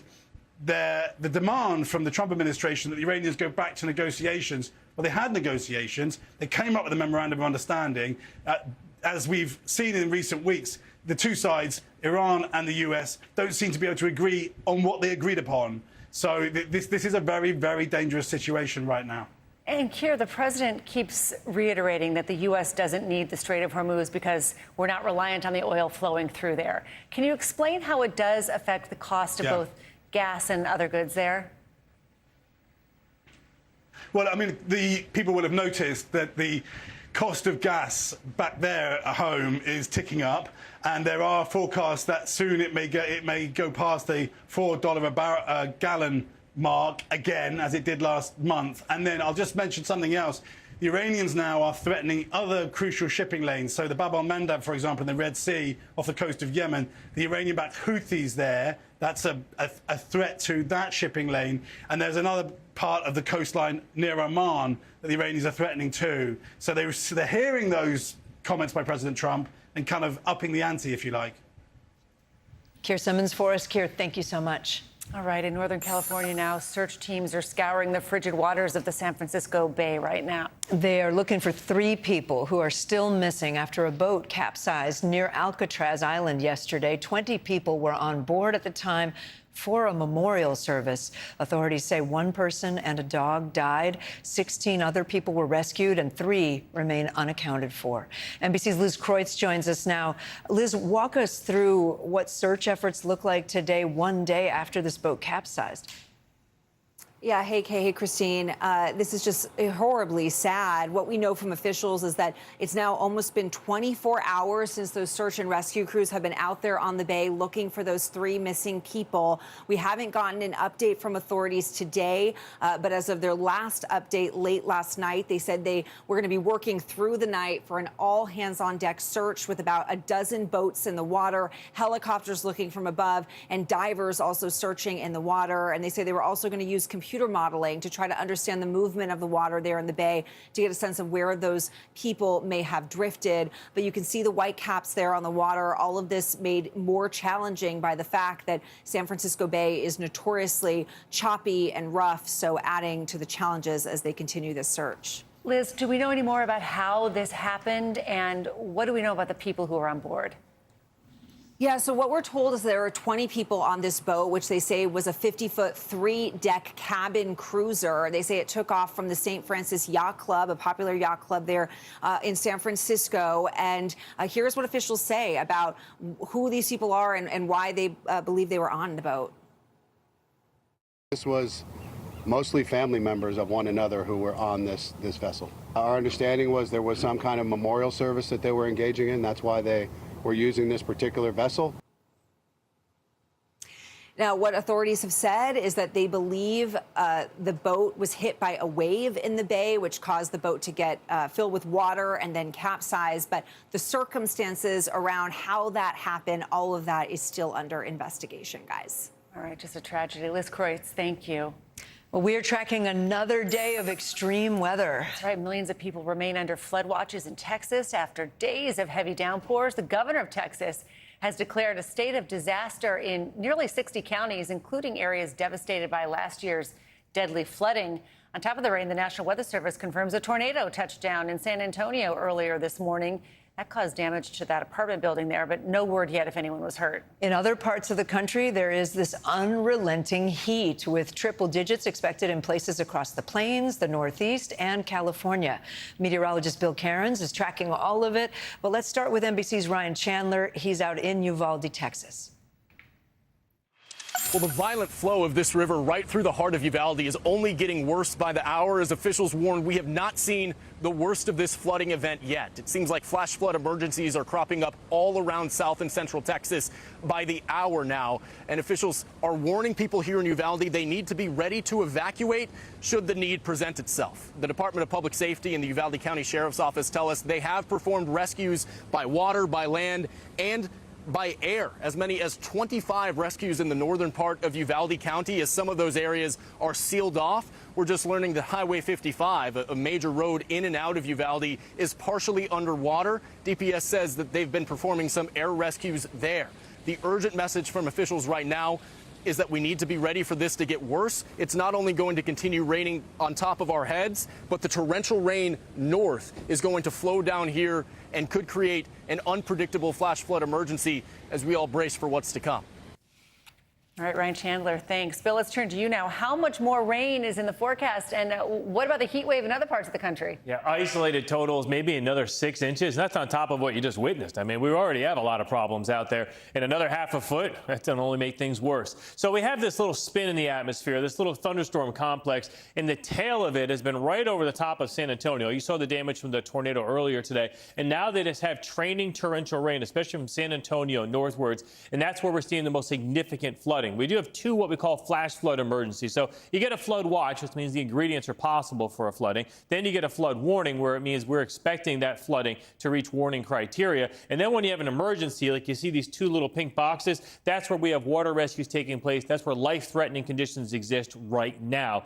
And again, it's mostly because of that training thunderstorms. As far as the rivers go, there's a lot of small rivers here in West Texas and the Hill Country. We have about 4 or 5 of them, and they're expecting major flooding conditions in the next 24 to 48 hours as all that water begins to collect. Here's a forecast for the additional rainfall. And you notice, this goes up to 3 to 5 inches where you get out of this yellow color. So we still have a couple spots that are going to have to deal with some excessive rainfall. As far as the heat headlines go, it's really spread out across the country. We can go from Miami with a heat advisory, Southern California, heat warnings. Fresno also has a heat advisory. We have new heat advisories for interior sections of the Pacific Northwest, including Pendleton, back down through a slice of Idaho, and then warnings in Minneapolis, and it's also extremely hot in areas like Washington, D.C., the nation's capital. So, we're still heating it up in many areas of the West, but Phoenix has already jumped above 100. Notice Washington, D.C. already at 97 degrees. When you add the humidity in, it feels a lot worse than that. And then the other story that you're going to hear a lot and see a lot about is all these fires in Ontario. We have about over 100 uncontrolled blazes, and all of that smoke is causing really bad air quality, guys, all the way from the Great Lakes through the Northeast. It's going to be a big story over the next couple days. Yeah, my old lab's going to get a very short walk when I get home. Right. Bill Cairns, thank you. Coming up, the last match before the World Cup final. We are live from Atlanta with all the excitement next. You're watching NBC News Daily. I know, we're both watching.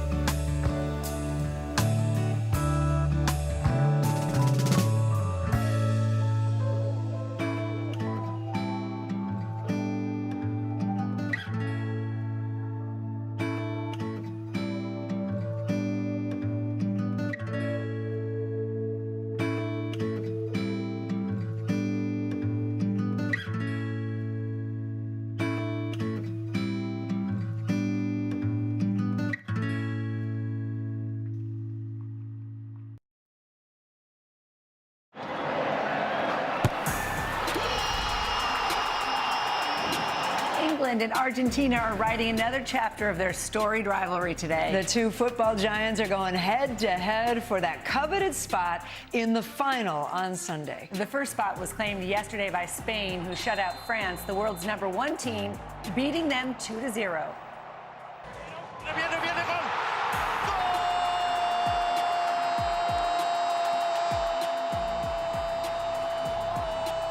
Oh, it was a big one. Joining us now is Mauricio Casillas. He is a reporter with our NBC News Washington and Telemundo station. He's outside the stadium in Atlanta. So, Mauricio, how have fans been gearing up for this big match? Well, Kate and Christine, fans are fired up. This is such a historic rivalry between these two teams dating back to 1966. Behind me, there is a healthy mix of Argentina and England fans. These are the folks who weren't able to make it inside the stadium, but they didn't want to be outside of Atlanta. They wanted to take in the whole atmosphere. When we're talking about great players in this rivalry, you think of Argentina, you think of Lionel Messi, you think of Diego Maradona. In England, you think of someone like David Beckham, you think of Harry Kane, Jude Bellingham. There is a lot of star power. There is so much at stake. We spent the day speaking to fans about how they're feeling about this matchup. Take a listen. It's a 40-year rematch, grudge match, and I can't see us losing it, honestly. We've been following England for so long now. We haven't won a World Cup in such a long time, and it would just be amazing to win it. America really needed this. Like, we needed some team spirit and some good morale, and I think Atlanta definitely did a good job bringing the world together. That was a crunching challenge, that one from Paredes, and he was. So what's at stake here? England hasn't made a World Cup final since 1966. That was the time that they won it. Argentina, of course, are the defending World Cup champions. So all eyes here on Atlanta to see who makes it and who will take on Spain in the World Cup final. Back to you. Mauricio Casillas, you have a great seat. Thanks so much. Let's bring in Jake Zivin. He's a play-by-play announcer for Major League Soccer on Apple TV. Now, despite the rich history, Jake, between England and Argentina, Lionel Messi has never faced England before. Can you explain this backstory between these two teams and what you're looking for today? Yeah, I mean, look, you have history on the field and off the field. I mean, you go to the Falklands War and the battle over the Falkland Islands, and then on the pitch, 1966, England beating Argentina controversially on the way to their only World Cup title. 1986 in Mexico, Diego Maradona's hand of God and goal of the century as Argentina beat England on the way to their World Cup title. 2002, 98, they met. I mean, this is the best sporting rivalry in the world that isn't between two countries that are like right next to each other or in close proximity. You can tell that the fan bases don't like each other. It is just a charged matchup that we're fortunate to see from a neutral perspective at this stage in the World Cup. So whoever wins that one faces Spain on Sunday. Spain has only allowed one goal this entire tournament. Wow. What do you think has led to their success on the defensive and offensive ends of the pitch? They just control games. Their midfield is so good. They have the ball, and when they have the ball, it doesn't matter what the other team wants to do or can do or who's on the field, because Spain is just in total control. You know, they have kind of cruised to this point without drama, without controversy, in a tournament that, at least the latter stages, have kind of been marked by controversy on the field. You know, you've got cable gates, you've got red card gates, you've got even controversy and drama off the field. Spain has had none of it. I think that's going to help them coming into the final because they're just kind of fresh and they've just kind of cruised to this point. And Jake, we have to talk about the race for the Golden Boot. Messi has a chance to take sole position of first place today. Is this award his to lose? I think so, but I also think that, in a way, the third place game could be key to this Golden Boot race because those goals that are scored in the third place game will count towards the Golden Boot. And oftentimes, third place games can be a little more open, a little more loose, right? I mean, you know, it's not going to have the crunching tackles and the grit, perhaps, that a final will have. And so you could see the Golden Boot winner come out of that third place game, which has happened several times before in this tournament. But look, of course, Messi motivated to win the Golden Boot. I think everybody, right, more motivated to win from a team perspective and win the World Cup. And that would be the bigger accomplishment for Messi, would be going back to back. Jake, real quick, if you were Spain, who would you rather face, Argentina or England? Interesting. I think England, because I think you know them a little bit better, and I think the game would be more calm. I said, right? Spain have kind of had this calm path without drama, without controversy to the final, and a game against Argentina could get a little spicy. I think they'd rather England. Yeah. Jake Zivin, thank you. And you can, of course, catch all of the action exclusively in Spanish on Telemundo and Peacock. Still ahead is daylight saving time here for good, a new bill in Congress.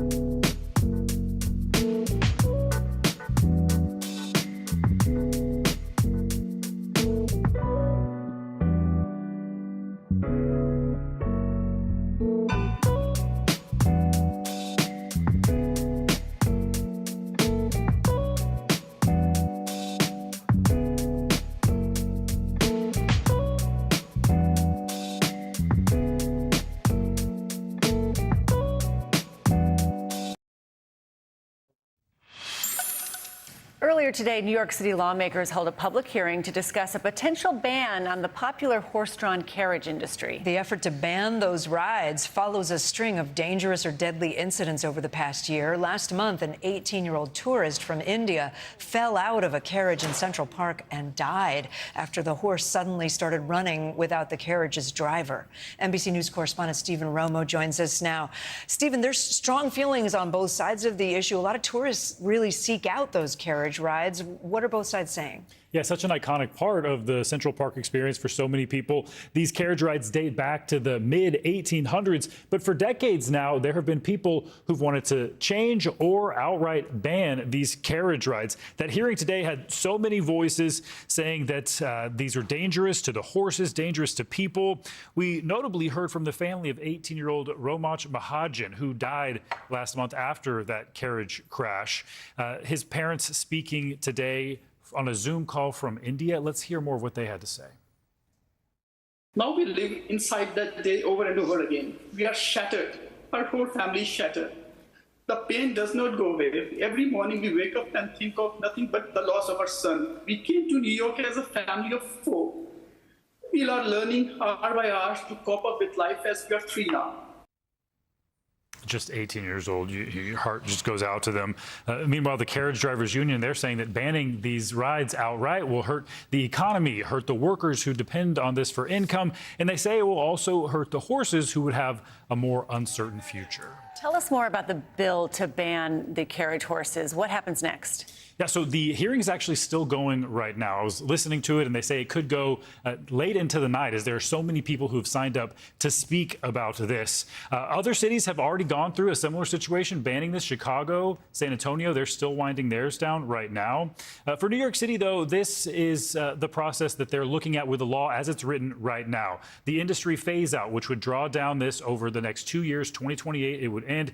Human disposition, they will make sure, humane disposition rather, the horses have a safe place to go, not be sent to slaughter. And then the driver protections, trying to find other work for the drivers right now. The hospitality industry was mentioned. That part seems a bit unclear to me at the moment. And then the city looking at electric alternatives, something else to put in place of these carriage rides to keep that process going. What's up next? The council could decide to amend this. They could decide to go ahead and send it to the full council for a vote. And that timeline would then start. It could be the end of a decades-long practice in Central Park here. All right, Stephen Romo. Thanks, Stephen. Time now for some consumer news. Billionaire Warren Buffett announced his latest round of donations yesterday, notably skipping over the Gates Foundation. Yeah, NBC's Ali Canal joins us now with today's Money Minute. Ali, Buffett has donated to the Gates Foundation for, what, 2 decades now? What do we know about this decision? Yeah, Christine, and that's why there's been so much attention on this, right? Buffett has donated more than $47 billion to the Gates Foundation over that time period. And in an interview with CNBC, the Oracle of Omaha said he now wants his children to decide how the rest of his fortune is given away. He also said he closely watched the congressional scrutiny of Bill Gates' past ties to Jeffrey Epstein, calling what he saw, quote, distasteful. But he did stop short of fully distancing himself from his longtime friend, saying, I found nothing in there that was beyond what I could picture myself doing. Meanwhile, the Writers Guild of America union is suing to block the proposed merger between Paramount and Warner Brothers Discovery, arguing the combined company would hurt writers' pay, deal terms, and the amount of content produced. The new lawsuit comes just one day after a coalition of 12 state attorneys general also sued to block the deal, which, by the way, the Justice Department had already approved. And finally, a collection of 21 presidentially signed baseballs featuring every U.S. president from Teddy Roosevelt through Donald Trump just sold for more than $3 million at auction.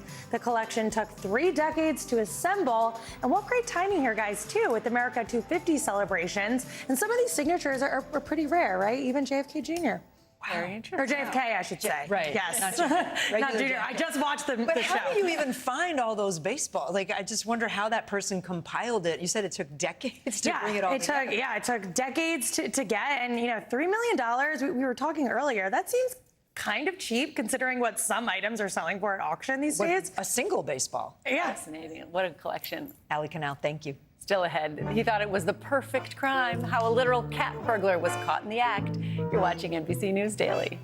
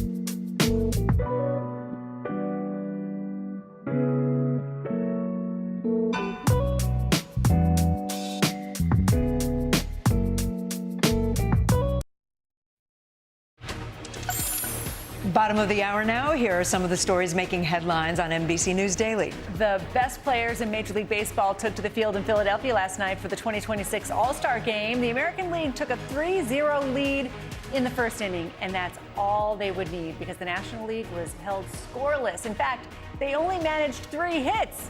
The AL added another run in the 8th on a Miguel Vargas home run. The final score, 4-0. It's the first All-Star Game shutout since 2013. It is the debate that has been ticking along for decades, whether to keep changing our clocks twice a year.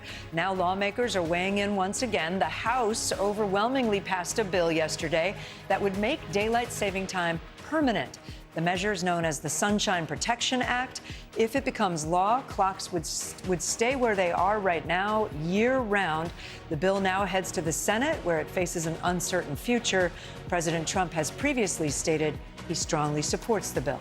The UK has announced plans for a voluntary social media curfew for older teens. The proposed curfew would make certain apps like Instagram and TikTok and Snapchat unavailable to 16 and 17-year-olds from midnight to 6 a.m. Just last month, the British government pushed for an overall ban for users 16 and under, but some critics question the effectiveness of the restrictions. Since teenagers will be able to turn off the default settings, the curfew would go into effect next spring. Acting Attorney General Todd Blanche defended his record at the Justice Department today. He faced tough questions during his confirmation hearing to take over the role permanently. Yeah, senators grilled Blanche on a number of topics, including the Epstein files, crime across the U.S., and IRS settlement with President Trump. That settlement led to the creation of the so-called anti-weaponization fund, which was ultimately blocked by a judge. The margin for error is razor thin for Blanche. The Trump-appointed nominee and one-time personal attorney for President Trump cannot afford to lose a single Republican vote if he hopes to advance. The committee also paid tribute to the late Senator Lindsey Graham, who was a senior member of this committee, by placing white roses next to his nameplate. Let's bring in NBC News Capitol Hill correspondent Julie Sirkin. Julie, a group of Epstein abuse survivors attended today's hearing. Blanche played a central role in overseeing the release of the Justice Department's Epstein files. What did he have to say today about that and about the survivors? Yeah, guys, certainly a major focus of this hearing, since Blanche was really the tip of the spear when it comes to the congressional law signed into law by President Trump that compelled the DOJ to release those files. The survivors in the room, they wore shirts talking about the redactions, the significant redactions that we saw in those files, and also, of course, the fact that some of the victims' personal information were not redacted, which was the only point of redactions to begin with. Take a listen to the exchange we heard from Senator Durbin with Blanche, and then we'll talk about it on the other side. She's available to talk to them. She can sit right next to you. She can sit right next to you when you meet with these survivors. I have never said I will not meet with survivors. Will you meet with these 10 survivors? I'm asking you on the record. If they have lawyers, as you know, I'm prohibited from meeting directly with them. I have met with counsel for survivors. Now, that was about, of course, meeting with the survivors who were in that room today. They stayed, by the way, for the entire hearing. I watched them walk out, and certainly this was very emotional for them.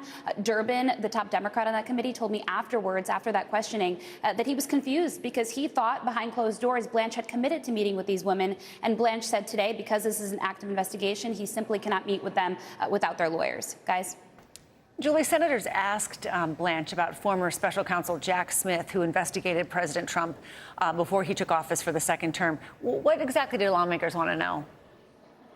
Well, Republicans on the committee want Jack Smith in front of the committee, and at least they want Jack Smith to face some repercussions when it comes to Todd Blanche's act. You know, if he does become Attorney General, they want him to take this seriously. And it is because Jack Smith, who was special counsel, and he looked into not only the president, as you mentioned, investigating those classified documents that he still held at Mar-a-Lago, but also the aftermath of January 6th. You know, what led to the president's comments to then, of course, the situation that we saw play out here with the rioters come and try to stop the certification of the election. And Jack Smith, according to the Republican senators, actually obtained records, text messages, phone conversations in some cases. And so Republicans want to see him face consequences. All right, Julie Sirkin, thank you so much for that, Julie.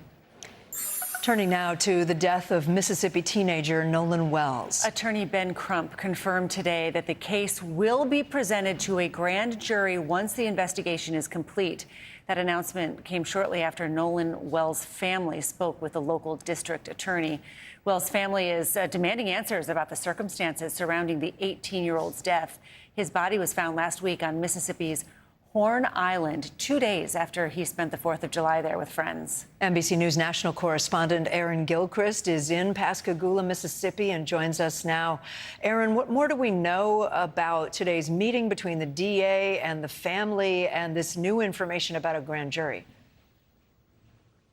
Yeah, that meeting lasted roughly about an hour, and I asked Nolan Wells' parents afterwards if they felt like they got some answers from that meeting after meeting with the district attorney and her team here. And their lawyer, Ben Crump, jumped in very quickly and said that this was a meeting really that was about process. The DA explaining to them how things have been working and how things will move forward. He did add that they came to an agreement about Nolan's cell phone, which his parents have possession of right now. It has not been analyzed, and Ben Crump said that both the sheriff's office and his team will analyze the phone together to see if information has been deleted, as his parents suggested last week, saying that they believe there was content missing from his Snapchat account. We also learned about this grand jury that will eventually get this case file, if you will. Ultimately, the grand jury would decide whether there are charges to be pressed in this case or not. Ladies. Aaron, you got the chance to speak with the Jackson County Sheriff today. Where are they in this investigation? Well, the sheriff said that this is still very much an active investigation for him. He said his team has been working around the clock to get answers about what exactly happened to Nolan Wells. I want to play part of the exchange that I had with him. We're getting very useful information, and we appreciate the public coming forward with what they've had, and we don't want them to be hesitant. We've kind of got a feeling that some may be hesitant with coming forward with the national attention that this case has gained, but we still want to ask that they come forward and not be hesitant. The sheriff told me that he has spoken, or his team has spoken with several witnesses to what was going on Horn Island on the 4th of July, Kate and Christine. He wouldn't elaborate on the hesitation that he was talking about there, but we do know that there have been some people in this area who've received threats, online threats, as a result of the investigation that's happening here right now. Yeah, it's getting so much attention nationwide. Aaron, what are we learning? I know there's a little more information about funeral plans for Nolan Wells. Yeah, his mom did say that the funeral will happen this coming Monday at a church in Ocean Springs where the family lives. They said that it's supposed to be for family and friends. They don't want to make it a massive event here, but they do plan to have that funeral on Monday and then hold a repast afterwards at the fairgrounds, where they say they want to be able to really celebrate Nolan's life. All right, Aaron Gilchrist. Thank you, Aaron. In 2009, you remember a U.S. Airways flight made an emergency landing on the Hudson River in New York City. The lives of all 155 people on board were saved. At the time, Captain Chesley Sullenberger, better known as Captain Sully, was celebrated for that miracle on the Hudson landing. Well, now he's drawing on that same courage to face a new health challenge. A hero in the skies, now facing a new battle on the ground. Captain Chesley Sullenberger, known as Captain Sully, the pilot who famously landed Flight 1549 safely on the Hudson River, has been diagnosed with Alzheimer's disease. In a statement sharing it is early stage, adding, "A name may not come easily to me. I forget a story I've recently told, or I don't sleep as well. Though it may impact my memory of the past," he writes, "this diagnosis will not prevent me from looking forward to and appreciating our future." It's birds who've lost trust in both engines. It was January 2009. The U.S. Airways flight had just taken off from New York's LaGuardia Airport when a bird strike severely damaged the plane's engines, forcing that emergency landing on a chilly Hudson River. Many people sitting in some small life rafts. Captain Sullenberger and his crew were credited for saving all 155 people on board. He told Craig on the 15th anniversary of the miracle on the Hudson. I went through the airplane from front to back twice just to make doubly sure that there was no one left behind. Captain Sully retired from flying in 2010, shifting his focus to flight safety and writing 2 books, one of which was adapted into the 2016 film Sully. with Oscar-winning actor Tom Hanks starring in the lead role. This is the captain. Brace for impact. After devoting 7 years of service in the Air Force and 30 more as a commercial pilot, Captain Sullenberger continued working as an advocate across the aviation industry. He now joins more than 7 million Americans living with Alzheimer's, a recent report saying that number could nearly double by 2060. Captain Sully insists he'll use his voice to serve a different purpose, writing, "It is my hope that by sharing this, other families living in the shadows with this disease will feel they too can step forward." In an exclusive interview with People magazine, Captain Sully revealed he was diagnosed last August, but Lori, his wife, says that he has been unflappable and focused, saying that strength and steadiness is guiding them as a family. In September, Captain Sullenberger will be inducted into the National Aviation Hall of Fame. Christine. In today's Daily Original, with World Cup fever at an all-time high, so is demand for soccer swag. But now officials are cracking down on the sale of counterfeit merchandise. NBC's George Solis visited a warehouse in South Florida where stacks of confiscated gear are being stored. Inside the South Florida warehouse sit stacks of jerseys bearing some of soccer's biggest teams and stars. Messi, Mbappe, Ronaldo, they're all here. But this is no fulfillment center. These are all fakes. Naked eye, yeah, it's really hard to tell, but usually, poor quality is one of the things that we look for. NBC News granted rare access inside this U.S. Customs and Border Protection facility where seized items that infringe on intellectual property rights are stored. In this case, millions of dollars worth of FIFA World Cup jerseys. Knockoff sports merch imported by air, sea, and at the border. Our experts work on this day in, day out. This is just an example of what we do. CBP, alongside Homeland Security investigations, working in tandem to crack down on criminals looking to cash in on the world's biggest sporting event. You think you're getting a bargain, but behind that $20 deal that you got, you're really potentially funding something far worse. Yeah, absolutely. You're definitely funding transnational criminal organizations. Which, according to officials, can make as much as 300% profit on each fake. Why is this so lucrative to criminal organizations? The cost to make these products, since they're low quality, it's very low. Oftentimes, these products are made by means of forced labor. And that's not all. Agency officials say the dangers of these counterfeits go far beyond the label. In some cases, they could even contain levels of lead. You're not sure what you're buying, the ink, the product, what you're wearing. There's no quality checks on these types of items. Big danger. While seizures are ongoing across the country, CBP says ports in Los Angeles, Cincinnati, and South Florida have seen the most activity. So far this year, the agency confiscating some $30 million worth of World Cup-related fakes. What ends up happening to all this merchandise? Due to the fact that we don't know what the quality of the merchandise, we don't donate. We actually destroy these items. But this is just one stop in a much bigger fight. Earlier this summer in Toronto, police confiscating a historic more than 16,000 fake jerseys, flags, and counterfeit World Cup trophies worth about $2.5 million. The largest seizure of counterfeit soccer jersey in Canadian history. In Spain, authorities say they seized more than 16 tons of fake soccer apparel, valued at nearly $8 million.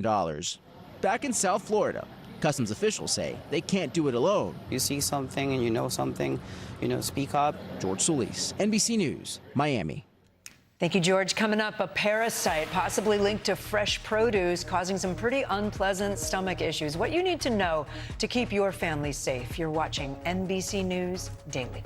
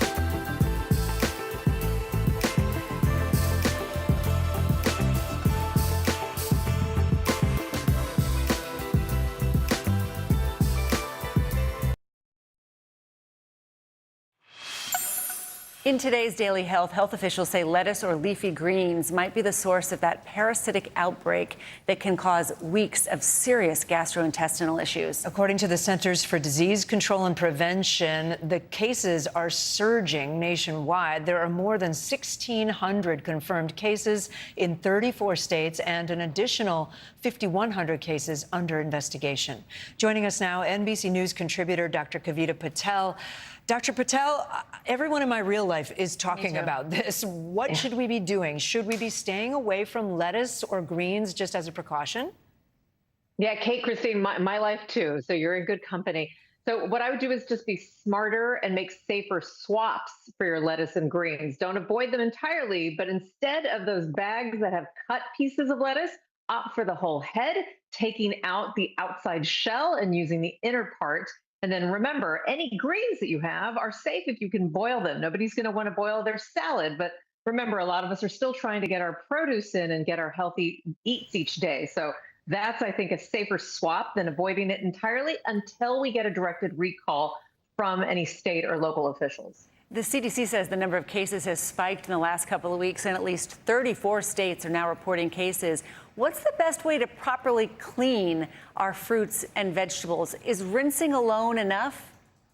Yeah, so I would love to tell you rinsing alone is enough. It's certainly a good start, but this is a single-celled parasite. It's so tiny, Christine, and that's why it is hard to clean off. And especially if you're trying to stay safe, the best thing is to rinse, but also to cut and peel. And then once you've cut and peeled things, put it in the fridge if you're not eating the rest of it. And if it's pre-washed, it doesn't necessarily mean that they're safe. Again, think about it as things that are cut in other people's hands could be a chain for what we could eventually be sick from. Yeah. And that can take several weeks to unfold. I get the cut and peel for like carrots, but for lettuce, how do you cut and peel lettuce? Just the outside. I've been just now buying the big head, right? And then taking out all the outside part. What if you're going out to eat? Order the salad or not? I would skip the salad. I would skip anything where you don't know the source and you don't have a way to identify that it's not about the restaurant. I don't want to have any impression that this is kind of happening at this local level when we're seeing such a national issue. But it's just better until the meantime to be safe instead of sorry. Yeah, the disease detectives are trying to figure out where it comes from, and they don't really even know yet. There's such a long lag time. I can't remember what I ate 4 days ago. Remind us of the symptoms and how quickly it takes to feel sick. Yeah, so the symptoms are pretty profound. There is such a thing as a mild version of this illness, but the majority of people, over 90% of people, are going to have symptoms that include diarrhea that goes on for days. This is not 24 hours, this is days, and it can come and go with bloating, excess gas. Nausea and vomiting can also be a symptom, Christine and Kate, fatigue, low-grade fevers, but it's really this, people tell me like it feels like my guts are being squeezed in a vice back and forth. That is obviously a sign not just to go to the doctor, but remember there's a simple stool test and antibiotics that we can give you. All right, Dr. Kavita Patel, thank you so much. There's much more news ahead. You're watching NBC News Daily.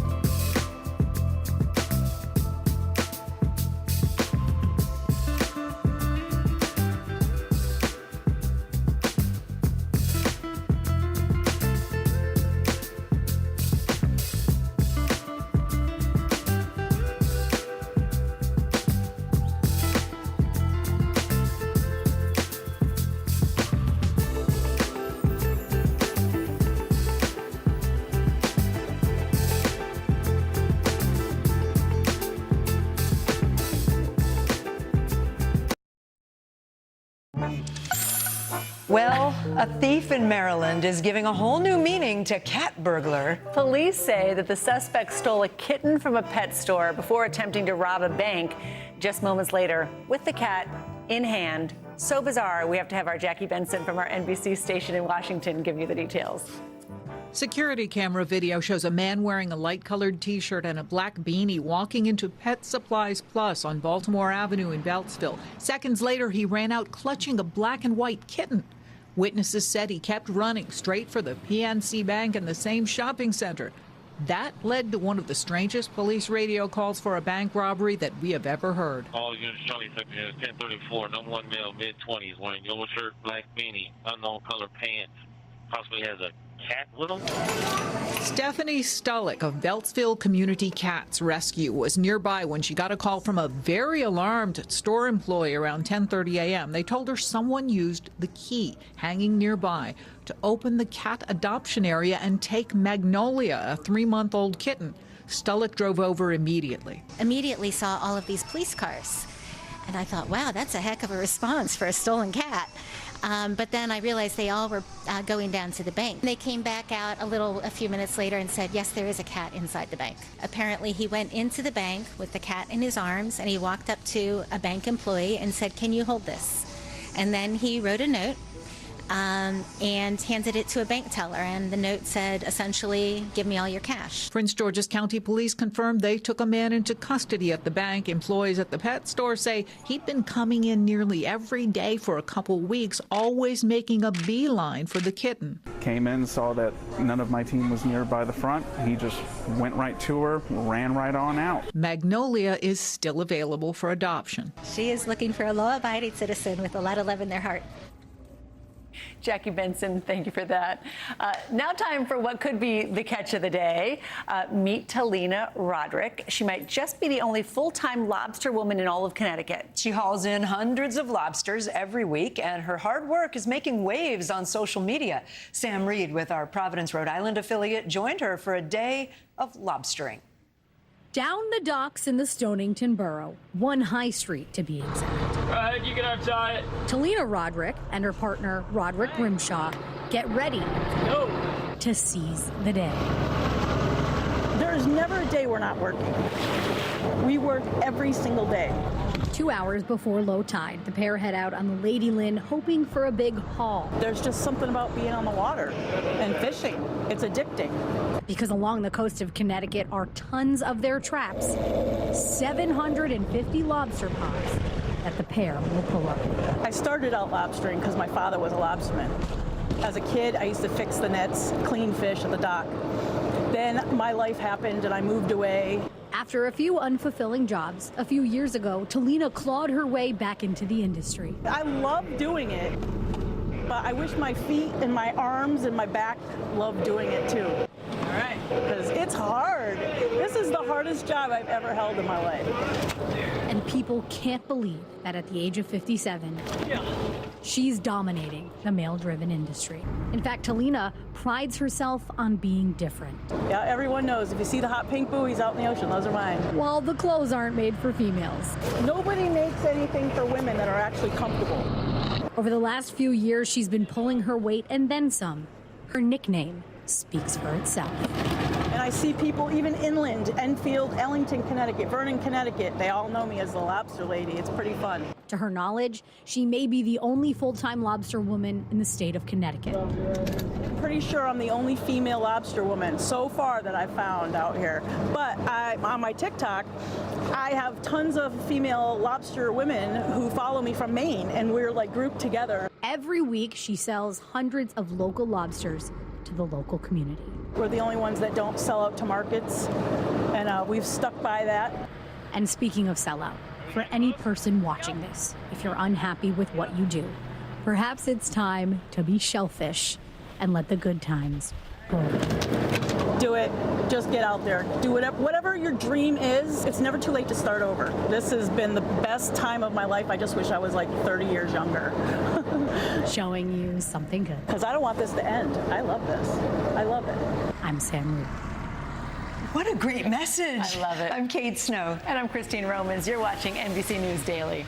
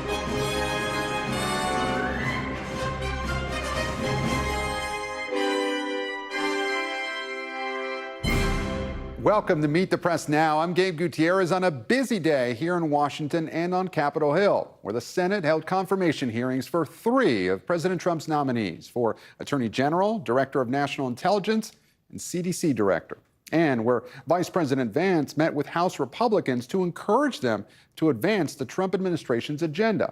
We will get to all of that throughout the hour, but we begin with Acting Attorney General Todd Blanche's confirmation hearing as he seeks to become the permanent AG. Blanche, who used to be President Trump's personal attorney, was grilled, mainly by Democrats, about his respect for the rule of law, the president's push to weaponize the DOJ against his political rivals, the scrapped payout fund for Trump's allies, and the department's release of the Epstein files. Dick Durbin, the top Democrat on the Senate Judiciary Committee, pressing Blanche on a number of topics, including whether he would meet with Epstein survivors. So can I get your word under oath that within the next 30 days, you will personally sit down with these 10 victims and hear their case in terms of what needs to be done by the Department of Justice? Chairman, I appreciate them being here today. I also have somebody from my office who's spent her entire career working on cases like Mr. Epstein's. She's in charge of our task force investigating human trafficking. She's available to talk to them. She can sit right next to you. She can sit right next to you when you meet with these survivors. I have never said I will not meet with survivors. Will you meet with these 10 survivors? I'm asking you on the record. If they have lawyers, as you know, I'm prohibited from meeting directly with them. Democrats are also zeroing in on concerns about the president's push to overhaul elections, including whether Blanche, as Attorney General, would send federal agents to polling locations during upcoming elections. Will you commit to following clear federal law and not deploying federal agents to polling locations? I will commit to following the law, Senator, of course. Okay, yes. But does that include not deploying federal agents to polling places? I will absolutely follow the law, no matter what it includes. Blanche also responding to questions tied to the president repeatedly floating an unconstitutional third term. President Trump, just as a simple matter of constitutional law, eligible to run for another term as president in 2028? I don't believe he is, no. That is a correct, in my view, reading of the plain language of the 22nd Amendment. Why do you think several of the judicial nominees of this administration have refused repeatedly to answer that question simply and clearly as you just did when I put it to them? I have no idea why they answer questions the way Me neither. I mean, you're asking me to speculate about something I don't know. Republicans largely defended Blanche, giving him the opportunity to try and defend his ties to the president, although Blanche appeared to misspeak when answering this question. Are you and President Trump friends? I'm his lawyer, was his lawyer, and now I'm the Deputy Attorney General. So I met him as his criminal defense attorney. I'm not sure there's very many people who have ever had a criminal defense attorney who calls that person their friend. Today's hearing also featured questions from 2 Republicans who have become occasional critics of the administration and who are not on the ballot this November. Tom Tillis, who's retiring, and John Cornyn, who lost his re-election primary to Trump's pick, Ken Paxton. Senator Cornyn pressing Blanche about the so-called anti-weaponization fund that was part of the Trump administration's settlement with the IRS. It was scrapped by the DOJ amid a wave of bipartisan condemnation. But Blanche seemingly conceding that the fund might not totally be dead after all. NBC News Chief Capitol Hill correspondent Ryan Nobles joins me now, and also with me here in studio is NBC News Chief Justice and National Affairs correspondent Kelly O'Donnell. Ryan, I want to start with you. What stood out to you about today's hearing? I think what was most striking, Gabe, is that there are a whole host of issues connected to Todd Blanche, things that you could even describe as controversies, such as his close personal ties to President Trump and his former representation, his handling of the Epstein files, the questions around whether or not he would continue to go after Trump's political opponents using the power of the Department of Justice as a result of that. And then, of course, this weaponization fund. But most of them, if not all of them, probably have little to do with whether or not he will ultimately be confirmed. Republicans seem to be willing to accept his answers to many of these controversial questions, his explanations as a result. And there's really only 2 Republicans right now that appear to have his fate in their hands. And based on what we heard in the questioning today, it seems as though they're pretty much ready to fall in line and vote yes on the Blanche confirmation. You know, Ryan, you know, we heard from Tillis that, yeah, he's leaning towards doing it. With regards to Cornyn, have we heard from him either after the hearing or during the break that indicates where he's falling on this? When you said that he'll likely end up doing it, but is that for sure at this point? It is still an open question. And one of the things that's interesting about these hearings is that it's not unlike a Supreme Court case where you try and glean which way a judge will end up voting on a particular case by the questions that they ask. That's not always a guarantee, and sometimes it can be misleading. But if you go by the way both Tillis and Cornyn conducted themselves, it seems as though they're working their way to a yes. This is what Tillis said during the hearing and then shortly after. Take a listen to that. I didn't need this hearing. I mean, I've met with Mr. Blanche and others, so it's not like we're not having ongoing discussions. So the hearing that I really wanted to focus on the matter today was really, are we all in agreement that 1776 should have a fork stuck in it? And the acknowledgement I got from Mr. Blanche was exactly the one I hoped I'd get from him. Yeah, let's work on it, figure out how to get it expeditiously done. We can erase this, and then see if the Democrats are really serious about this when I go to the floor and you see it. Are you a yes and no undecided on Blanche? I'm a lean yes, but I've still got understandings and they're working in good faith. So I'm optimistic we can get there. So you can tell there from Tillis, he's leaning yes. He wants to vote yes. He seems to be giving Blanche every opportunity to get him to a yes. Cornyn is a little squishier. Listen to how he responded when pressed on a similar question afterwards. You're still undecided at this point. Correct. But what are your concerns? What's your biggest concern, and why are you undecided? Well, it's been my concern all along. You know, he's as a president's private lawyer. He's now taken on a new role. I want to make sure he understands the difference. And, you know, the tax settlement was, I think, very much leaned in favor of the president and his son and the Trump, what do they call it, Trump empire, or whatever it is. And I was pointing out that the weaponization fund, which people were concerned about, is not really dead. He says it is, but he admitted that it could be enforced because this is essentially because this is a contract. The margins are really tight in the Judiciary Committee. If you were to vote no, he would be stuck in committee. Are you prepared to do something like that? That doesn't bother me. I mean, I'm just going to make a decision based on the merits, and the consequences of that is it will flow from there. And I think that question you heard our producer Frank Thorpe ask Senator Cornyn at the end there is the key one. Is he willing, even after everything he's gone through with President Trump, to stick his neck out in a way where he would be the deciding vote preventing Todd Blanche from being confirmed? I tend to believe that he's probably not willing to go that far, that he doesn't feel passionately enough about Blanche's issues to stand in the way, but he's got probably 2 weeks to think about this before it actually gets a vote in the committee. And Cornyn has that power in his hands right now, so anything could happen. Gabe. Very interesting drama considering President Trump coming out for his opponent in that primary in Paxton. I want to bring in Kelly O'Donnell right now. Kelly, the anti-weaponization fund in the IRS settlement that we mentioned has received bipartisan backlash here. You just heard in that answer from Senator Cornyn, though, you know, Blanche said it was a moot point, that it wasn't going to move forward. However, some senators are interpreting it to mean that it's not completely dead. Walk us through why that is. Well, Blanche is saying, I'm saying under oath it's not going forward. What Senator Cornyn and others point to is that the document that was a part of the official record leaves open the possibility that the parties involved could renegotiate. That is not sufficient to either Senator Tillis or Senator Cornyn as we hear them today, because they want to be certain that this will stop. Why? Because they believe it was an inappropriate choice for taxpayers to pay out claims filed against the federal government by people who could include January 6 rioters, others who believe they were somehow weaponized, the Justice Department was weaponized against them. That's the issue.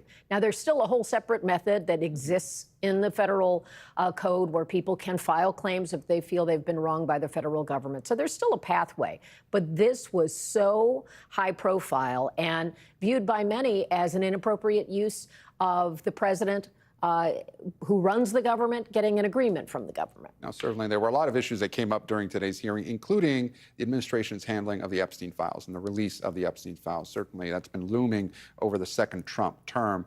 In the hearing today, did Blanche offer or acknowledge any mistakes when it came to the release of the Epstein files or the investigation? Well, he did acknowledge that there were some mistakes made, as he did at the time, in terms of the release of things that it was hurried. He said he takes responsibility for those.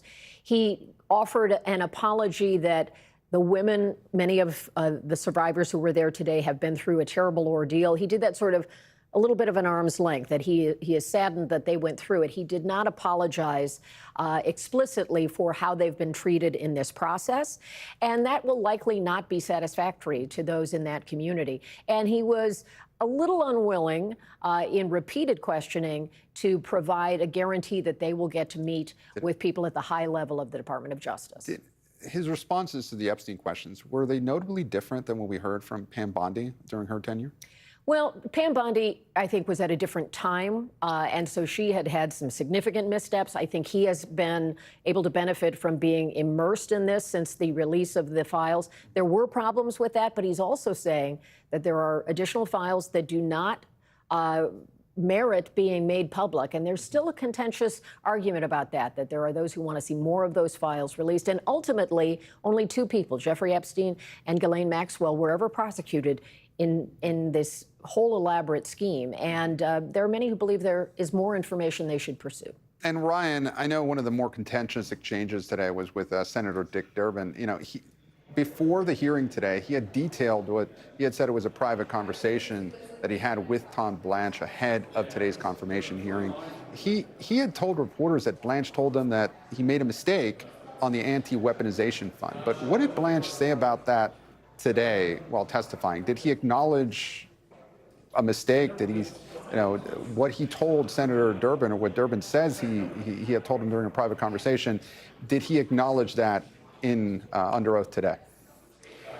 It's clear that Todd Blanche has a different recollection of what that conversation entailed and what could be gleaned from that conversation. You know, he does not acknowledge that there was some sort of mistake made with that, but does acknowledge that they want to try and get rid of the weaponization fund. The process in which the weaponization fund gets undone obviously is still a point of contention for all Democrats and a certain amount of Republicans. But the idea that they agreed on the way that conversation came together, I think, was clear today, that there's certainly a difference of opinion as to what happened in that conversation. Ryan Nobles for us on Capitol Hill, Kayla O'Donnell here in the studio, both watching this hearing throughout the day. We thank you so much for kicking us off. And as we mentioned, there was another high-stakes confirmation hearing today on Capitol Hill. Jay Clayton, the president's pick to be the director of national intelligence, also testified before the Senate today. Clayton's confirmation hearing was originally scheduled for last month, but was abruptly canceled by the president hours before it was set to begin. Today, multiple Democratic senators pressing Clayton on issues tied to election security and the president's baseless claims of foreign interference and fraud in the 2020 election. It led to some heated exchanges as Clayton repeatedly dodged and danced around acknowledging that Joe Biden won the 2020 election over Donald Trump. Do you deny that Joe Biden won the 2020 election? Senator, I'm not an election denier. Joe Biden was certified as the president of the United States. So I want to ask a follow-up question to the vice chairman. Who won the 2020 election? I've answered that question. I'm not going to get into that. You have not anymore. answered that question. Could you answer the question? Who won the 2020 election? Pretty simple question. Yeah, I said I'm going to give you the same answer. Can you tell me why Joe Biden was certified as the winner of the 2020 election? I'm going back to my constitutional law here, but I don't want to continue to have a debate about this, but I believe he had the most electoral votes. So he won the election? He followed our process, had the most electoral votes, was declared the winner, and who has the most electoral votes? Is it the person that wins or the person that loses? I think that's your characterization. I'm not going to continue to do this. Who won the 2020 election? Like I said, I'm not going to get into that with you. But you do have an obligation to be honest and forthright with the committee. Is anything that I just said not honest or forthright? Yes, you're not being honest or forthright. Who won the 2020 election? I think I've answered the question. We can keep doing this. Well, we're going to keep doing it because you're not being honest and forthright. I'm not going to engage in the theater. You refuse to answer a simple matter of fact about the 2020 election. Is that right? No, that's not right. Then answer the question. Who won the 2020 election? I have answered the question. Answer it. What is your answer? I've given you my answer. What is your answer? You refuse to answer a basic question about who won a presidential election, but you asked to lead America's intelligence community? Isn't it humiliating to be unable to answer this question, to have to indulge the president's delusions?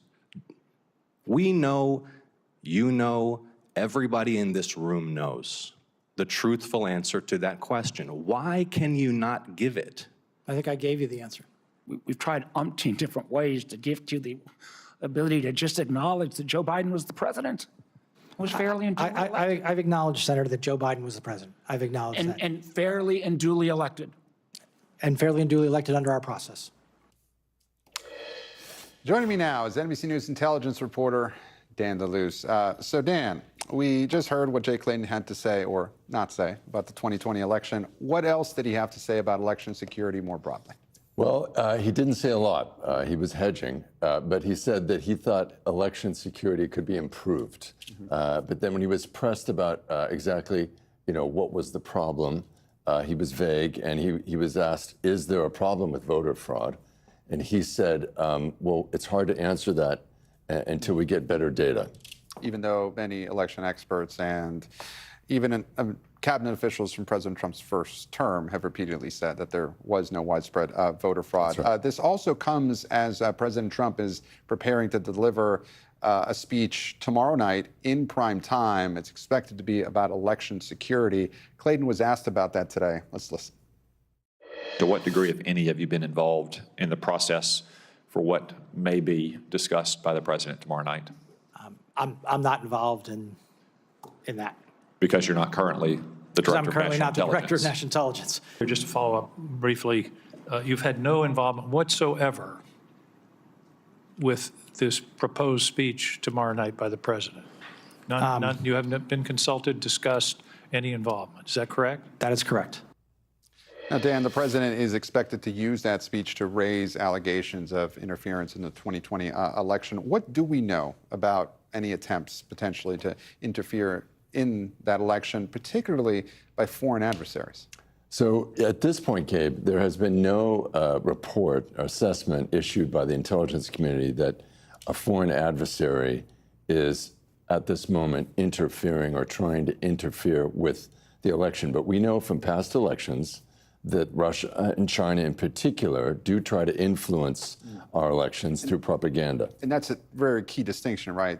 Difference between interfering and influencing, right? That's right. So ballots have not been tampered with in the past. Ballot counting was not affected in the past. And in past elections, though, Russia, through online propaganda and disinformation, tries to skew the results to their liking. China has not shown a preference for either party. They will focus on down ballot races usually, and they'll generally try to undermine Americans' confidence in democracy. And so far as we know, the administration has not provided any new evidence or, we await to hear what the president has to say tomorrow night. But to your knowledge and your sources, there hasn't been any new evidence provided, correct? That's right, exactly. And one thing to point out that about the 2020 election, there's no evidence that China tried to undermine Trump's candidacy, which some of his allies have alleged. Dan DeLuce, we thank you so much. And as the Senate focused on President Trump's picks today, the House has been focusing on President Trump's agenda, with Vice President J.D. Vance on the Hill to meet with House Republicans. He spoke to reporters just moments ago after the meeting wrapped up, saying that the Republican conference is focused on passing a third reconciliation package, which would include funding for the war with Iran and also parts of the president's bill to overhaul elections, known as the SAVE Act. NBC News Capitol Hill correspondent Mel Zanona joins me now. And Mel, the vice president's meeting with House Republicans, it lasted just a few minutes. What did he say was accomplished there? So J.D. Vance said he came to deliver a message of unity, and he really wanted to rally Republicans around this third reconciliation package, which is not going to be an easy feat, Gabe, on Capitol Hill, especially in the Senate, where there are a lot more hurdles to overcome. But he says he really wanted to emphasize the point that President Trump's top priority is the Save America Act, which is one of several pieces in this reconciliation bill. But the heart of the bill is really defense spending, around $60 billion for the war in Iran. Interestingly, Vance did not mention it, at least to us in those remarks when he came out after the meeting, but it was discussed internally in the meeting, with some lawmakers saying they want more information about exactly what that money is going to be used for on the war in Iran. But most of what J.D. Vance was doing up here was a rallying session, trying to get everyone on the same page, trying to get people excited about passing this reconciliation bill. But there are going to be really serious hurdles in the Senate. That's really where the focus and energy is going to be needed, because the Save America Act can't necessarily be passed with this special reconciliation budget line process. They tried doing that in the last round of reconciliation. It was knocked out by the Senate parliamentarian, who's essentially the referee of the Senate. So there's going to be some really, really difficult hurdles here. But all of this, of course, coming ahead of Trump's speech tomorrow. J.D. Vance was asked about that speech, and he said he's not going to give away too many details, but he said to expect Trump to talk about a litany of different topics tomorrow. Yeah, you know, when it comes to the Save America Act, you mentioned this, it didn't have the votes, you know, a couple of days or weeks ago. It, as far as I know, it doesn't have the votes now. Did the vice president give any acknowledgement to what might change? Are the twists any arms in there? Is there a possibility that, you know, some Republicans that were skeptical on this might actually go along with it this time so as not to upset the president? It's a great question. It is a great question, Gabe. I will tell you that the problems with the Save America Act are not here in the House. It's really over in the Senate, as I mentioned. I think for the vice president, this was also an opportunity to really get some face time with some of these House Republican members. He initially was supposed to address them earlier this week. He had to cancel, he said, because he had to appear on the Joe Rogan podcast. Of course, there's a lot of questions about 2028 and sort of the behind-the-scenes maneuvering that some of these potential contenders are doing right now on Capitol Hill and elsewhere. But for J.D. Vance, this really was about reminding Republicans that for Trump, it's all about the Save America Act right now. Mel Zanona live for us on Capitol Hill with the breaking news of the vice president's visit. Mel, thank you. And coming up, the very latest in the war against Iran as the U.S. intensifies military operations and President Trump threatens to take out the country's civilian infrastructure. We've also got exclusive new reporting on the skyrocketing price tag of the conflict. Plus, President Trump overturns ICE's order that agents pause vehicle chases despite a string of deadly accidents, including Monday's deadly incident in Maine. You're watching Meet the Press now. Stay with us.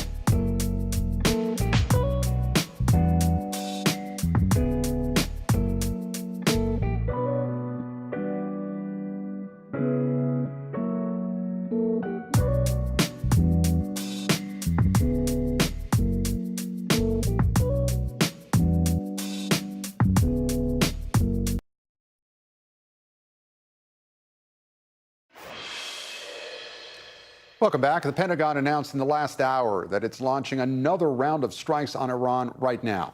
This is the second round of strikes today and the fifth day in a row that the U.S. and Iran are exchanging fire as the U.S. looks to degrade Tehran's ability to threaten commercial shipping through the Strait of Hormuz. In an interview with Fox News, President Trump is threatening to expand that target list to include civilian infrastructure. I'll save the energy targets for last, but ultimately we'll hit energy targets, yeah. But we're going to hit them very hard tonight. We're going to hit them very hard tomorrow night. We're going to hit them very hard the night after. And then next week it gets really bad for them because next week comes the power plants. Next week comes the bridges. We're going to knock out all their power plants. We're going to knock out all their bridges unless they get to the table and negotiate. It all comes as the cost of the war with Iran appears to be skyrocketing. Multiple sources telling NBC News that the Defense Department's internal overall cost estimate is now up to $80 to $100 billion. Joining me now is NBC News Chief International Correspondent Keir Simmons. Keir, earlier this week, the president said that he expects the U.S. military operations against Iran to go very fast, but are there any signs of de-escalation between the two countries?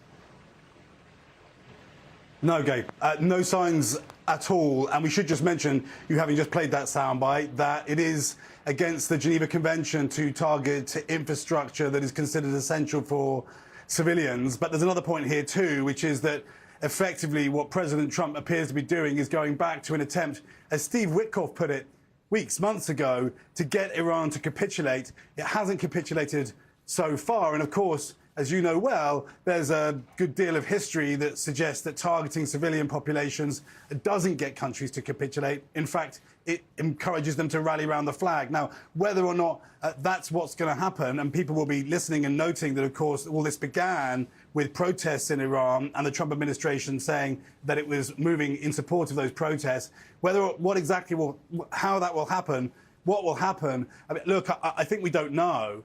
We had this week President Trump suggest that he would impose 20% tariffs at the Strait of Hormuz, which you could take a ship from here in Doha to the Strait of Hormuz, although you'd be brave to at this point. He suggests that and then back down from that, having said he had phone calls from people like the leader of this country, Qatar. So will he go through with that threat? He's made the threat before and then not gone through with it. Where's the off-ramp for the US, for Iran? I mean, these are huge questions. And the issue really is bigger questions now, because we thought we had a deal, right? We thought there was an agreement, and now Iran and the US don't appear to be able to agree on what they agreed upon. You know, and Keir, speaking, both countries don't seem to be able to agree. At this point, the president said in that soundbite that we played from the interview that he's going to keep bombing them, and he's threatening to target the bridges and power plants unless they come back to the negotiating table. Is there a negotiating table at this point? Yeah. Is anybody actually talking? Yeah, very good question. And who are they negotiating with, I think, is another question that's worth asking. And, okay, on the US side, it's the Vice President, J.D. Vance, Steve Witkoff, President Trump's envoy, his son-in-law, Jared Kushner. They, certainly the two of them, Kushner and Witkoff, have been trying to do a deal with Russia and around Russia and Ukraine for a long time. So far, haven't managed to achieve that, of course. And then on the Iranian side, the people who are negotiating are civilian politicians, not the Islamic Revolutionary Guard Corps or some of the more extreme politicians within Iran. So I think it's right. I think President Trump is not necessarily wrong when he suggests that the leadership of Iran is divided, but how do you negotiate with that country? And will it help to attack the country more, particularly its civilian infrastructure, maybe even more of the leaders? Keir Simmons reporting live for us in Doha. Keir, thank you. And up next, the Department of Homeland Security under scrutiny for back-to-back fatal shootings in Maine and Texas. And it's also under pressure from President Trump to make more arrests. We have the latest on that. Stay with us here on Meet the Press Now.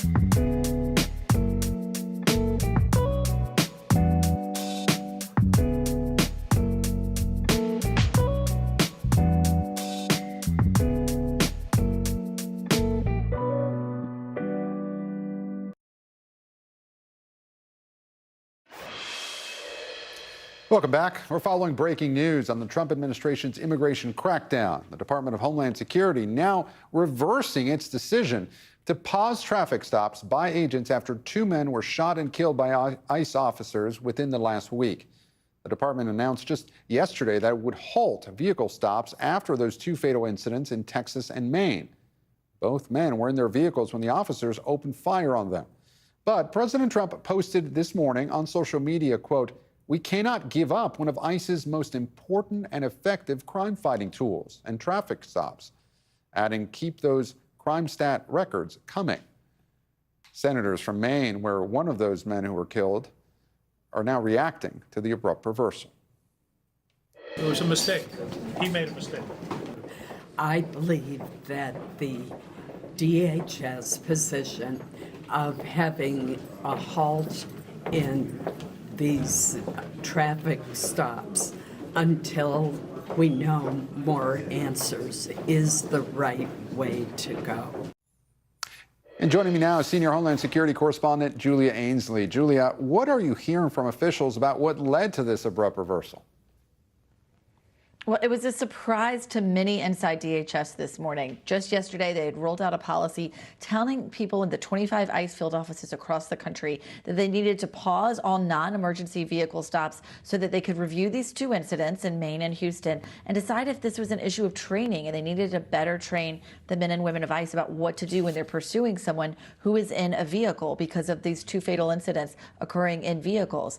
Instead, what they woke up to was the same thing we woke up to, Gabe, which was a post from the president on Truth Social saying that he wanted traffic stops, meaning those vehicle stops, to continue to be a tool by which they could arrest people who are in the country illegally. And so really, by post, the policy changed. And this was a real change for the plan that ICE had carved out, thinking that they needed a pause in order to get to the bottom of what's going on here and prevent future deaths. You know, Julia, I spoke with one White House official today who tried to argue that this wasn't a policy change, that it was just, overturning an internal DHS message. But certainly, if you're an officer getting these mixed messages, does this complicate an already complicated job? Certainly confusing for officers, certainly confusing about who they answer to. Are they answering to Mark Wayne Mullen? Are they answering to the head, or are they answering to the White House? Because in this case, it seems that this really came as a surprise to the bosses of these men and women who were on the street. And I think what you and I were both getting, is I'm talking to people at DHS and you're talking to people inside the White House, shows the real breakdown in communication here. And perhaps what the White House is really saying there is that it wasn't a policy because they didn't bless it. We're still trying to get to the bottom of exactly how this policy was implemented, who signed off, and what were the reasons why the president felt that he needed to weigh in and cancel this today. Mark Wayne Mullen, though, taking the side of the president, putting out another post just after him, saying that they would use every tool available and that they would use anything they could to arrest and deport people in the country illegally, of course, not ruling out traffic stops. Well, certainly it wouldn't be the first time there would be a miscommunication between the White House and the Department of Homeland Security. Julia, in the wake of these shootings, DHS said that body cameras would be sent to all ICE agents. What more do we know about that policy? That's right. It's really been a history of fits and starts with body cameras when it comes to ICE. Under the Biden administration, I remember sitting in a press conference where they showed us the new model that was going to go out to all of the ICE officers. They started a pilot program where about 20% of the officers around the country got those body-worn cameras. But then when President Trump came into office, he put a pause on a mandate that would require ICE or any federal agents to wear those body cameras. Then, after the fatal shooting in Houston last week, ICE put out a statement that they would be sending body-worn cameras out to the men and women of ICE, everyone in ERO, that's Immigration Enforcement and Removal Operations, people who are making most of the arrest, that everyone in that part of ICE would have these within 60 days. So now we're down to about 52 days until everyone should have them. So we'll be marking our calendars and watching the progress. It still hasn't been baked in as a federal mandate, though. Julia Ainsley, our senior Homeland Security correspondent. Julia, thank you. And after the break, what health officials are now saying about the potential source of the foodborne parasite that's wreaking havoc in Michigan and other parts of the U.S. Keep it right here on Meet the Press Now.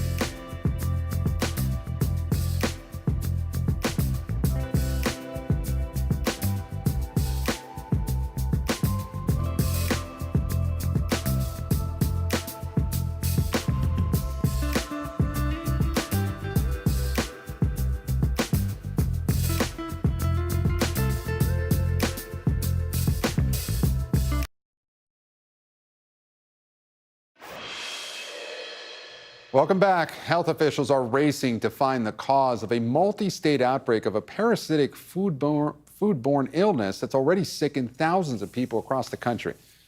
The parasite is called cyclosporiasis, and it can cause weeks of severe diarrhea.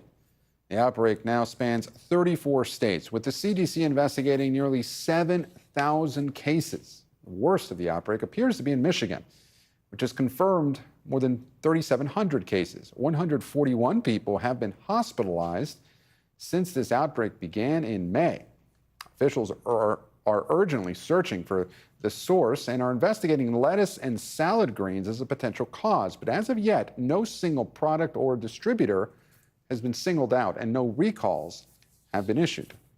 Joining me now is NBC News medical reporter Erica Edwards and medical contributor Dr. Kavita Patel. Thank you both so much for joining me. Erica, I want to start with you. What more do we know about what officials are saying could be the source of this outbreak? Hi, Gabe. You know, Michigan's top doctor told me that based on more than 1,000 interviews with people infected with this parasite, lettuce and salad greens have emerged as a possible source for this outbreak, at least in that state and surrounding areas. But it's unclear whether what's causing illness in Michigan is the same problem in states like North Carolina, New York. It's very likely that we have multiple outbreaks going on, and the CDC says it expects cases to continue through August. Gabe. So, Erica, what more can people do to reduce their risk of illness? Is there anything consumers should be avoiding right now? Well, we know that past outbreaks have been linked to fresh produce like raspberries, snow peas, green onions, herbs, as well as lettuce. When in doubt, rinse fruits and vegetables really, really well, scrubbing and peeling those outer layers where the parasites really like to stick, and cook produce when you can, because that's the only way really to kill the parasite. Gabe? Dr. Patel, if you can walk us through the process of trying to identify the source of this outbreak, why has it been so difficult to pin this down? Yeah, Gabe, under normal circumstances, this can be difficult because the time from exposure to having initial symptoms can be anywhere from 1 to 2 weeks. And then you have to go through a process called a trace back. That's what the FDA, CDC, local and state health officials are doing right now, where they're doing, as Erica described, interviewing people, asking them to think about what they ate over the last week. And Gabe, as you know, that can be a puzzle in and of itself. From that point, they then need to identify a source. It could be a distribution plant. It could be a farm or a processing distribution center where the farms then get put into salad bags, for example. And then you can imagine that if it's a water source, because we've been talking about this as if we're assuming what it is, but it could be water sources for these farms. So as you trace those chains back, it takes a lot of coordination, a lot of leadership, and candidly, a lot of funding. So, Doctor, one of the issues here that, unlike many other foodborne pathogens, cyclosporiasis, it can take weeks to make someone sick. So how exactly does that complicate how cases are logged and counted? And does it have a huge impact on the tracing process? It can, just the weeks alone, because of people's memories, recollection, and then also you're trying to identify sources of food from points in time. Think about those lots and batches that we see on the bags of produce. We often ignore them, but think about any food recall. By the way, food recalls and some of these safety issues are very common. What's unusual about this multi-state outbreak is that we are weeks into this and we still don't really we have not pinpointed these sources. And I think, as you're pointing out, we're just kind of sitting here saying, should we not eat lettuce? Should we stop eating salads entirely? That can wreak havoc across the country as people are trying to think about what to do. And then on top of that, this isn't something people are used to having a little bit of a GI bug, but it's days of illness. So most people are not presenting to clinics like mine on the initial hours of symptoms. They're waiting for days and days. And then we have to do a test, Gabe. Then we have to get the test results back. All of that takes time and coordination that, frankly, just is going to last us probably well into August, as Erica said. And Doctor, so let's talk about how decisions here in Washington or Atlanta could affect people across the country. The CDC scaled back its food surveillance program last year. That program tracks foodborne illnesses. Has that impacted the agency's current ability to track and trace outbreaks like the one we're seeing right now? Yeah, that's the FoodNet program, and it's certainly not helpful that that's but that's not necessarily an active surveillance program. It is an important piece of the arsenal that we have in public health, but it is probably not the most important piece. What's really devastated the lack of federal and state kind of official response time has been over $16 billion that have been cut to public health agencies for a lot of things, including monitoring and being able to respond and investigate these kinds of outbreaks. Gave just the investigative services of the CDC alone have been taken down to its bare bones. So this is not necessarily one program. It's a multitude of deficiencies. And I'll just I don't want the country to remember the worst days of COVID, but a lot of this has to do with leadership. We don't even really have that kind of leadership inside of the CDC. We need these voices of leadership at the CDC, the FDA, where you have acting directors right now. That's actually where state and local officials and just regular people like you and me try to get advice from. So you mentioned the CDC and other public health agencies. You alluded to this. HHS has moved to cut billions of dollars in health funding from states and local health offices. So do we have any evidence, though, that that's contributed to a slowdown in being able to get this under control? We do have evidence that decrease in funding, and particularly in not just the states that have been the most affected, but in all parts of the country, have taken down officials that would have been responsible for being the front line of at least the investigation and the surveillance. Conducting thousands of interviews takes many people hours. Those people hours are exactly where these funding cuts have hit the hardest, Gabe. So yes, you can make a direct line. It's not one program, it's not two programs, but it's a multitude of these cuts, largely in staffing, largely in being able to investigate these exact type of outbreaks and coordinate with other officials. Dr. Kavita Patel and Erica Edwards, thank you both so much. And still to come, building bridges and homes. A pair of bipartisan lawmakers joined me to discuss the landmark affordable housing bill that became law over the weekend without the president's backing. The latest installment of our Common Ground series is next. This is Meet the Press Now.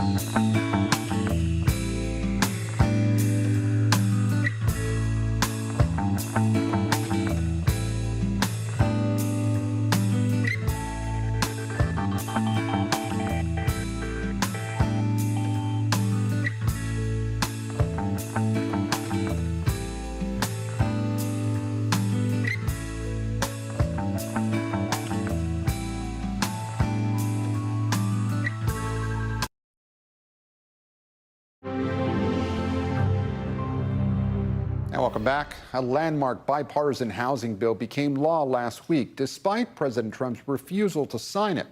The president dismissed the bill as, quote, a yawn, and canceled a signing ceremony to express his anger at Congress for not passing an unrelated bill to overhaul elections. The law, which aims to make housing more affordable at a time when rising prices are a top concern for voters heading into November, passed both the House and Senate with huge bipartisan majorities. I recently spoke with two of the key lawmakers behind the bill as part of our Common Ground series. And joining me now, Republican Congressman Mike Flood of Nebraska, chairman of the Housing Subcommittee, and Democratic Congressman Emanuel Cleaver of Missouri, ranking member of the Housing Subcommittee. Congressman, thank you so much for joining us here on Meet the Press Now. We really appreciate it. Thanks for having us. And so, Congressman Flood, I want to start with you. Lay out what this legislation does. We've been hearing about it now for quite some time. It's been in the news quite a bit over the last 2 weeks or so. What do you see as the highlight of this legislation? First time in 36 years that we have comprehensive housing legislation. The biggest thing I'd like to point to is manufactured housing, 3D printed housing. I mean, all of this has changed so much in the last 10 years. These are not the trailers of yesteryear. For the first time in a long time, you don't have to have a chassis, which makes those homes 30% cheaper. In 1905, you could buy a home, a two-story home, pre-made in the Sears Roebuck catalog, and a lot of those homes still stand today across American cities. The other thing that I think the bill really does, it lets cities use money in the CDBG program, Community Development Block Program, for the first time. And it says to affordable housing developers, you don't have to do an environmental study in some developments. You don't have to abide by the Section 3 requirements. Build America, Buy America, more waivers for cities and affordable housing developers. Okay, and Congressman Cleaver, just how significant is this legislation for you, and why was it so important for you to reach across the aisle? Well, I think we both reached about the same time, and it was one of the best reaches, I think, that we've seen in Congress in quite a while. That's why everybody is moving around and talking about this. We sat down and started talking. I don't think we had even had an agenda. We had dinner and just started talking. We talked ourselves into You had dinner, a Democrat and Republican having dinner these days. We went to the prime rib. We both like prime rib. Yes. And, to that point, is finding common ground rewarded in Congress these days? I think so. Look at the vote totals. I mean, 370 votes out of 435 on an issue that is important to everybody in America. Housing affordability is the top issue, I think, in a lot of our campaigns and a lot of our efforts. And more importantly, it's important to Americans. This is the biggest check they write every month, whether it's rent or their mortgage, with the property taxes and the home insurance premiums. So I think it's a big deal. Well, look, you think it's a big deal. The president, however, let this sit for 10 days before he signed it. Did he deny Republicans a victory lap, the ability to have a victory lap heading into the midterm elections by doing that? Well, here's the deal. He wanted to make his point on the SAVE Act. That should surprise no one. I voted for the SAVE Act 3 times. I'm probably going to get a chance to vote on it again. This is a message to the Senate. But his administration had been working with us all the way through the process, including capping institutional investment in housing at 350 units. So Wall Street's out of the housing business. Wall Street's out of the single-family housing business. That was a key plank of his platform, and he brought it up at the State of the Union. And Congressman Cleaver, do you think that Democrats are still incentivized to reach across the aisle, given what happened with the housing bill, with the president refusing to sign it? And then also, look, your district is, going through some changes when it comes to redistricting. I asked a question earlier, is reaching across the aisle, is finding common ground rewarded in Congress these days? Why should Democrats be incentivized to do what you're doing here and try and strike these compromises? Because it's the right thing to do. And one of the things I think we might be getting from this effort is the inspiration to the nation and to our colleagues that it is possible, even now in our perceived to be, dysfunctional Congress, for us to get together and do big things. I mean, this is not some piece of legislation that, you can throw around and do it just about at any time. We've not had anything like this in the last couple of decades. And so I think it's a big deal. We made it a big deal. And I think people now, as I said to a group the other night, people are already asking, so what are you and Flood doing next? Right. Well, to that point, what are you and Flood doing next? A lot of the conversation now in Washington is on the Save America Act. We were just talking about it in this interview. You, of course, are on opposite sides of that issue, given your political parties. But how do you come together on housing and then when you're so far apart on other issues? How do you come together on an issue, other issues in Congress, to be able to break this deadline? Well, my advice to any committee or to any member of Congress that wants to get something across the finish line is start the process understanding you've got to get 60 votes in the Senate. If you start the process on an issue and it's like, well, this is going to either be a messaging bill or it's going to go to reconciliation or it's going nowhere. We wanted a bill that crossed the finish line in the Senate, and so we started from that premise. I said, hey, Emmanuel, you and I do this. We're going to have to figure out a way to make it happen. There's things I needed. There's things he needed. I didn't get everything I wanted. He didn't get everything he wanted. But isn't that the way America's supposed to work? And when you solve a problem, there's compromise somewhere in the process? Well, Congressman Cleaver, do you share your concerns voiced by some of your Democratic colleagues that, a group of insurgent Democratic candidates who won their primaries could similarly paralyze the Democrats' agenda should you retake the House later this year? Well, I think it's one thing to say a lot of things during the election, during one's election, but I think when we are sworn in and you sit in the room day after day after day, you become interested in getting things done, making something happen.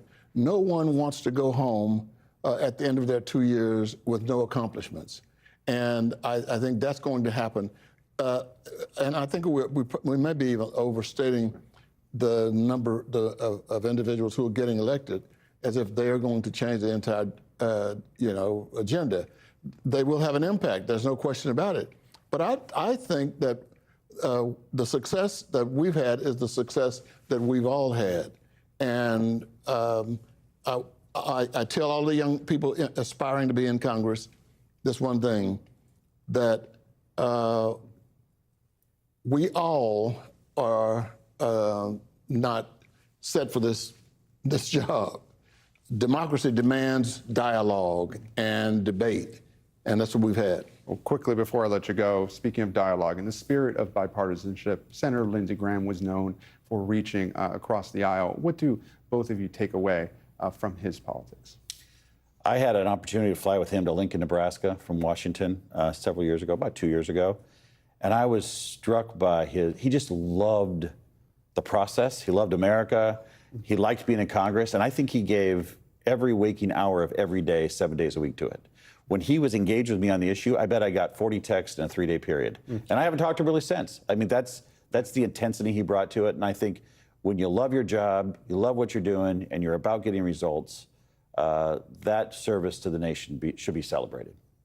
Yeah, whether we agree with him on all of the issues or not is unimportant when compared to the fact that he represented a willingness to sit down with people on both sides of the aisle to get something done.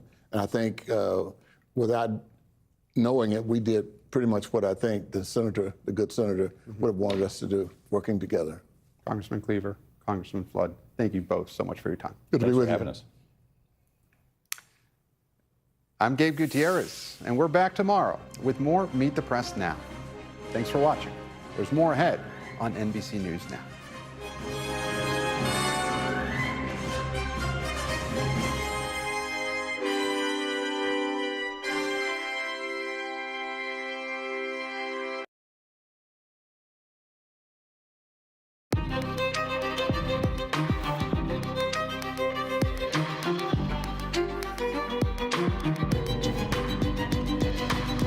We are coming on the air tonight with dangerous, potentially deadly floodwater rushing through Texas right now, rising over roads, sweeping cars away, and now new concerns about tornadoes. On top of it all, in the Northeast, a smoky haze now hovering. We've got the forecast on what comes next in both spots.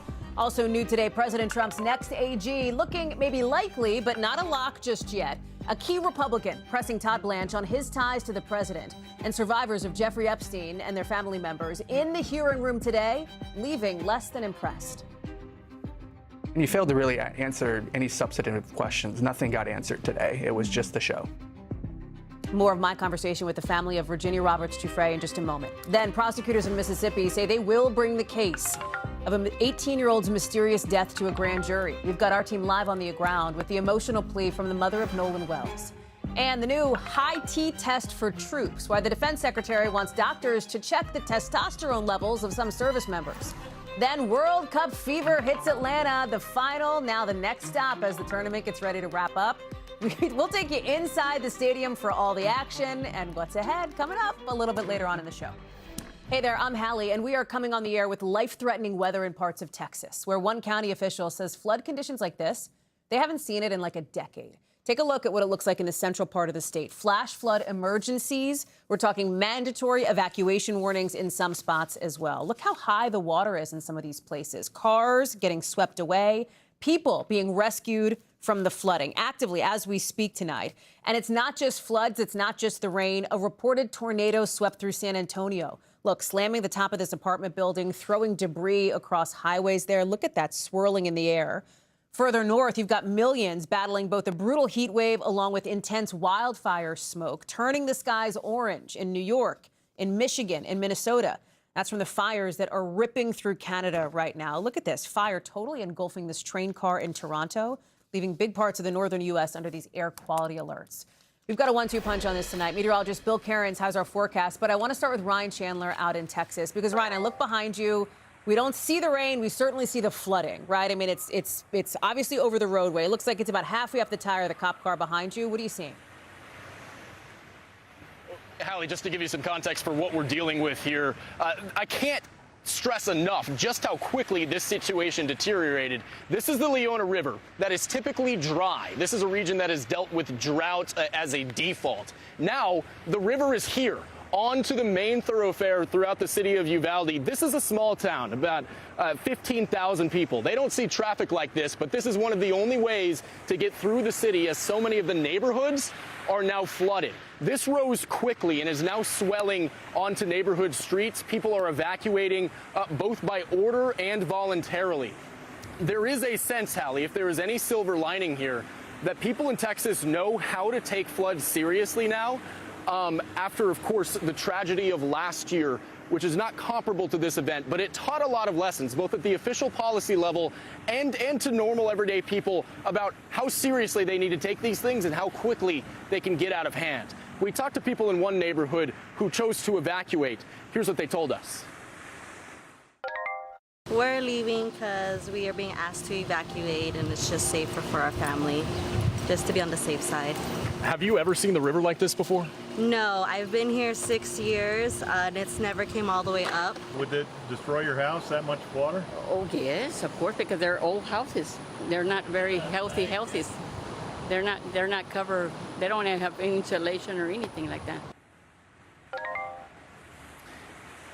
I was talking with a state trooper earlier, Hallie, who told me, yes, Texas has learned a lot of lessons about how to deal with this in the last year, though still there are communities that were trapped by the floodwaters earlier today, had to be rescued by helicopter, at least a dozen here in Uvalde County by the Department of Public Safety alone, hoisted on the helicopters to safety, Hallie. Ryan Chandler, just a dramatic scene unfolding there. Thank you for keeping us posted. We're going to come back, I know, and check in with you. I appreciate that. Let's bring in Bill Cairns now, who's watching it. We got the flooding there. We've got some really stunning images coming out of Canada right now. That train situation was like wild to watch here, but it really shows you. I'm going to have the team pull it back up. I mean, it shows you what people are having to deal with here. Yeah, it's amazing they survived that. I mean, there's images coming out of Ontario where people are like evacuating on boats and like behind them the whole mountain's just on fire. It's wild. And this is the train video. If you haven't seen it yet, I mean, when you first watch it, you're like, this can't be real, right? This has to be AI. But no, this was legit. I mean, man, just as scary as it gets. It looks like a movie. So we're starting in Texas. We got so much going on. All right, so we're getting a little lull right now. This happened yesterday too. And then later tonight, it's all going to fire back up again, and we're going to get our third night in a row of torrential rain. Well, you see where all the water problems are. We even have a couple of flash flood emergencies out there, but tonight we're going to do it again. So these areas that are super soaked, saturated rivers, streams are as high as they could get. We're already expecting major flooding in numerous rivers, and now we're going to add another 3 to 5 inches, maybe isolated up to 8 inches in the same areas from San Antonio to Uvalde to Kerrville. So, like, they're not done yet. More destruction is possible. The air quality alerts from these fires in northern Minnesota and Ontario are widespread now, from Michigan, all northern portions of the Great Lakes, all the way through D.C. to New York to Harvard. Boston had that eerie orange glow this morning. And the thickest of the smoke, you can see where the air quality alerts are. I mean, Duluth has been horrible air all day long. Same with northern Wisconsin, northern Michigan, and that poor air quality right through New York City into Boston, Hartford, right around the southern tier of New York into the Binghamton. And this is how it's going to look. So these are the huge fires. This is the forecast over the next 24 hours. This is the smoke plume. It shifts south a little bit, then it redevelops back to the north. So this time tomorrow night, still looking at really a dense smoke plume areas to the north. And finally, Hallie, we're also under a severe thunderstorm warning here in New York City. The storm is going through right now, possibly 70-mile-per-hour winds, lightning, and small hail. We have the watch party at 30 Rock here with the end of the Argentina-England game. So there's a lot going on, weather coast to coast. The end has concluded, Bill Cairns. It is.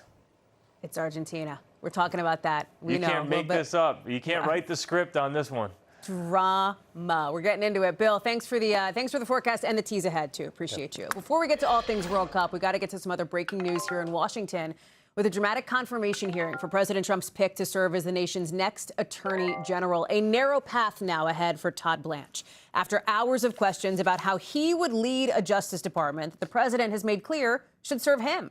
Blanche praising the administration's efforts on crime and immigration, but concerns from senators fall in a couple of big buckets, 3 of them really. First, can the president's former personal attorney, remember Blanche was his personal lawyer, can he separate his past role with the one he wants now as the top lawyer for the United States?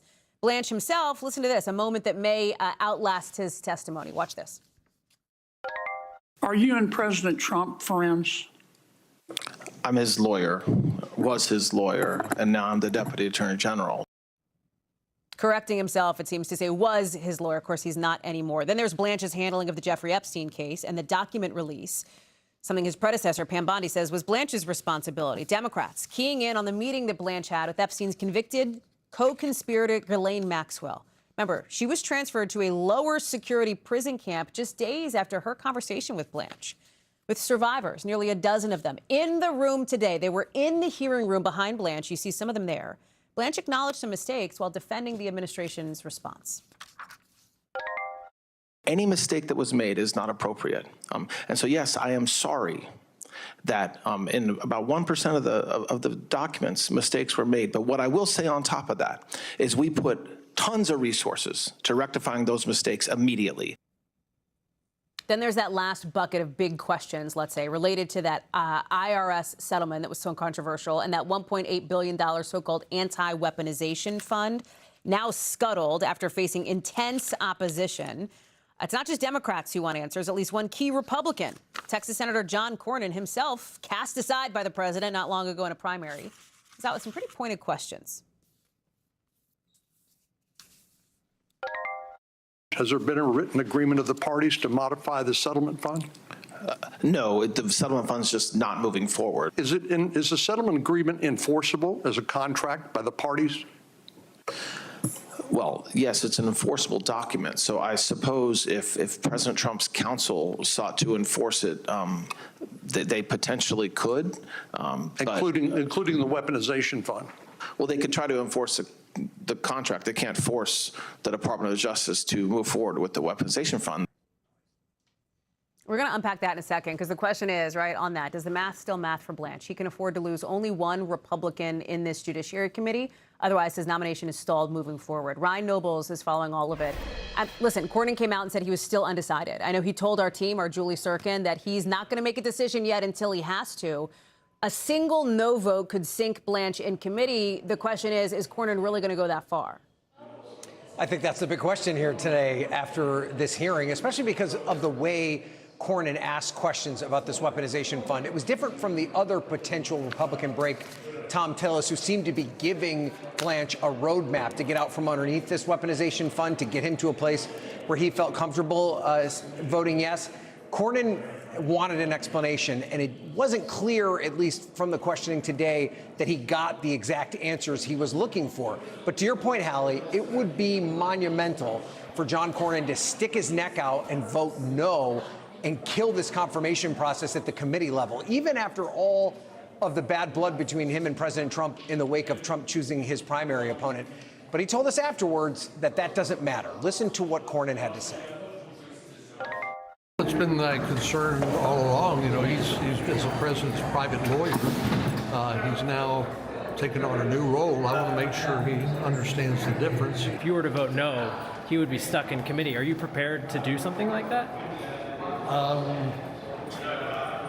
That doesn't bother me. I mean, I'm just going to make a decision based on the merits, and the consequences of that is it will flow from there. And so I think you see him there at least talking a big game. But, you know, I've been covering Republicans in Congress, Hallie, since the very beginning of the Trump era. And every time you think that they're actually going to pull the trigger on something that would run afoul of President Trump, they almost always back down. Not every single time, but almost always. We'll have to see if that's going to be the case here with John Cornyn. We'll talk more about the Epstein bucket in a minute in the show here. But the other thing, too, is this issue of the loyalty that Todd Blanche may feel toward President Trump, or that he has to President Trump. Democrats really looking to try to draw out more on that. They're worried that the president is going to use Blanche as basically an agent of his own personal bidding when it comes to political revenge. Here's something that Blanche said in response to that about, you know, how that might go. Watch. President Trump trusts me to give him counsel.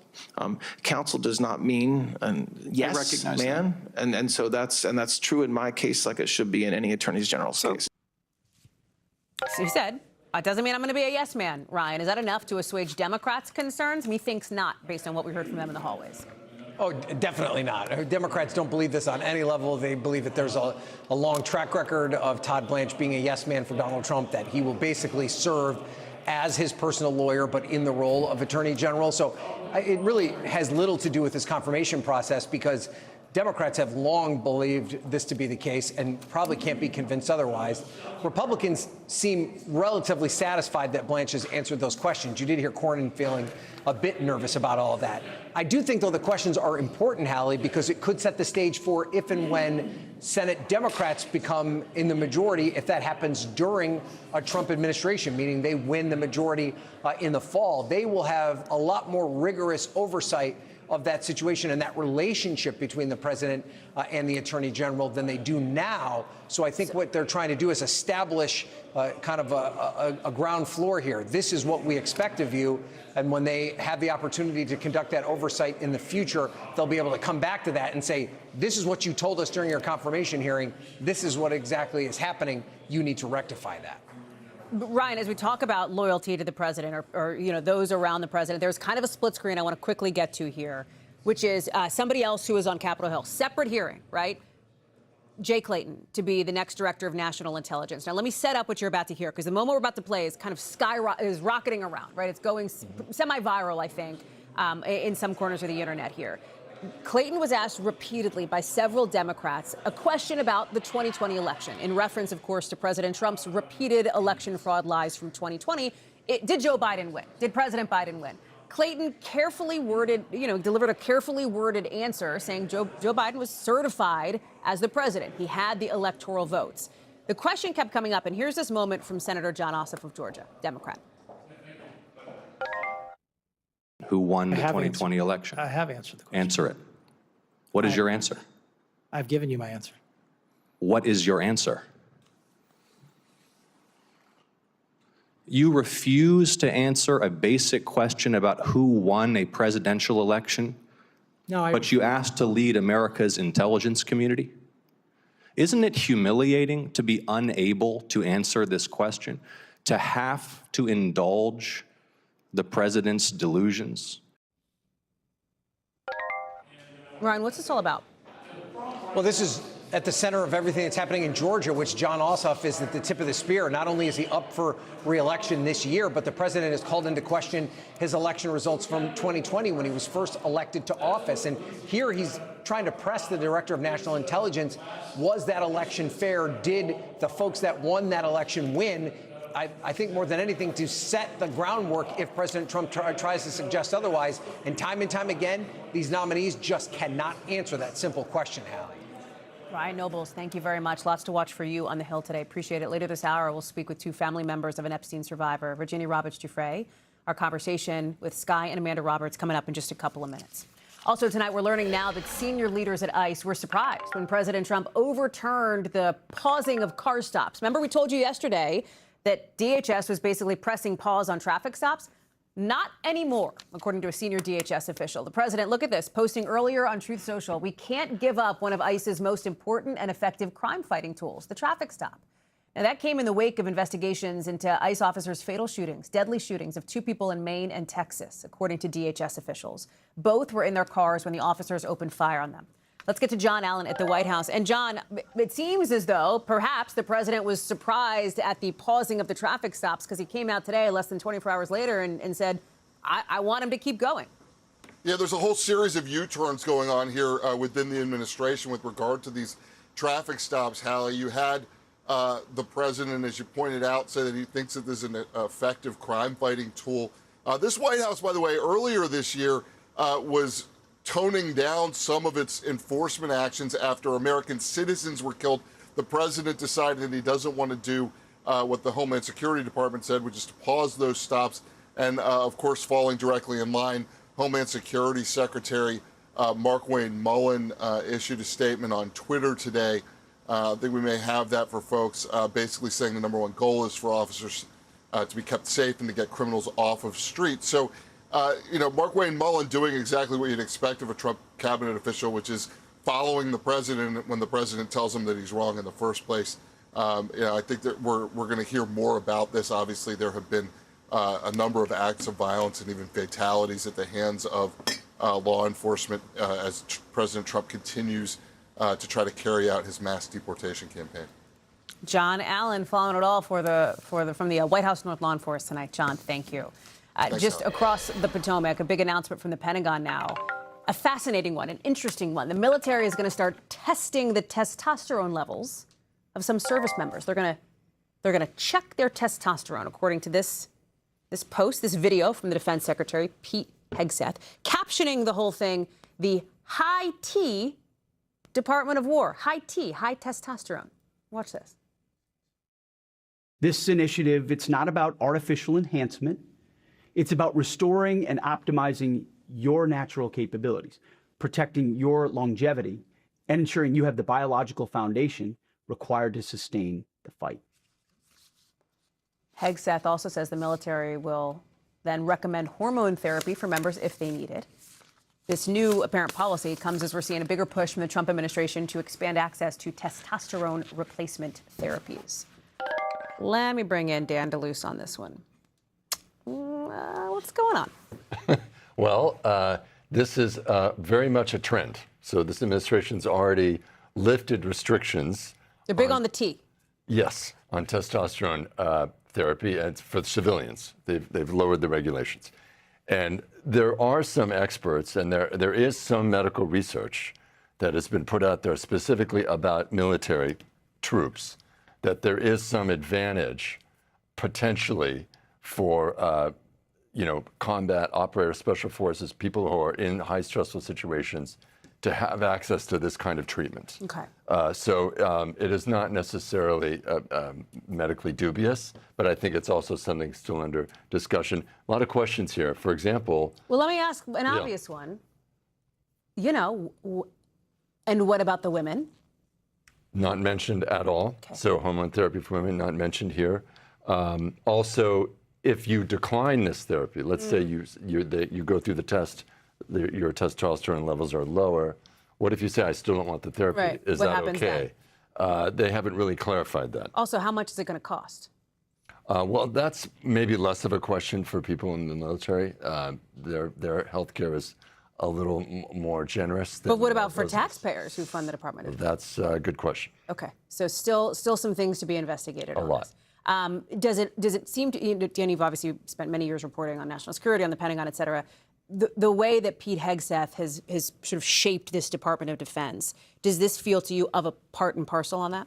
Yes, I think it's fair to say this is on brand. Okay. He's talked a lot about getting back to basics, war fighting, the warrior ethos. He claimed the Pentagon had become woke. He's talked a lot about physical fitness, but this is taking things kind of in that direction. Okay.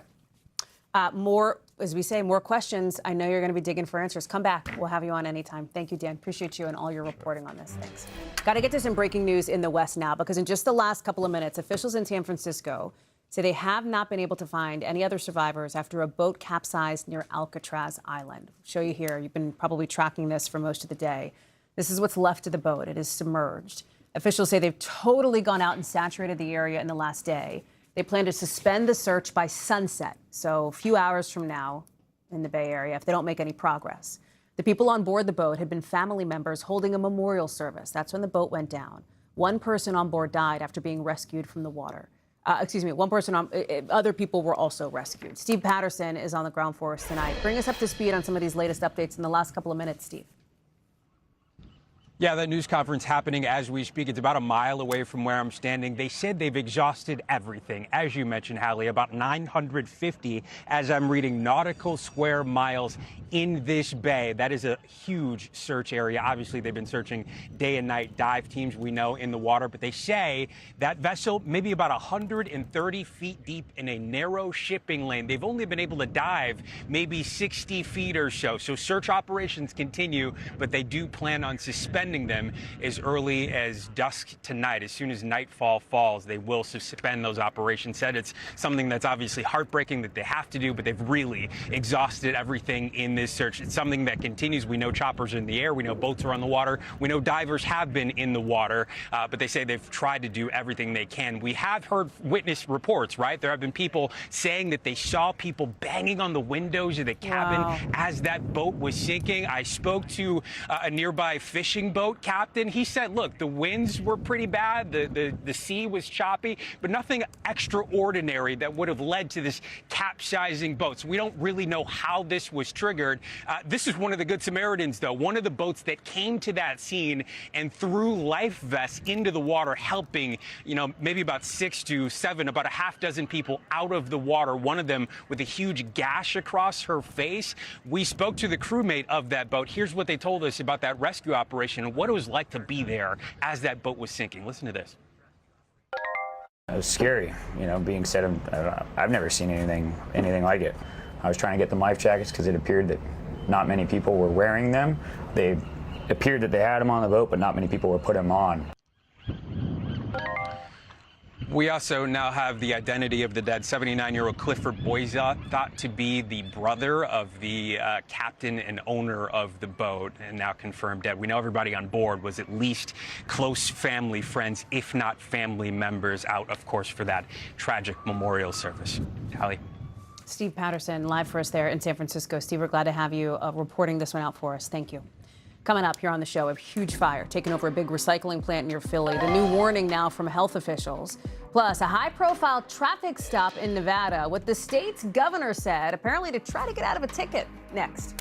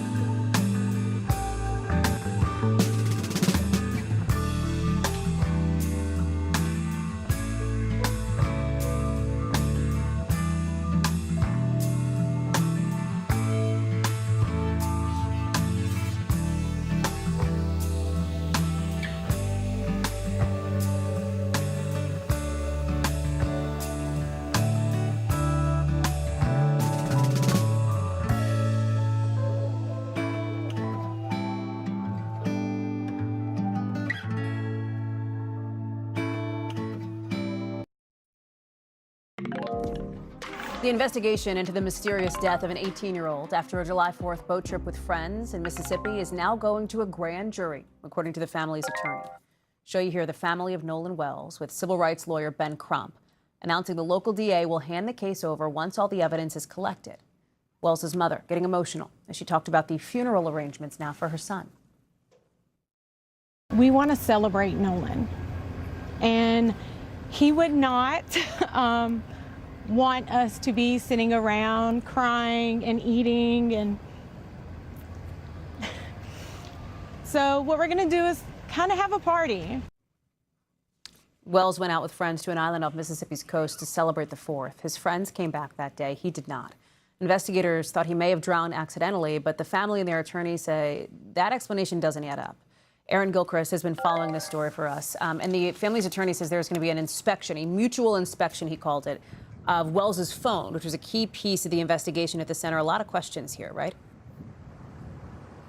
You're absolutely right. We know that Nolan Wells' parents were able to get his phone back from one of his friends after it came back to the mainland, but Nolan obviously did not. And that phone has been in the family's possession, as we understand it, from that point right up until now. Well, Ben Crump, the attorney for the family, said today that in his conversations with the district attorney, along with the family here at the courthouse behind us, they were able to talk about that phone and how it might be analyzed. His parents have said that they believe there would have been images or videos, something in the Snapchat app on that phone, because Nolan was a prolific user of that app, but they say there was nothing there, and that to them was mysterious. And so now we understand that Ben Crump's investigators will literally get together with the investigators from the sheriff's office here and go through that phone in a forensic way so they can see what is there, what isn't there, and how something may have been removed.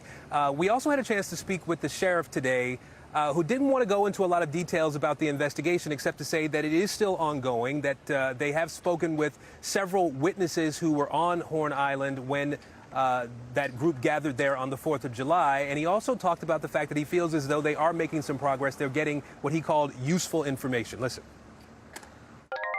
The focus of this information is the facts. The more facts that we can gather and prove, the better our investigation will be. And I'm fully confident that the investigators we have on this case are competent and capable to do that job. Now, Hallie, we also asked the sheriff about a timeline for his investigation. He said he isn't putting any limits on it, but his team is working around the clock, he says, to get information that is factual to Nolan's family and ultimately to that grand jury. What about the FBI piece of this thing, Aaron? Can you pull on that thread a little bit more? What's the threat piece of that?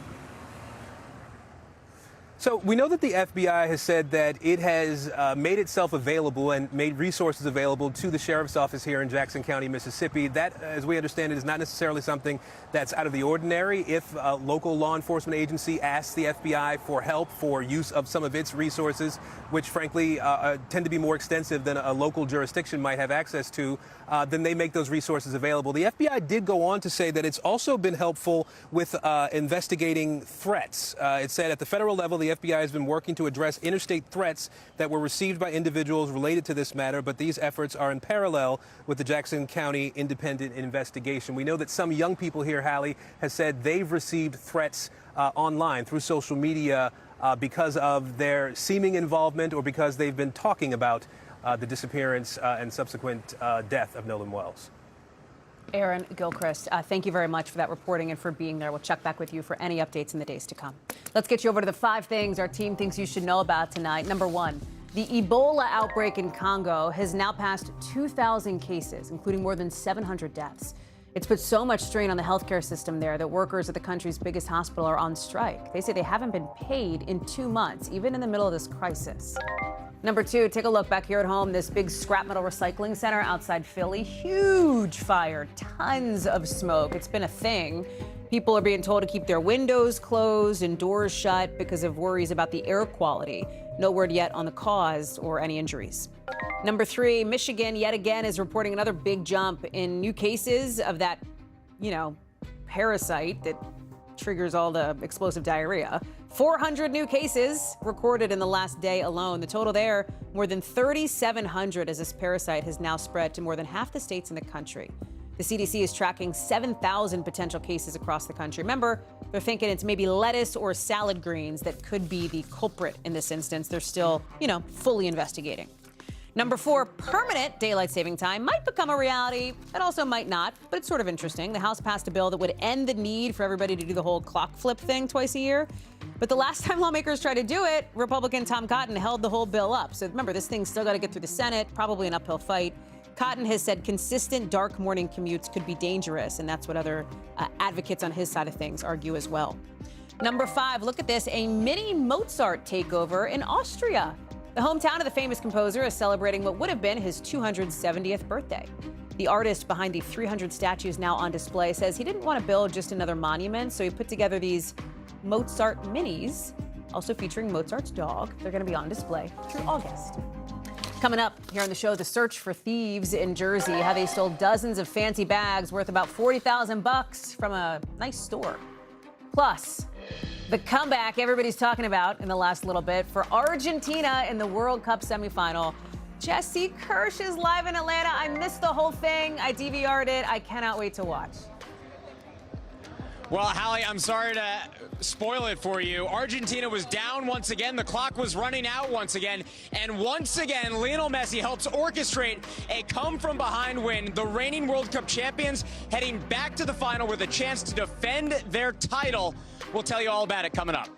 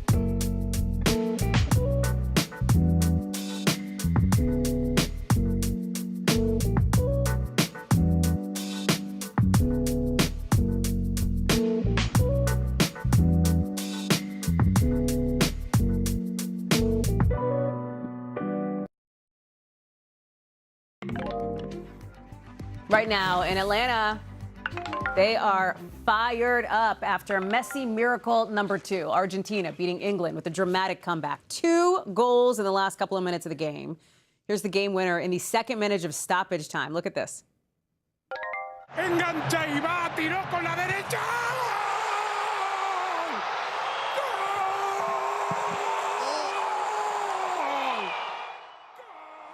That is so insanely dramatic. But you know what is up with this 3 o'clock start time? It's the middle of the workday. Brutal, but it's very exciting. Very exciting if you're able to watch. Huge, because Argentina, of course, defending champs, they're going to try to take the title again Sunday against Spain. You know, Jesse, what's up? How are you getting these assignments? Like, can we switch? You get to go watch the World Cup game. The bribes are reaching the right people. Oh my God, it's amazing. This was bananas. It was literally happening as we were like running into the studio. Yeah, and just speaking to how unpredictable this was, there was a moment I thought I was going to be coming to talk to you pretty quickly. Then we thought it might be a while, and then it was, nope, We're running out to the camera because this just changed in an instant. And I don't want to say that I can see the future, Hallie, but there was a moment toward the very end there was like, they're going to break through. And within seconds, that second Argentinian goal was in the back of the net. An unbelievable finish here.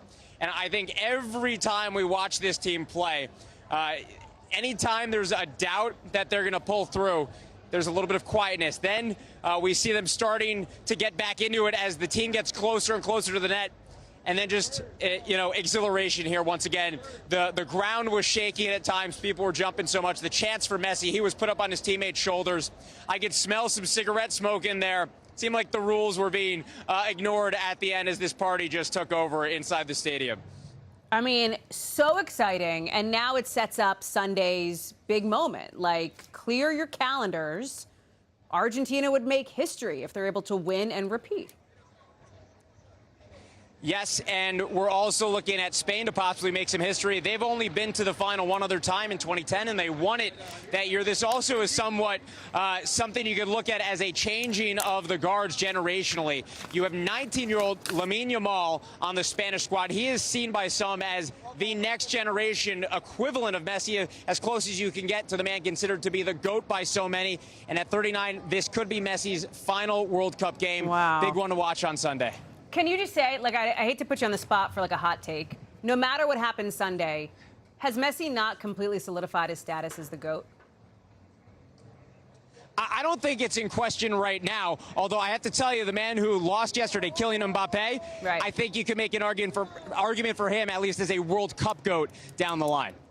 All right, Jesse Kirsch, go have fun. Love this for you. Very exciting. We'll see you Sunday. Appreciate you. NBC News covers hundreds of other stories every day, and because it can be tough to read or watch or listen to them all, our bureau teams have done it for you. This is what they tell us is going down in their regions in a segment we call The Local. Out of our Midwest bureau, a kind of family affair, a rather unusual one in North Dakota. Have you heard about Daisy the cow? She's gotten a big following for hanging out on her owner's front porch. About a week ago, Daisy gave birth. Exciting, and you know what? Like mother, like daughter, apparently. Her calf, Rosie, is now hanging out on the porch, all on her own. The owner says it must be in their DNA. Man, it must be nice to be a porch cow, you know? I'd love that. Out of our Northeast Bureau, look at this. Mass thieves taking over this New Jersey luxury store. They're taking a bunch of purses out of here. So fast on the surveillance video. They're rushing in, they're grabbing what they can. Dozens of bags gone, worth about $40,000, according to the manager. And out of our Western Bureau, new police body cam video shows what the governor of Nevada had to say after getting pulled over the other day. Look at this. The reason I'm stopping you is for the, I'm aware, for the red light violation back there. Your right turn onto Giles here. Joe Lombardo, allegedly, as you heard, failed to stop at a red light before turning. This is back in May. Las Vegas PD confirms he was not given a ticket. The Lombardo campaign says he fully complied and was promptly on his way. Coming up, much more to get to on the show, including our conversation with two family members of one of Jeffrey Epstein's abuse survivors, Virginia Roberts Giuffre. Their new ask and new message to Americans about the Department of Justice.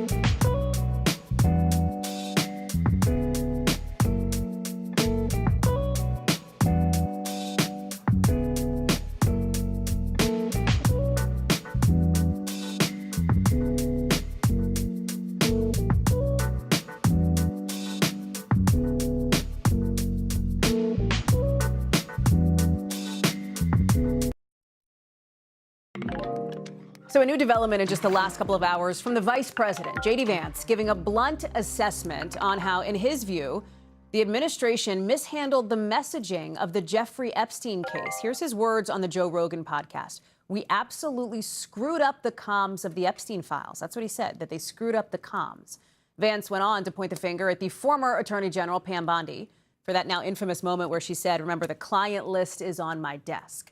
Bondi, in a text to NBC News, now says she was taken out of context. But the man hoping to replace her as the next Attorney General is also facing questions about the DOJ's handling of all things Jeffrey Epstein. Todd Blanche on Capitol Hill today, acknowledging mistakes, but there's some questions of whether he will meet with survivors. At first, he said he wouldn't be able to, considering best practices. Later, he seemed to open the door to it. Here's some of the interactions with Democrats on that. I have never said I will not meet with survivors. Will you meet with these 10 survivors? I'm asking you on the record. If they have lawyers, as you know, I'm prohibited from meeting directly with them. Will you get it done within the next 30 days that each of these survivors? I will get it done today if that's necessary. I mean, my point is there's somebody here who can meet with them today, get their information, and arrange to meet with them. I think you ought to be in the room. Pardon me? I think you ought to be in the room because you ought to hear this. I want to bring in now Sky and Amanda Roberts, two of the people who were in that room for that hearing. Of course, the brother and sister-in-law, Virginia Roberts Giuffre, one of the most prominent survivors of Jeffrey Epstein's abuse. Thank you both so much for being here, making your way over from the Capitol, where you were basically for most of the day, I understand. And so let me start there. Sky, Todd Blanche, one of the things that he said during this confirmation hearing, as we showed, was that somebody in the Department of Justice would hear out survivors. Do you feel assured? Do you feel confident that somebody will hear you inside the Department of Justice now? I mean, if it would have happened, it would have happened already, I think is really what I would look at it as. And to be quite honest, I mean, if they really cared about this, they would have done this a long time ago. The reality is that they continue to cover up. We have no faith. I simply do not have faith in this Department of Justice. So even if he wants to reach out and have questions, sure, we'll participate in that conversation. But I mean, the information's in the files. He's seen the files himself. What is there left to go through? So nothing you heard today changed your position on Todd Blanche? Nothing changed my position on Todd Blanche at all. I still believe that he is Trump's personal lawyer. He said it so much himself. And the reality of the situation is that we know many, many survivors, and I don't know of one that he has met with. I mean, he says, Amanda, that it is because there are some best practices around meeting with them with counsel. Then later, though, it appeared to sound like maybe that would be on the table. At this point, would you want to, with counsel or without counsel, sit down with Todd Blanche? I think you need to prove you're trustworthy. How about we look at the 6 million documents and the investigative leads, open an investigation and prove that you're willing to do something with the information that you have, and then survivors and their families can have trust in this Department of Justice again. One of the things he said was that if he's being, with Senator Richard Blumenthal, among other moments, if he's being asked to apologize, he said, of course, I'm sorry to these survivors. He did say, this kind of abuse is horrific, et cetera, while talking about the things that I know have upset you and so many other survivors that we've spoken with, the lack of redactions, et cetera. What was it like in the room when you heard him say that, Amanda? How did that land with you? It's just words. It's just words. I'd actually like to see him put that in writing. I think it deserves a letter to the survivors. If this Department of Justice, they have now finally admitted that there have been mistakes made, you should reach out to us and you should write us a letter. We've been writing letters since before those files were released to try to outreach to you. When Ghislaine Maxwell was moved, Annie Farmer had written the Department of Justice, no response. No response. I think they need to prove their trust. You mentioned Ghislaine Maxwell. That is a topic that we have talked about, the three of us, for months and months and months now, a long time, I think coming up on a year now plus. In a conversation with Senator Booker, in an interaction there, Todd Blanche said he did not pardon clemency was not raised for Ghislaine Maxwell. Of course, Epstein's convicted co-conspirator, somebody who Virginia writes about extensively in her memoir. He said that no discussion of the movement to a lower security prison camp came up as well. What was your reaction when you heard that? I mean, to Amanda's point, actions speak louder than words. You can tell me whatever you want to say in those moments, but your actions show that you moved somebody who is convicted of sex trafficking to a minimum security prison that's not fit for that type of person. And even Booker challenged it to the extent of, typically that person gets put in solitary confinement. They don't just get moved into a minimum security prison where they can play with puppies, right? This is unprecedented. I think he was trying to get the point across that this is not normal behavior and that Ghislaine Maxwell is getting preferential treatment from our Department of Justice, and the American people need to start asking why. Why is she getting preferential treatment? What was it like in the room? It was heavy. I think, when we heard his responses and the skirts around, you could visibly feel us next to each other squirming in our seats and sighing this and there were moments that were just completely laughable. You expect us to believe now the excuse that the 2.5 million documents, they're duplicative, the courts won't release, and now they're about another guy named Epstein. It was laughable. And there were so many moments where I think we all looked at each other like, is this really happening? Is he really serious with that response? But it's not shocking. I mean, we've been gaslit, I want to say, when this administration started to release on the fact that they were going to campaign and release these files. We've been gaslit from that moment to this day. What do you sense as far as momentum now moving forward? Because it's our understanding that it only is going to take one Republican in the Judiciary Committee to vote no to block Todd Blanche's confirmation process from moving forward. Senator Tillis was one of those Republicans that people had their eye on. He came out and told our team he's leaning yes now. Senator Cornyn is the other Republican whose concerns are really more centered around this IRS settlement and this so-called weaponization fund, less on the Epstein case. But what would you say to Senator Cornyn or to any other Republican who might be wavering on this?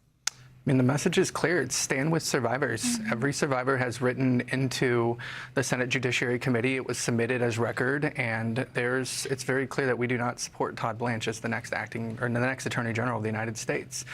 The reality of this is that there are investigative leads, that there are names that are named. Virginia named those names. They're in her deposition. So when he says, I have nothing that I can prosecute on, there's names that he could start with today. They really need to ask the question, why?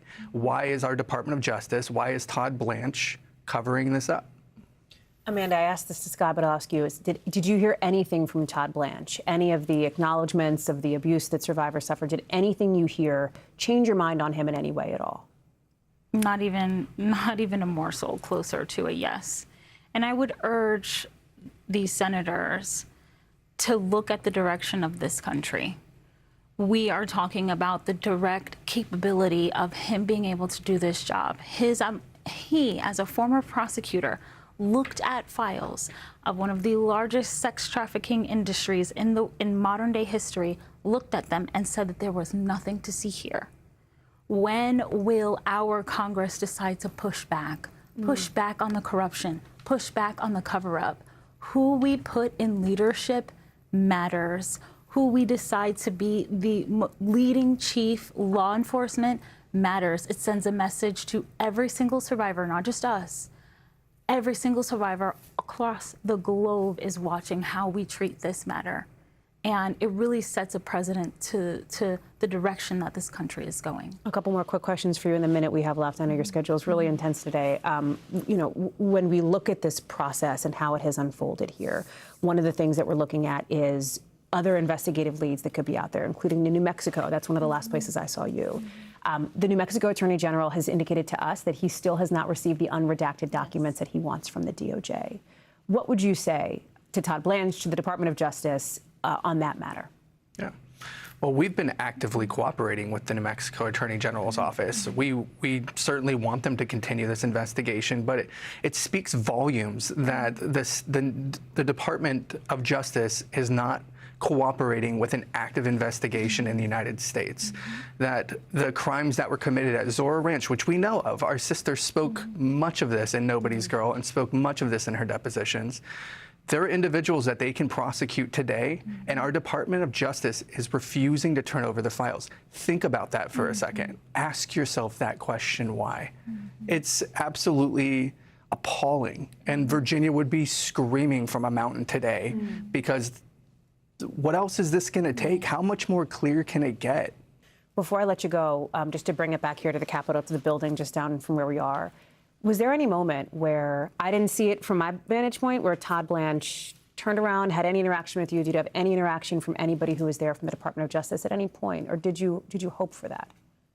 I think wasn't there someone that he said we could actually talk to?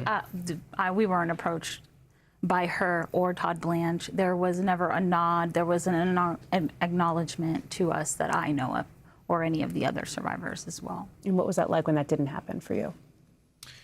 I mean, first and foremost, we didn't expect him to. I mean, we saw what happened in former Attorney General Pam Bondi's hearing, and you know, I guess we had low expectations going into it. It felt like the Attorney General's office continues to not take this seriously. I don't think we pressed him hard enough today on the Epstein, the Epstein files. I don't think we pressed him hard enough, on the investigative leads and the failure of the New Mexico compliance with the Attorney General's office there. So, it's deflating. Every time you have your Department of Justice, you ask, a lot of people are asking, why aren't survivors naming the names or coming forward to other legal entities? They have to earn your trust. What they've shown us, the highest level of government for the Department of Justice, is showing us that they don't truly care about survivors. They can throw every statistic they want down your face. But the reality is their actions speak louder than words. And you had 10 survivors sitting right behind you. This was your opportunity to acknowledge them. You failed to do it again. And you failed to really answer any substantive questions. Nothing got answered today. It was just the show. Thank you both so much for being here. I know this is one of your numerous trips to Washington and your continued push for advocacy. We really appreciate your time. Thank you, Thank Kelly. you so much. We'll be right back.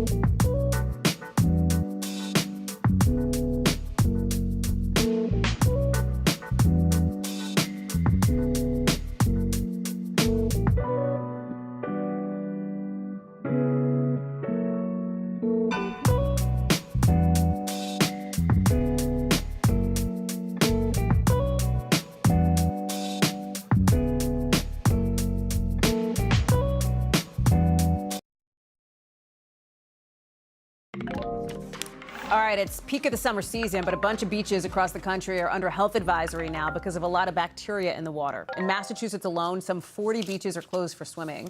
And it's happening in California as well, including up the Pacific coast in Washington state and beyond. You can still hang out on the sand if you want, but health officials say don't touch the water. In Westchester, New York, they didn't love that. Morgan Chesky is joining us now. You've been talking to some folks on the beach there. I can't imagine in California they love it either. Yeah, Hallie's real interesting. We're here just a few yards from the famed Santa Monica Pier, and there are plenty of people on the beach, as you can see behind me, in the water. But these are the signs that were posted earlier today. Take a look. You know, yes, it's yellow. It's kind of small. Avoid water contact activities due to high bacteria levels. And this is the sign that are greeting people here. But I want you to hear what one family had to say who came all the way to this beach from Houston. Take a listen. Honestly, we didn't really even see the signs when we first walked up because they're so small. So we were really totally unaware for a while. So we've been in the water for a while, and now we're kind of like, shower as soon as we can. So fortunately, we were able to kind of break the news to them that elevated levels were found here. But again, as you can see, people may be aware, but that's certainly not stopping everyone from getting into the water. These bacteria levels, Hallie, elevated, but not bad enough to shut down the beach. What happens if you go to a beach where you're not supposed to go into the water and you touch the contaminated water? Right. So I spoke to experts, and they say that even exposure that's not prolonged can result in a skin irritation. If you accidentally ingest some water through your mouth, through your nose, you can get some GI issues. That is why they say it always pays to just look for any warnings before coming out to the beach. Hallie? Morgan Chesky, that is what we call a news you can use, my friend. Thank you for being out there and for bringing that to us. Appreciate you, and appreciate all of you, as always, for watching. That's a wrap for this hour. This is HJN on NBC.